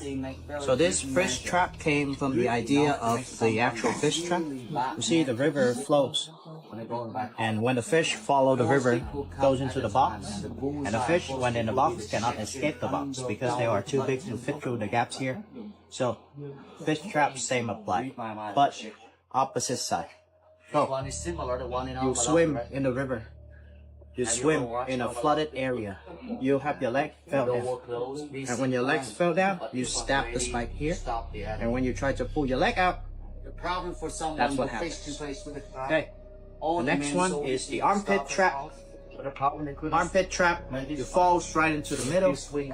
If your hands, like momentum, like this will go straight into your armpits. Not a good idea. This one here is go for your chest. Oh, relax. Go for your back. If you fall this way, chest and back. But if you fall this way, both sides. Very painful. This one, well, this it just hits you everywhere. It just go for all of your body because this one spin. So bottom, top to the bottom, you get. This one's over here. One's a little bit tricky. So, when you fall into the trap, you shoot the spikes out. It goes straight into. This trap is called sticking trap because of that reason, because it's stick. This one is a door trap. See, you. Usually, they activate the door like this. So when you knock the door, no one answers, so you kick it open or you open the door. You open the door, this whole thing flies out. Yeah. And when you have good reflex, try to catch it. See the problem? Bottom still swing forward. So there you go. Not just that, these traps also have a very special design to it. If you look at the spikes, you can see that it's fish hooks, which means that when it goes in, it doesn't go out easy. So when you pull, so here is the part of the, you see, when a wounded soldier goes back home, they tell stories. And when the people hear the story, no one support the war. So what happens if you don't have people supporting the war and go to war anymore? Well, them to go. You see, the problem about is 19-year-old kids to go here, away from their family, friends, loved ones, with this. And the enemy that they are shooting at is not even better. They are kids who has the only thing to do is defending their country. You could. Wow. I had no idea about all those traps, but can you imagine you are the superpower of the world at that moment? For whatever reason or the other, you're like, okay, Vietnam, you're gonna get it. And somehow, through making holes, I mean, you have tanks, fighter jets, and through making a few holes with a few spikes, you somehow end up winning. I cannot imagine the rage of the Americans in that situation. Interesting story. If you guys have any more like that, pass them along. Let's keep on rocking. Drink like literally 50 bottles of water in plastic bottles, and you'll have less microplastics than 1 cup of coffee. The cup thing creeps me out. Like, I didn't realize the cup thing until like about a year ago. The microplastic load that you get from putting hot coffee into that paper, aka plastic cup, because if you know the paper is coated in plastic. Yeah, the only reason the paper as is of even, recently, I'm aware. Yes, but I the was not. microplastic load that you drink from that is astronomical. You could drink like literally 50 bottles of water in plastic bottles, and you'll have less microplastics than 1 cup of coffee. Well, I didn't realize it was that bad. It's bad. And that's a wrap for today, familia. Whether you're tuning in with the sunrise or you're posted up after midnight, I appreciate your time, your energy, your curiosity. And don't forget, this isn't about truth or fiction. This is about perspective. If this sparked a thought, a laugh, a deeper question, then we did our job. So drop your thoughts in the comments, keep the convo alive, like, subscribe, and don't forget to hit that bell if you're riding a wave, because we're just getting started. Until next time, stay grounded, stay weird, stay critical. I'm Adam Strain, and this has been Adam Strain Reacts. Peace! I don't know what y'all think, but now's the time for us to link up. Really think we on the break up, making a change, who live in this train. Live in this train.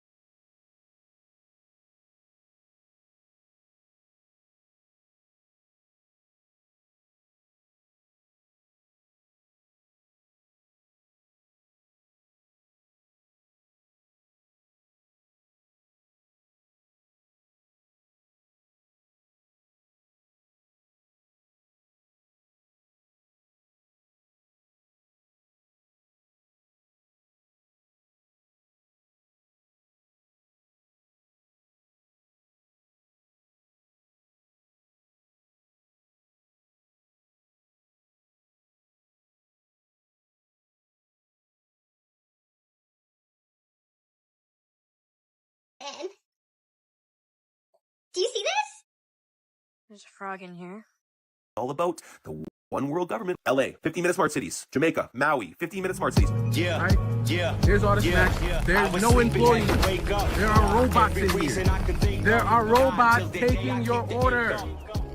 What's up, YouTube? Today, we'll be looking at disturbing TikToks that'll make you question reality. So without further ado, welcome to Adam Strain Reacts. Let's get her done. Apparently, blood being blue in your body is just a Mandela effect. Watch this. Almost 100% sure that they taught us that blood was blue inside the body until it hits oxygen and then it turns red. And I just saw a video of a 6th grade teacher talking about why do her 6th graders think that blood is blue. And my first thought was, how do you, as a teacher, not know that blood is blue until it hits oxygen? And then I looked it up, and apparently that was never true. So now I'm wondering, because I could have sworn they taught us this in schools. Like, I don't even know if this is a Mandela effect or if this is just like misinformation completely, or if they are like they just lied to it. Wait, who else thinks that blood is blue? Actually, let me ask. What is Bill Gates?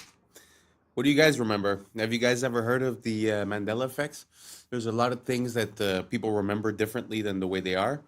Like Star Wars, instead of saying, Luke, I am your father, he says, no, I am your father. But the funny thing about that story, for an example, is that when the actor of Darth Vader would go on to talk shows and stuff like that, and they would tell him, okay, do the voice, he would say, Luke, I am your father. In other words, even the person that's involved in the movie seems to have a misrecollection of the events, which pushes us to question, is that the way it was? Is that not the way it was? So now back to the question. When you guys were in school learning about biology and they told you that the veins were blue, why did they say they were blue? Did they say because there was a lining in the vein? Or did they say because when the oxygen depletes in the blood, it loses its red tint and it becomes blue? That's what I had learned. So let me know down below, see if we're all on the same page or not, and let's keep on rocking. Planning with all that land he owned. Why don't they talk about planting trees? Why isn't Bill Gates the largest, private landowner in the U.S. now, planting trees like crazy if he's so worried about carbon dioxide? You know, he poo-poos the whole idea of planting trees as a way to combat climate change. It's just carbon markets and going to electric vehicles and all of this stuff. But electric vehicles necessitates mass mining, and a lot of that mining is in places that use child labor, or it's going to be so environmentally destructive you totally destroy the developing world, which, these people on the left supposedly want to protect. You're going to totally destroy the environment. But really what it's about is controlling how much energy people can use. And if you can control how much energy a household can use, you can control their economic activity. You also control how big their family can. It's fear-driven to get people to accept policies they otherwise wouldn't accept because they're told this cataclysmic event is just down the line. And trust us, again, is the conclusion of that. The Illuminati are literally pricing humans out of existence. Wow, childhood was great. I'm excited for a bright future. 9/11. What? Yeah, it's 9/11. It's going to be the worst terrorist attack in human history, and the world's never going to be the same. All right, well, I'm sure by the time I get to college, things will... Financial crisis. There's going to be one of the worst financial crises ever. All right, well, whatever. I'm sure by the time I'm 30... Global pandemic. There's going to be a global pandemic that irreparably shifts how society operates. Forever. This is becoming too much for me. All right, well, I was always shown that the key to happiness is just raising a family and owning a home. So I'm just going to focus on that because I'm finally making $100,000 a year. $250,000. Can't even do that anymore. Yeah, you're going to need $250,000 a year for all those things now. Are you kidding me? Gee, I mean, I guess I'll just go back to medical school then. $300,000, that's going to cost $300,000 and also 10 years of your life. Oh, my... Whatever. I'll just pursue my passions and become an artist. They're going to try to replace you with AI. Good God. I can't deal with this anymore. I'm just going to revert back to my childhood and watch some of my favorite shows. Try to forget about this. Child abuse. What? Yeah, child abuse. They were all abusing children. I need to go back to church. Also abusing children. I can't do this anymore. Is the government at least trying to fix this? Stay weird. Abusing children. Abusing children. Have y'all ever... It's kind of true when you think about it. It seems like, I don't know, what age you guys have, but it does seem like there has been a steady crisis every couple of years. Seems very interesting. Do you guys think that there's a meaning behind all of that? or it's just random. But when you look at these events and you start looking at the causes and how and the incentives and, who had motive, becomes a pretty interesting story. But he is right that, you're trying to live a normal life, but with all these crises, with all these attacks, with all these situations, it's kind of hard to just go on your merry way. And like you said, even if you just want to, settle down, get a house or whatever, back in the days, people seems like they could buy a house if they were working at the convenience store. And nowadays, it's like they're talking about Trump spoke about 50-year mortgages. So that means that everything is just out of reach from the consumer. So it's so sad the way back in the days you could have the most basic job and somehow still provide for your family. And nowadays, it seems like that has completely changed. You guys agree? Do you guys see it the same way? Or do you guys think that nowadays there's way more opportunities than before and we have a problem with our mind state? Let me know down below. And let's keep on rocking. Ever seen anything like this? VinHub. So check it out. You scan the QR code, right? There's all the snacks. There's no employees. There are robots in here. There are robots taking your order. Oh my goodness. And they got everything. They got medicine. Oh my goodness. I have to order something. I have to. This is a crazy business model, y'all. This is a crazy business model. Can you see this? Do you see this? It's a giant vending machine. But instead of getting one Pop-Tart, you could get all the Pop-Tarts. Instead of getting the little bag of cheeses, you get the whole box, right? You go ahead and go grocery shopping in here. They got coffee made up there. They got A1 sauce. Come on, they got everything in here. Man, what? Oh, man, there's too many ways to make money, y'all. This is hard. This ancient rock appears to be a map, but not just any map, a map of Earth's magnetic fields. It's at Newgrange. It's a pretty big rock. It's above average megalithic speaking. It's a boyfriend rock. If you split the hemispheres of the Earth at the line on the rock, you get the magnetic vortex points of North America, South America, Russia, Pacific Ocean, and Antarctica. It's not just the similarities, though. It's the alignment of Newgrange itself. It is aligned to the winter solstice. The winter solstice is a magnetic event. During that time, the solar wind is the strongest. Earth's geomagnetic response is the weakest. This is important. Newgrange is in Ireland, where the auroras are. Those are charged particles re-entering the Earth through the atmosphere. Ireland is also home to some of the craziest geological formations on the planet, including the composition of these rocks, which are magnetic. Earth's magnetic field can align grains in sedimentary rock. These are the studies from Newgrange proving it, but why? Well, believe it or not, this was very common in the ancient world. In Tiwanaku, Bolivia, Brian Forster showed that the H blocks are actually magnetic. In Egypt, at Elephantine Island, my friend Chelsea accidentally ran an experiment with her tensor rings. After putting the box on that altar, it mangled her copper tensor rings, but only the ones that were shaped like a magnetic field. Geometry might actually show us the answer here. Newgrange is part of a vast network of stone circles. Circles contain a vortex. It's the only geometry that can do that. Stones act as nodes that shape the magnetic field as it enters into the most optimal way that a magnetic field flows. To balance the flow through the crust, we couple where it's weak and then we get rid of it back to the atmosphere where it's too strong. But here are the opinions of what people think those carvings are. We start matching this stuff with our science. This perspective requires no belief, just an open eye and an open mind, and I got way more to show you. Terminator is the prequels to the beginning of The Matrix. Sarah Connor is actually Neo's mother. So JC, John Connor's Jesus Christ, grows up to be Neo, one and the same in The Matrix. The Matrix is in the future. The Terminator is the past. It's time travel, past, present, and future time travel. It's the second coming of the Christ, the evolutions of consciousness, man versus the machine. So the machines, the Terminator machines, hear that a child is going to be born that's going to terminate them in the future when they oppress man. So see, it's a man versus the machine. It's God's children versus man's children, which was technology. So man versus nature. Exactly. So the Terminator has to time travel to the past because they know it's Sarah Connor, and they have to kill her, terminate her, so she won't have the baby. And Kyle Reese, he comes from the future to protect her, and he inadvertently gets her pregnant. and he has to go back to the future. And so it's the Immaculate Conception, because now she's pregnant and she fell in love with a man, but did it really happen? Did he exist?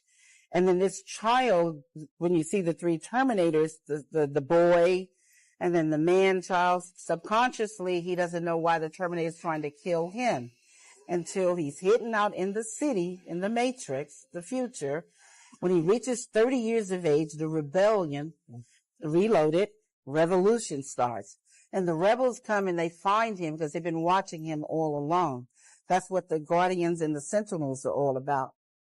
And so they wake him up to his purpose. They take him to Morpheus to train him to fight the machines. They take him to the Oracle because of the prophecy. So this is the whole epic story. It's an epic. Someone could please explain to me? Incredible. When I learned that, it kind of blew my mind. So the connection between Terminator and the Matrix, did you guys know about that? I find it adds a layer of complexity and intensity to that story. Like she said, past, present, future, the second coming of Christ. I know, we always think these are movies and it's science fiction and this and that. Did you guys have any idea of the implications and the connection between these two movies? I find that amazing. Amazing. I don't know if I could get a hold of that book. I don't know if it exists because I think she just wrote this, like she wrote an idea and then they made a script out of it, but I don't know if the book truly exists. I'd like to get my hands on that. So let me know down below if you guys knew about the connection between the Matrix and the Terminator and what you think about the story that she was saying. And let's keep on rocking. That'd be great. Normally don't make hot coffees, normally make iced coffees, but the weather's getting colder, was feeling a little frisky this morning. I had bought this specifically to make hot coffee. I had not opened it yet. Expiration date is March 2025. Like, we're rocking, right? I go to undo the top and take the thing off and pour it in. Do you see this? There's a frog in here.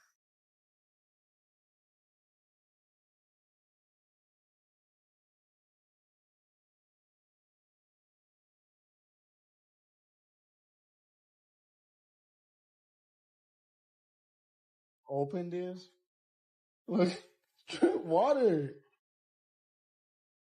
It's crazy. La la la la la. La la la la la.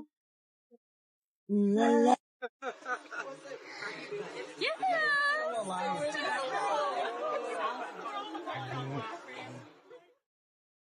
Guys, why is there letters on my Olive Garden breadstick?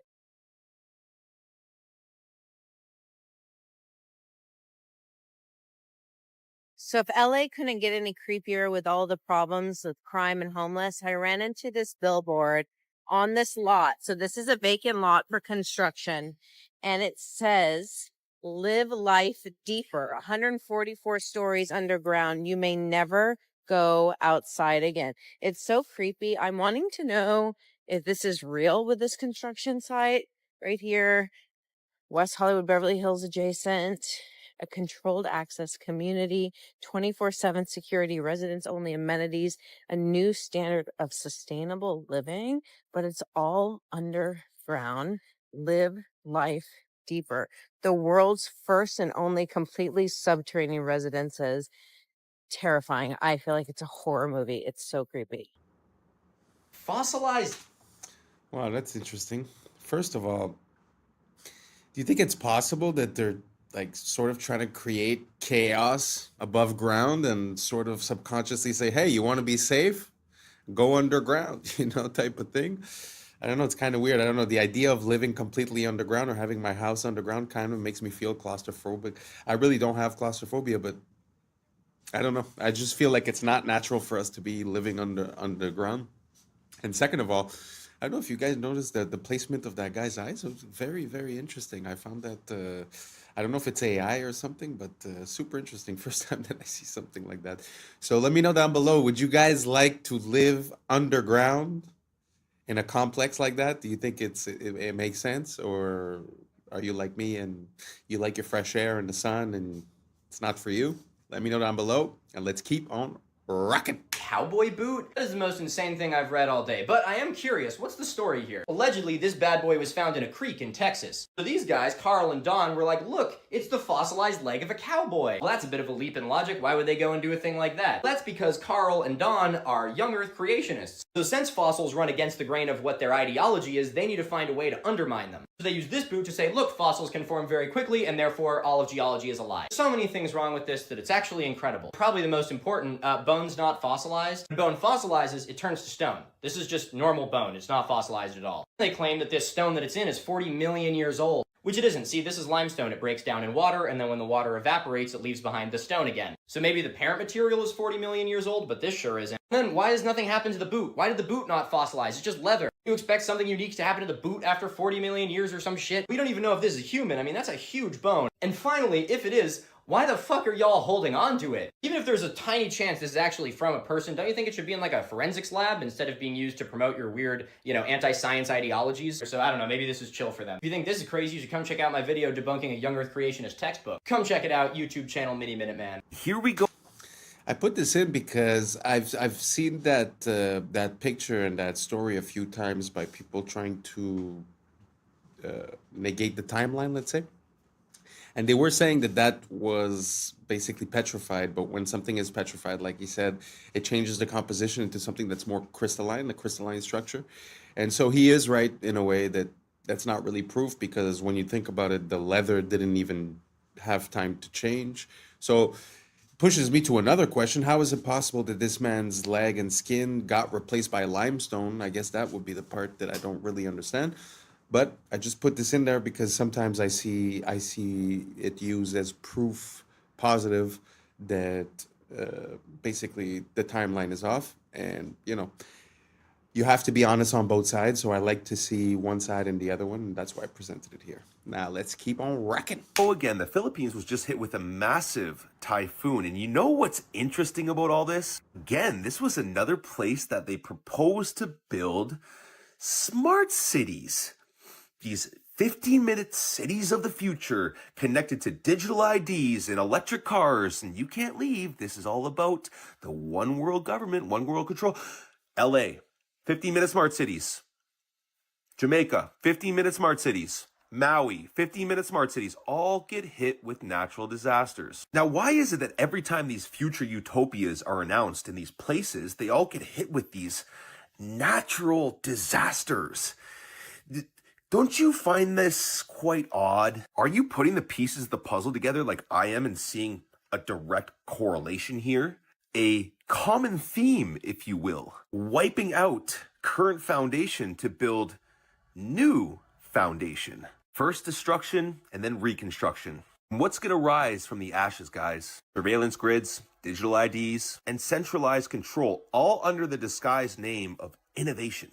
Now, the real ones can all see through the storm. We know what's really happening behind the closed doors. Our world is being purposely dismantled piece by piece by the psychopath globalists at the top. And the more people that wake up to this, the faster we're going to take these people down and actually build a beautiful new world for ourselves. So stay woke. Peace and love. This video is from San Francisco. A stamped brick with ARR, and we know that what used to be there said T, car. It's TCARR. Look at this. Huh. You can see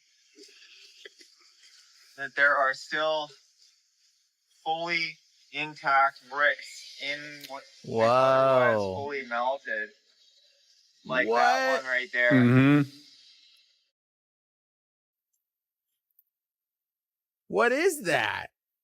Much of it is melted beyond recognition, but That's a what lot it of is. it, like this, is still obviously a wall. Now, how old is this tree? Right. How long ago did this happen?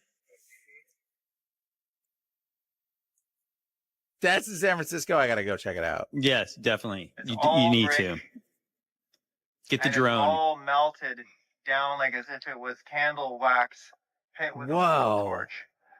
That is what that looks like, dude. Flowing down channels. Holy Channels of mackerel! melted bricks. Like right there. Look at that.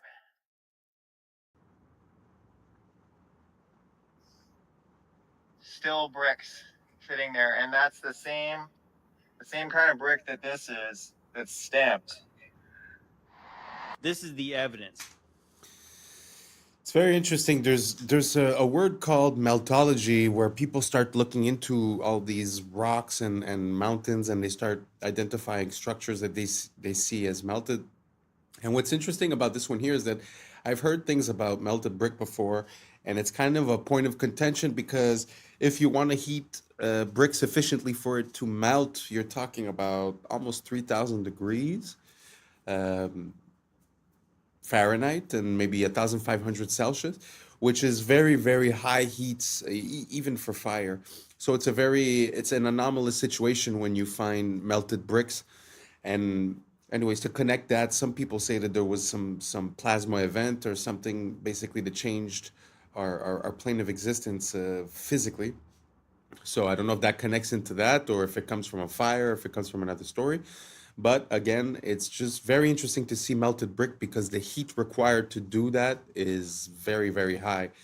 So yeah, that's why I put this in. And let's keep on rocking. Because there is a case of partial preservation of what was there.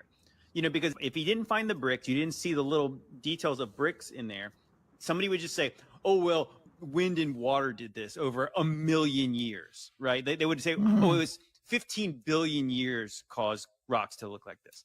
No, it took about probably 10 seconds of like the hottest thing you could possibly imagine, just burning something, and it literally melted like a candle melts. That's what you see there. Like, what happened in our recent past? I think it's very fascinating. When I really got curious about the western part of the United States and like stuff like the Valley of Fire, in my mind, I was thinking, oh, the days of Noah, maybe. I was thinking maybe like sometime around like the days of Jesus, like thousands of years ago. But when you find stamped bricks in there, so that means there was a brick factory that made bricks, right? You know, so obviously I think even like the earliest brick factories were like in the we're told, the mid 19th century. They had factories that made bricks en masse. So when did this thing melt like that? Elon Musk said something so shocking at this event. The audience must be completely clueless for them to go along with this rather than start heckling and saying, what the Sam damn are you thinking? Listen to this interview or this clip. It's absolutely shocking, and we're going to unpack it. I think we may be able to give people, if somebody's committed crime, a more humane form of containment of future crime, which is if you say like you now get a free Optimus, and it's just going to follow you around and stop you from doing crime. But other than that, you get to do anything. It's just going to stop you from committing crime. That's really it. You don't have to put people in like prisons and stuff. It's pretty wild to think of the various of all the possibilities, but I think it's clearly the future. Now, Optimus is that goofy little robot standing next to him. His idea is that criminals will have a robot following them around to prevent them from doing future crime. For one, how is this goofy little thing supposed to stop you from doing crime? But for two, I don't even think he was being serious about this. I think this is predictive programming or conditioning. Get ready for robots to police you. And whether that's in the form of AI policing us, like through our phones, through the internet, AI controlling what we say, what we can't say, getting us in trouble for things we say or think or type or research, etc. Or really conditioning us for like robo-cops. Remember Minority Report? When you would get in trouble for pre-crime before the crime was committed, you get like sentenced and the cops come after you and whatnot. Minority Report. Now, here's the thing with Elon Musk that no one really wraps their head around, seemingly. Many of you guys probably will, but the vast majority of people have no idea. The guy claims in multiple interviews that AI is the greatest threat to humanity. He then proceeds to make brain implantable microchips, self-driving cars, and his whole thing centered around artificial intelligence. It's like warning you about a forest fire while they're stoking the flames of a campfire next to the forest. I mean, it's absolutely ridiculous. What's interesting, though, is that he's portrayed as this freedom-fighting dude. Woo!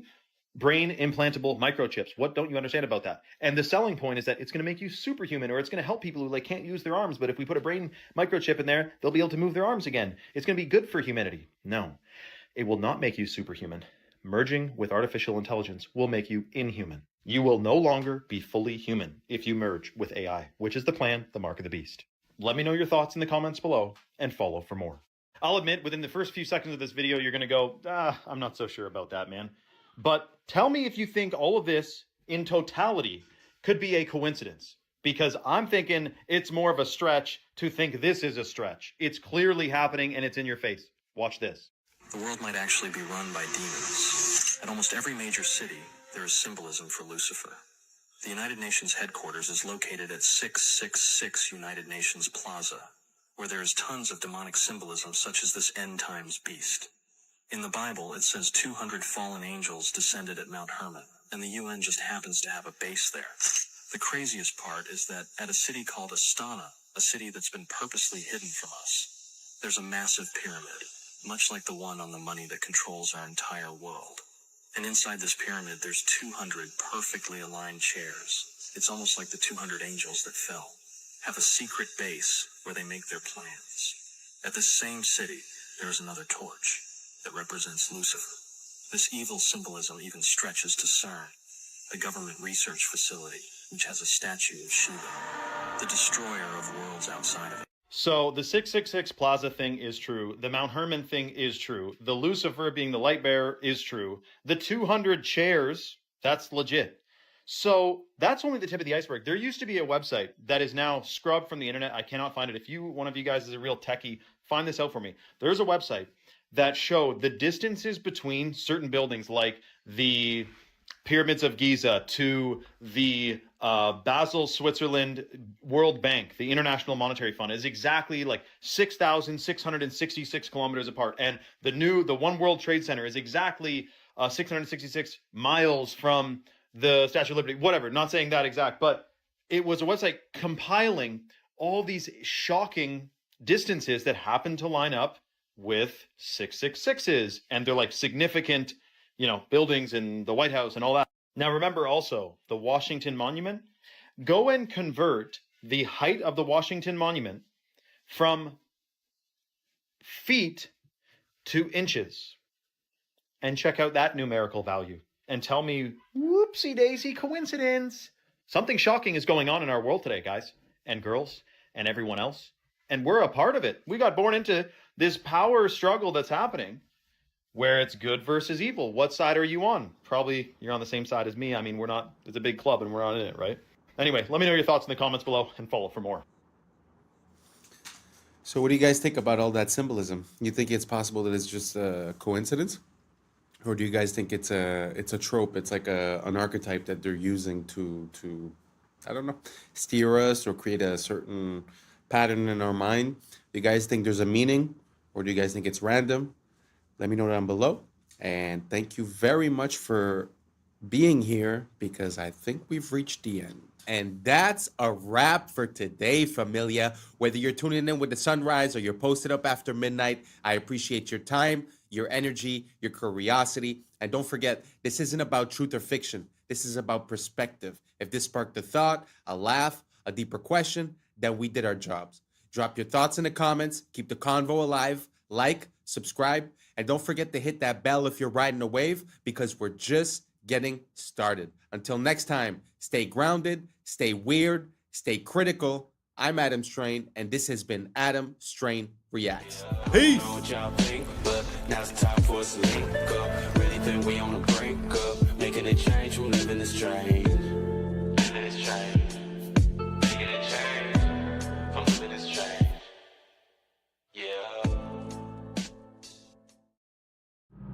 Yeah. I was sleeping, had to wake up. Why? Every reason I could think of. God, till the day I keep the ink up.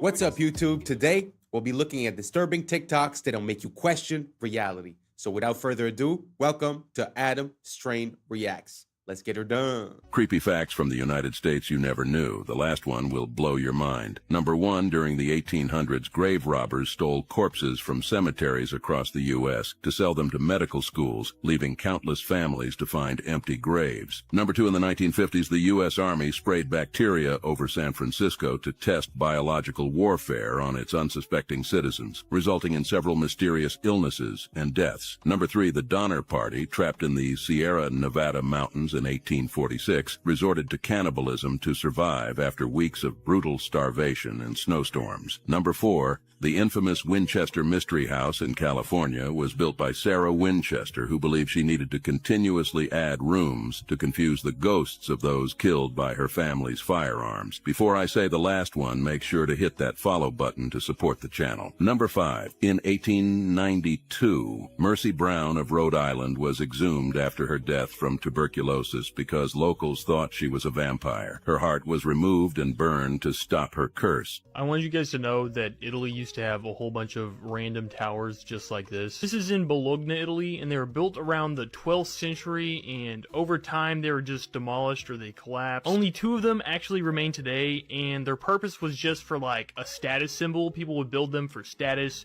or they would use them for defense storage, or I guess people even lived in them too. But when you look at it, like, it seems like they had skyscrapers like back in 1100. What? So these are real stadiums from around the world, from an aerial viewpoint. And you have to wonder, if signs and symbols rule the world, what type of symbols are these stadiums? Now, that almost looks like a reptile's eye. And we have, of course, the ancient symbolism of the all-seeing eye. And you got to wonder, because didn't they say bread and circuses? If you want to stop the masses from revolting, you got to give them bread and circuses. So not only are they giving you bread and circuses in here, but also it's a massive, likely ritual football stadium. Now, my thing is this: while we have crazy things going on around the world, we have agendas afoot, we have all types of stuff going on, and people are spending their lives living vicariously through people they've never met. Throw balls around in the field. Look, I get it. You're going to roast me. You're going to say, no, man, I love my baseball. But when you are truly awake, you know what's going on in the world. You see how much of a distraction it is. It is absolutely bread and circuses. Not to mention when they have a big performance, like major celebrities performing in there, and there's all these like red lights, and it looks demonic. I mean, this is a ritual. Make no mistake. Comment your thoughts below and follow for more. For the first time, what do you guys think about the shape of those stadiums? Because there's some people that believe in this theory where there's these controllers that are harvesting our emotional energy. They call it loosh or something like that. But do you think it's happenstance just because you want to hold a lot of people and you want to have an open sky, so it's completely normal that it ends up looking like an eye? Or do you guys think that there's a symbolism behind that, or a certain shape or certain pattern or certain frequencies that they're harvesting, or a law that they're following? Or do you guys think it's just randomly based and that's just the way it is? Let me know down below. I'd be very curious to know what you guys think about it. Let's keep on rocking. The secrets of the dollar bill have been uncovered. While many videos demonstrate intriguing folds revealing the Twin Towers or highlight small details, no one has fully deciphered the hidden messages that reveal who is truly running our planet and which Anunnaki the dollar references. From the world's leading researcher comes a documentary that will leave you breathless. This is the same researcher who has provided evidence for the location of Atlantis, solved the mysteries of heaven and hell, unveiled the real father of Jesus, identified Yahweh, decoded the mark of the beast, and explained the firmament, among many other discoveries. This new documentary will finally answer the question of who is running our planet. Stay tuned for its release. In the meantime, you can explore over 1,000 videos at ourtruehistory.co.uk.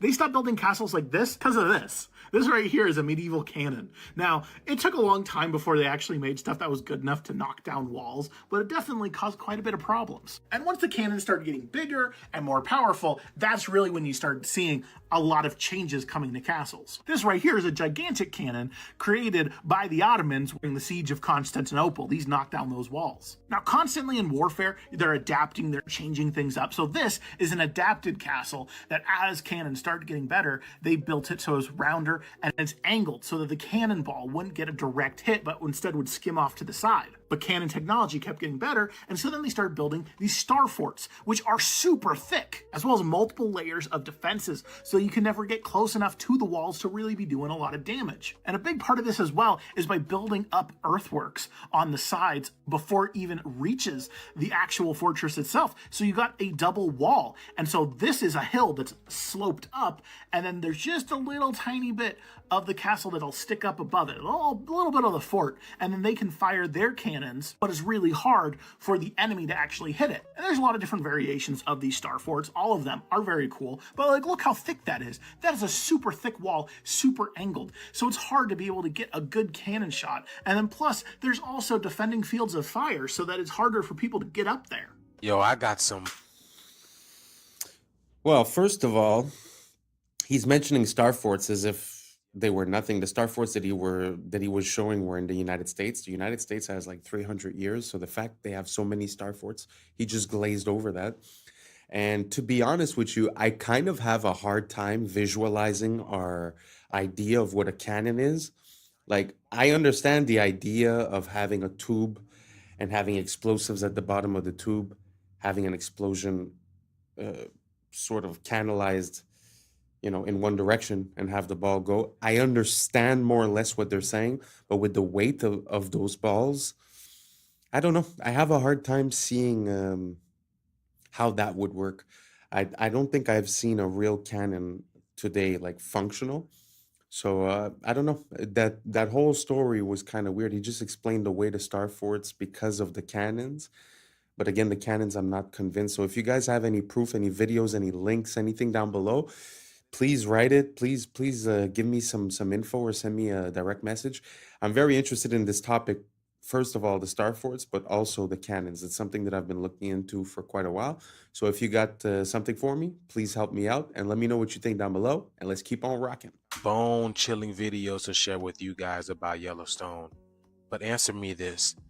Is Yellowstone supposed to look like this right now, y'all? All this geothermal activity? Is it supposed to look like this, y'all?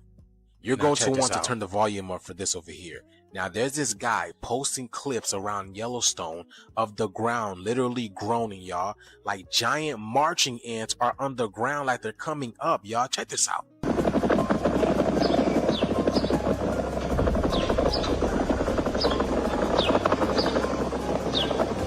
Y'all hear that? It literally sounds like a helicopter, y'all. Something's boiling under there. It's a heartbeat. That's not all, y'all. He says he can feel it in his bones, in his spine.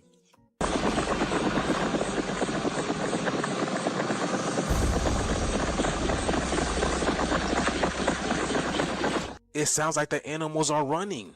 And just to prove to you that it's gotten more intense over time, he puts a water bottle on the grass and this thing is jumping around like it's at a kid and play party. That's crazy, y'all. Listen. Y'all, the animals were warning us. Y'all remember those eggs they found in the water near a volcano where it sounds like they hatched? But the shift is here, y'all. Let me know what you guys think about this video. Let's continue to get it. Peace out. If gravity truly causes tides, why don't lakes rise and fall the same way oceans do? Think about it. We're told gravity can pull billions of tons of seawater back and forth every single day. Shouldn't that same invisible force tug at the calm surface of your local lake too? Scientists say oceans move because they have more mass. Fair enough. But how does the moon somehow know where the ocean ends and the lake begins? Imagine a time-lapse of Earth under the moon's slow drift, its light washing over mountains, valleys, rivers, and still lakes alike. If its pull is that precise, wouldn't everything shift even slightly? Then it gets stranger. Some coastlines experience tides soaring 50 feet high, while just a few miles away, another cove barely stirs an inch. Did gravity suddenly lose strength in that spot? Or could something else, perhaps resonance, pressure, or even electromagnetic influence, be guiding these rhythmic surges? What if the story we've been told about tides is only part of a larger equation? Maybe the oceans don't move because of gravity alone, but because they're part of a system tuned to forces we still don't fully grasp. So next time you see a silent lake under the same glowing moon, take a moment. Don't argue, just wonder. If gravity moves the seas, why does this water remain untouched? Because maybe the real tide isn't just in the oceans. Maybe it's in the questions we've forgotten to ask. This video is for entertainment purposes. I know it's kind of hard to put any kind of doubt to these foundational beliefs that we have, such as gravity. But really, when you think about it, the source of proof for for gravity is either the middle of the earth, which is a place that we've never been. We've never been more than 12 kilometers below the earth. I think it was a Russian boring project, and they were stuck for a year at 12 kilometers, and they couldn't get through. So we've never been to the middle. And the other way that they prove gravity is through gravitational waves that are detected from two black holes billions of light years away, billions of years ago. Two black holes collide into each other and created gravitational waves that we can now detect through our advanced technology. So what I'm trying to say is that most things are obvious, and you could feel an intuition on where they come from, their purpose, and what they mean.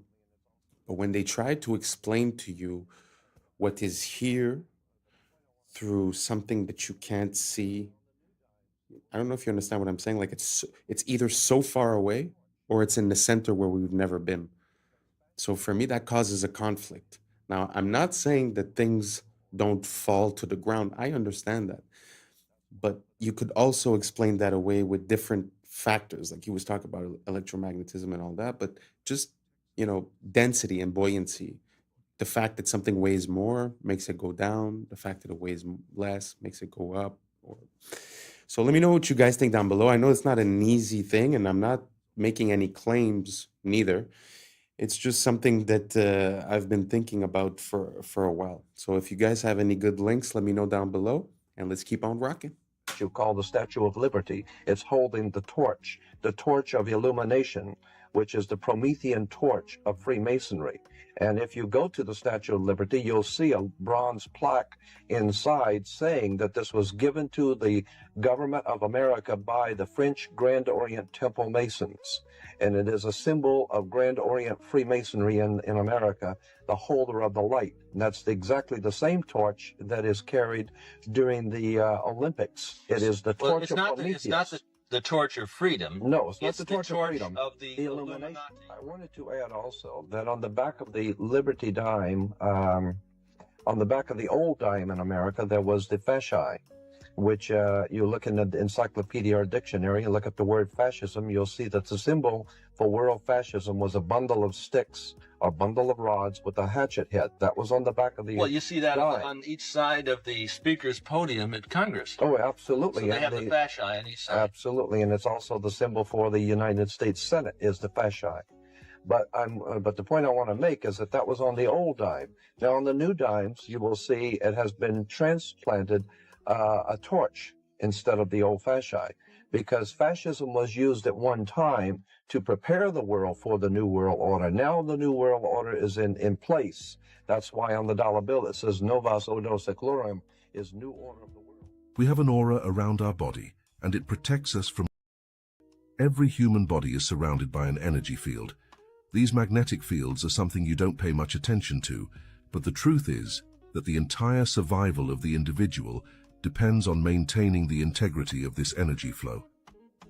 Now, the moment we break the spiritual rules, we damage that magnetic flow.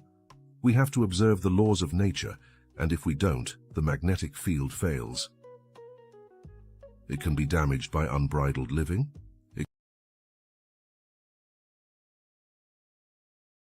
It's all kinds of things, but if this field is damaged, it reacts immediately through the health of the individual.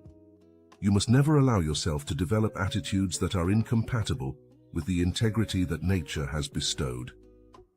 Magnetic fields are absolutely honest. There is no way to make them dishonest. And if you respect your integrity, you will be full of energy, immune to... Watch the full video on our YouTube channel to understand more.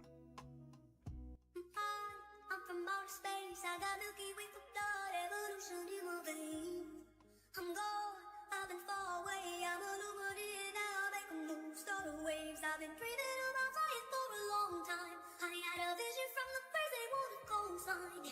Artificially intelligent away. I'm your future, past and present, I'm a fine line. Yeah, I'm a mislead of this illusion. I am not really here, I'm an intrusion. I don't swim or sink, I just flow. I don't need gravity, I just need to grow. When I move, it's in a quick rumble. I won't ever fall, never stumble. And I don't need to be humble. Break down walls, let there we go, come.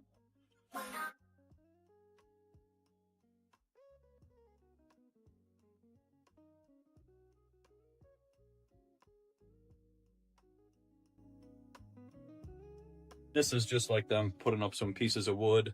And look at what it looks like. It almost looks like there's like snow on the ground.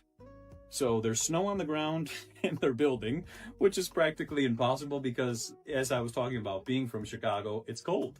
Chicago's very cold. It's practically impossible to do anything in the wintertime. And then what's interesting too is if you catch this one, if you guys can see this one looks like it was like an obelisk. And check this.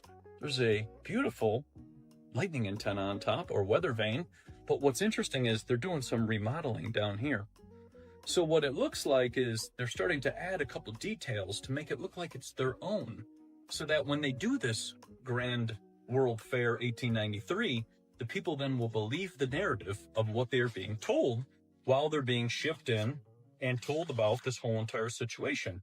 And here you have some innocent people who are walking around like that, and they're just wandering around, and they are, you know, just observing. Now, what's interesting is I want to show you something that's the most fascinating thing I found in all three of these books, and it's in this next spot right here. Y'all, have y'all seen this? This canoe trip in Botswana went from peaceful to chaos real quick. These American people thought it was all good and fun vibes until the matriarch of elephants pulled up and told them they were too close to their children, y'all. You see, nature don't play about. Look at this, y'all.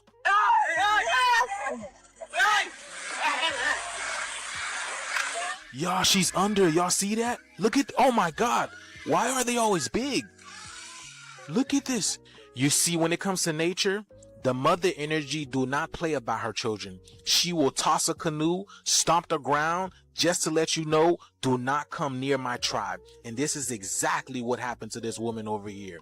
Boy, she was flipped, tossed aside into the water like a rag doll. Oh my God, y'all see that? So when are we gonna do the same? When are we gonna let these people stop playing with our children? Because this is exactly what they're doing in our schools, y'all. We don't even know what's going on, right?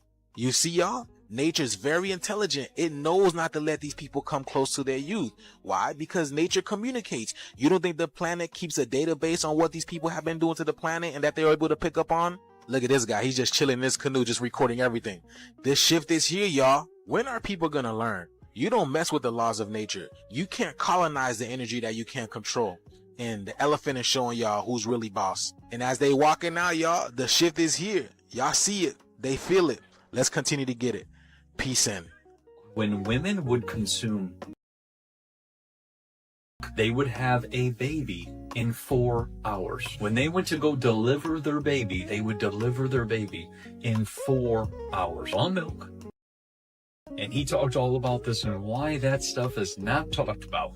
And if you're drinking right now and it's helping you with your nausea, that is because you are feeding your beautiful nutrients that are supposed to go into your body. The biggest thing that people don't realize when they go into all these stores and to these restaurants and all of this is everything else. And when you bring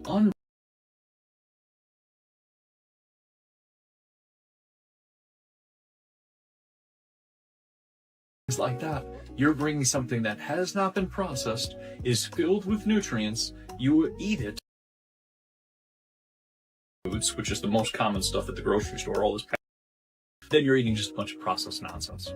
And you're missing all the minerals. So then you develop a mineral imbalance. And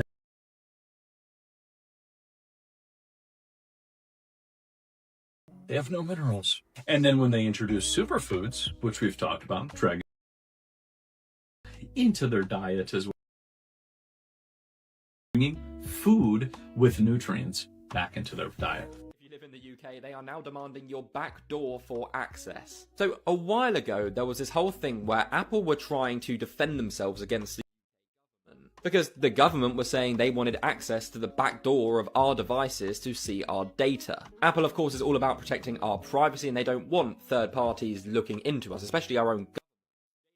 Actually managed to step in and get this whole thing basically dropped. However, they've decided to reopen it. So, as I said, Apple have advanced data protection on all of their devices. Now, this means everything on your phone, on your device, is completely encrypted. No one can access it. That's what everybody wants, right? Now, what they're trying to do is say, Apple, we need a backdoor into iCloud and into your devices so we can see what our citizens are doing. Now, it's very mixed online. There is quite a lot of people who are saying this is a good idea, it protects us as well. But as you can imagine, a lot of people are saying, no, this is not right. Like, Apple is literally there. There's a safety barrier for a reason. But they're saying that the reason for this is to track criminal activity, make sure that people aren't here who aren't meant to be. So let me know your thoughts and I'll keep you updated on this whole thing. Is dependent upon you being disconnected from your heart. Is dependent upon you living in your mind. Because the only where that a human being can live and be controlled is in the mind. When a human being gets reconnected to their heart, they're not going to buy any of what religion is because they know the truth. They're connected to the truth. And so that's why has to tell you that God is a man. Why? So you disconnect from your feminine. Your feminine is your heart. Your heart is the connection to the divine. That's why Jesus said, seek first the kingdom of God within. Okay, guys, they're officially allowing AI to run our...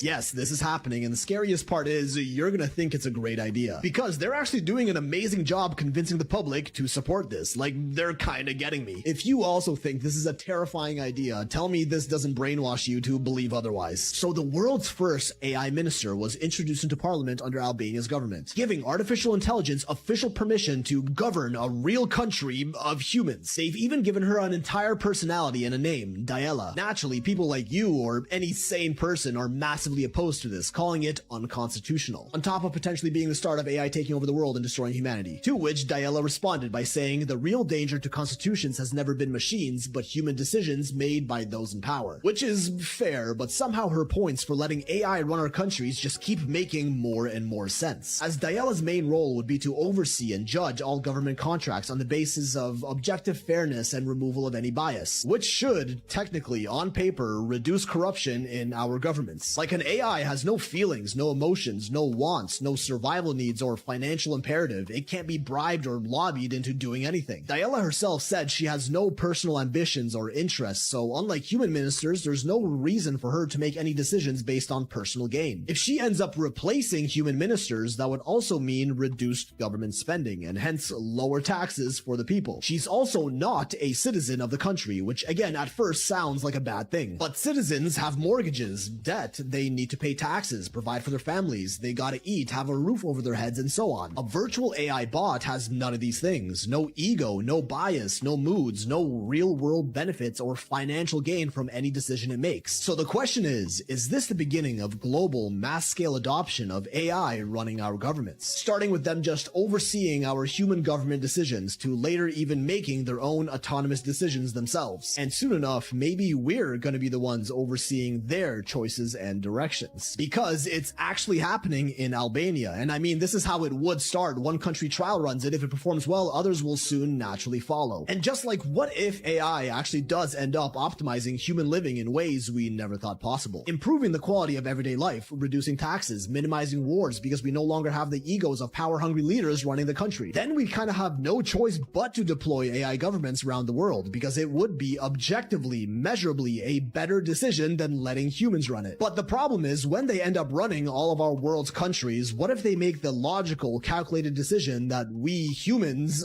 are the problem? I guess the downfall of society truly does come looking like everything we've ever wished for. I think it'll be a... What do you guys think about that? AI in the government.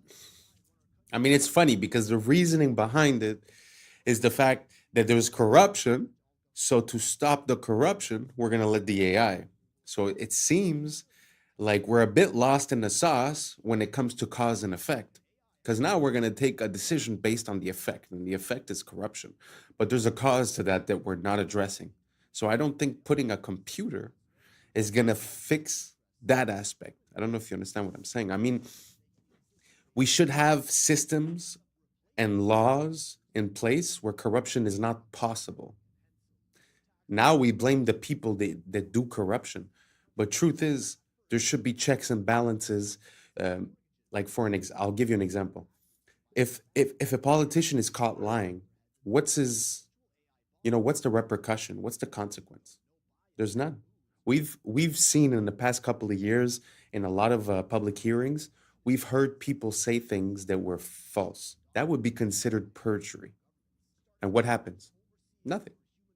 What happens if a politician makes a claim and then does the opposite? Nothing.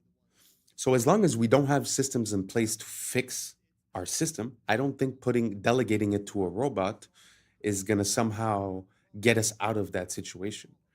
So basically what I'm saying is that we should focus on the cause and not try to patch the effect with a machine, because I don't think giving more control to these machines is exactly the way to go.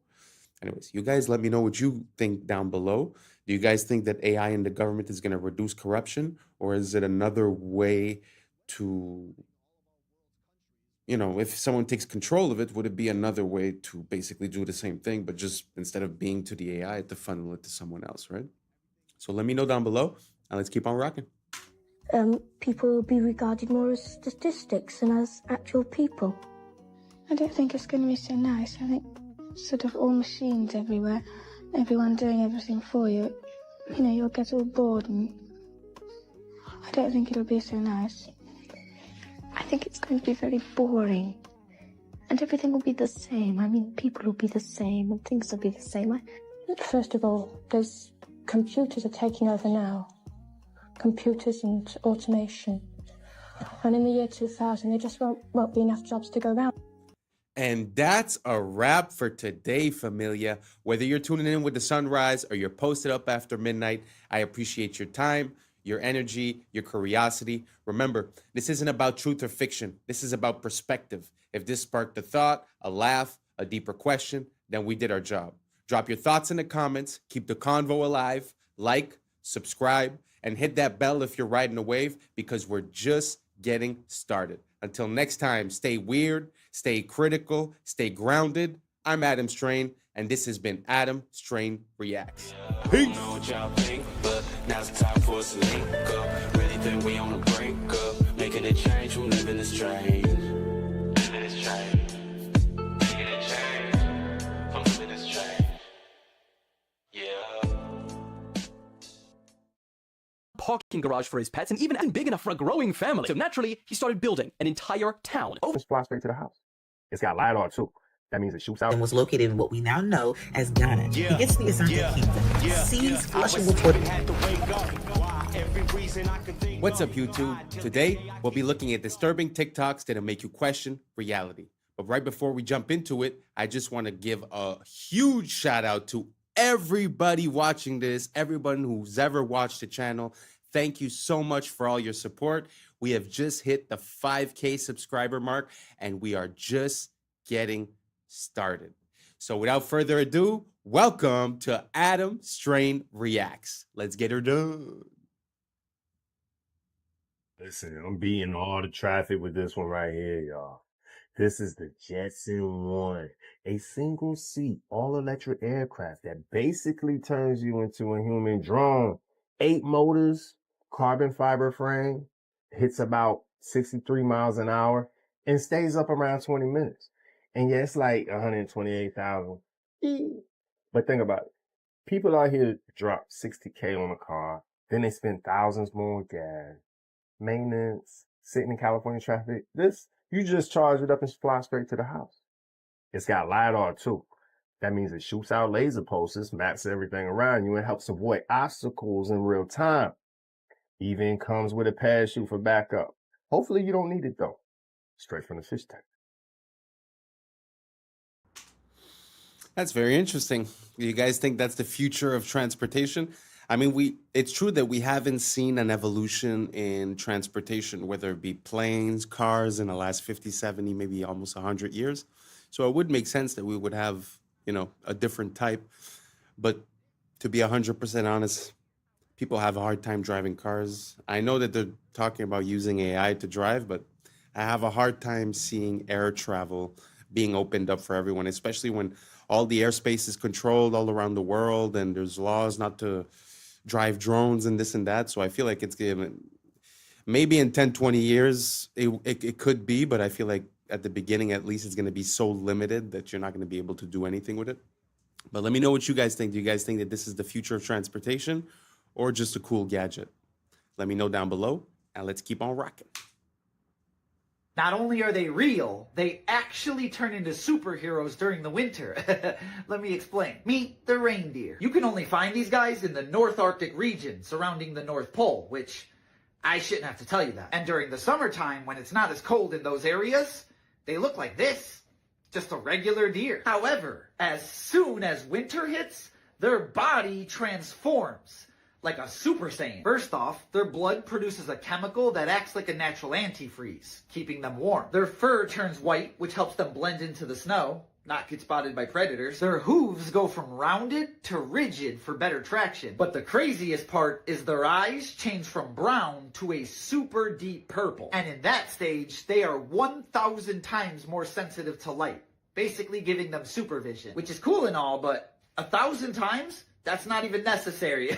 What are you trying to see? My thoughts? Moral of the story, if you ever catch Rudolph here in the winter, he will quite literally be built different. And as always, follow for more facts. This is going to be crazy. This is the Jetson Air Games, the world's first flying car race. They're called Jetson 1s. They're fully electric vertical takeoff aircrafts. Sort of like a drone meets Formula 1, except if you crash, you don't spin out, you drop out of the sky. Luckily, they don't fly too high. They just held the first demo race where 4 aircraft were flying side by side, weaving through the air like pod races. And it went super viral online. Many are saying this is how motorsport evolves. We started with horses, then cars, now flying machines. And before you say this will never take off, Jetson already has $75 million in orders. It's putting together a fully competitive aerial racing league right now. So forget racetracks. They're thinking 3D race circuits with vertical overtaking, possible mid-air pit stops would be cool, although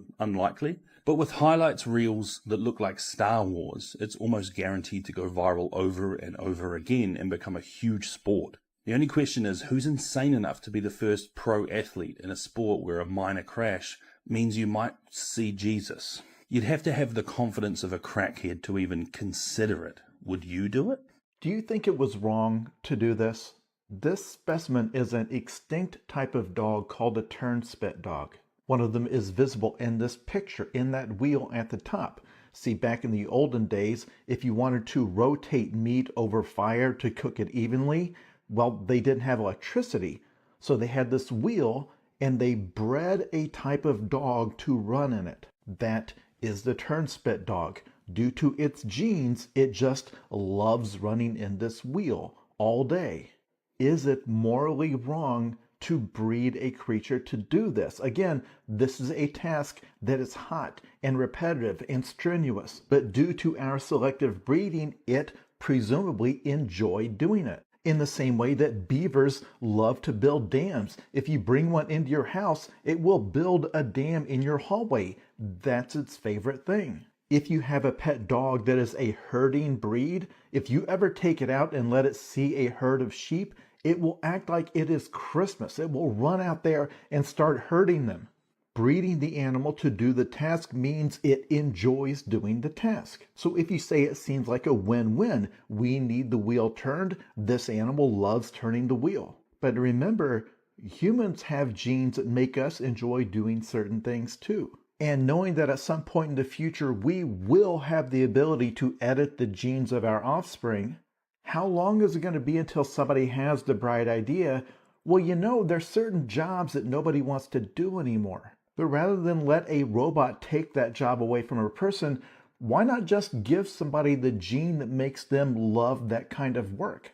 Because their argument is going to be, who loses in that scenario? I've made a person who just loves washing cars so much that they don't even really want to be paid very much to do it, because they enter such a blissful meditative state that they would pay to do it. And what would they buy with their money? They already get to do the one thing they enjoy. And I kind of find that terrifying, but honestly, I can't articulate why. Because hey, it's win-win. Racist. It's a very interesting mental experiment to do. I mean, first off, for the dog, I always find it super interesting how we're so unaware of all the things that used to be the normal occurrence in the past. And I find that sort of disconnects us to not repeat the same mistakes and to not know where we come from. That's first off. But second of all, I've never heard the idea of breeding or putting in a certain gene into a human for him to like his job and to sort of have that be his identity, and that the person basically is built for that job. Like he said, it's hard to articulate why it's wrong because the person is literally happy. And, you know, we call our whole American dream experiment, we call it the pursuit of happiness. So if you were able to provide that systematically, it's very interesting. So let me know what you guys think. Do you guys think it would make sense to breed the genes into people for them to like their job? Or do you guys think it's better off that the robots take it? Or what do you guys think about this? Let me know down below, and let's keep on rocking. We're going to address this again, since the inferior people are struggling. Black Americans are the only indigenous people on this land. Melanated people are the only people around the world who are indigenous on every land, no matter their ethnic group. Uncivilized lands all have the same genetic connection. Melanated skin with varying shades of brown. And those groups are not connected to Africa, just like Black Americans aren't connected to Africans, ethnically. The actual American Indian, known as the Black Americans, are the ethnic group of North America, not descendants of Africans. Let's dismantle the greatest public relations fraud ever committed, the desperate multiracial campaign to erase the true indigenous Black American from this land. There is a coordinated effort, a relentless lie, designed to make Black Americans believe they are a guest in someone else's house. But the unchangeable archaeological and historical truth is that Black Americans are the foundation. They were here first. And by here, I mean the world. Every country. Every strip of land. And they built the civilization that we are all destroying. The lie about Africa is to confuse and mislead so that the theft can keep going on. Black Americans weren't even considered African American until 1988 by Jesse Jackson, a known Cherokee Indian. So they'll pay a Black American leader to lie and sell out, while classifying himself correctly despite the lie. If Black Americans came from Africa by boat in the 1600s, America didn't figure this out until 1988?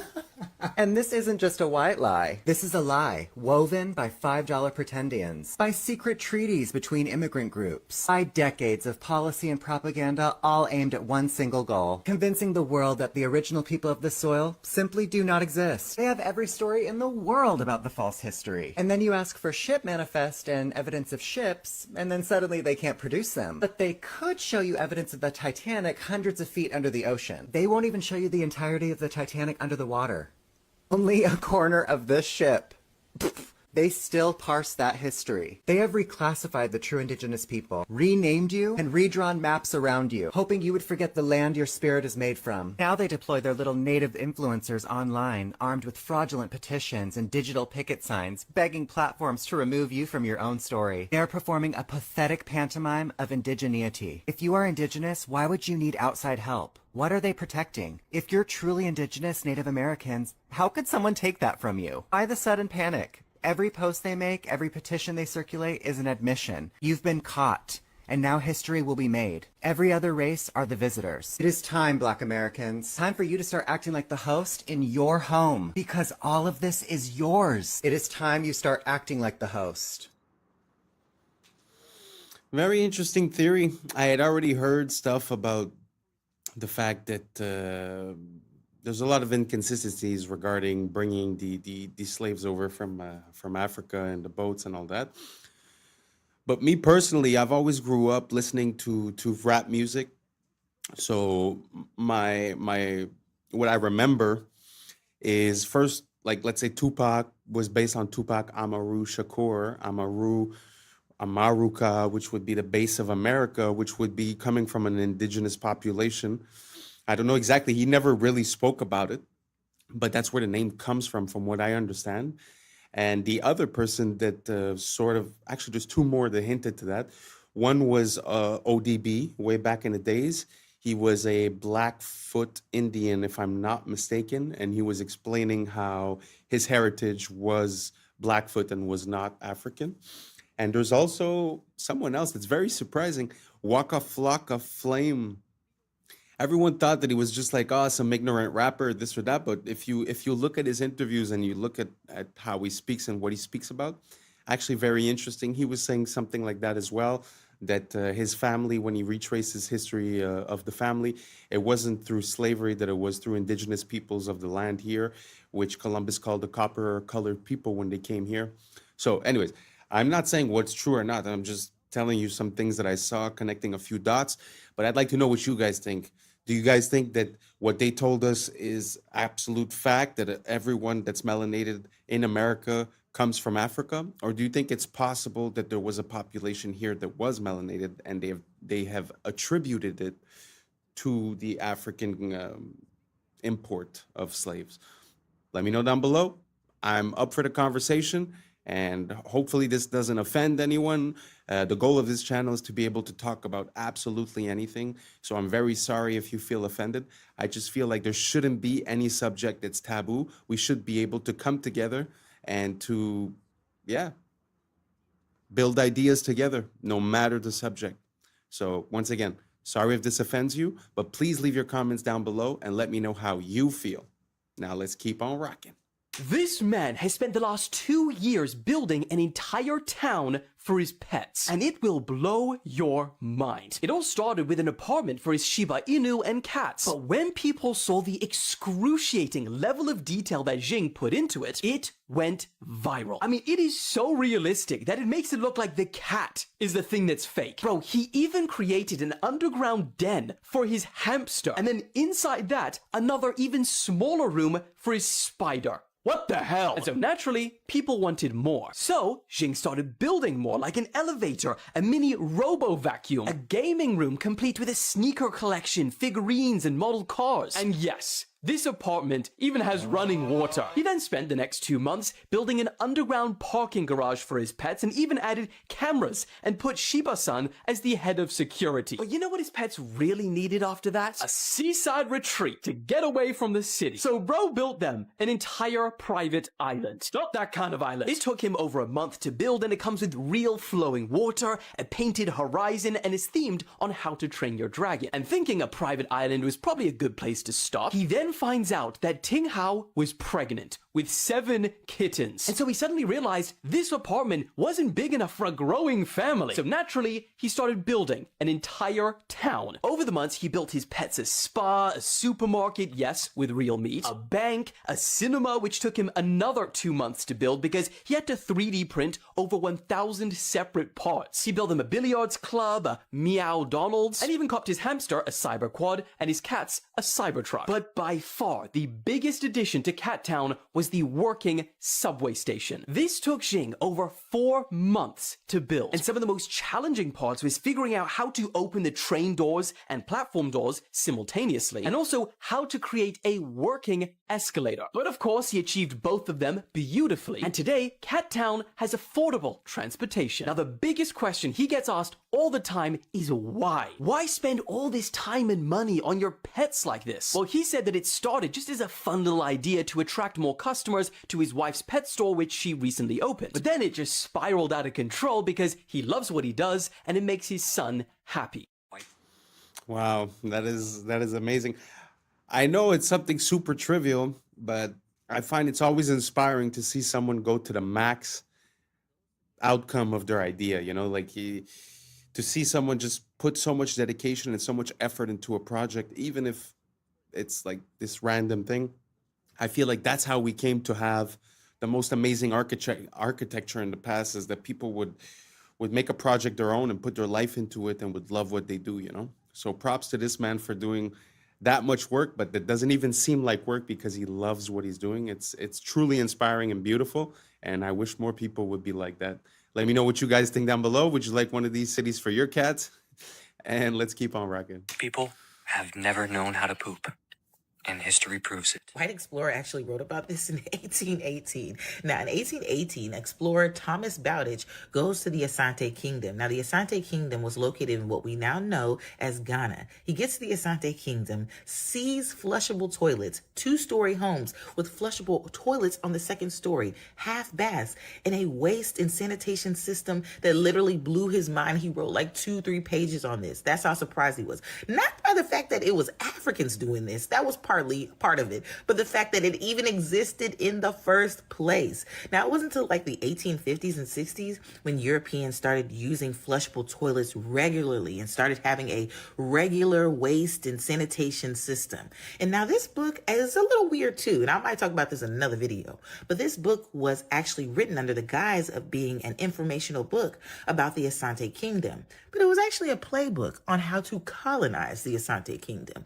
But let's get started and learn something. While he was pretending to be nice with the Asante Kingdom to get all of this information to be able to take over the Asante Kingdom, he also collected all of these items. He has the largest and oldest collection of Asante items from that time. Look at this. Look at all this stuff. Look at them sandals from 1817. He was so perplexed about this whole waste management system that he even drew pictures in detail and painted them. I'll show some of the pictures while I read this mess that he wrote. What surprised me most, and is not the least of the many circumstances deciding their great superiority over the generality of Negroes, was the discovery that every house had its cloaca, toilet, besides the common ones for the lower orders without the town, the public restrooms. They were generally situated under a small archway in the most retired angle of the building, the guest bathroom, but not unfrequently upstairs, the upstairs bathroom, within a separate room like a small closet, where the large hollow pillar also assists to support the upper story, the two-story house. The holes were of a small circumference, the pipes, but dug to a surprising depth, and boiling water is daily poured down, which effectually prevents the least offense. The rubbish and offal of each house was burnt every morning, waste management, at the back of the street, and they were as nice and cleanly in their dwellings as in their persons. Thomas Bowditch's book provided one of the earliest, if not the earliest, account of how African people were living before European colonization for centuries. Now, you want to know what happened to him? Less than 5 years after he lied to the Asante people, lied to the Asante king, pretended that they were going to do trade, he passed that information on to his superiors, who used that information to take over the Asante kingdom. He thought that he provided that information that would give him leverage for better pay and a better position. They said no. He decided that he was going to move to Africa and get his fortunes and terrorize the African people. That same year that he decided to move to Africa, he died from a fever, leaving his wife and children destitute. Hope you learned something new. Ah, wow, that is very interesting to see the advancements of the African civilization before the Europeans, actually. And this whole story about the bathrooms is something that I have been ruminating for quite a while, because sometimes you look at the constructions that they've built, like for an example, the Castle of Versailles, which was built in France, I think in the 1600s, but it might be before, I don't remember. But the point that I'm making is that I think there's like 400 rooms in the house. They diverted the flow of water from a river nearby. They have all of these working fountains outside. Everything is amazing and beautiful and functional. And there's not one bathroom inside the house, not even an outhouse. So it's kind of weird to imagine, you know, a civilization that's capable of building castles of that magnitude, and just like, forget the castle, just the outside, just the landscaping, just the fountains, like a civilization able to do that, but then they bathe in their own poo and they all get sick.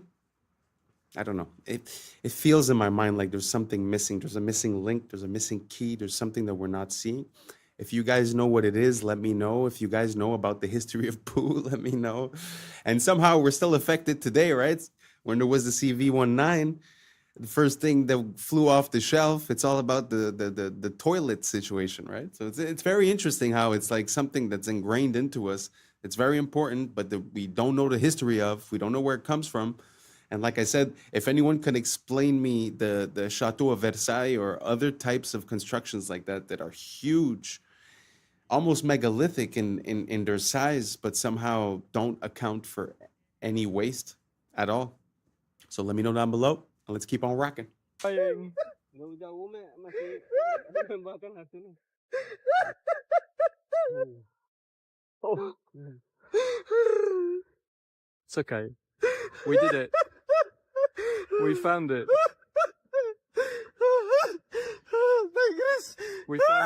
We found it, my Pak friend. Iwan, makasih Pak Iwan. Allahu Akbar, Allahu We made it. Akbar, ya Allah. We made it.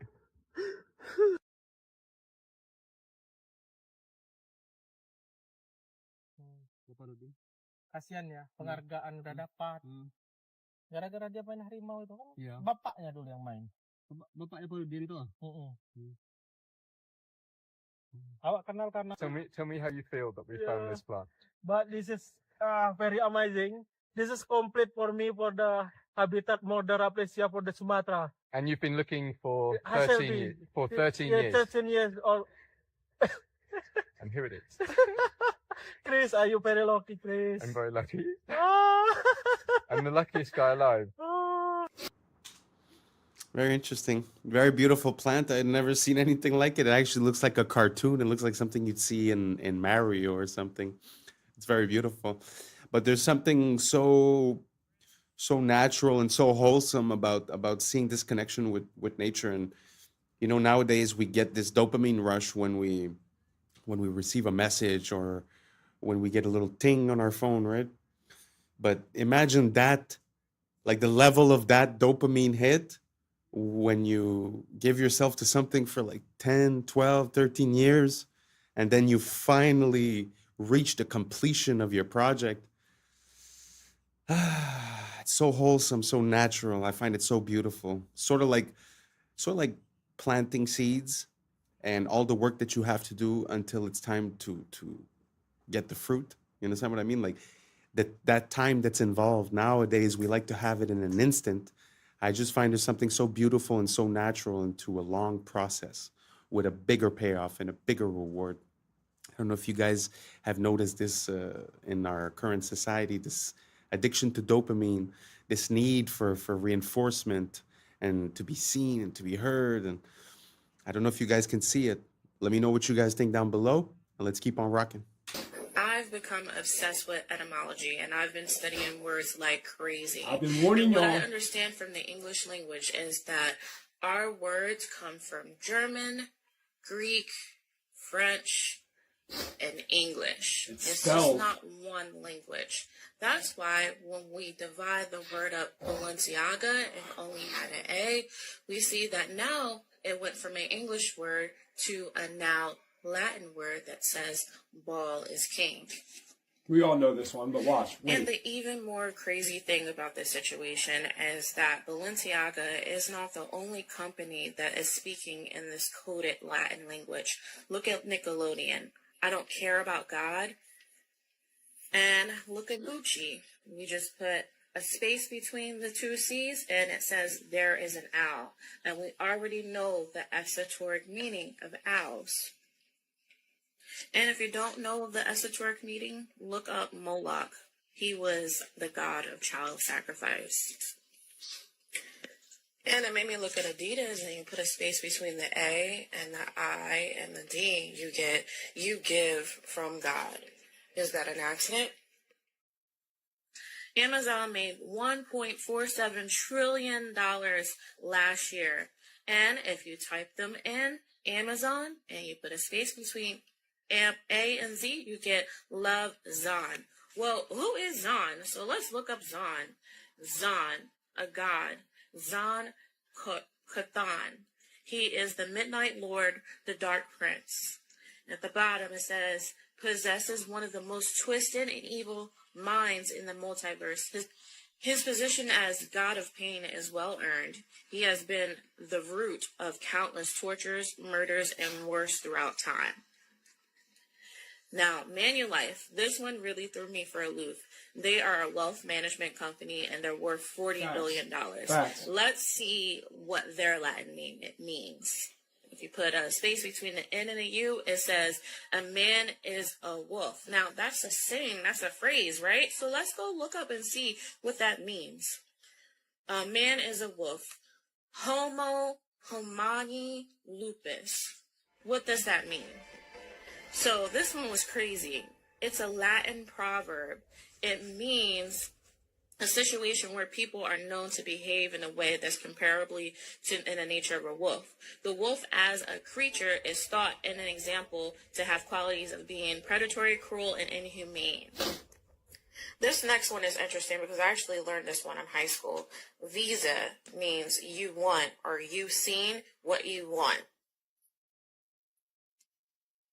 It's all mind manipulation. And evidently, these big corporations know that they are playing mind games with you to get you to purchase from them. But what does Mercedes have to do with you will give up? You give up what? What are you giving up? Your life, your soul, your money in order to purchase a car from them? And then some of the corporation names are named after like things in astrology. Like this one says, not a star for Nestle. And these big name Asian companies have figured out a way to say 3 different meanings in one name. Look at Mitsubishi. And these companies are not dumb. Like, they're not idiots. They have acquired billions, hundreds of billions of dollars. Why you guys think Don't they're in you control? think that they know exactly It's the what mind. their name means? They're coming for in our Latin? minds. I went through all 200 billion dollar companies on the Forbes list, and I have found numerous examples where they name their business one name and then in Latin it means something completely different. People, this is a spiritual warfare. Yes. Well, one of my favorite verses in one of my recent songs is the etymology will tell you more than all your recent technologies. And yeah, I think that looking at the meaning of the words does mean something. All of these companies as well, if you look at the logos and the symbolism behind the logos, you could actually see a lot of recurring themes, as if there was a pattern to success, as if there was a way to speak to the subconscious of the consumer and to have him, I don't know, put this brand in a higher credibility state or to attract the person or to pass these messages. It's very interesting. I'm not saying that these companies do it willingly or not. I'm not making any claims or anything. This is for entertainment purposes only. But do you guys see that? Do you guys see that spelling, the words, the etymology? It's as if it's double speak, as if they're saying one thing, but it means another thing. I don't know if you've ever heard of double speak. I'll put some more of that in the next couple of videos. Anyways, let me know what you think down below. And I think we reached the end. Thank you so much for being here with me. And once again, thank you so much for the 5K subscribers. We're just getting started. We will not kick our feet up. This is just the beginning. But thank you so much for being here since the start. And we're about to hit the roof because the sky's the limit. Let's get her done. And that's a wrap for today, familia. Whether you're tuning in with the sunrise or you're posted up after midnight, I appreciate your time, your energy, your curiosity. And don't forget, this isn't about truth or fiction. This is about perspective. If this sparked a thought, a laugh, a deeper question, then we did our job. So drop your thoughts in the comments. Keep the convo alive. Like, subscribe. Don't forget to hit that bell if you're riding a wave because we're just getting started. Until next time, stay grounded, stay weird, stay critical. I'm Adam Strain, and this has been Adam Strain Reacts. Peace! I don't know what y'all think, but now it's time for us to link up. Really think we on the brink up. Making a change from living this strange. Living this strange. Making a change from living this strange. Yeah. Number 322. All right. You both were members of Skull and Bone. What does that tell us? Not much. Opioids are physiologically identical to humans, yet they're not conscious and they can feel no pain. They can be used as meat for consumption. Yeah. I was sleeping, had to wake up. Why? Every reason I can think. What's up, YouTube? Today, we'll be looking at disturbing TikToks that'll make you question reality. So without further ado, welcome to Adam Strain Reacts. Let's get her done. Coming straight out of the Galapagos Islands, it's the marine iguana, the only ocean-feeding lizard on Earth. Despite the look, its survival depends on the sea. Its diet comes from marine algae growing below the surface. When algae becomes scarce, it can actually shrink its body by reabsorbing bone to survive. But feeding in an ocean comes with a cost. The cold ocean strips heat from its body, forcing it back onto the rocks. Once you understand how it lives, the way it looks starts to make sense. Wow, I'd never seen that type of lizard. It makes me think that Godzilla might be more of a true story than we think because he looks exactly like Godzilla looks. Let me know if you guys agree, and let's keep on rocking. This past week, an MIT review, they want to do is take out the neural functions. It's a human without feeling, without thinking, without ideas. It's just what MIT calls in this review a spare body, a spare tire, bodyoids. MIT scientists want to grow human bodies dubbed bodyoids. Now, these bodyoids are physiologically identical to humans, yet scientists insist that they are not conscious and they can feel no pain. Scientists are stating that ethically sourced spare bodies could revolutionize medicine through things like organ donation. These bodyoids are not only intended to provide medical miracles, they can be used as meat for consumption. All right, so here's the article. So MIT Technological Review, it's ethically sourced spare human bodies could revolutionize medicine. Human bodyoids. So remember that word. And here it says, recent advances in biotechnology now provides a pathway to produce living human bodies without the neural components that allow us to think, be aware, or feel pain. And then maybe one day we'll be able to create spare bodies. Are bodyoids similar to body yachties? If they could get these cordyceps to control this, I'm sure you can see some body yachties. Wow. It's pretty intense. I don't know how I feel about that. Obviously, the fact that they're presenting it with the mention ethically sourced makes me think that it's less than ethical, first of all. But the only thing I'm going to say is if this is going to lower the amount of people that go missing per year, I might be willing to consider it. Let's keep on rocking.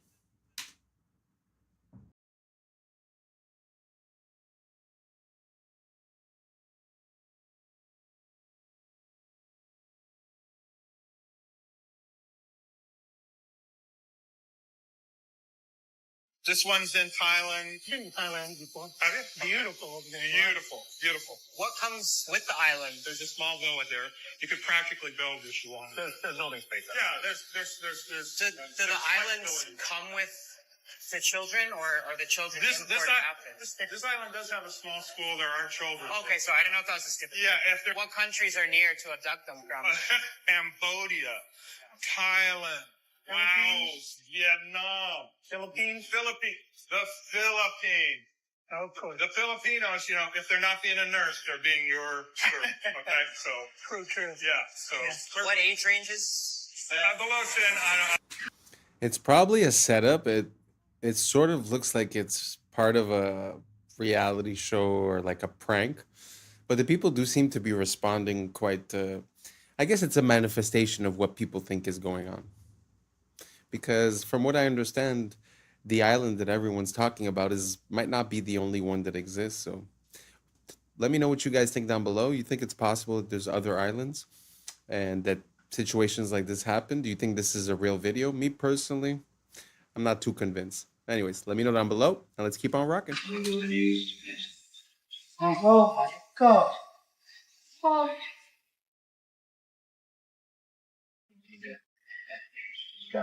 Now let's find out if they stand on travel and if that wife can be one of the steering on Tuesday. Well, you've been hearing all the airports are closed around.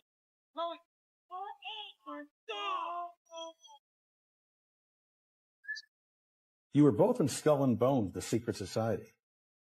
It's so secret we can't talk about it. What does that mean for America? The conspiracy theorists are going to go wild. I'm sure they are. I don't know. I haven't seen the web. Number 322. You both were members of Skull and Bones, a secret society at Yale. What does that tell us? Not much, because it's a secret. Is there a secret handshake? Is there a secret code? I wish there were something secret I could manifest. 322, a secret number? There are all kinds of secrets, Tim, but one thing is not a secret. I disagree with this president's direction that he's taking the country. We can do a better job, and I intend to do it. Tim Russert, moderator of Meet the Press and NBC's Washington bureau chief, collapsed and died early this afternoon.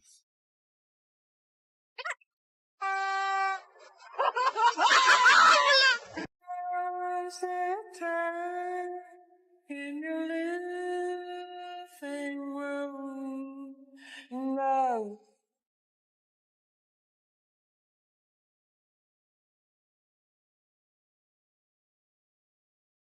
Трипа-трипа-лоски, здесь тусую, под харбас танцую.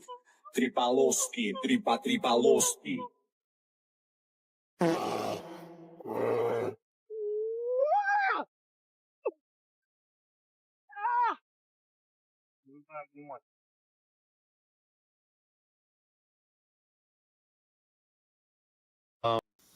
Although Russia isn't for beginners, number 3 and number 2 were fake because the bear was not a real bear, obviously. And the guy that went through that bus was actually for a movie. It was like a high-speed stunt that they were doing. So just to say that, you know, not everything you see is real neither. Let's keep on rocking. Do you guys remember Shia LaBeouf starring in many different motion pictures, namely Transformers? Do you remember when he had a little bit of a breakdown, was kind of exposing certain things, and many called him crazy? Do you think that had anything to do with this clip I'm going to show you now? I remember we had an FBI consultant on the picture telling me that they can use your ADT security box microphone to get your stuff that's going on in your house, or OnStar, they could shut your car down. And he told me that 1 in 5 phone calls that you make are recorded and logged. And I laughed at him, and then he played back a phone conversation I had 2 years prior. Come on, joining the picture. The FBI consultant. And it was like one of those phone calls that was like, yeah, what are you wearing type of things. Now, I heard a whistleblower say that when we think of spies, we think of them as like, you know, James Bond sneaking around. But in fact, according to this whistleblower, like 90% of spy work entails blackmail. And when he said 1 in 5, this has got to be like 15 years ago this video came out. 1 in 5, dude, anything you do on your freaking phone, any keystroke is being recorded. Audio, talk about 5 out of 5 phone calls are freaking recorded, guaranteed. And I think that's going to be used at some point, or I bet you the intention is, to link it to your digital ID. At some point, something's going to crack here around the corner with digital ID and social media. It's going to be crazy. We need to resist. But I think he was trying to tell us. Let me know your thoughts below and follow for more. You know what? Yeah, it's a pretty crazy time we live in where everything seems to be like the net seems to be closing in on us. I've heard something recently about they were talking about controlling people's speech online, and it had to do with anti-Shemitism. But basically what they were saying is that if ever you get flagged or, declared as one of these bad people, that basically they're going to put a note or something along those lines on the Google Ads and the SEO so that throughout your whole life, it would never be forgotten and that it would follow you your whole life. So what he's saying about merging with the digital ID or whatnot seems to be one of the plans that are in motion for a near future. So if you have the opportunity to vote against it or to make it be known or to not conform, I would highly recommend to think about it because it seems to be coming quicker than we imagine it. Anyways, let me know what you guys think down below and let's keep on rocking. Grocery stores are designed so that the only way to reach the exit is by awkwardly walking through the checkout lanes. Well, it's to discourage you from leaving without buying anything. Grocery stores will also place the produce section right at the entrance so that you'll grab the fruits and vegetables first and then hopefully feel less guilty about grabbing junk food later on. Another way that they get you to spend more money is by arranging the cereal aisle so that the sugary cereals are like at a child's eye level, so they're more likely to grab one, while the healthier options are way up top. You might have also noticed that essential items like milk and eggs bags are deliberately placed all the way in the back of the store so that you're forced to walk through other aisles to get to them. And they make sure to fill the ends of the aisles with a lot of unhealthy options like snacks and sodas to make sure that you come across them while on your way to the essential items. They're also very much aware that these tactics become less effective after you visit the store a few times and get a better sense of where everything is, so they'll regularly move the products to different aisles to disorient you. Some grocery stores like Whole Foods have doubled the size of their shopping carts over the last decade because a study found that doubling the size results in a 40% increase in sales. That's why they... Wow. Isn't that crazy when you start realizing that everything in life has a meaning and a purpose? It really makes me think about when you start looking into the etymology of words and you start seeing the meaning behind things that we sort of lost the meaning through time, but we still use as a tradition the saying or the word. Well, it makes me think of the same exact thing, that basically everything has a reason. And I think it's the same way in movies and in absolutely everything. The color of that the person is wearing means something, where they are, what temperature it is, all the colors that are in the scene, the flashbacks. Anyways, all that to say that I find it super interesting. I'd never seen this one I'd seen one or two about the supermarkets, but this video was like very precise and I really like it. Let me know what you guys think down below. Let's keep on rocking. They would make children suck on silver spoons when they were ill because silver is a conductive material. So when they would put a silver spoon, it was increasing the conductivity of that person and therefore instantaneously. Because if we think of humans, we are electrical beings which run off of electricity. Therefore, if you are under the influence of illness, sucking on a silver spoon will help bring that electricity back into the body. And what's interesting is when we think of the olden times, everybody would use silver cutlery and copper cutlery. Specifically, even the royal family, and so all of their food would touch silver cutlery, and the silver would then exert a frequency onto their food which they were going to eat, which would then as a result increase the conductivity of their food. And so if you eat with a conductive material, you're keeping the of that food, and at the same time you're increasing the conductivity of that food which you will then consume. And as a result, this will then increase the conductivity of that person and therefore instant. And if you look at the cutlery today, it's all stainless steel or plastic, which are both non-conductive. And this was done deliberately because these will not increase the conductivity of the food, and therefore you will not have an increase in frequency when eating these foods. So silver spoons from the 1800s is a very interesting one. Well, I guess that's just to prove my point that sometimes we use sayings and we don't remember why. Well, growing up with a silver spoon means that you had privilege growing up, right? But look, it really had a meaning. It really had a purpose. You understand what I'm saying? Very interesting. I had no idea about this. I'm going to look into it. I'm going to get me one of those and I'll let you guys know, because to be honest, I feel like we're doing it all wrong. Like drinking water out of copper. As soon as we removed the tubes of copper going into the house, we put PVC, we started putting fluoride, etc., etc. I just feel like we've been going in the absolute wrong direction when it comes to health, nutrients, and keeping ourselves healthy. So anyways, I found this video super interesting. Let me know what you guys think down below. Let's keep on rocking. From where I stand, all disorders, all learning disabilities are digestive. And that is the clinical experience of 20 years of work. And that is what's being confirmed now by the new explosion in science, in research, in that's the scientific name for gut flora. We called it gut flora for decades, and now the scientists started looking at it finally and called it. And they're discovering all sorts of things, all sorts of functions that our gut flora fulfills. So gut and psychology is a connection between the functioning of the digestive system and the functioning of the brain of the person, despite the fact that they're far away from each other. And our medicine understand this connection. As they give the person antidepressants and anti-epileptic pills, where does the person put those pills to affect their brain? Into their stomach. They place it into their digestive system to affect the brain. And still I don't understand the connection. How can the two things be so far apart and be connected? So what kind of conditions are we talking about? Let's start.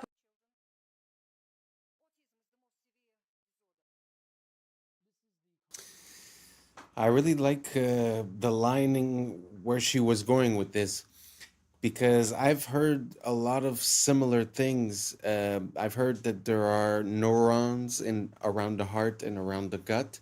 And we say, again, to come back to the etymology and where sayings come from, we do say trust your gut.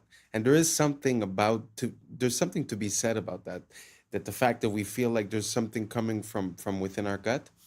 And I feel like it's not far. I've been seeing a lot of different stuff lately also as to when people get a diagnosis for a chronic illness or some type of illness, that in reality, when you do a flushing as for parasites and infectious microbiomes, that you end up having good results. So it kind of makes sense, that there's like this link between the gut. And when she makes that parallel with the pills for the brain taken in the gut, actually makes sense as well. Let me know what you guys think down below, and let's keep on rocking. This is the contract between the Vatican and the King of England. Many people don't know that the King of England made a contract with the Vatican in the Middle Ages. The Pope declared himself the Vicar of Christ. This in Latin means someone who stands in for someone else. He is known as the Vicar of Christ today. The Vatican, as most Christians do, believe that God created the heavens and the earth, leaving the Pope to stand in for Jesus while he is in heaven and not on earth, ruling temporarily. The Pope, however, is also a very busy man.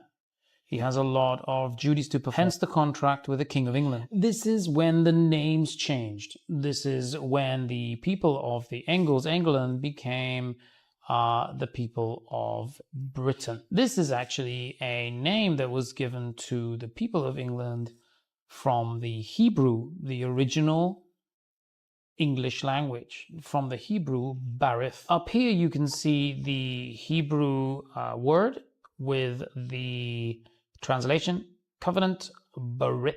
Up until recently, I thought it was the King of Troy that escaped to the British Isles after the fall of Troy. Hebrew is the solution. It is the one language that is old enough, but also young enough to be taken. Ish is contract of man. Barith, covenant, ish, contract. Contract law is banking law. Banking law is the Vatican's law. It is not this guy's law, it is the other guy's law. Or banking law. The S is the snake. If you put a chicken. That was very interesting. I don't really know much about that square in England and the ramifications behind it. But it does make sense that there was a connection there, because he said before they call him the Brits, they would call him the Angles. The Angles, if I'm not mistaken, is very close to angels. So it's kind of interesting, the connection that we're seeing there between the Hebrew and the English. So I don't know if you guys have any more information towards that. Don't be afraid. A lot of people have been sending me videos, and I appreciate it. If you guys have any more of that, send it over, because the fact that Brits would have a Hebrew root to the name, wow, that's the first time I've ever heard that, and I'm really looking for more. So I'm going to do a deep dive and try to figure out a bit more on that, and I'll get back to you guys. If you guys have any information, don't hesitate to share, and let's keep on rocking. In the oven, it goes from pink to brown, right? You've seen this. It cooks. This process of cooking is called glycation. It's the process of browning or of cooking. Same thing when you toast a piece of toast, for example. The interesting thing is, a human being, from the moment we're born, we're slowly cooking in that same way on the inside. We're slowly glycating. We're slowly browning. And then when we're fully glycated, when we're fully cooked, we die. That's why when you look at the cartilage of babies, it's white.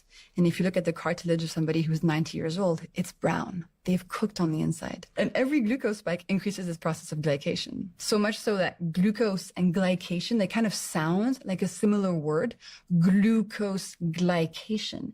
It's because it's glucose doing the glycating. So every glucose spike increases glycation, increases cooking, accelerates aging.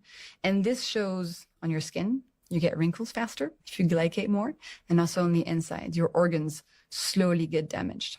So, glucose spikes, mitochondria get tired, you age faster. In response to this, your body knows, Stephen, that a big glucose spike is not good for you. Your body knows that it has to do something to try to get that glucose level down.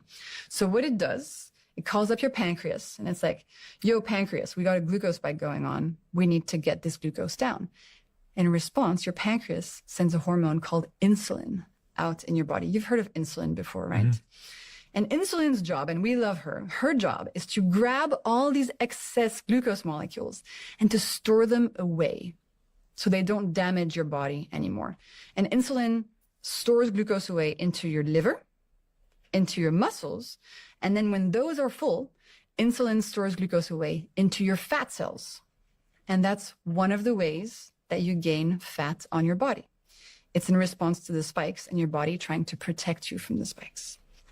The problem is, insulin itself has consequences and is the driver of type 2 diabetes and insulin resistance. So to answer your question, yes, when you see a big spike on your glucose monitor, there's some of that going on. And the more spikes you have, the harder it is going to be for your body to manage your spikes. So it kind of becomes a vicious cycle. If you keep eating the same way, your spikes will get bigger and bigger and bigger and bigger over time with more and more damage. Wow, that was well explained. I really like the way she was talking to us. I like where she's coming from with all this information. And I also like the fact that they often tell us, okay, sugar's bad, sugar's bad, sugar's bad. How? Explain it to me. Because we do know that glucose is a part of natural foods. It's a part of the stuff that we need to power our body, our cells.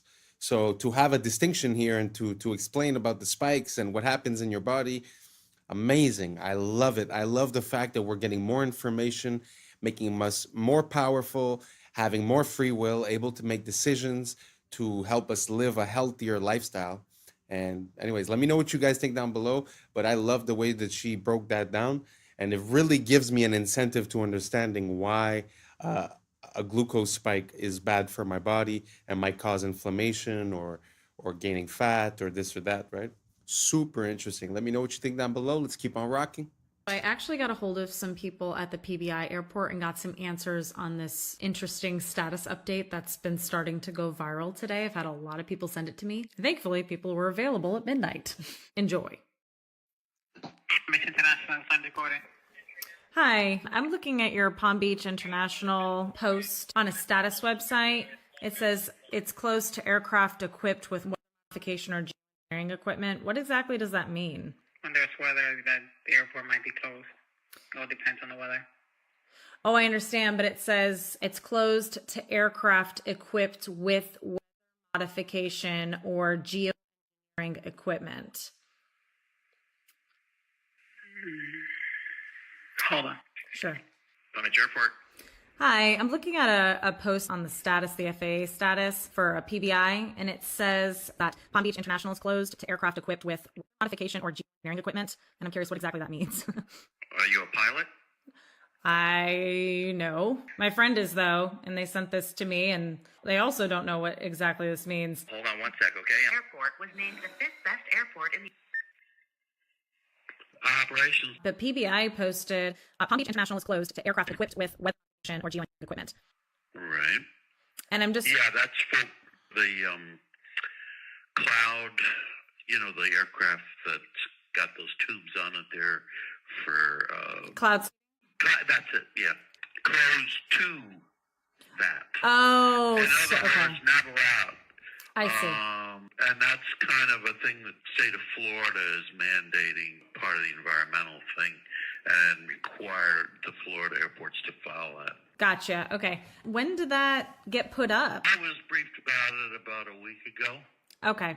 So that's a permanent. Yeah. That's a permanent post for until. Yeah. Okay. Yep. Okay.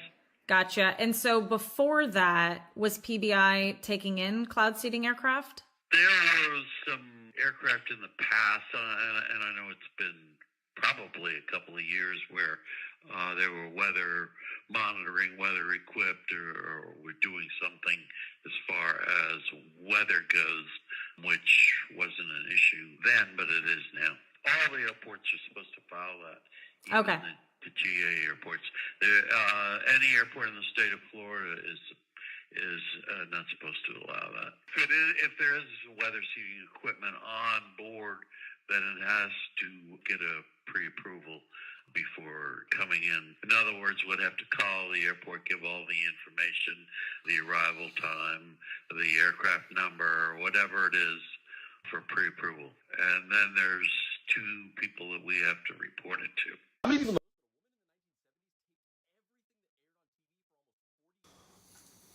Well, that's pretty interesting, especially considering the fact that they say it's something that we don't do. Why they would have to pass a law stating that they do it. Yeah, I find that it's very interesting. And the man seemed to know exactly what he was talking about. What is interesting is that it feels like even though he wasn't trying to, he kind of showed us what the loophole was, where now they stated that, okay, cloud seeding is illegal, right? But he says, but there is a system in place for that. If you come with that type of stuff, all you got to do is send the information and then we write it down and we send it to someone. So if you paid the tax, I guess it's fine, right? So it's just, I don't know. It's very interesting, the fact that they came out with a law of something that theoretically doesn't exist, and that, they're saying that some still pass, and basically they send the information, they write them down, and there you go, Anyways, let me know what you guys think down below. Is this enough? Should we do more? Should every state be like that? Should the whole world be like that? Let me know what you think down below, and let's keep on rocking. You have to report it to. How many people know this, but a woman in the 1970s taped everything that aired on TV for almost 40 years because she predicted the rise of fake news. Marion Stokes was a public access television producer, a businesswoman, and an activist in the 1970s who was also an avid collector of things. By today's standards, she'd probably be diagnosed as a hoarder. But she was also convinced that we were headed down a path where technology would eventually become so great that the powers that be could manipulate information to lie to us about any historical event that they wanted. So she married her hoarding skills with this grand vision. And in 1977, she started taping everything that aired on TV 24/7. She mostly wanted to tape the news, but she also taped TV shows like The Cosby Show, The Oprah Winfrey Show, and Star Trek because she was afraid that somebody was going to eventually erase the contributions of these black actors and creators from historical record. She did this by recording the different TV channels 24/7 on VHS tapes on multiple VCRs and TVs throughout her house. Each VHS tape had an 8-hour capacity, and when one would run out, she would quickly switch it out for the other all day and night, every day. She did this every single day for decades, and yes, it is as life-consuming as it sounds. In fact, she scheduled her entire daily routine around the length of these VHS tapes, with everything like school and work and family outings being planned around her being able to start a fresh tape, go out, and then come back in time to start the next one. Her collection of these tapes eventually got so big that they filled her entire house, and she started having to rent multiple storage units to house them. She eventually collected over 71,000 Betamax and VHS tapes throughout her lifetime. But these recordings weren't the only thing that she collected throughout those years. She also had half a dozen daily newspaper subscriptions and over 100 monthly magazine subscriptions that she collected for decades. She also owned 192 Macintosh computers that she bought throughout these years, which is believed to be the largest private collection of historical Macintoshes. And she even at one point told her in-laws to invest in Apple early on, and they got very rich from this. Marion Stokes recorded everything on TV between 1977 and her death in 2012. Eventually, as she got older, she hired an assistant to help her with the tape switching. And the very final thing that she recorded on December 14th of 2012 before her death was coverage of the Sandy Hook shooting. In 2013, a year after her death, Marion Stokes' son donated her entire tape collection to the Internet Archive. It took 4 shipping containers and $16,000 to mail it to their headquarters in San Francisco. And upon receiving it, they started the process of digitizing every tape. And to this day, in 2025, they are still not done. And while many people probably view what Marion Stokes was doing for those 37 years as a pointless, quixotic task, as you can see from everything going on around us, she was right. She was a visionary ahead of her time. So hats off to the true OG, Marion Stokes. And real quick, if you like my videos and you also enjoy pointless, quixotic tasks, you can check out more in-depth writing from me by going here. Wow, what an amazing woman. Oh man, she had her finger on the pulse, and everyone must have thought that she was crazy. And you see how nowadays it's become mainstream to think that people like this are crazy, but man, the collection that she has, I'm sure, is priceless. completely priceless. I'm going to start looking into the collection that she built. That is amazing. Man, if you have a dream, follow it. Don't let them say, don't let them convince you of anything. If you got a dream, if you believe in something, make it happen. Anyways, thank you so much for rocking with me. This is the end. And that's a wrap for today, familia. Whether you're tuning in with the sunrise or you're posted up after midnight, I appreciate your time, your energy, your curiosity. And don't forget, this isn't about truth or fiction. This is about perspective. If this sparked a laugh, a thought, a deeper question, then we did our job. So drop your thoughts in the comments, keep the convo alive, like, subscribe, and hit that bell if you're riding a wave, because we're just getting started. Until next time, stay grounded, stay weird, stay critical. I'm Adam Strain, and this has been Adam Strain Reacts. Peace! But now it's time for us to link up. Really think we on the brink up. Making a change from living this strange. Living this strange. Making a change from living this strange.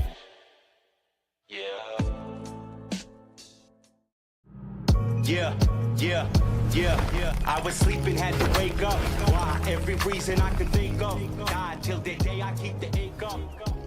What's up, YouTube? Today, we'll be looking at disturbing TikToks that'll make you question reality. But before we jump into it, I want to say thank you to each and every one of you that's listening right now. We just hit the 4K subscriber mark, and I am so proud that we could do this together. Thank you so much for being one of the first ones here, and let's just keep on growing. So without further ado, welcome to Adam Strain Reacts. Let's get her done. Okay, so someone sent me this video of King Charles and people fainting in his presence. And at first I thought, people faint. But then I'm like, wait a minute. How many times have people fainted by being in the presence of King Charles? And what is with that? Now, we know about this strange painting and everything. I'm not going to talk too much about that. But all I will say is the age-old explanation for this is that people tend to faint in the presence of demonic or satanic activity. I will say, if you were to just ask someone what kind of vibes this portrait gives off, I don't know that you could say it's love and light. In fact, it looks bloody. And again, we saw what happens when you invert it, duplicate it, and match them up together. What type of coincidence would that be?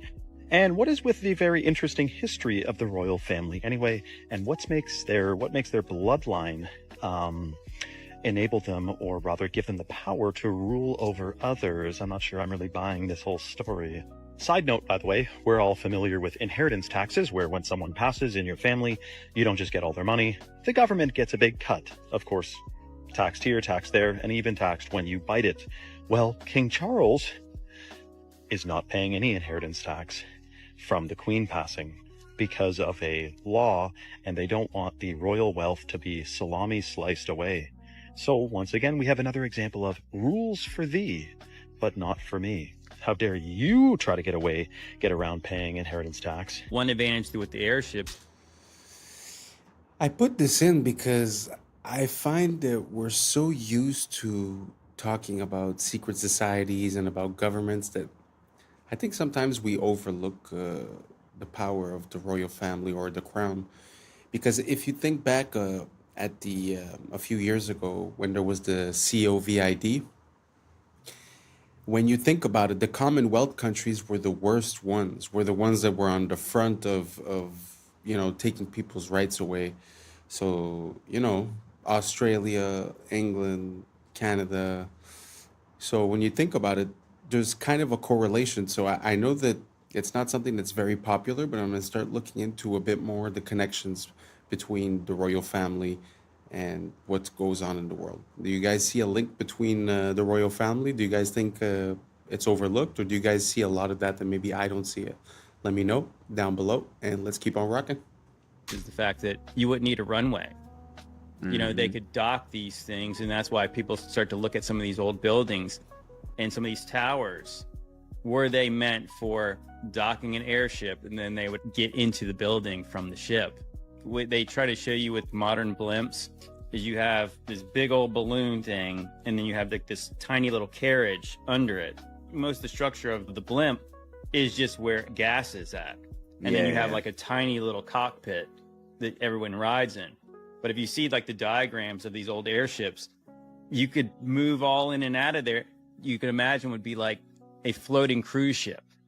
So as soon as you get on, you kick your feet up, you go get something to eat, and you go hang out and have a cocktail if that's your deal, and then you can kind of hang out and look out the window and see all the cool stuff. It seems like a more elegant, more sophisticated way to travel. I would be all about that life. Yeah, could you imagine if you were just going, okay, we're going to fly across America, go from New York to LA, and you're not in a rush because part of the journey is actually, this is fun. Yeah. But traveling's not like that today. But we're the advanced ones. The government of Turkey claims they have found the grave of Noah. This is a normal human thumb bone. Underneath is a giant human thumb bone. This was found right near Mount Ararat in Turkey. People say 1 man and 3 boys could not build a boat that big. Oh, you didn't see those boys. Hey, Bubba, bring me that tree, would you? There's a jawbone in a hotel in Turkey on display right now, 6.5 inches across the TMJs. Any one of you could put your head inside and rattle it back and forth inside the jawbone.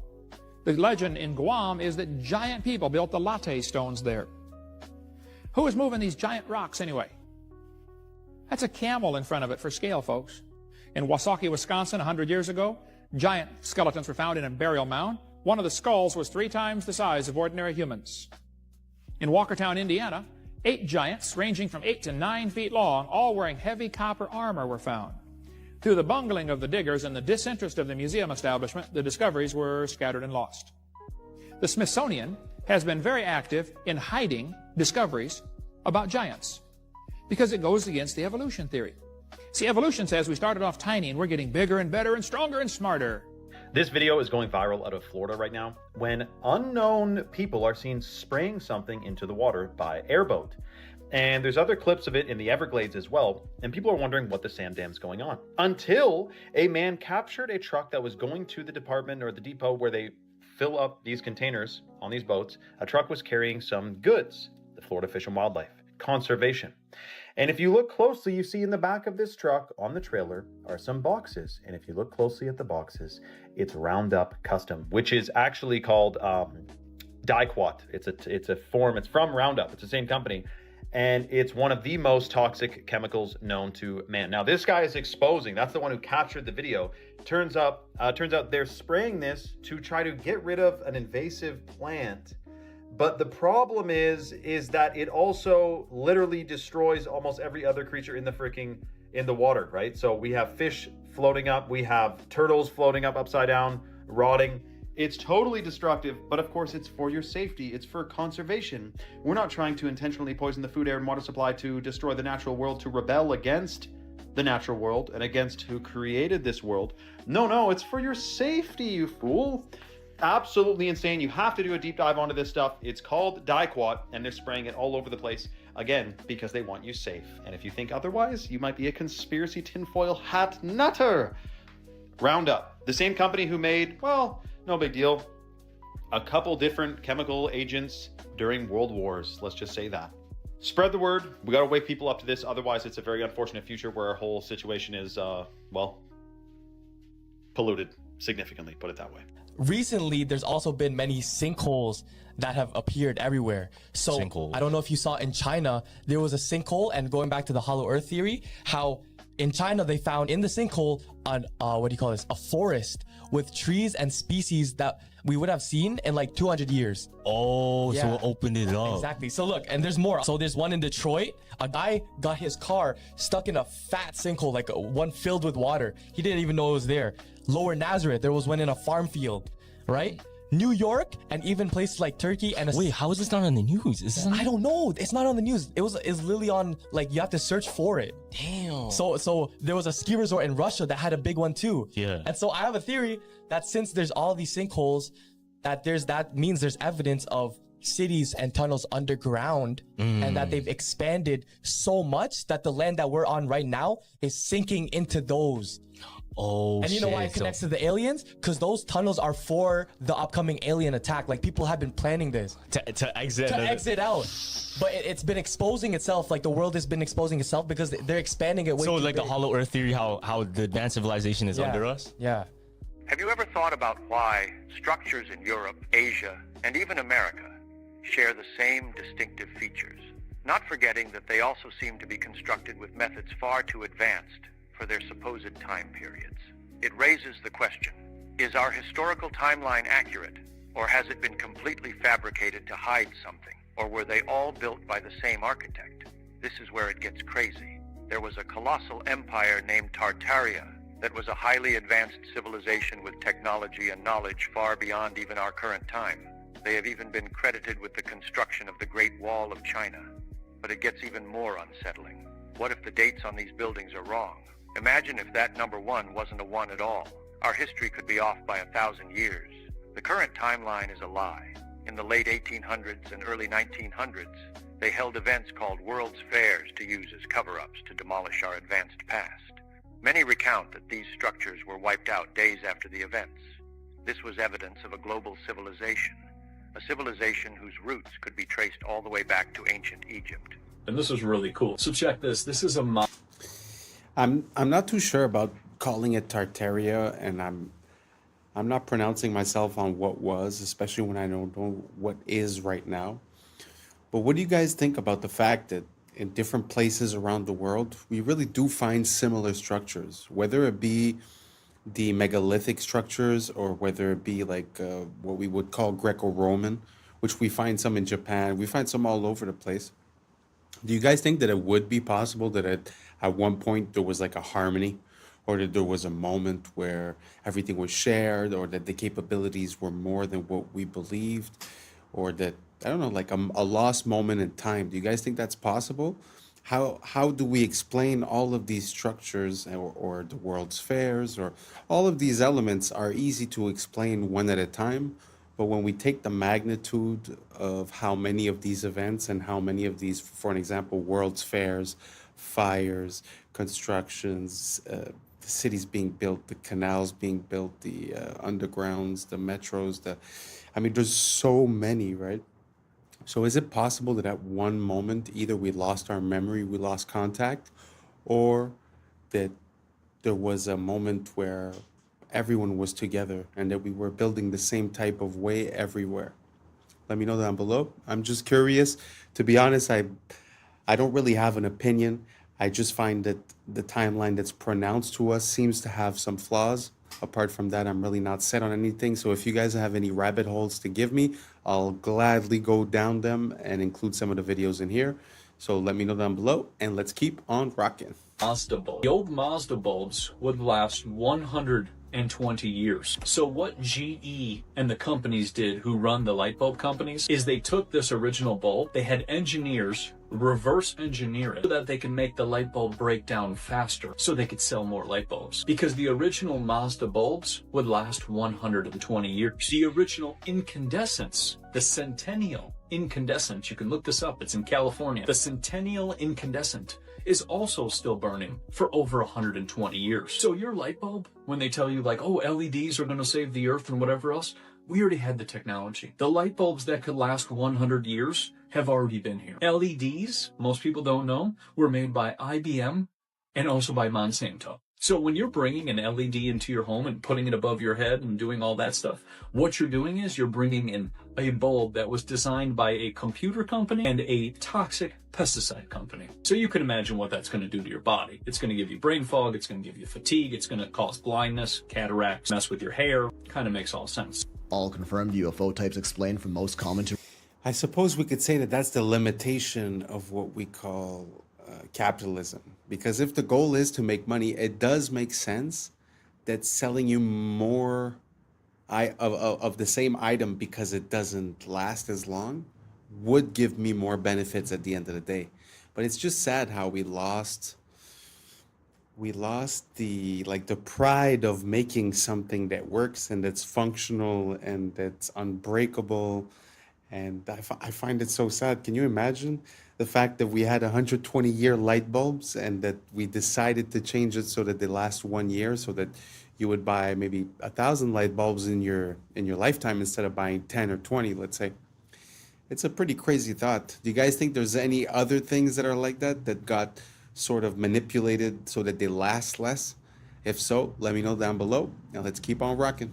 rarest. First up, we got the classic saucer UFOs brought to mainstream attention in the 1940s after the infamous Roswell, New Mexico UFO crash. Back when they were actually called UFOs, you know, unidentified flying objects. For decades, this was the signature UFO style that everyone knew and talked about, but was mostly mocked and downplayed until the government kinda told us they're actually real in 2020. Shaped like a disc with smooth edges, oftentimes glowing and occasionally with a dome top. Cigar-shaped UAPs are elongated cylindrical craft, often tapering at the ends. In recent times, the terminology was officially updated to UAPs, unidentified aerial phenomena, which was changed once again to unidentified anomalous phenomena when they realized they could also go underwater, no longer making them aerial. What makes cigar UAPs so interesting is their lack of any visible wings, fins, or other appendages typically found on flying craft, and is what really made us realize how impressive the non-visible propulsion systems that power UAPs really are. These have been popping up in our skies more lately, like those orb-shaped UFOs everyone's been talking about, or spherical UAPs, near perfect spheres, typically on the smaller side, seen flying very fast with erratic movements and no visible propulsion system. Can either appear metallic or sometimes slightly glowing, leading people to believe some of these may even be trans-dimensional, oftentimes spotted around military bases, and have even been noted to merge or split into multiple orbs. Large, silent, and most often black or dark in color, triangle UFOs are usually seen with lights either in front or on their sides. One of the most well-documented mass UFO sightings happened in 1990 over Belgium, where hundreds of civilians and police officers reported countless triangle UFOs in the sky. Chevron or boomerang UFOs are similar to the triangle ones, but have a more pronounced V shape. They also have lights along their supposed wings and have usually been spotted flying at lower altitudes. Egg-shaped are kinda like our sphere UFOs, somewhat elongated but not quite to the extent of a cigar UAP. These are most commonly cited by the military, one of which they famously refer to as the tic-tac UAP, moving extremely fast and erratically, and have been seen to pass through large bodies of water without slowing down, showing off their true capability. Diamond-shaped UAPs are much less common than what we've discussed so far. They typically feature some sort of central light or collection of lights and are often seen rotating, moving, or even morphing in midair. Box-shaped UAPs are sort of like the diamond ones, except feature a more distinct rectangular shape with straight edges and perfect corners. They don't rotate and morph as often as the diamonds, but can occasionally be seen with what appear to be windows and sometimes even glowing. Fireball UAPs are an interesting breed, a rare type of orb, typically orange and violently flickering, giving the appearance of a burning flame. Transcending the notion of being mere objects, the fireball truly is a phenomenon, often seen far away and moving very slowly, occasionally bursting out a pulse or sometimes even appearing green. Speculated to be trans-dimensional, these aren't as common as the rest on most social media platforms. Organic shaped are most notably portrayed by the infamous jellyfish UAP caught on camera in the Middle East. This one looks like a collection of indistinguishable parts, no concrete form and moving slower than the others but at a steady, consistent pace. Has also been noted to go underwater. The organic shaped UAP is among the rarest, with some reports documenting shape-shifting abilities and sudden drops in temperature. What if God is actually... I don't know. I must say that even if I was like Mulder from the X-Files and I would say I want to believe, I have a hard time taking any of that seriously, because how would it be that these beings from another dimension or whatever would be so close to us all the time, but we would just never see them and never come to contact with them? I'm not convinced. I'm really not convinced. So if anyone has any smoking gun proof, please send it to me. Please tag me. Let me know. I'd be very curious to see. But to be honest, until now, everything that's UAP, UFO, I'm having a hard time to go with it. I believe way more in the project with the beams that are blue, that would be used to exert control, you know.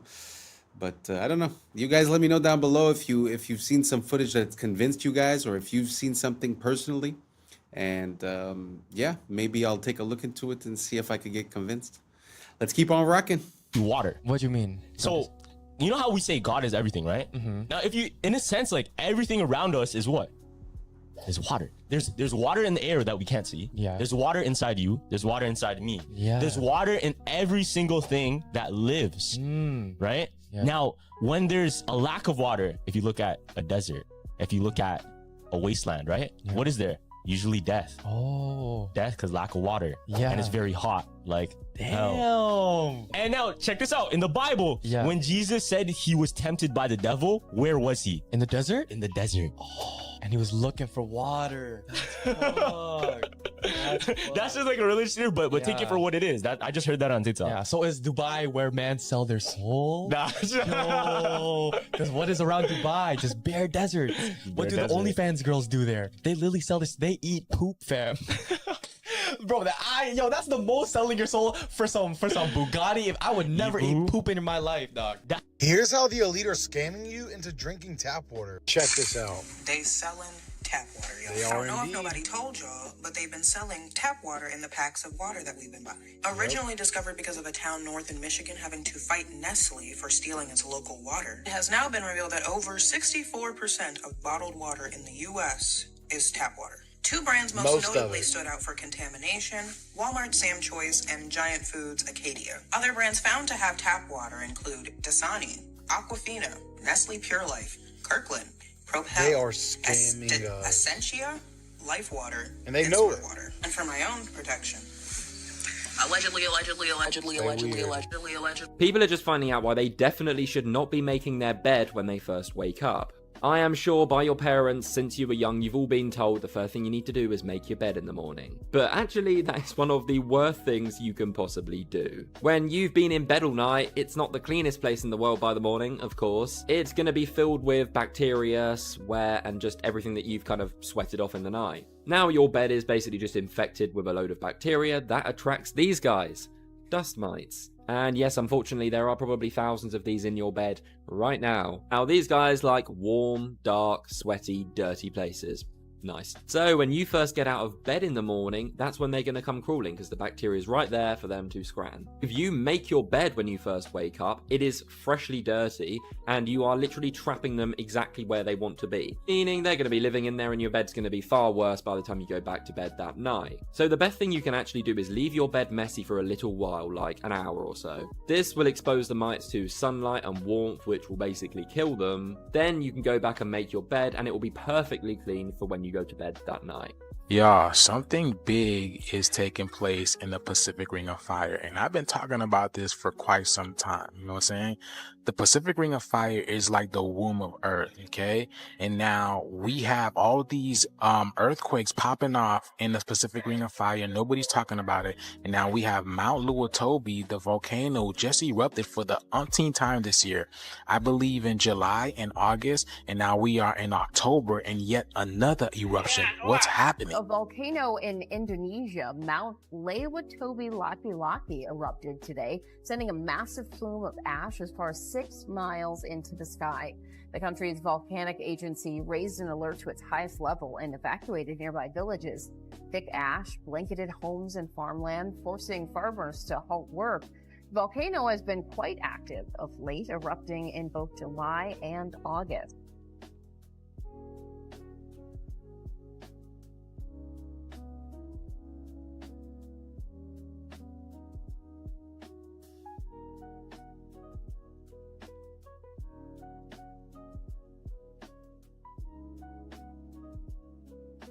Okay, this video is going viral right now on Twitter because people can't believe the words coming out of this guy's freaking mouth. This is the godfather of AI, getting a Nobel Peace Prize, but issuing a shocking warning about AI. Some of this doesn't even make sense. Listen to this.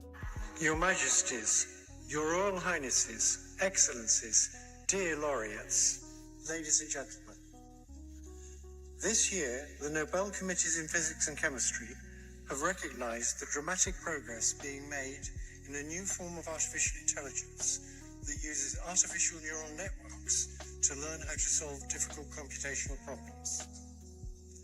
This new form of AI excels at modeling human intuition rather than human reasoning, and it will enable us to create highly intelligent and knowledgeable assistants who will increase productivity in almost all industries.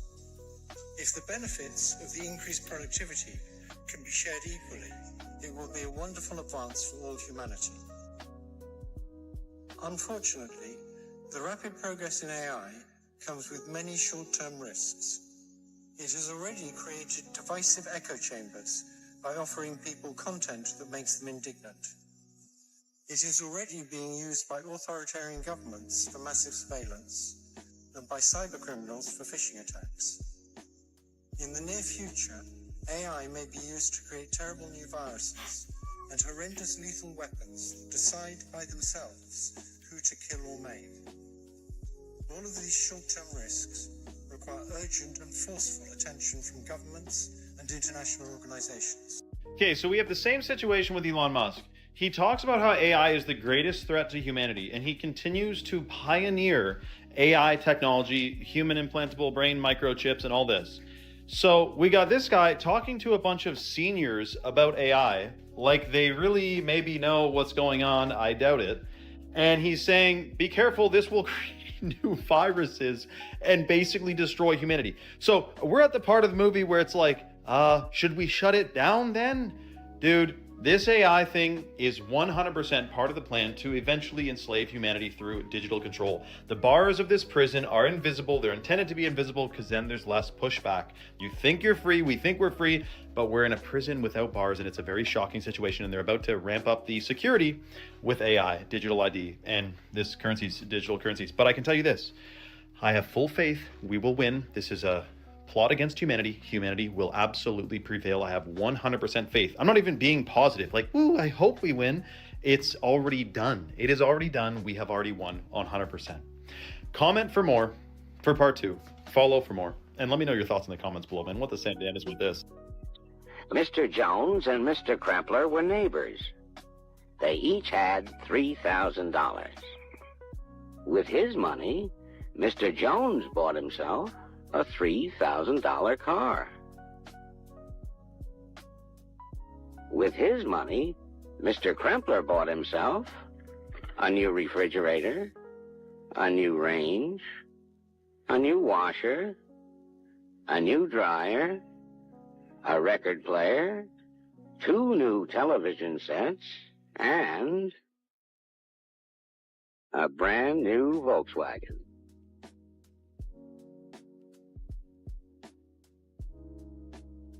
Now Mr. Jones is faced with that age-old problem, keeping up with the Kremplers. Have you been down the lead paint rabbit hole? Isn't that crazy? To imagine how much you could do with a few $1,000s back in the days. I know they were paid less, I understand, but I still feel like it's not proportional, you know? And when you compare a house that was like maybe $10,000 less than 100 years ago, and that now we're talking about $650,000, I don't think it's proportional. I think they had it better off back in the days when it comes to the comparison between the buying power and the capability of having like a house and a car and this and that. Because even when you think about it, all the sitcoms from the 90s, well, not all of them, but most of them, or like The Simpsons and stuff like that, the father and the mother, most often not, didn't have that high paying jobs. Often the mother would stay at home and the husband was doing a trivial job, but somehow, you know, he was worked at a factory or worked as a mailman or some stuff like that. And somehow would still have a house, you know, a family, have a car. I feel like nowadays it's just not like that anymore. It's not like you could work at McDonald's and have a family and everything's fine and you're going to have a house. No, you're going to be paying for rent. You know, it's going to be way different. Do you guys think times have changed, that the value of money has changed and our buying power has changed as well? Or do you guys think that it's more or less the same? It's just proportional? Let me know down below and let's keep on rocking. I think we're close to the end on this one. Because it may have been banned for a completely different reason than many think. Did they really ban lead paint because it was toxic? Or because it blocked their signals? Think about it. For decades, every home was coated in lead paint. Thick, durable, insulating. Then suddenly, governments worldwide decided it was dangerous. But here's what they don't tell you. Lead is a natural shield against radiation and electromagnetic frequencies. In other words, radio waves can't penetrate it. Before the ban, your walls literally acted like armor. No TV signals, no radio frequencies, no wireless anything could pass through. And then, right as wireless communication exploded, radio, television, early radar, the health panic began. Convenient timing, right? They told us it was about safety, but the studies linking lead paint to poisoning? Most came from industrial smelting, not house paint. The numbers never added up. But what did add up was control. Because once the lead came off the walls, the signals went in. Every home became a receiver. Every person became a node in a connected network. Was lead paint banned to protect you or to make sure they could finally reach inside your home? Okay, so the crazy part about this, by the way, is we had Xfinity, a Wi-Fi company, has a new feature called Wi-Fi Motion. And they can use, if your Wi-Fi is on in your home, you can use it as a motion detecting device to know if someone's in your home when they're not supposed to be, or just detect motion in general. And we know that we're using the one side of the internet or of a Wi-Fi signal, but there's another side to it. There's another door, you could say. We're using the front door. There's a back door to it. And I'm talking the same way with frequencies from cell towers as well. We're talking about a sophisticated surveillance system that is wireless, that can see everything that's going on. Now, what would happen, do you think, if they were spraying on us in the sky nano sensors that interacted with the frequencies? Picture a hologram, a desk, you got a big desk and it's a hologram of a real-time battle. Think of Star Wars when they're watching the battlefield on a hologram, seeing it in real time. Let's just say that was based on something that you can do if you have a bajillion sensors and frequencies blanketing the area. It's surveillance, dude. You know what? It kind of makes sense, with all the signals that we're sending from the Wi-Fi to the sonar, the AM, the FM, all the military frequencies, the CB, the radios. I think we're oversaturated. So, you know what? Like, sometimes I think to myself, like, man, I wish it wasn't wireless. I wish everything I had did have a wire in one way, And I wish I did paint my house with something like lead paint so that I would protect myself. Because at one point, if everyone's signal is passing through you, especially if you live like in a condo or an apartment complex, I mean, you open up your Wi-Fi and you see that your phone is being hit by 40, 50 different signals at the same time. And that's just what you know about. So I don't know. Makes me think of like a microwave or something. Do you guys think the same thing? Do you guys think that maybe we should go back towards wired instead of wireless and try to cut out the frequencies as much as we can? Let me know down below if that's been something that's been part of your awakening. And this is the end of it. Thank you so much for being here. And that's a wrap for today, familia.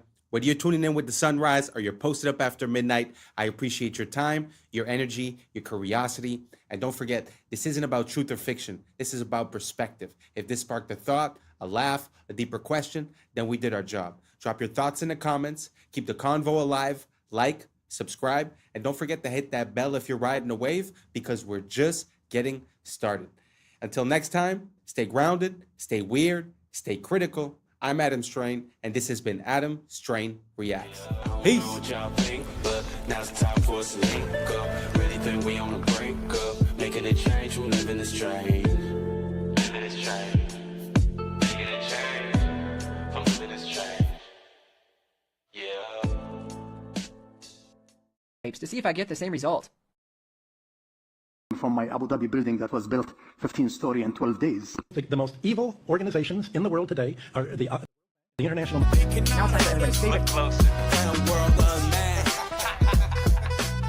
What's up, YouTube? Today, we'll be looking at disturbing TikToks that'll make you question reality. So without further ado, welcome to Adam Strain Reacts. Let's get her done. Andrew, if every interview, every video, every tweet you've ever made was erased from the internet forever, and all you had was 3 minutes, what one truth would you share with the world? You know, truthfully, amongst all the shit I've seen and all the shit I know, I've only ever pushed one message. And it's the message that I've come to because I believe that since the dawn of time, every single generation has believed the world is ending. We can't pretend that we don't feel like the world is currently ending, because we do. But we can't believe that the people in World War II didn't feel like the world was ending, or the people in the Napoleonic Wars didn't feel like the world was ending. Imagine being in Rome in 2000 BC. Imagine when the barbarians bust through the gates of Rome for the first time. The world is over. The world is ending. The world will never recover. But the world limps forward and new empires are built and everything seems to come back, and then it's all destroyed again. And then it comes back. It's the circle circle of life. So every single generation has believed the world is ending. And it seems that in my simplification of all of these hyper-complicated historical events, the only thing that's ever resisted enslavement or built a society worth living in has been bands of brothers, of good men who stick together, who are brave. The reason I push masculinity is not because I'm trying to be the world's biggest tough guy. It's because I actually believe it is the resistance to the enslavement. I think that a bunch of men who say, we're not afraid of you, we don't believe you, make me scared. You can't.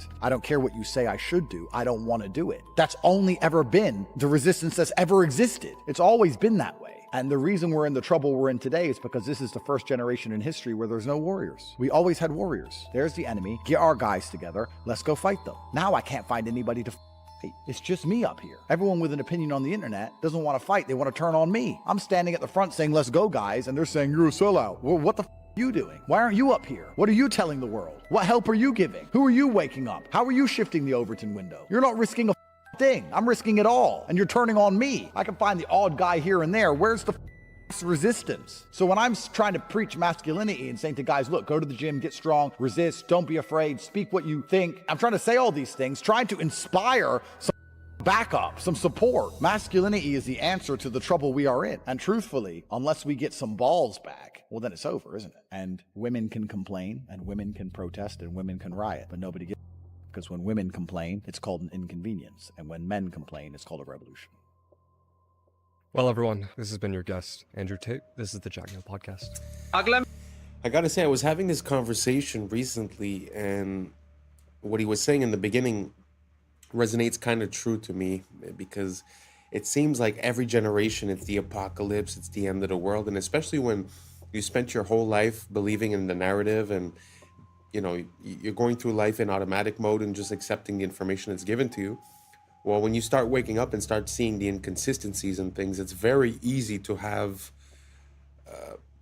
you know, an extreme view where it's like, well, everyone's out to get me, you know, like they're trying to get me with the food, with the air, with the water. They're controlling the finances. They're controlling everything, the wars, this, that.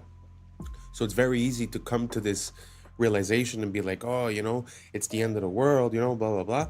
When, like he said, every single generation has had a bunch of people thinking the same thing. So instead of focusing on that thought of the end of the world, like he said, you know, he's putting it towards masculinity, men and women. But I think like just unity and just realizing what we need and focusing on that and being the positive change, having personal discipline, making better decisions will make us make better decisions as a society.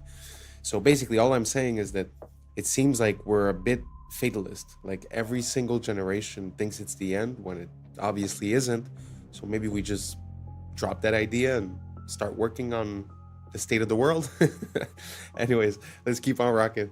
নয় যদি Epstein bitcoin গড়ায় গভীরভাবে জড়িত ছিল কিছুই কি Bro, we are so cooked. I don't know if you guys have seen this, but Instagram has this new AI translation feature. And I'm just going to give you some, I don't know, I find it hilarious, but look at what they can do. Like, we are seriously cooked. Like, you are not going to be able to tell what's real very soon. And we might be there already. It's hard to say what's real anymore. Am I real?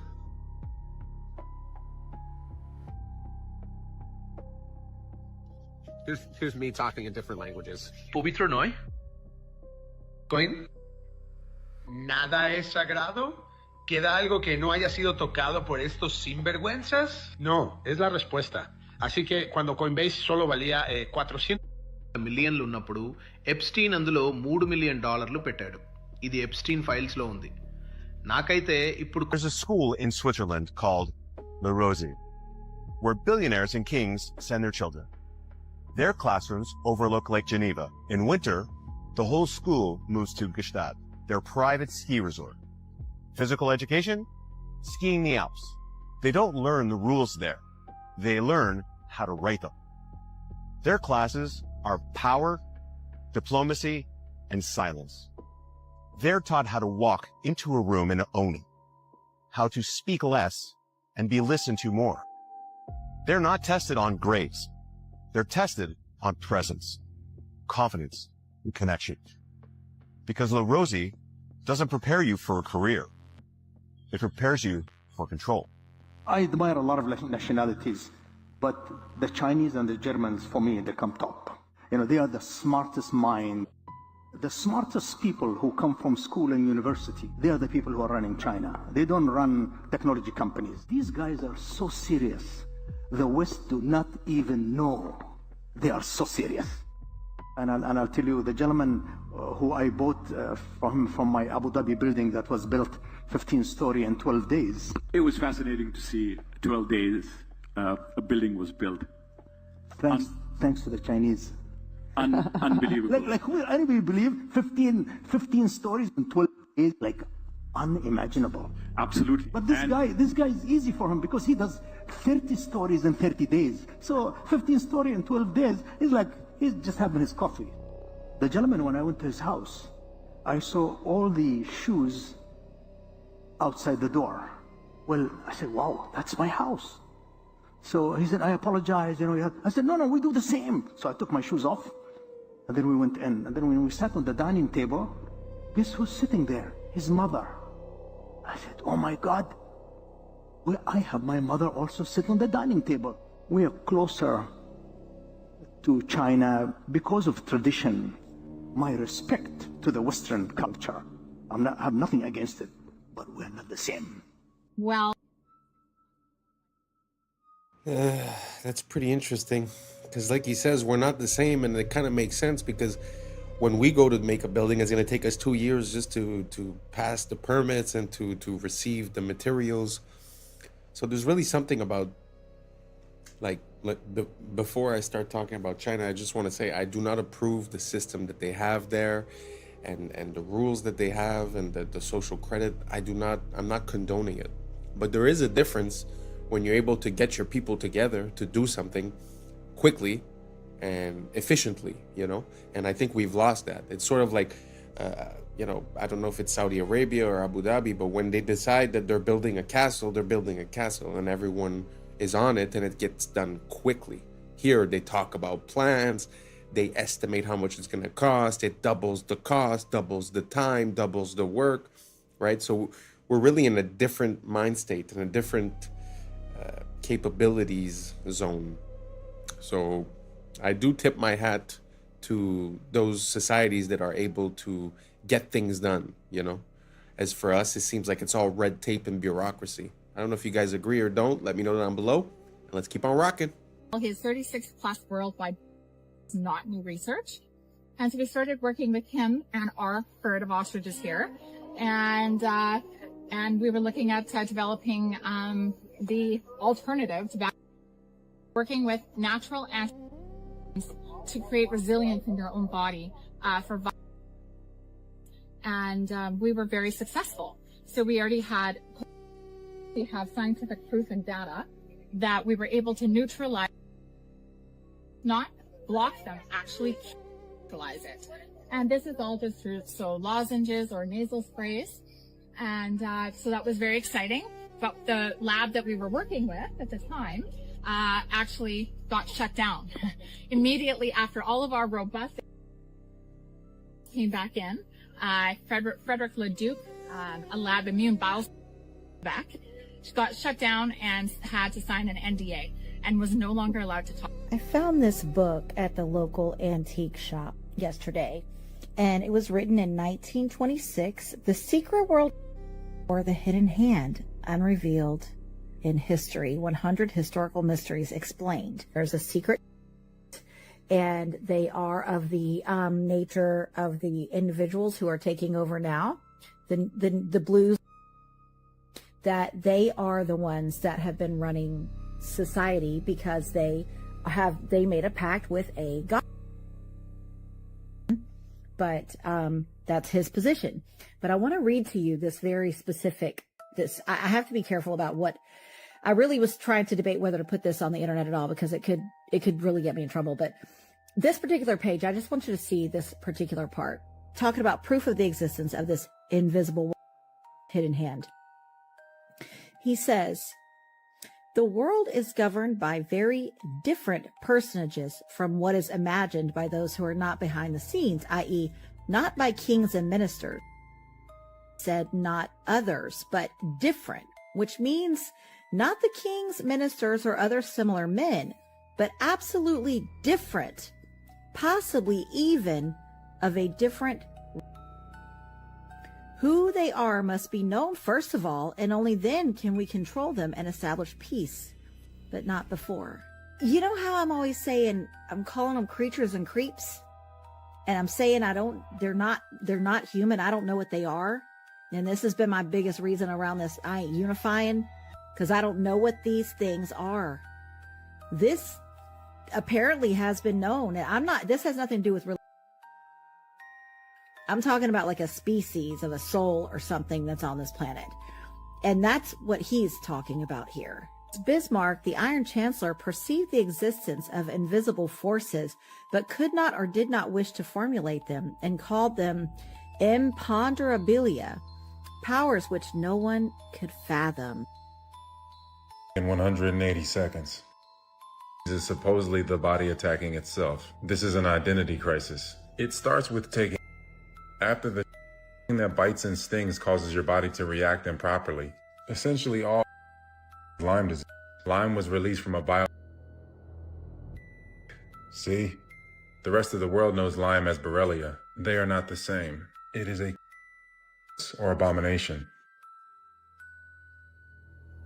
These are all spirit programs. Programs kick in as autocorrectors where will is lost. When these spirit programs are blended and tacked on to vectors that bite and sting, they spread into the human system. Lyme is a spirochete like syphilis, thus it can be transferred through the mouth and sex, and it hides in the Dr. Judy Mikovits said it's just the new Lyme. Many claim that a delivery system. They are structured the same. This chimeric spirit program creates a biofilm matrix within you to act like a middleman between you and your body. It was released the same year as Lyme, and Fauci was the head of that program. These programs demand more energy than you would actually need. Programs don't want to kill, and they will go dormant if they have to. Cells are just cells that follow the orders of the program. Many people are chimeras. At least 8% of the collective is personified. Gog and Magog are a chimeric clan. Esau bred with Canaanites. Esau's part Canaanite grandson crossbred with Japheth, aka Chittim. Chittim is part of Gog and Magog, the Chimera clan. This is who took over Europe and the world. These are essentially personified free radicals. They are highly reactive. There has been a collective genetic forced integration with the so there is a collective identity crisis. The steals resources and causes your cells to kill themselves. That is why self-harm is widespread. Codes are being deleted through mutation or silenced. But the collective is reaching a rejection point like a bad organ donation. Everything is being homogenized and stagnating. This always leads to collapse.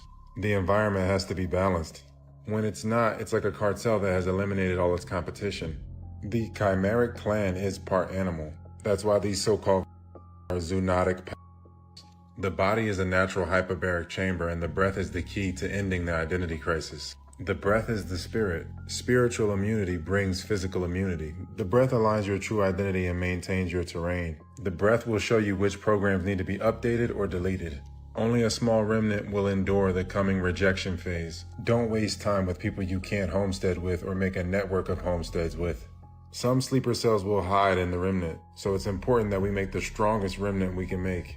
It starts with the breath. The true breath signature or algorithm restores the true identity. Okay, this is absolutely insane. Did you know that Austrian researchers put students in classrooms made of conventional materials, steel, cement walls, etc., and they put students in classrooms with wooden furniture, wooden rooms, natural materials. They measured their heartbeats, okay? And the students in the synthetic, let's call it, classroom with the unnatural materials had, on average, 8,600 extra heartbeats per day per student on average. Why? Why? It's the difference between real materials and synthetics. They have a different frequency, which apparently they found that your body registers plastic, laminate, and vinyl as a low-grade stressor, even when it looks like wood or marble. So you know, remember those fake desks we had that looked like wooden desks, but it wasn't. That was like a plastic, and it's unfortunate. I mean, what does that do to your body in 10 years when you're in school you're in kindergarten, then grade school, then high school, and it's all synthetic materials. Now, not to mention, this study was done before artificial lights, like they just had light bulbs. Now we have compact fluorescent and LEDs. Not to mention all of the Wi-Fi routers that are in schools now. Like every 20 feet down the hall, there's a freaking Wi-Fi router hanging on the ceiling. That is something else to be discussed. Now, when it comes to our homes, especially if you're building a new home, I mean, dude, you can really make it an organic eco house with some easy, hacks. But what if we're at home surrounded by unnatural materials as well? Then what are we doing? Are we shortening our lifespan by being surrounded by plastic? I mean, think about it. Drywall, Chinese drywall is in pretty much all of our homes. It's toxic dust. It's toxic to breathe in, and it's mold, like it can get moldy. Whereas a hemp house or a cob house or a stone house, there's different houses that are mold resistant, namely hemp. I mean, hemp is basically a tank couldn't drive through. I mean, hemp is extremely durable, mold resistant, fire resistant, and it actually blocks EMFs. Like if you're in a house that's made of hempcrete, and you're down the hall and there's 2 rooms between you and the Wi-Fi router, you're not going to get cell service. Like that's one of the things people say when they have a hemp house is they don't get very good cell reception, which is good because you don't need cell reception on your brain stem every freaking day. But is that study shocking or what? Frequency, energy, frequency, and vibration. Nikola Tesla knew all about it. Let me know your thoughts in the comments below and follow for more. Very interesting. I haven't seen the study that he's referring to, but imagine if just the objects that surround you, like if we take for granted what he's saying, the objects around you have an effect on your body and its function.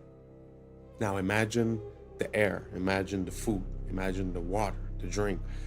Because he's saying when you substitute wood for plastic, let's say, but what happens when you substitute, a real compound from a plant to a synthetic version, right?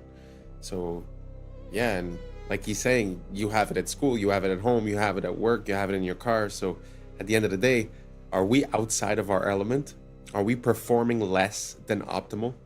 Not only by food, but also by just the materials that we use to build the stuff around us. Such a interesting thought to have. I'm going to look into it a bit more. Let me know what you guys think down below, and let's keep on rocking. What's the difference between the debt and the debt that African nations own? Because the U.S. debt doesn't keep the U.S.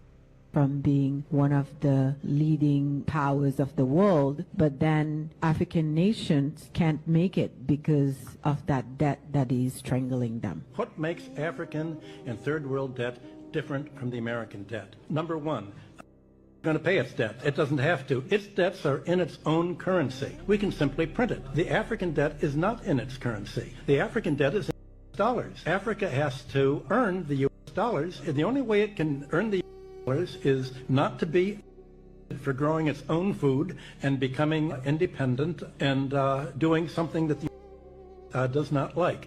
The principle underlying the foundation of the World Bank is that no country should grow its own food. Africa and the third world should only grow export crops. In order to have an oversupply of cocoa and other tropical raw materials to keep down the price, they must buy their grain from the or Europe, so that if they do something that we don't like, we can do what tried to do to China in the 60s. We can sanction them. We can say, we're going to starve you. We're going to not export any grain to you. So owing their foreign debt in dollars means that they have to somehow sell something they want, not what they want. I think the most evil organizations in the world today are the international.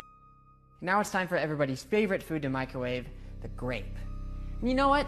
Let me go ahead and cut it almost in half, just to make sure, it heats nice and evenly, like this. And yeet.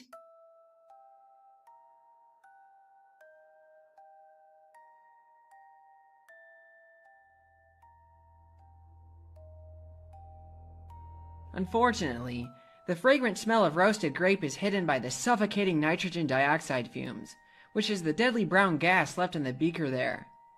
Instead of cutting a grape in half, I just tossed in some unmodified grapes to see if I get the same result.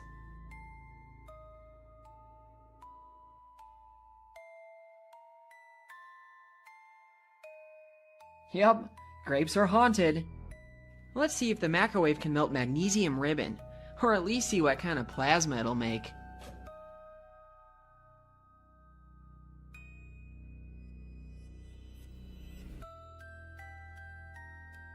Not only did it melt and burn in there, but it also managed to show off some of its green spectral colors, which is in contrast to the white you get by simply burning it in air.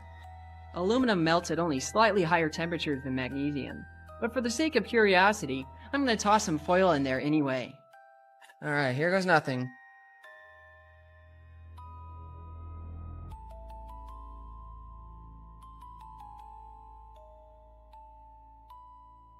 Now that is like an arc furnace. Oh my goodness. Now it's time for something more challenging. Copper needs to be very hot before it melts, so let's see how it holds up in the microwave.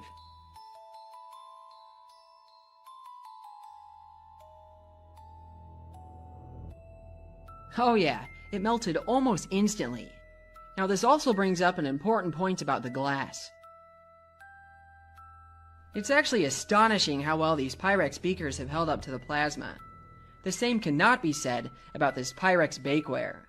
The difference is that the beakers are made from borosilicate glass, which has very low thermal expansion.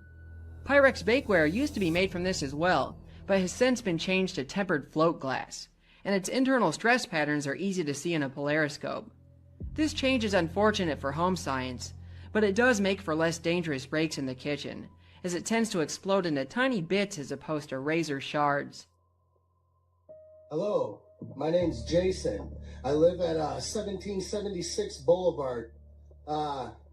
We're here to talk about tonight. Excuse me, Jason? Yeah. What's your last name and what's your address again? My last name is Jason We the People, and my address is 1776 Boulevard. What city? Freedom City. Freedom City in what state? Michigan. So I know you're making all that up. Yeah, 100%, because I don't have to tell you anything, because it's my you know what that is? According to I think you need to learn the Fifth Amendment. I don't care about your article. According to Article 6, Clause 2, you're trumped. According to the rules of this city council, you have to give your name, your proper name and address, or you're not allowed to speak. So do you think your bylaws, because that's the way it's looking here, you think your little bylaws here remove me so I can sue out of the city. Do it, because I'll make sure you don't get no data center. Try 42 USC 1983, baby. That's my middle name. You want that name too? Now, back to this Fifth Clause. You can't use no takings clause, Einstein. Guess what? That's for public use. You understand that? You know what public use is? Sure ain't a data center. It's a park, an old folks home, something like that. It's the Fifth Amendment. Not that complicated. You should look into it. By the way, how does it feel sitting up there being a Benedict Arnold to all your people out here? Not one person supports this. How about this? Everybody up here's been asking who supports the data center. How about this? Who don't support the data center? Any other questions? Is there any other questions? Ray Charles and Stevie Wonder can see this one together. What remedy do you have for the friends?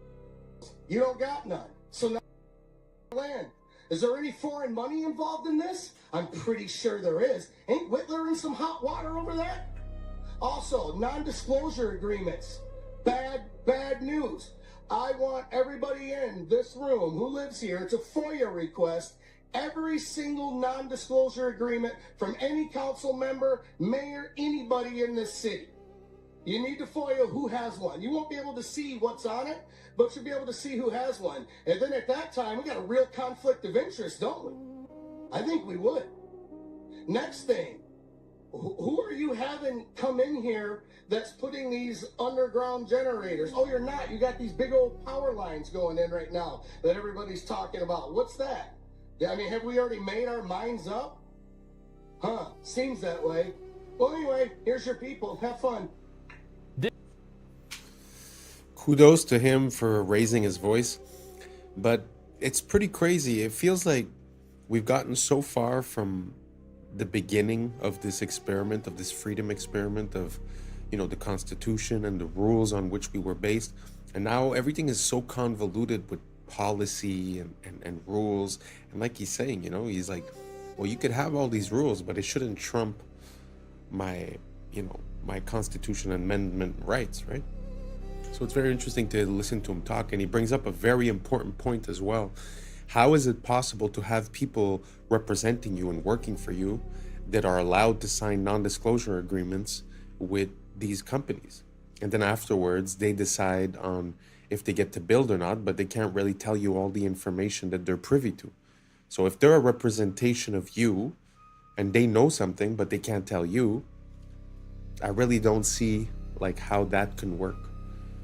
I don't know. Let me know down below if you guys could shed some light, and let's keep on rocking. This guy, tragically, from falling off a balcony. He was also obsessed with bioengineering. So he had all of these scientists that he would donate money to their charities, and he would have them work on things and stuff. But what I heard, and this is completely unsubstantiated, but I heard it and I thought it was fascinating, was that he also had these same guys, because they were and everything like that. He had them design a novel. That was his switch. Basically, that was his trump card, which is like, I don't go to jail or I release this. And it's like one of these things where if I don't keep entering in a thing every 30 days, I die. In October or November, his switch went off, and that's what introduced into the world until it became what we do today. I don't believe it. I'm with you. I don't believe that for a second, but that's a goddamn great. I love it, and I'm going to spread it as much as I can. That's crazy. Are you the... Maybe one of the benefits of me talking to you today is that you'll see that maybe not everything is true that you've heard about me. April 19th, 1995, a decorated Gulf War combat using a truck bomb that he didn't build and a rider truck that he didn't rent with the help of a passenger who didn't exist. Having just gotten away with soil to date, the Fort Bragg trained Special Forces sheep drip dropout blended in with the crowd by making his getaway in a car without a license plate and was immediately pulled over. It was the supposed target of the attack, but luckily all of their agents were out of the office that morning. Later that day, the declared, "We will find the people who did this. And when we do, justice will be swift, certain, and severe." Except for John Doe number 2. John Doe number 2. John Doe number 2. Who never existed. In McVeigh's unprecedented 3.5-week trial, the prosecution didn't show the CCTV footage of him and John Doe number 2 parking the rider truck. Didn't explain why 24 separate witnesses mass hallucinated the existence of John Doe number 2. Didn't explain why the Army was storing rider trucks at Camp Gruber. And didn't talk to who blew the whistle on the plot. But they did collaborate with us, and they did convict McVeigh as the lone wolf bomber and Terry Nichols as his bomb constructing accomplice. Still, a bunch of crazy conspiracy theorists, including 300, insist on talking about facts and evidence and refuse to simply believe what they've been told a million times by people in tailored suits with well-coiffed hair. They quote the blower and the inventor of the neutron bomb, who point out the physical impossibility that the truck bomb did the damage to the building, but that doesn't matter because if there were that day, we would have heard about them. The second found and diffused. I think he said another bomb. The Justice Department that a second has been found. They then found a third, which was also larger than the first. And I see another. So apparently they're going to try to get out that. The FBI claims to have lost the footage showing McVeigh and John Doe number 2 parking the truck in front of the Murrah building that morning, but that's understandable because the Bureau has a lot of important evidence to store. Terry Nichols insists involved in the plot, but thankfully a judge has saved us the trouble of listening to him by preventing lawyers from deposing him. Truck parked across the street 2 hours before the blast, but that just shows the authorities were prepared for anything. And other documents obtained by 2020 show that someone called the executive department in Washington and said the Murrah building had been, but this was 24 minutes before the. But that just shows the public was unusually vigilant that morning. Also, apparently, Governor Frank Keating's brother, Mark, had been working on a novel about a stranger still. One of the characters in the novel was named Thomas McVeigh. But that's probably just a coincidence. McVeigh wrote a letter to his sister where he admitted to being a secret special of the pain in his ass from an army. That's crazy because if he didn't actually leave the army in 1991, there would be proof of that. McVeigh was not executed on May 16, 2001 as scheduled because he had failed to turn over thousands of pages of evidence to McVeigh's defense attorneys. But the execution went ahead on June 11th. In a highly unusual and secret agreement, no autopsy was performed. One witness said he was still breathing, and the prison officials admitted his hearse was a decoy. Then, the case was officially closed. And if you question any part of this story, you are a paranoid, wingnut, birther, truther, tenther, prepper, conspiracy loon who...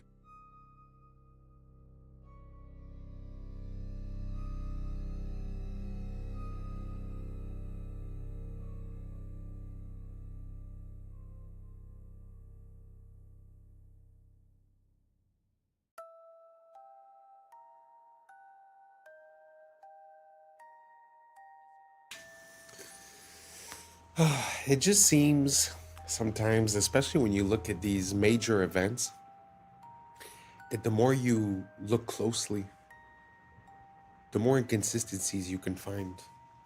And I don't know, it's just very interesting. You know, I wonder if it's just pattern recognition or if there's really something going on. Let me know what you guys think down below. I also want to refer you to the person who made that video is actually James Corbett, and he's a great creator. For the past at least 15 years, he's been always present, always talking about everything, always backed up with sources, references, and never speculating, truly saying the facts as they are. Amazing creator. So anyways, thank you so much for rocking until the end. That's a wrap for today, familia. Whether you're tuning in with the sunrise or you're posted up after midnight, I appreciate your time, your energy, your curiosity. And don't forget, this isn't about truth or fiction. This is about perspective. If this sparked a thought, a laugh, a deeper question, then we did our job. So drop your thoughts in the comments, keep the convo alive, like, subscribe, and hit that bell if you're riding a wave, because we're just getting started. Until next time, stay grounded, stay weird, stay critical. I'm Adam Strain, and this has been Adam Strain Reacts.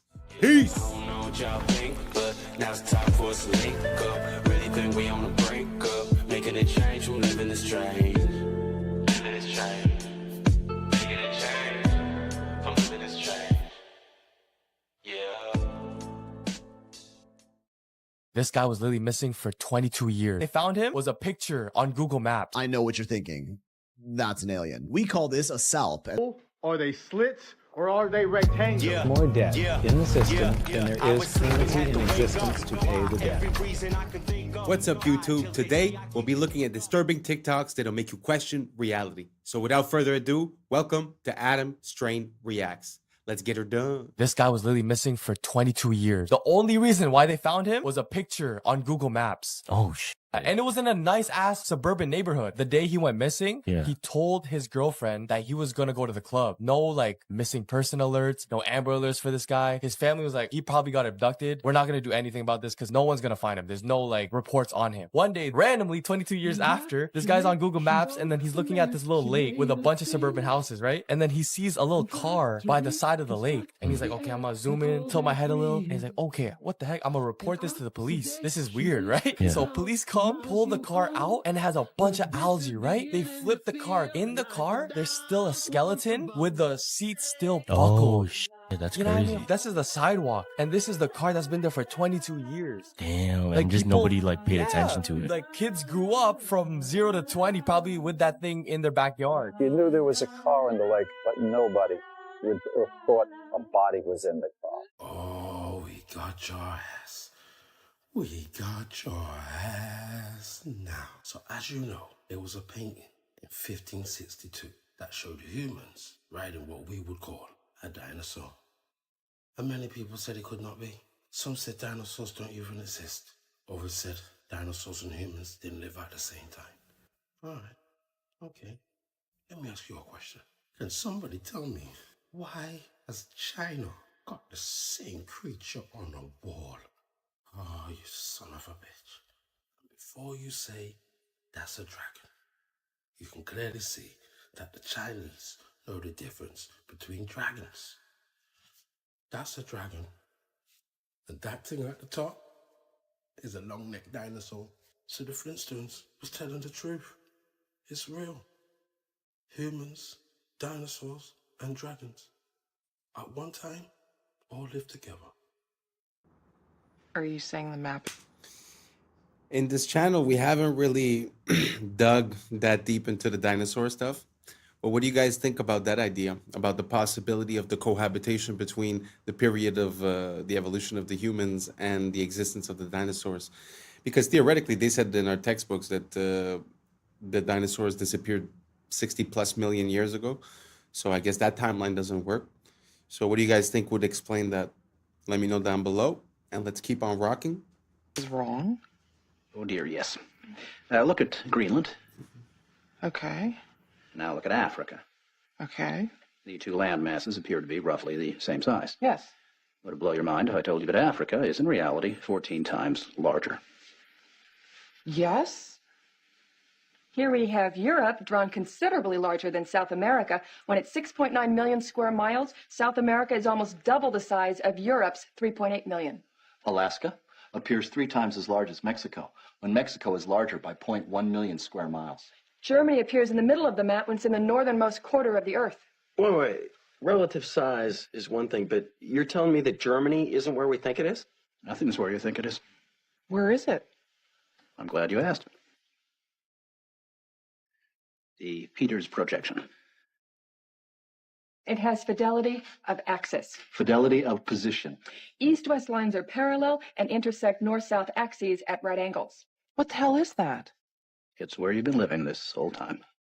Why are they dunking chicken and selling it to us? This is the first time in human history we have been dunking chicken in chlorine, labeling it as organic, and people are buying it. 97% of chickens processed through USDA are bathed in it, and this includes certified organic. In industrial farming, such large volumes of chicken are processed all in the same bath, so if one chicken contains like salmonella, that'll spread to the rest of them. Therefore, the USDA mandates another layer of sanitation, allowing up to 50 parts per million of chlorine. Wash is actually banned in the European Union, and U.S. federal regulations do not require disclosure of sanitation ingredients on packaging. The better alternative is air chilled, where the birds are passed through a cold chamber rather than a bath, and this also eliminates contamination risk without getting chlorine.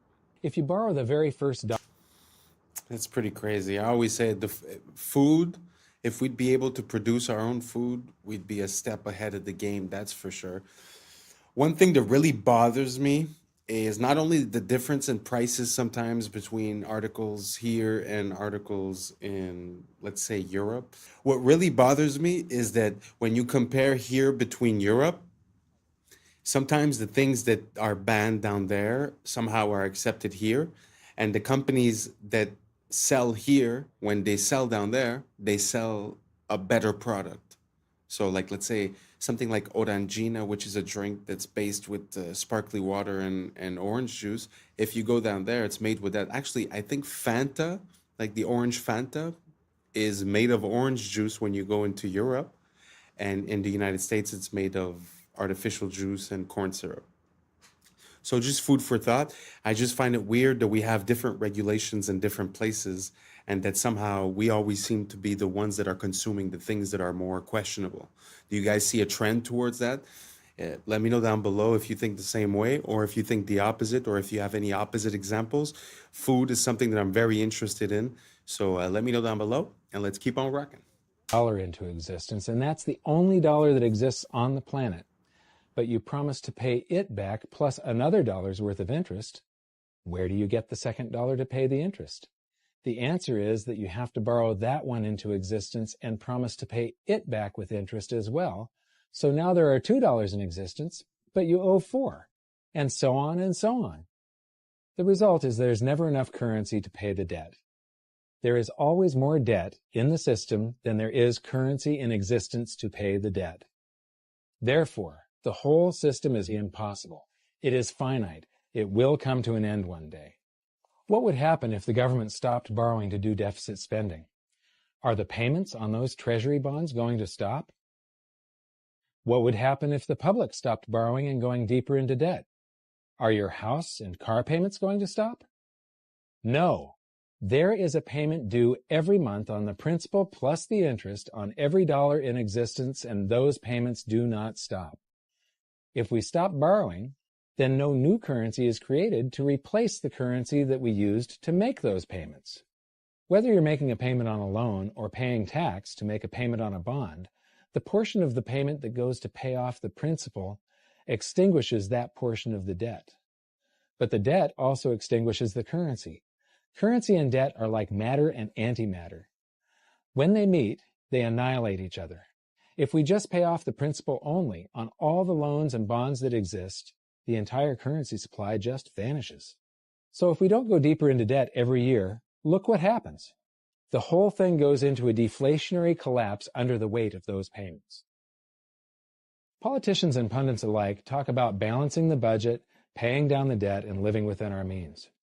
They don't understand that that is deflationary. It is impossible to do under our current monetary system without collapsing the whole economy. This is why any talk of a debt ceiling is not only ridiculous, it's delusional. The system is designed to require ever-increasing levels of debt just to continue, and that's why politicians will always kick the can down the road and raise this so-called debt ceiling over and over again until the whole system finally collapses under its own weight. The other reason that they got rid of the bells, that was... I find that when we start looking at macroeconomics, it shows you the difference in the control that we're under.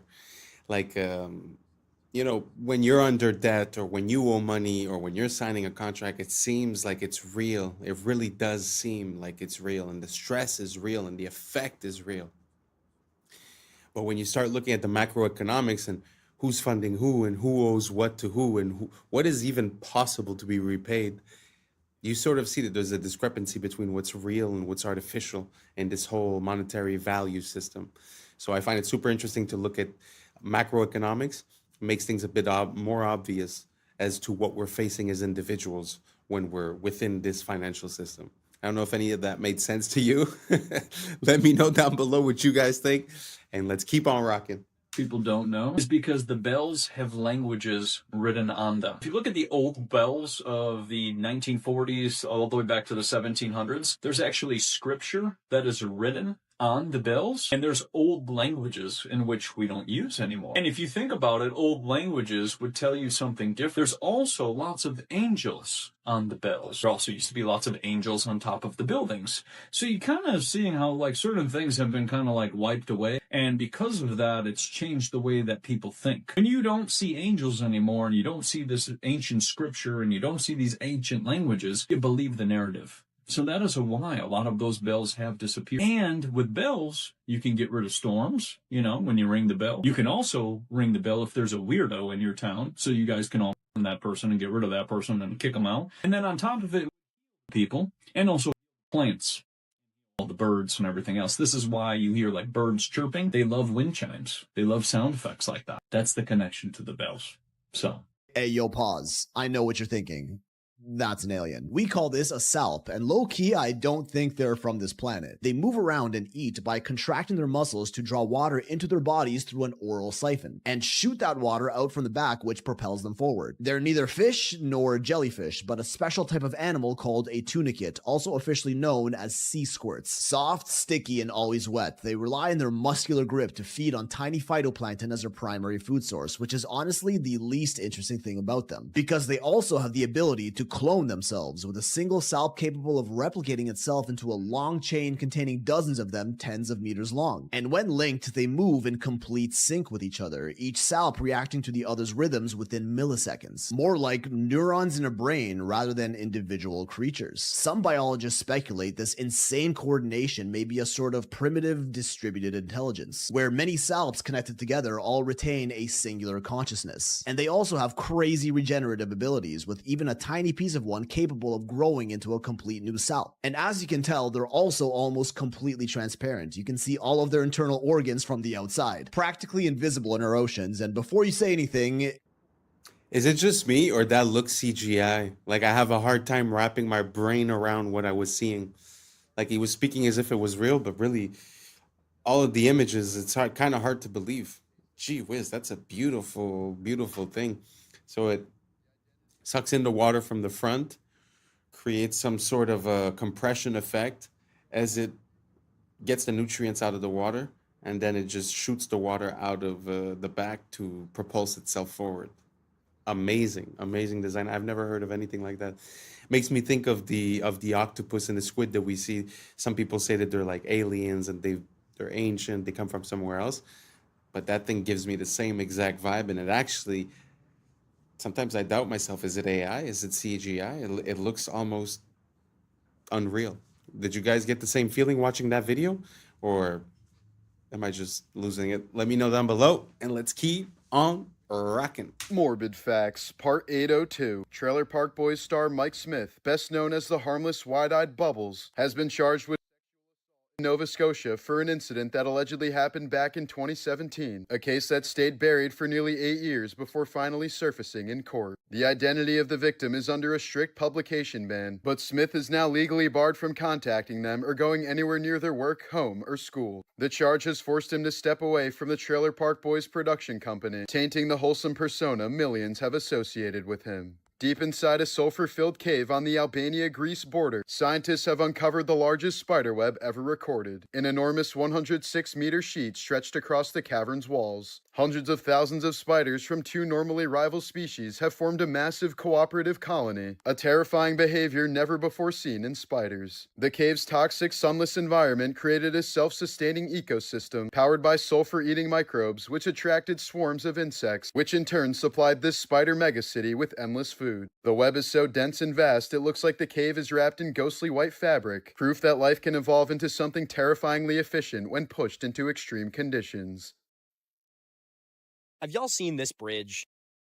Wait, what the? This is called the Poughkeepsie Bridge, and it's the only interesting thing in New York. That's because this ain't just any old bridge. It is the longest elevated pedestrian footbridge in the entire world. Rises 212 feet above the Hudson River, and it's more than 6,000 feet long. That's a length of almost 1.3 miles. Technically, this isn't the longest pedestrian footbridge in the world. That's a title that's technically held by this zoo in Colorado that has a footbridge that's almost 8,000 feet long. But this thing's like a damn boardwalk, okay? That's some weak sauce for the longest bridge in the world, and I therefore refuse to recognize it. The reason that this bridge is objectively cooler than that thing in Colorado is because it wasn't always a footbridge. It was first built in the 1880s as one of the only train bridges across the Hudson. And it was a big deal when it opened, with this cantilever steel design being an engineering marvel of the day. It would stay in service as a train bridge for almost 100 years until the industry on the East Coast began to wane. In May of 1974, sparks from a train crossing the bridge set fire to its rail ties. While it was ultimately brought under control, this fire would claim 700 feet of the bridge's deck.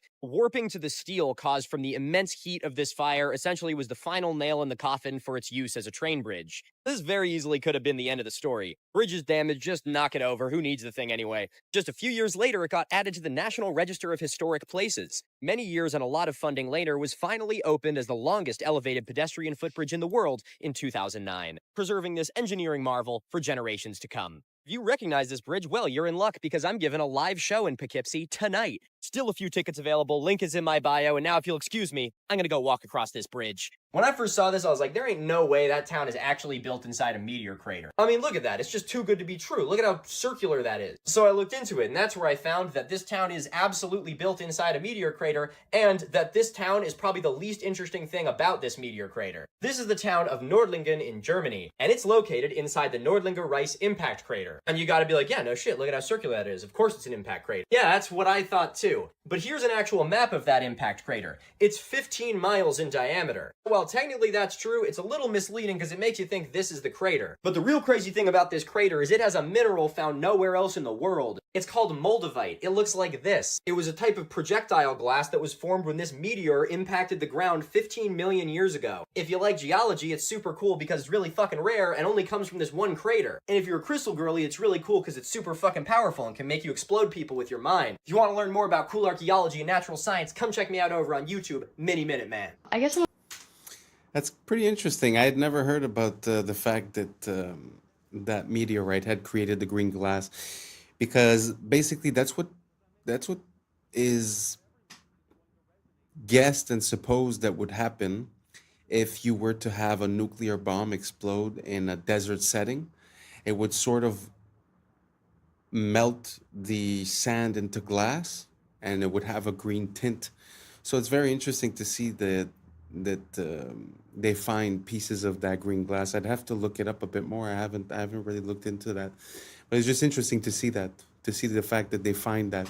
Do you guys think that makes sense, that there was that we got impacted by such big pieces, and that we remain the way we are today? My big problem with the meteors and all that is the fact that it seems like it doesn't really happen on the regular, It kind of makes me think of, like, they show you videos of the space station, of spacewalks and all that stuff, but then after they show you also a picture of the space junk around Earth, and it's like it doesn't coincide. And I feel like this gives me exactly the same vibe. So again, let me know if I'm crazy, and let's keep on rocking. I'm afraid like other people won't like it. So what? Who cares? The ones that don't like it, it's not for them anyway. It's only for the ones that will like it, isn't it? Yeah.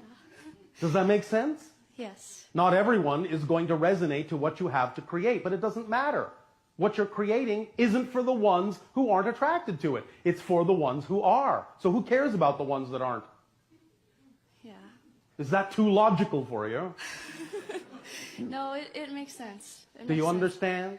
You have no business measuring yourself against others. You have no business comparing yourself to other people. And what anyone else thinks of you is also none of your business. Do you understand? It's none of your business. Because that's not what your business is about. Your business is about being yourself as fully as you can. That's your purpose in life. And if you're not willing to be yourself, all the people that would be attracted to the gift you have to give are being deprived of your gift. Why would you do that to them? Why would you hold yourself back from people that are looking for you? Why would you be that stingy? Oh, yeah, I guess. You see, you think, in a sense, you're doing something humble. But you're being arrogant and hoarding your gift and keeping it away from people who might need to see it. Relax. You would not be where you are. You would not have the gift you have if there wasn't someone who needed to receive it. As we have often said, there are no one-sided coins. If you have the head, the tail has to be there or there's no coin. You have the head by saying you have the gift. The fact that you have something to give defines the reality that there must, by definition, be somebody in that reality who needs to receive it, or you wouldn't be excited about it. You'd be excited about something else. So don't hold back the gift that you are. Someone is waiting to receive it. Don't make them wait. Yes? Yes. And when you don't make them wait, you won't be waiting to be yourself. Channel more of yourself. Yes? Yes. Is this helping you? Yes, thank you very much. You are very welcome. Stop arguing with creation about your value. If you weren't valuable, you wouldn't exist.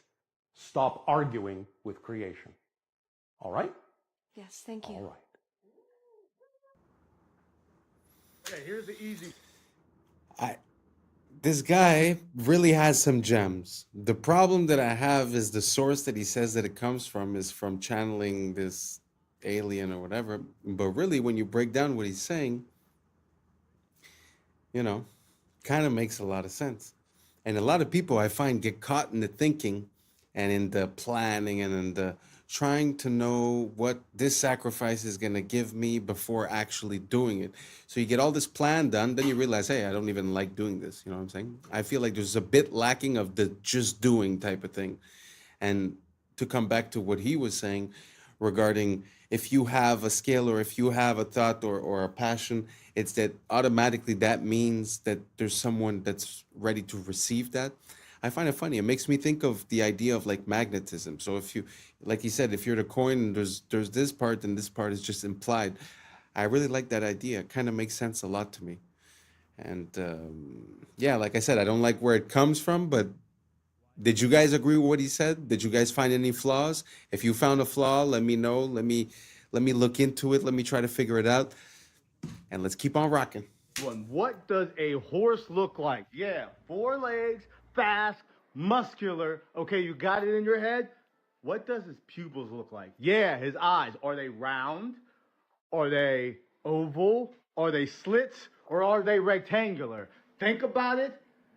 They are rectangular. When did a horse's eyes become rectangular? Now, I remember a goat's eyes being rectangular. I remember some sort of devilish animal being rectangular, but I don't never remember a horse being rectangular. Now, I'm not an expert. I'm not like a rancher or a cowboy or anything, but I am a human being, and I do remember things, and I just don't remember horses' eyes look like that. Now, if there is some equestrian professional, please let us know. Do you remember? Because you work with horses all the time. But I don't remember horses' eyes looking like that ever. Let me know if I'm tripping. It's us. What? I think he's tripping. But I think I'm tripping too. Do you guys remember horses' eyes being like that? I feel like I remember movies where there were horses and I remember the close-ups and they're like face to face kind of giving a kiss. Never jumped out that they were that shape. I always felt like they were like big and brown. Maybe it's just me. Why is there Who absolutely knows? no trace of the outside? In fact, why are there no pieces of at all? Not one seat cushion, engine, vertical stabilizer, nothing. 100 tons of titanium, steel, and aluminum gone. The only pieces of debris on the front lawn were light enough to have been carried by hand, and employees from the were seen carrying away a large box shrouded in a blue tarp. What was in that box? Why weren't we allowed to see it? But don't take my word for it. Listen to CNN's Jamie McIntyre as he reports live from the... You know, it might have appeared that way, but from my close-up inspection, there's no evidence of a plane having crashed anywhere near. The only site is the actual side of the building that's crashed in. And as I said, the only pieces left that you can see are small enough that you could pick up in your hand. There are no large nothing like that anywhere around, which would indicate that the entire plane crashed into the side of the and the biggest thing on the news right now, also a recession indicator, the Starbucks Barista Cup. What? Oh, this is the new Labubu, fam. Oh, you don't know. Starbucks just came out with it's a bear with a Starbucks hat on it and the straw that goes out like this. Okay, right? okay. This is my theory. This is a whole social experiment that Starbucks did just to expose this whole recession, because all we can look forward to is this $30 luxury cup. Mans were elbowing people in line for it. Go ahead. Oh, all right, Karen. All right, that's fine. On the photos, bring up the photos. You're escalating the situation. I'm not. I'm in line just like everybody else. Everybody else was in line out there. I was in line the same way. Wow. They were arguing, sending threats to Starbucks because the workers got first dibs and they were lining up for 5 hours. Sneakers, bro. Fam, sneakers just for this bear cup. Yeah. You can get this cup on Amazon without the Starbucks branding for $15. It is this recession. But why does everyone want it? Because it's limited. It looks like luxury. Oh, I have it. This is a collection. Yeah. Because what's going to happen, because the Labubu, I guess, idea is proven, they're just going to start remixing that shit, bro. And they just made new versions. So it's like, oh, you have a winter version. You have a Christmas version. Oh, they know exactly what to do. This is peak consumerism at a time of recession. In 1951, a man named William Albee. First of all, I cannot imagine being addicted to extremely overpriced coffee and have it be a part of my identity that I'm a Starbucks person. I've been to Starbucks. I just don't find it that crazy. But anyways, that's not even the story. But the fact that people go crazy and would line up, this whole consumerism thing, it's kind of crazy to see that some people are just still in it, you know? I feel like a lot of us sort of disconnected a bit. But to see that, I don't know. It kind of makes me feel weird. What do you guys think about that? You guys think it makes sense to be waiting and to be super mad for this cup that comes from this place that sells you expensive coffee and what? I don't know. I just find it super weird. How come you identify with this corporate machine this much? I don't know. I have a hard time seeing it. So maybe you guys can enlighten me. Let me know down below and let's keep on rocking. In 1951, a man named William Albee invented a type of tire that could easily move on any surface. Even if these tires are installed on a truck weighing several thousand kilograms and driven over a person, that person would remain unharmed. This is because, due to the low-pressure tires, the vehicle's entire weight is distributed over a large area, so the person underneath the tire remains unharmed. These low-pressure tires are so remarkable that only a force of 2 kilograms is exerted at each point. They were primarily invented to move on soft and weak surfaces like snow, and they are also known today as Rolligan tires. Wow, amazing. That's genius. I can't really understand how the person was still under the weight of that part of the car and somehow was occupying almost all of that wheel, even though the wheel is made out of a bubble or whatever. I just don't understand how the weight was distributed where that person didn't get hurt. So if we have any engineers or any physicists in the comments, let me know down below. Kind of confused.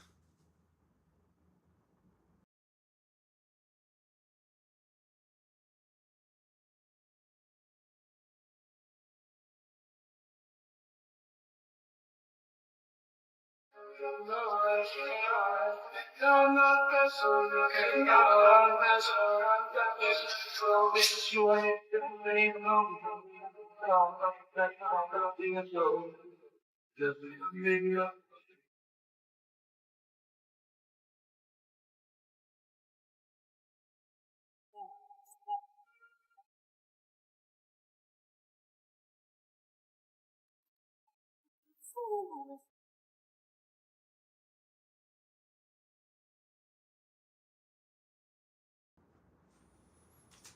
Wow. Again, that is complete genius. Wow, I never even thought about that. So you're throwing stuff in the garbage and it's like a never-ending garbage in a way. So you're occupying the same amount of space as you do with the certain amount of garbage collection, but you're actually collecting way more and there's way less garbage visible, at least. Wow. Amazing idea. Amazing idea. And that's a wrap for today, familia. Whether you're tuning in with the sunrise or you're posted up after midnight, I appreciate your time, your energy, your curiosity. And remember, this isn't about truth or fiction. This is about perspective. If this sparked a thought, a laugh, a deeper question, then we did our job.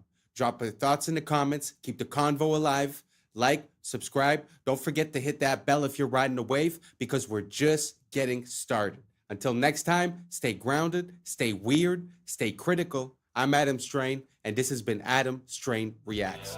Peace. Now it's time for us to link up. Really think we on the brink up. Making a change, we're living the strange. Living this change.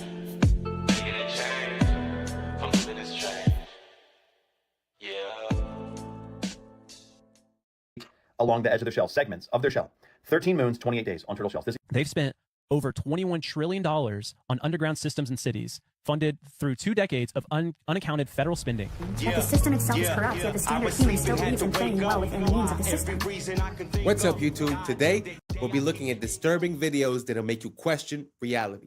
So without further ado, welcome to Adam Strain Reacts. Let's get her done. I want to tell you guys about the wildest fact about elephant seals, and it doesn't have anything to do with their size, although, look at this. This is a real image, by the way. Hang on, let me, okay, but that's not even close to the craziest thing about them.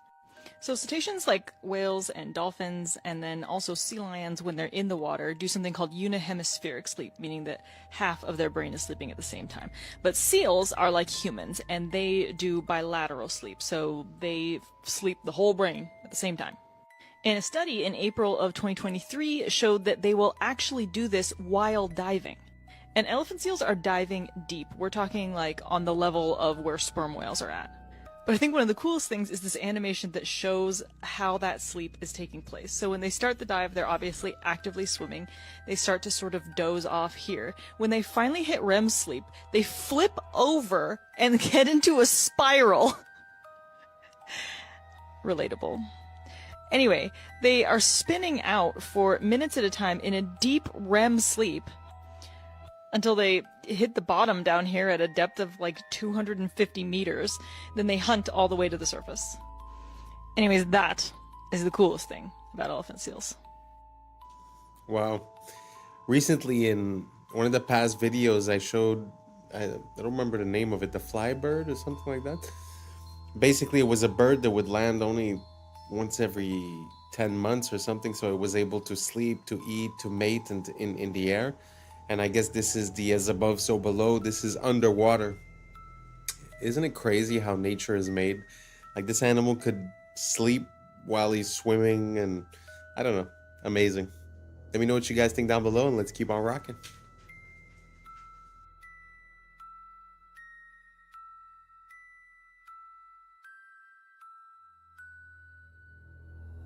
Okay, I just found out something completely shocking about turtles. And I honestly think they're trolling us at this point, because the natural world doesn't have time. Time doesn't actually exist, right? What the natural world has is rhythm. So time is a measurement of rhythm, but time doesn't exist. Clocks exist. Now, here's the crazy part. Turtles. I thought when I saw this post about lunar calendar on a turtle's back, that it was like some turtles, right? There's 13 carapaces in the middle of their shell, and there's 28 along the edge of their shell, segments of their shell. 13 moons, 28 days on turtle shells. This equals 364 days plus 1 day of rest. All indigenous peoples around the world knew the wisdom of the turtle and followed a 13-month calendar, as there are 13 moon cycles in a year and 27 to 29 days per cycle. It appears that 1 month was subtracted in order to sever the connection between people with the sun, the moon, and the stars, which are themselves a giant clock. But what I found out was, it's every single turtle and tortoise. Sea turtles, the same thing. A giant clock on their backs. So we're talking about the Fibonacci sequence is in the turtles, of course, as it is in all biological life forms. But the calendar is also on every single turtle's back. And you may be thinking, well, why would they change the calendar? Well, yes, to sever the connection, to alter our perception, our vibration, our reality, just a little bit more. Another thing we have never been told about in school. Isn't that interesting? Instead, we're hearing about Pythagorean theorem and carbon emissions, and they don't tell us anything about this natural world. Shocking. Let me know your thoughts in the comments below and follow for more. Sometimes it feels like we try to create our own interpretation of nature and of reality, but it seems like every X number of years, some of us wake up and we start realizing that nature has been screaming at us the whole time what the answer was. Can you imagine how time and chronology would have been encoded within these animals, and then after that to claim that all of the evolution of these animals is